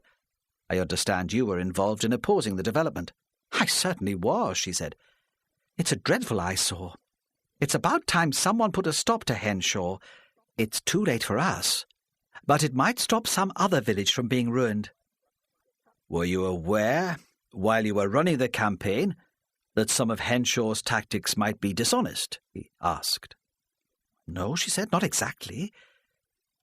Everything seemed to be going as we had expected, until the builder appealed to the Department of the Environment Inspector. It was a terrible surprise, then, when Henshaw won." "Were you involved in the campaign all the way through?" "Oh, yes," she said angrily. "Even when everyone all around me seemed to be losing interest, I kept going to the bitter end." "What do you mean, that the people around you lost interest?" She shrugged. "I don't know," she said. "The village just seemed to give up and accept its fate." "It wasn't that 1 or 2 prominent members of your committee dropped out?" She shook her head. "No," she said. "It was nothing like that. The committee remained remarkably united. They were very supportive." There was a pause. Hunter drank his tea. "It couldn't have been that, at the end of the campaign, you all got—" He hesitated, searching for the word he wanted. "Complacent. You thought you would win, so you didn't bother to put up much of a fight." No, she said. Really, I've thought about it. And I'm sure our tactics were just right. My husband's in public relations, and he advised us. Look, if you're interested, I can show you a file of letters I sent asking for support to councillors, the local MP, the media. I kept copies of them all. We had a concerted attack in the last couple of weeks, just before the appeal was heard. She disappeared into another room and returned with a yellow envelope file bursting with typewritten notes and letters. She sorted through them and took out a handful to show Hunter. Look, she said, all these are dated in the month before the appeal. I really don't think we could have done any more. We just didn't get the response from the public that we had hoped for. Perhaps the campaign had just been going on for too long, and they had a sort of protest fatigue. This kind of development had happened so often in the country that it just didn't seem exciting anymore. Do you know Henshaw? Hunter asked. Personally? She laughed. No, she said. We don't move in the same social circles. Did he ever approach you during the campaign? Not during the campaign, she said. He came here afterwards, when the inspector's decision was finally made public, to gloat. He stood on the doorstep and shook my hand and said that now the due process of law had been completed, he hoped we could be good neighbours. What did you say? She shrugged. What could I say? As far as I knew, he was right. Everything was legal and above board. I was as gracious as I could manage, wishing him luck for the future, and asked him for a donation for playgroup equipment. As he was so keen to be a good neighbour, I'm on the playgroup committee, and we're always short of money. Did you get your donation? Hunter asked. She smiled wryly. Oh, yes, we got it. And just as the bulldozers were moving in, there was a picture in the local paper of Henshaw surrounded by grateful toddlers and piles of new toys. He knows more about public relations than my husband. Yes, Hunter said. I see. So Ramsay was wrong again, he thought. He should have more sense than to believe Jack Robson's fairy stories. She looked at her watch. I haven't been a lot of help, have I? She said. If there's nothing else you want to know, I'll have to be out soon to collect my older boys from school. I should avoid that. While you've got the chance, there'll be no peace then. She let him out of the back door and into the garden again. As he left, he saw her rounding up her sons, scolding them half-heartedly for the state they were in, laughing as she gathered them to her. Side 15. In the police house, Ramsay sat alone and waited for something to happen. He was not sure what he was expecting, but sensed that they were close to some resolution. He put out a general call that he should be notified of Mary Raven's whereabouts, but he did not want to apprehend her. If they found Max Laidlaw, he should be brought in for questioning immediately. He telephoned Judy, who answered the phone very quickly. Yes, she said. Who's there? He could sense her holding her breath, praying that it was her husband. I'm sorry, he said. It's Inspector Ramsay. I was calling to find out if you heard from your husband. No, she said. I've heard nothing. No one else seems to know where he is. The children must have been returned to her, because in the background he heard one of them calling for a drink. Try not to worry, he said. If Max does get in touch, perhaps you could let me know? Yes, she said. She sounded exhausted. Of course. She seemed not even to have the energy to replace the receiver, because as he pressed the cradle to cut off the call, he heard the toddler talking again. The afternoon wore on, and he waited for a knock at the door, for the message that someone in the village wanted to talk to him. He switched on the light to make the place more welcoming, and phoned Otterbridge Incident Room again. When you find Mary Raven, don't lose her, Ramsay said, and don't pick her up unless she takes you to Max Laidlaw. He settled down to wait again. He welcomed Hunter's return, at least as a break from the tension, but was disappointed that it was the policeman and not one of the locals who stood outside to be let in. "Well?" he demanded as soon as Hunter was inside. "How did you get on?" Hunter shook his head. "I'm sorry," he said. "Robson's theory won't work. Jane Massey was really committed to the campaign to stop the houses being built. I believed her. She showed me evidence, too. She wrote lots of letters all the way through." Ramsay was listening intently. "Did Henshaw make any approaches to her while the planning process was going through?" he asked. Hunter shook his head again. "Not until it was all over," he said. "And then he gave a donation to the village playgroup. Jane Massey runs that too." Then Ramsay lost his patience. He'd been waiting long enough. He wanted to talk to Henshaw again, confront him with his wife's statement that he had left the house on Saturday night after Alice Parry's visit. He felt that the builder was mocking him. "Stay here," he said to Hunter. "I'm expecting someone from the village to make an approach. Be gentle with them. I don't want them frightened off." He slammed the door behind him and walked quickly across the green to the Otterbridge Road. Perhaps it was because he was so angry and preoccupied that he made the same mistake as he had on the night after Alice Parry's murder and walked into the Greys' farmyard instead of the Henshaws' drive. The place was quiet. He felt rather ridiculous, standing in the muddy farmyard, looking around him absent-mindedly, and the embarrassment of his previous mistake returned. He imagined Celia Grey looking down on him from one of the upstairs windows, sneering at his indecision. It would be impossible now to turn round and go away. Charlie Elliott's body had been found on Grey's land, so he had a perfectly good excuse for being there. So, still imagining that he was being watched, trying to present an air of purpose, he walked towards the back door. If it had not been for his pride, he would never have seen Henshaw's Rover tucked into one of the machinery sheds. Only the bumper was showing. The back door was slightly open, and the kitchen was empty. He knocked and called, but no one answered. He waited, still thinking that his approach had been seen, then pushed open the door and went inside. The farmyard had been full of late afternoon sunshine and long, warm shadows. When he entered the shadow of the kitchen, he shivered. He put his hand on top of the range, but it was cold. The kitchen was much tidier than on his previous visit, the sink and draining board empty, the work surfaces clear, except for a bowl of rather mucky, recently collected eggs. The tiled floor had been washed, and in one corner it was still damp. He moved on, through the door which led into the rest of the house. The sun came in from an upstairs window and lit the specks of dust in the stairwell. There were two other doors leading from the hall. Both were huge and heavy, and must have blocked out all sound. Both were shut tight. He called out, and his voice echoed over the stone flags. "Mrs. Grey?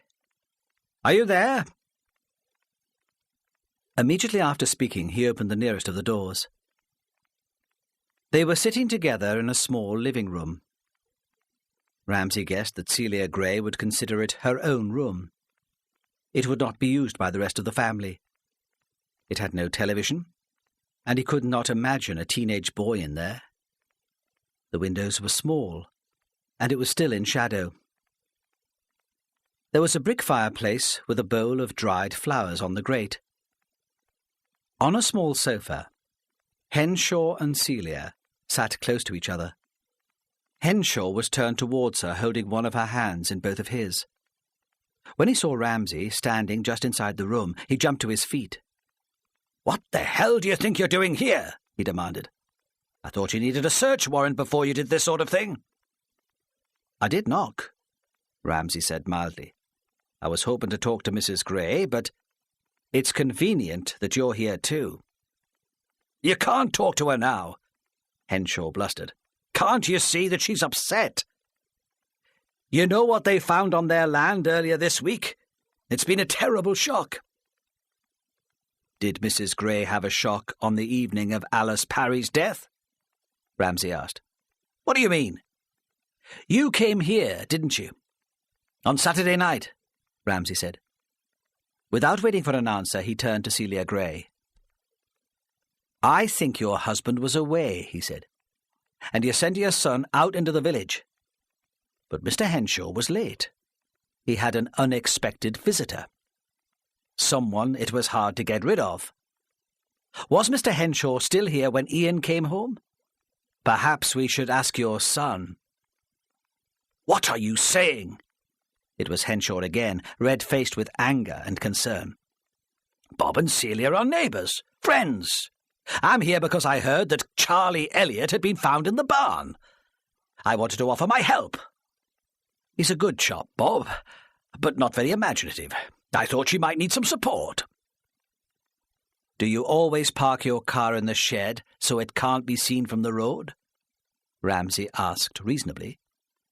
And Henshaw's outburst seemed unbalanced and irrational. I don't know what you mean, Henshaw said. You should watch what you're saying. Celia Gray stood up, and both men fell silent. It's no good, Colin, she said. He knows.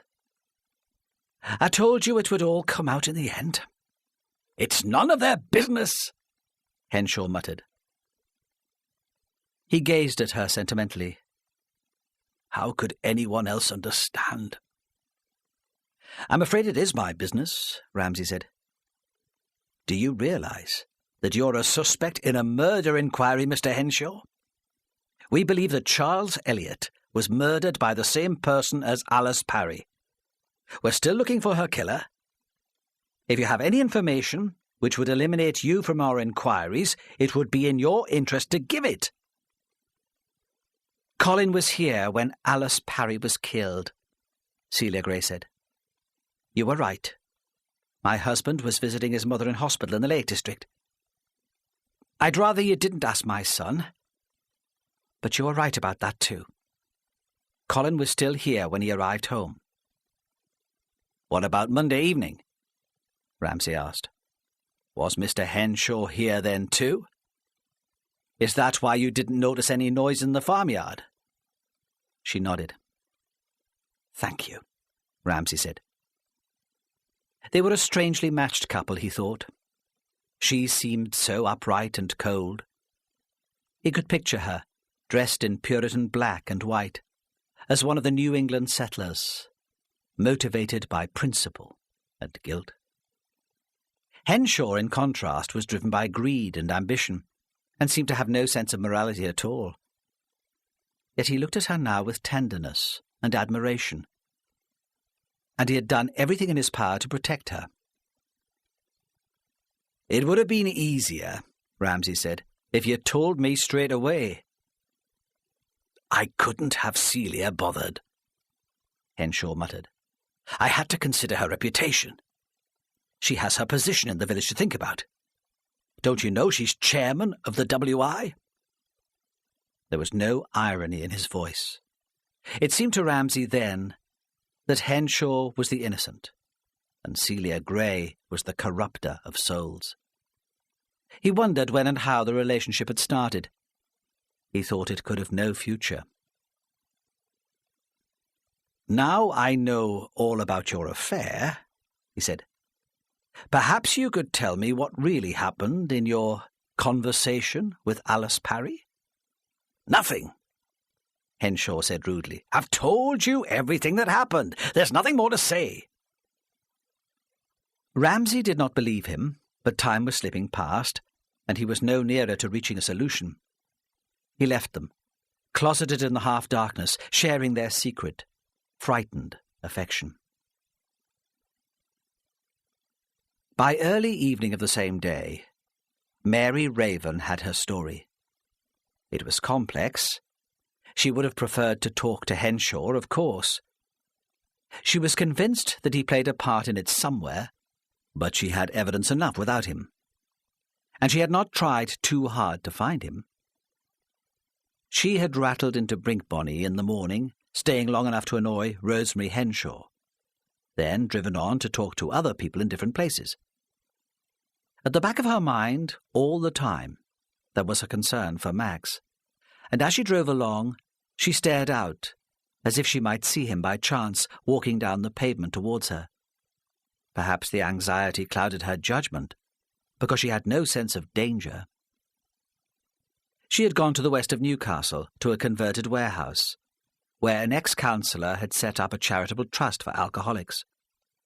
She talked to the man and all the residents, an old lady who had lived rough for years, walking from the Scottish borders to the Tees every summer, and who had been persuaded to make her home in this building off the Scotswood Road, with its view of the Tyne.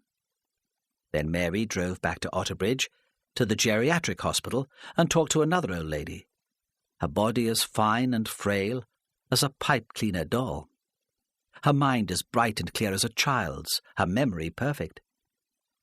By this time, Mary was pushed on not only by ambition, but also by anger. When she got to her flat, Mary saw her landlady, who lived in the house next door, staring at her curiously through the living-room window. When Mary moved, she disappeared guiltily, so Mary thought. She's planning to put the rent up again. But the landlady had promised to phone the police as soon as Mary got home. She thought Mary was a nice girl, and had never liked the police, so it was a difficult and awkward thing to do. Inside the flat, Mary boiled the kettle, made a mug of coffee, and started in her mind to write her story. Absent-mindedly, she went to collect her mail from the front door. There was a leaflet about the poll tax, and, hand-delivered, still stuck in the flap of the letterbox, there was a note. "Meet me," it said. "Brink Bonnie Dunes, 8 o'clock." He had signed it with the incomprehensible scribble, which could only be deciphered by colleagues and pharmacists. She stood for a moment in the grimy, ill-lit hall, holding the note and staring at it. The coffee mug in the other hand tilted and tipped hot liquid over the carpet and her foot. There was none of the elation she might have expected. She was glad he was safe, and had, apparently so far, avoided arrest. But she was not even sure if she wanted to see him. "I'm tired," she thought. "I can't handle this, not now. I need a drink." The day before, she would have been overjoyed to receive such a summons from Max. Now, it was just something else to worry about. She walked into the living room and propped the note in the typewriter her parents had given her as an 18th birthday present. She stared at it anxiously, as if it were a bomb. She looked at her watch. It was 7:30 already. She went to the window to draw the curtains to put off making a decision. The street was empty. Whatever shadow she had imagined had been following her had disappeared. It was all hallucination, she thought. I'm losing my mind. She finished her coffee and took the empty mug into the kitchen. The phone began to ring, disturbing and insistent. Suddenly, just to avoid answering it, she picked up her jacket and car keys and went outside, leaving the light on in the living room and the note on the typewriter. Carolyn Laidlaw arrived home from school on Friday evening to find the house empty. She had her own key and let herself in, apprehensive about what she might find there. She switched on the radio to Metro, expecting almost to hear on the local news that someone had been arrested for the Brinkbonny murders. But there was only a bland announcement that the police were following a number of leads. In her parents' bedroom, she found signs that her mother had left the house in a hurry. There were the clothes that she'd been wearing in the morning, flung on the floor, and in the bathroom a tap had been left running. Carolyn was tempted to search through the dressing-table drawers while she had the house to herself. But though she would have welcomed certainty, she was frightened about what she might find there. Her father had said he would be working late, and she wondered if she should contact him at the office to find out where her mother was. But she knew that would worry him. So she kept her fear to herself, listening all the time to the radio, until she heard the key in the door. Then she could not stop crying. The discovery that Colin Henshaw could not have killed Alice Parry left Ramsay with a sense of panic. At first he could not think clearly. Perhaps Henshaw had hired someone to commit the murder, he thought, because his commitment to Robson's theory was so great that he was reluctant to let it go. But that would not work. If Henshaw had not killed Mrs. Parry, Charlie Elliott could have had nothing to blackmail the builder about, and the motive for the second murder disappeared too. He had been certain that this evening would mark the end of the investigation, and now it seemed they would have to start at the beginning again and reconsider all the old evidence. Hunter had been right all along, Ramsay thought. This case was about more than a few houses. In the police house, Hunter was almost asleep. His chair was tilted backwards, and his feet were on the desk. When Ramsay came into the room, he sat up slowly and stretched. "Well," he said, "how did you get on?" "Henshaw was having an affair with Celia Gray at the farm," Ramsay said. "He was there on Saturday night, so he couldn't have killed Alice Parry. He might have murdered Charlie Elliott, but I can't see what motive he would have had." Hunter knew better than to gloat. "At least we've eliminated Henshaw from our inquiries, then," he said. "That's a positive move." "Yes," Ramsay said. He did not feel positive. "I suppose so." "Someone came to talk to you while you were out," Hunter said. "He wouldn't speak to me, Tom Kerr, from the garage." He looked at the desk, where he'd scribbled notes on an envelope. "He said, he'll be in all evening on his own, the rest of the family will be out. He seemed to think that was important." Ramsay listened absent-mindedly. Now that Robson's theory of local activists having been put under pressure by Henshaw seemed impossible, he was not sure what useful information Tom Kerr could have. "He seemed very keen to talk to you," Hunter said. "A bit tense and strung up." "All right," Ramsay said. "I'll go and see him now. Is there anything from the incident room?" "Yes," Hunter said.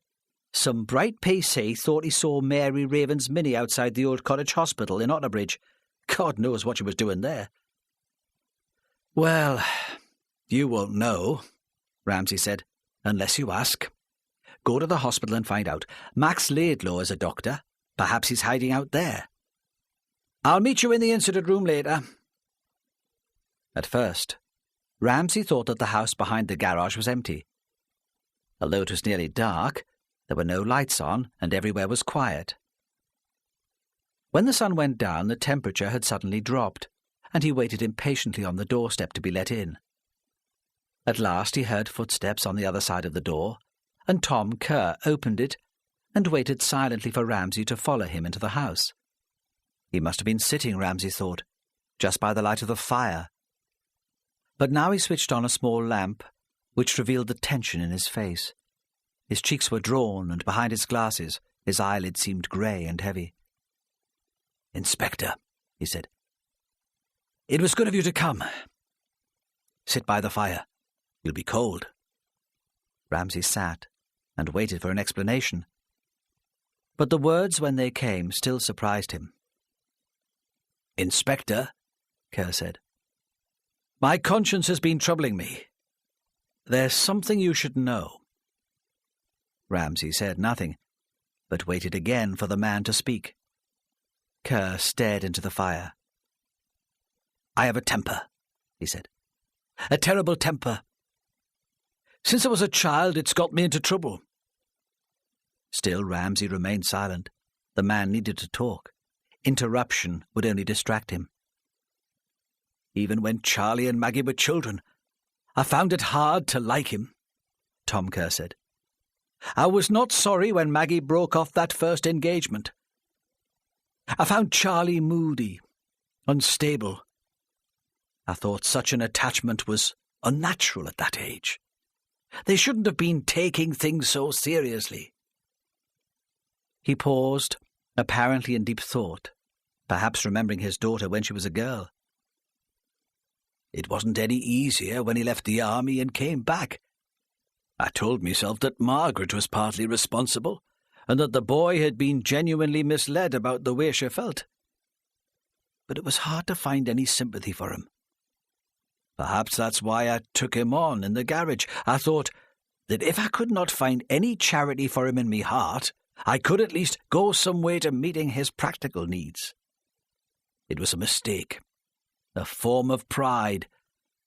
I suppose I wanted the village to see that I was not lacking in duty. Even though he was a reasonable worker, he annoyed me. I dreaded going to work.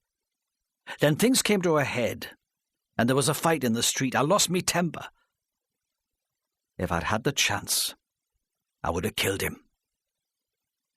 Mr. Kerr, Ramsay said, is this why you wanted to talk to me? To tell me about the fight? I'd already heard about it. It really shouldn't cause you any anxiety. There's no question of the police prosecuting after all this time. He felt a sense of anticlimax. No, Tom Kerr cried. I'm trying to explain. That's how it all started. But the real wickedness came later. I think, Ramsay said, you should tell me all about it. Then the man started speaking, bending towards Ramsay across the fire in an attempt to explain his actions, pleading indirectly for understanding. When Ramsay stood up half an hour later to drive into Otterbridge, he thought he knew why Alice Parry had been murdered. He left Tom Kerr, still sitting by the fire. The confession seemed to have brought him little relief, and Ramsay was not sure if it was wise to leave him alone. You can go, Kerr said. Olive will be back soon. I'll talk to her then. In the car, Ramsay spoke to Otterbridge Control on the radio. If you see Mary Raven, I want her stopped and brought in for questioning, he said, almost shouting in his jubilation. Find her for me now. Hunter thought that the visit to the old cottage hospital would be a waste of time. There must be dozens of orange minis in Otterbridge, he thought. The policeman on the beat must have made a mistake. Why would Mary Raven want to go there? The place had been changed to specialise in the care of geriatrics about 10 years previously, when a big new district hospital had been built just outside the town. He had been there once before to visit an elderly aunt who was dying, and had hoped never to step inside the place again. He found it easy enough to find out who Mary had been talking to. The arrival of a reporter in the unit had caused something of a stir among the people who could find little to change the routine of their days. Those who were well enough to communicate were still talking about it as they sat in their beds to eat the evening meal. There was a smell of vegetables and milk pudding. They brought the old lady to him in a wheelchair, and he sat in the sweltering day room with its dying potted plants and ancient magazines, and listened while she repeated her story. Outside it was dark, and eventually the woman slipped into sleep almost in mid-sentence. A brisk and cheerful nursing sister, who had heard it all before, filled in the gaps. It made little sense to Hunter, but he had the intelligence to realise how it might be important. When he emerged from the hospital into the quiet tree-lined street, he thought that Ramsay would be pleased. He and Ramsay arrived at the police station at the same time, both excited, both wanting to share their discoveries, so they had to sit in the office and take time to listen before they could make sense of it. It works, Ramsay said, and he thought that Jack Robson had almost been right. Then they heard that a call had been received from Mary Raven's landlady saying that the reporter had returned to her flat. Send someone to bring her in, Ramsay said. And then they had to wait. Despite the friction there had been between them during the course of the investigation, they seemed very close as they shared the anticipation. The constable sent to fetch Mary Raven came onto the radio in the incident room. The lights are on, the constable said, but I can't get any reply. Get in, Ramsay shouted. Get hold of the landlady and get in. I'll be there. So he and Hunter drove to Mary's flat. Hunter was driving, siren wailing and light flashing, overtaking cars in the main street, jumping traffic lights, enjoying himself. When they arrived at the flat, there was a group of people on the pavement, staring inside. The landlady had been found in the local pub and had brought all her friends with her. Some still held glasses. Ramsay tried to send them all home, but the big car with its screeching brakes, Hunter posing like a detective from Miami Vice, only increased their curiosity and excitement. The sight of the crowd troubled Ramsay. He was worried about what he might find inside. The last thing he needed was another tragedy. But the constable, who was holding his ground by the front door of the flat, shook his head. "Sorry," he said. "I can't have got here in time. She's not here. She must have left in a hurry, though." Ramsay made a quick search of the bedroom and kitchen before he saw the note on the typewriter. Then he ordered Hunter into the car, and they drove away, without explaining to the police constable or the watchers, leaving the doors wide open and the landlady complaining about her interrupted evening.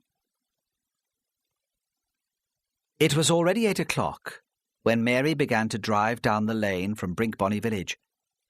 It led behind the sand dunes to the Wildlife Trust car park at the north of the bay, where she and Max had parked on the night of their first meeting. She had been held up by an accident on the road outside Otterbridge, where the young policeman in charge of controlling the traffic seemed out of his depth, and she sped through Brinkbonny, noticing nothing unusual there. The sky was clear, and there was a moon. From the lane she saw the tower and the mass of woodland behind it, and the high moors spread beyond.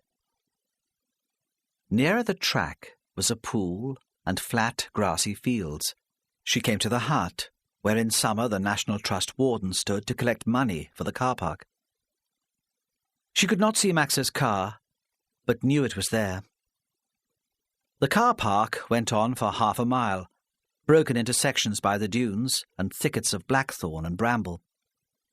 He would have parked further along, she thought, and for a moment she was worried why he thought such secrecy necessary. There was also a feeling of satisfaction that when he was in trouble, he had come to her. She drove the Mini only a short distance from the car park's entrance and left it in full view, so that if by any chance Max had not yet arrived, he would know she was there. These things, the Mini parked at the entrance to the links, the accident on the Otterbridge Road, which made her late, were to contribute to the outcome of the case. When she got out of the car, she shivered.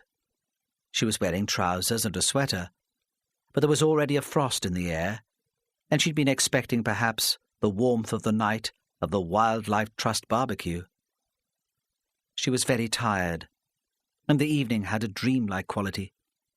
She was light-headed, and imagined that here in the same place she and Max could regain the romantic intensity which had begun the affair. She was already anticipating the elation which followed any contact with Max. "If he's here," she thought, "he'll be waiting on the shore, at the edge of the water, where I waited for him last time." She began to climb through the soft sand of the dunes to reach the beach.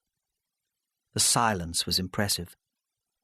The tide must have been out, because there was no sound of water. Usually at Brinkbonny, even on the quietest days, there were dog barks, gulls crying, the noise of a tractor in a distant field.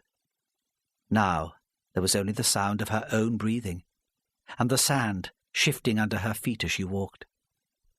Occasionally she put out her hand to steady herself, and the sand was cold, and the grains were sharp as ice. When she reached the highest dune in the system, she climbed it and stood there, her arms raised above her head, so her silhouette would stand out against the skyline, and wherever Max was, he would see her, and come to find her. She would have called out to him, shouted over the empty folds of sand, but the silence was daunting, and she did not have the courage to break it. From there, for the first time, she saw the sea, the soft, 7-mile waves breaking noiselessly. She had thought he would be waiting on the hard sand by the edge of the tide. It would be such a romantic thing to do. She imagined him looking up at her with the same challenge as she had given him. But as far as she could see, the beach was empty, broken only by the square chunks of concrete which had been set on the beach in the last war, separating the dunes from the flat sand to stop enemy tanks driving inland. She sat down, holding her knees, grateful after the frenzy of the previous 2 days for the space and quiet. Suddenly, further below and behind her, she heard the noise of shifting sand, which had marked her own progress. "Max!" she called. She wanted to see him very much. "Is that you, Max?" But there was no reply, and she thought she must have caused the sand to slide when she sat down, or perhaps a small animal had made its home there and been disturbed. Even then she was not frightened. She did not know that there was anything to be afraid of, except the possibility that Max had deserted her again. The fear came later. She stood up and ran down the sandhill to the beach, stopping short this time of the incoming tide. It was too cold for bare feet, and she was wearing leather boots, which would be damaged by the water. She walked along the tide line, where wood and straw, pieces of glass and sea coal had been washed up with the pebbles and shells. Occasionally she crouched to pick up a smooth stone or a piece of patterned pottery, but she kept her eyes on the dunes, hoping eventually to see Max's silhouette against the horizon coming to meet her. After half an hour, she told herself, he would not be coming. This is ridiculous, she thought. A repeat of that farce in the churchyard. Why do I allow myself to be humiliated by him? I've more important things to do tonight. But still, in a way, she was grateful to him, because he had brought her out into the fresh air, and when she returned, she would be ready to write the story with a clear head. She turned and began to walk south along the beach, back towards the car. When the man appeared in front of her, she could not imagine at first where he had come from. It was as if he had appeared by magic from the sand. "Max!" she cried. "Max! How did you get here? I didn't see you." And she began to run towards him, tears streaming down her face. It was only when she saw the blade of the wide triangular kitchen knife shining in the moonlight that she began to feel afraid.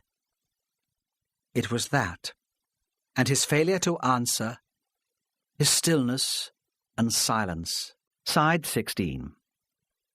Mary realized then that he had been waiting for her, crouched behind one of the blocks of concrete. He had known all the time where she was. He had seen her on the high dune, watched her walk along the tide line, and waited patiently for her return. She screamed and began to run away from him. She knew instinctively that she would have no chance against him on the flat sand. He was stronger than her and much faster. Her only hope was to get back to the car. She began to scramble up the dunes on all fours, pulling with her hands and kicking with her feet. He seemed surprised by her sudden movement, and could not use both hands to help him, because he was still holding the knife, blade outstretched. But he seemed to have power in his legs to compensate, and when she slipped, gulping for air, exhausted, he almost caught her. She kicked back with one foot, sending a shower of fine sand over his face and into his eyes. He swore and lunged forward with the knife towards her, but he could not see, and he missed her. She ran on. She could not hear him behind her. She slowed down for a moment and listened, but there was no sound of movement. He must have followed a different path, she thought. He would hope to trick her by getting ahead of her and cutting her off from the car. She stood quite still and listened again, but there was silence. She was more frightened then than she had been when he was right behind her, tearing at her trouser leg with his knife. From the dune where she stood, catching her breath, she could see her car, ordinary and familiar on the grass. It seemed such a short distance away. She supposed she should creep towards it, keeping below the skyline, playing the same game as him, so he would not know where she was either. But suddenly panic took over, and she ran towards the orange car at full tilt. She might even have started screaming again. She wanted only to be away from the place and the man who was following her. She thought when she reached the short, cropped grass of the car park that the nightmare was over. There was nothing then between her and safety. It was only when she was nearly at the car, with several yards to go, already feeling in her pocket for her keys, that a man stepped out of the shadow of the Mini. He caught her in his arms, and her screams echoed over the quiet and empty landscape. On his way to Brinkbonny, Ramsay said nothing. After the shared elation of the incident room, he seemed to close in on himself and shut Hunter off. He was deep in concentrated thought, and Hunter sensed a lack of confidence.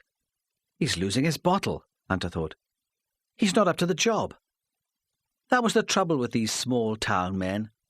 So little happened in the rural divisions that when there was some action, they didn't have a clue how to do the thing properly. Perhaps it was time to put in for a transfer to Newcastle Central before he turned into one of them. Just outside Brinkbonny, they were given the information that a young policeman had seen Mary's car at an accident on the Otterbridge Road, and they knew they were going in the right direction. Hunter cheered under his breath, but Ramsay would not allow himself to be optimistic. On the edge of the village, he made Hunter slow down. He did not want the people there frightened by speeding cars and sirens. On the lane they went faster again and saw the Mini immediately, parked just beyond the car park attendant's hut. "No sign of Laidlaw," Hunter said. Ramsay's silence was irritating him. What was the matter with the man? The thing was nearly over. Still, Ramsay said nothing. "Shall I drive on up the track and look for his car?" Hunter said. "Yes," Ramsay said. "Drive on.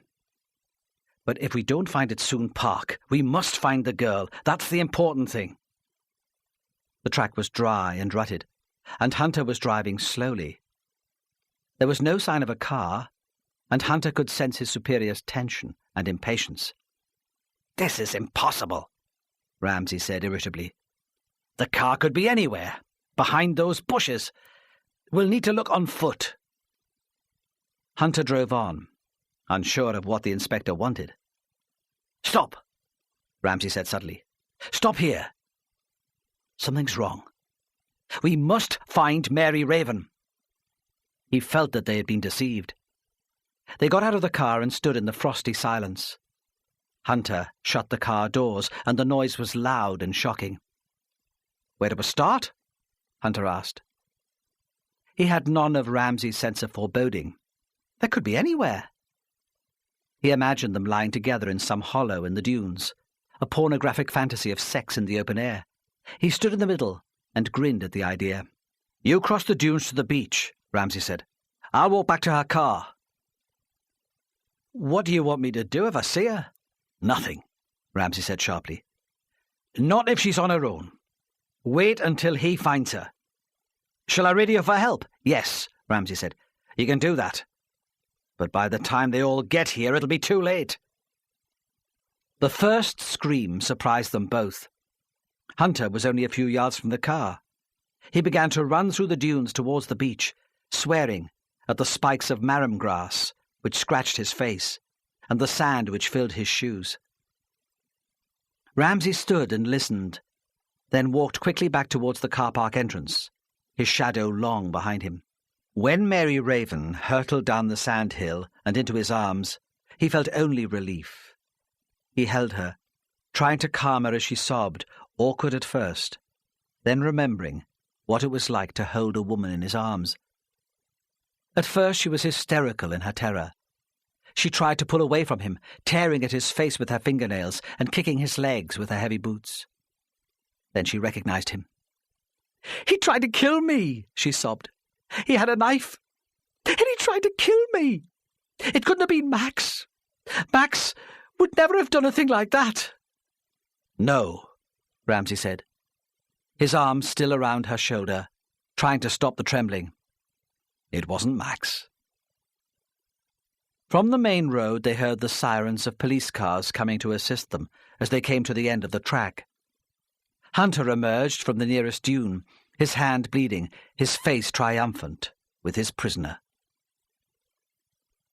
"Too late as usual," he said, nodding towards the flashing blue lights.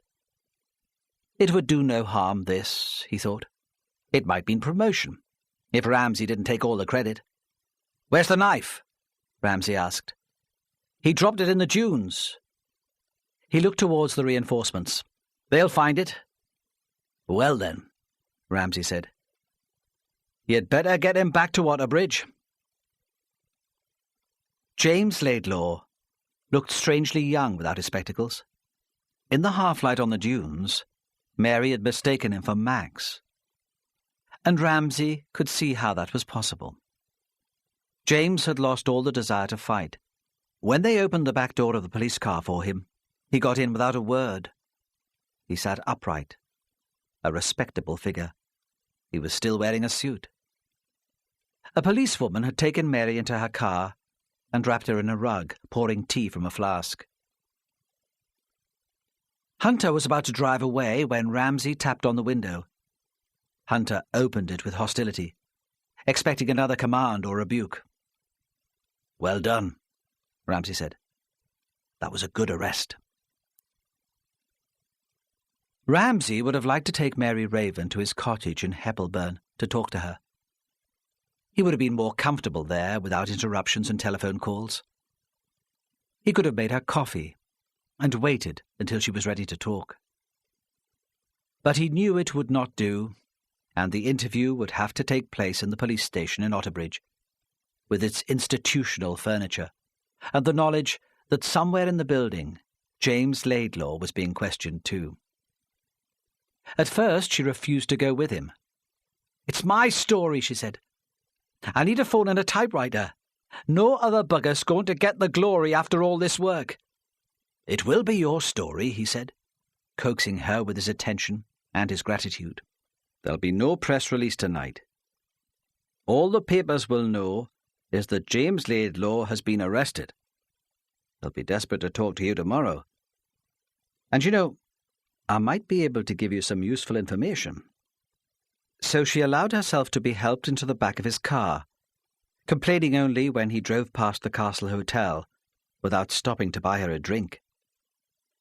At the police station, he left her for a while in the company of a policewoman, but she seemed not to mind, and from the corridor he saw her scribbling intensely in her notebook.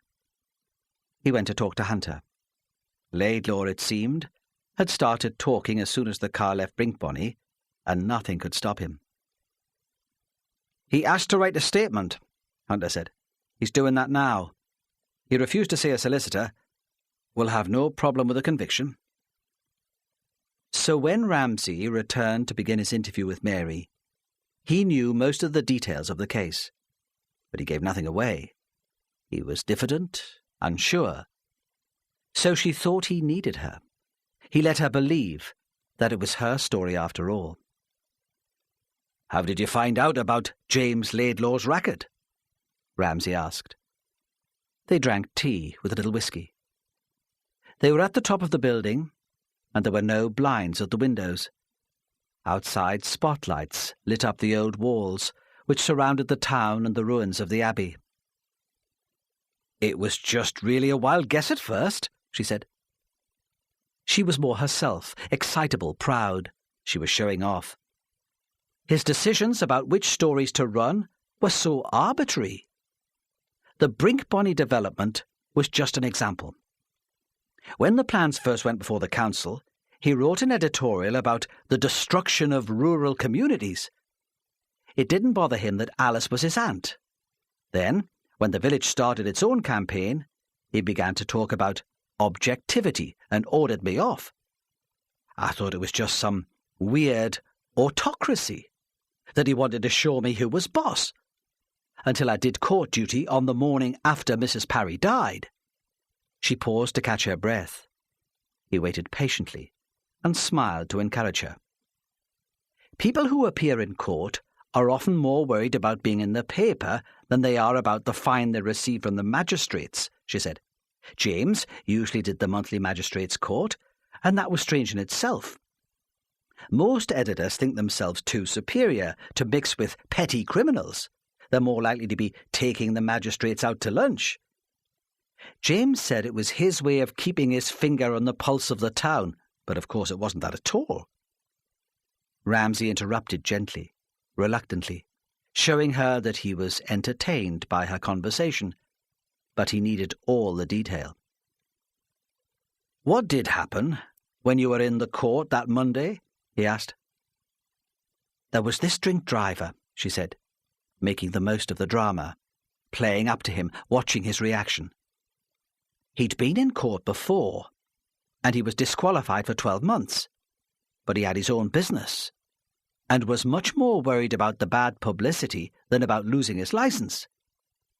He came up to me in the waiting room and asked if there was any way of keeping his name out of the paper.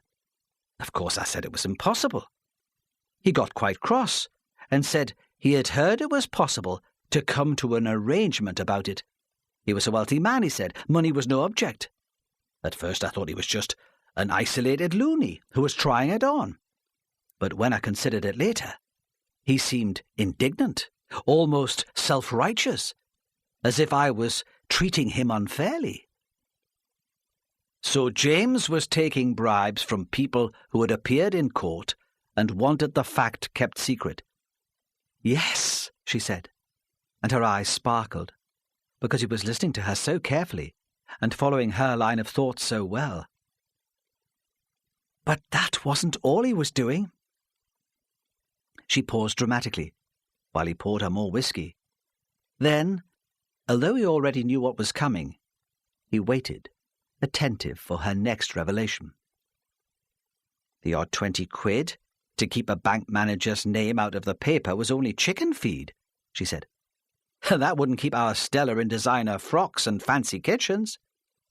So James got more ambitious, and the racket with local businesses started. "When was that, Mary?" Ramsay asked, quiet and apologetic. When did the local business racket first start? "Years ago," she said. "Perhaps even before I started on the paper." "Tell me," he said. "How did it work?" "Well," she said, tantalizing him, the perfect performer. "Of course, I don't know all the details. But it's your story, Mary. You know how it worked." "Oh, yes," she said. "I know how it worked. James Laidlaw, the great investigative journalist, threatened to put people out of business if they didn't pay him lots of money. That's how it worked." "How could he do that, Mary?" "I need to know." "He snooped," she said. "He was a bloody good reporter. He followed leads, listened to rumours. He found out all the things that people wanted to hide. And if they were clean as the driven snow, he started the rumours himself." "What about evidence?" Ramsay said. "You'll need evidence for your story." "There are some people willing to talk," Mary said. "There's May Smith in the cottage hospital. She'll talk to you." "May Smith?" Ramsay said, although Hunter had been visiting her only hours before. "Who's she, Mary?" "She's an old lady. She was a resident in the White Gates Old People's Home. She liked it there. She was happy. But the place had to close because James ran a campaign about it in the Express. Relatives of the old folks who lived there took them away because they thought everything you read in the papers is true." "Why did he run the campaign, Mary?" "Because the matron refused to pay him protection money." "Why didn't she go to the police?" "Would you have believed her?" Mary demanded. "After all the publicity there's been about the ill treatment of old people in nursing homes? Or would you have thought she was making the whole thing up to protect her business?" "Perhaps," Ramsay said. "But we would have looked into the complaint, and you would have found nothing," she said. "No witnesses, nothing." None of the other old people's homes in the area would admit to paying up in case the same thing happened to them. James Laidlaw was a powerful man, married to a Rutherford. They were frightened of him. They thought he was worth a fortune. She paused again, went to the window and looked down on the street. Someone did tell the police what James was doing, she said. Joe West, the county councillor. Do you remember him? But you were too busy investigating the allegations of fraud James was making in the Express to take any notice. Ramsay thought. He remembered Joe West, though he had not dealt with the investigation, and he could recall no connection in the case with the Express. It was something about fraudulent expenses claims for his council work. And he had had his house painted, Ramsay remembered, by council workmen using materials paid for by Northumberland County. In the end, they had decided not to prosecute. How many other councillors, after all, could claim total honesty if there were a major investigation?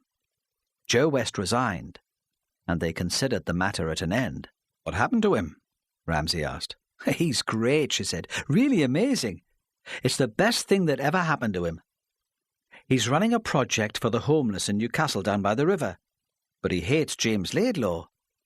He'll talk to you. And you should go to see the centre. It wasn't only the wealthy businessmen and powerful councillors in the area who had been blackmailed by Laidlaw, Ramsay thought. It must have become almost a habit. He had made the same threat to Tom Kerr about his brawl in the street with Charlie Elliott.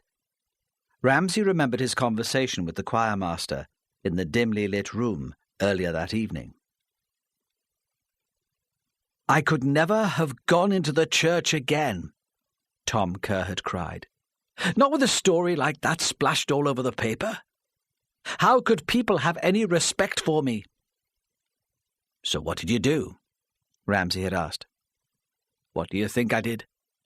I paid him, and I've been paying him ever since. Ramsay drew his thoughts back to the office, and to the woman who sat with him. Now, Mary, he said, what has all this to do with Alice Parry? Don't you know? She cried, immensely pleased, because she thought she still had the power to surprise him. Do you mean you really haven't guessed? He did not answer directly. He had never enjoyed lying. It's your story, he said again. I want you to tell it. I want to know what Alice Parry said to you on the afternoon of her death. Oh, that, she said. That's almost irrelevant. All the same, he said. For completeness, out of interest, I want to know. We talked about Max, she said. We were having an affair. Yes, he said gently. He did not want to hurt her. He paused. Did you realize Stella Laidlaw was blackmailing him about it? She looked up sharply. No, she said. I hadn't realized even that she knew about us. She must have guessed. Blackmail must run in the family. Do you know where Max is? He asked. We need to find him, to tell him what's happened. Besides, his wife is very worried about him. No, she said. I haven't seen him since the night you took me in for questioning. She grinned briefly. He was there in the flat when the policeman came to fetch me. She paused. He'll be hiding, she said. Poor Max. You must have thought the note arranging to meet you at Brink, Bonnie, was from Max, he said. And you went to meet him? Yes, she said. It looked like Max's writing. James must be an expert in forgery, too. She sat deflated and very sad. So he felt sorry for her. To cheer her up, he said, pleading, Tell me the rest of it, then. Tell me why James Laidlaw murdered Alice Parry. She brightened immediately. Henshaw had bought James off, she said. You must have worked that out. Ramsay remained impassive. He did not want to disappoint her and spoil her story. But he had worked it out. After the discussion with Tom Kerr, the explanation was inevitable. Henshaw hadn't bribed community activists, as Jack Robson had thought. He hadn't needed to. Any village event is considered entirely unimportant until it is reported in the local newspaper. The story gives it credibility. With James Laidlaw in his pocket, Henshaw could dictate the image the public received of his development, and of the developer, Ramsay thought, remembering the picture in the Express of Henshaw surrounded by adoring toddlers. Then he remembered the evening he had gone to the Laidlaws' house, and the interview being interrupted by an angry visitor. He realised now that the visitor was Colin Henshaw, furious because he thought Mary Raven's presence at the Brinkbonny meeting meant James Laidlaw would break their deal. Mary seemed encouraged by Ramsay's silence and continued. Henshaw wouldn't talk to me, but I think he started paying James after the first editorial about the Brinkbonny development. He had lots of other plans waiting to be approved by the planning department, and he wouldn't want bad publicity at this stage. Tell me, Mary, he said, exactly what do you think happened? He said it to humour her, because she needed to feel clever and in control after the assault in the sand dunes. Laidlaw had already admitted the whole thing to Hunter, but because she was lively and funny, he did not want the conversation to end. Mrs. Parry felt guilty about selling her land to Henshaw, Mary said, and after I'd spoken to her that afternoon, she decided to try to buy the field back. Of course, Henshaw refused to sell.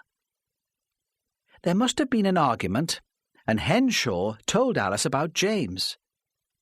You can imagine him, can't you, blurting it out in the middle of the row?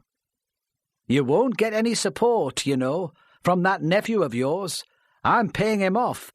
You've no chance, without the publicity of getting the support for your campaign. Then Alice, not wanting to believe it, but seeing in the end that it was probably true, poor Alice, how upset she must have been. James Laidlaw was waiting for her in the garden when she got back from the pub, Ramsay said, taking the initiative for the first time. The pretence that he was the passive recipient of her knowledge was over. After all, he had promised Mary some useful information. Stella had taken a sleeping pill, and it was easy enough for him to leave her room without anyone noticing. He went out through the kitchen door. Max was watching television and didn't hear anything. He pictured James in the windy garden, with its smell of ivy and salt, in the black shadow of the tower, waiting for Alice, wondering what Henshaw had told her. Then she came back, angry and disappointed, threatening to expose him. He had killed her, stabbing her from behind with a knife he had taken from the kitchen as he had followed her into the house. I didn't see James, Mary said, breaking into his thoughts. She was embarrassed. It was a sort of confession. I was in the churchyard, waiting for Max. He didn't turn up. I suppose, of course, it meant that he decided to stay with Judy. I was upset. I thought he didn't care about me. I left soon after 11, and I saw no one in the tower garden then. But perhaps James was hiding. No, Ramsay said. He couldn't have been hiding. He was seen by someone in the village. Who? She demanded. Who saw him? It was his turn to tease her. Can't you guess? He said. Charlie Elliot, she said, delighted because she had worked it out after all. It must have been Charlie Elliot. But you said he was home before Alice died. He was, Ramsay said, but he came out again. He was drunk, a little amorous. He'd always been obsessed with Maggie Kerr, and he stood in the street and stared up at her window. On his way home he must have seen James Laidlaw standing in the moonlight in the middle of the tower lawn waiting for Alice. It wouldn't have meant anything to him until the next day, when he heard about Mrs. Parry's death. But why didn't Charlie tell you about James? She had taken a notebook from her pocket and was scribbling details in shorthand. The door opened, and Hunter slipped quietly into the room, but she took no notice of him. Because it would have meant admitting that he was out of the house at about the time Alice died, Ramsay said. Besides, he hoped to use the information against Laidlaw. And that's why he died, she said. He nodded. Charlie phoned Laidlaw the day he disappeared, Hunter said. Laidlaw promised to go to his hideout the next day with enough money for Charlie to go abroad, start again. Instead, he came up in the middle of the night and killed him. He spoke with great satisfaction, and she looked at him with distaste. She seemed small and very tired. The euphoria of her story and the pleasure in the completeness of all the details had gone. She was realizing, Ramsay thought, how close she had been to becoming the third victim. I didn't realize about Charlie Elliot, she said. I thought he was the murderer. It never occurred to me that James might have killed his aunt. I thought it was just about money. She paused. Why did he do it? She said. Why was he so desperate for money? The paper can't have been doing badly. Ramsay looked at Hunter to check his facts. It was Stella, he said. As you said, she had expensive tastes. Everyone thought her father paid for that big house by the river. But he'd had nothing to do with her since she went into hospital. James was afraid of losing her. He thought, if he gave her everything she wanted, he might keep her happy. What will she do now? Mary asked. Ramsay shook his head. I don't know. But it wasn't Stella who concerned him. It was the child with the white hair and transparent skin, who had lost the only adults she could trust. He never knew that Caroline had realized almost from the beginning that her father had killed Alice Parry. Peter, sleepless with excitement, had seen his uncle on the lawn waiting. He had told Caroline because he told her everything, and he kept the secret because she had wanted him to. Yet though he never knew of her terrible responsibility, he considered her the real victim of the case. Ramsay heard from Mary again 2 months later. She phoned him at Otterbridge and offered to buy him lunch. To celebrate, she said. I've just got a job on the Journal. I'm not surprised, he said. It had been impossible in the weeks after the Brinkbonny murder to escape Mary's picture in the press and articles of the local intrepid reporter finds solution to murder mystery. She'd even been on national television. They're lucky to have you. Let's go to the castle at Brinkbonny, she said. You can pick me up at the flat. Then I can get drunk. So he gave her a lift to Brinkbonny. The sun was shining, and there was a mild westerly wind. In the streets where she lived, the blossom dropped from the trees like snow. In Brinkbonny, everything seemed much the same. As they drove down the Otterbridge road, he looked into Gray's farmyard, but there was no rover in view. Perhaps it was discreetly parked in the tractor shed. The post office was still shut for lunch, and the same cars were for sale outside Kerr's garage. They stopped for a moment, outside the field where the houses were planned, but there were no bulldozers. The council had decided to appeal against the inspector's decision to the High Court, so building was delayed. In the castle they sat on the stage in the lounge bar and ordered steak. She drank beer and most of a bottle of overpriced red wine. She wore wide red dungarees and enormous earrings shaped like frogs. Halfway through the meal, when she was already loud and flushed, she put down her knife and fork. Did you know that Max and Judy are moving into the tower? She asked. And he realized that he was only there because there was no one else she could talk to about her secret love. No, he said. I didn't know. He resigned from the health centre after the business with Stella and the prescription, she said. They're planning to open the tower to the public. Run courses in local crafts, folk music. You know the sort of thing? He nodded. Have you seen Max? He asked gently. No, she said. I thought he might have been in touch, but it's probably just as well this way. Yes, he said. He could think of nothing more to say. I'm moving to Newcastle at the weekend, she said in the end, that he preferred not to know. When he dropped her outside her flat, he thought she might ask him to go in for a drink, but she only waved like a child and beamed when he wished her good luck.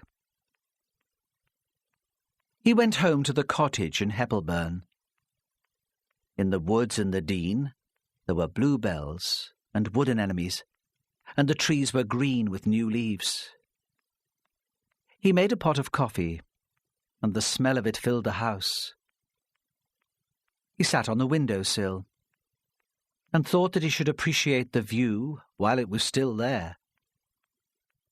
Then the telephone rang, and Hunter, at the other end, told him he was needed at work. You have been listening to Murder in My Backyard by Anne Cleeves, read by Gordon Griffin.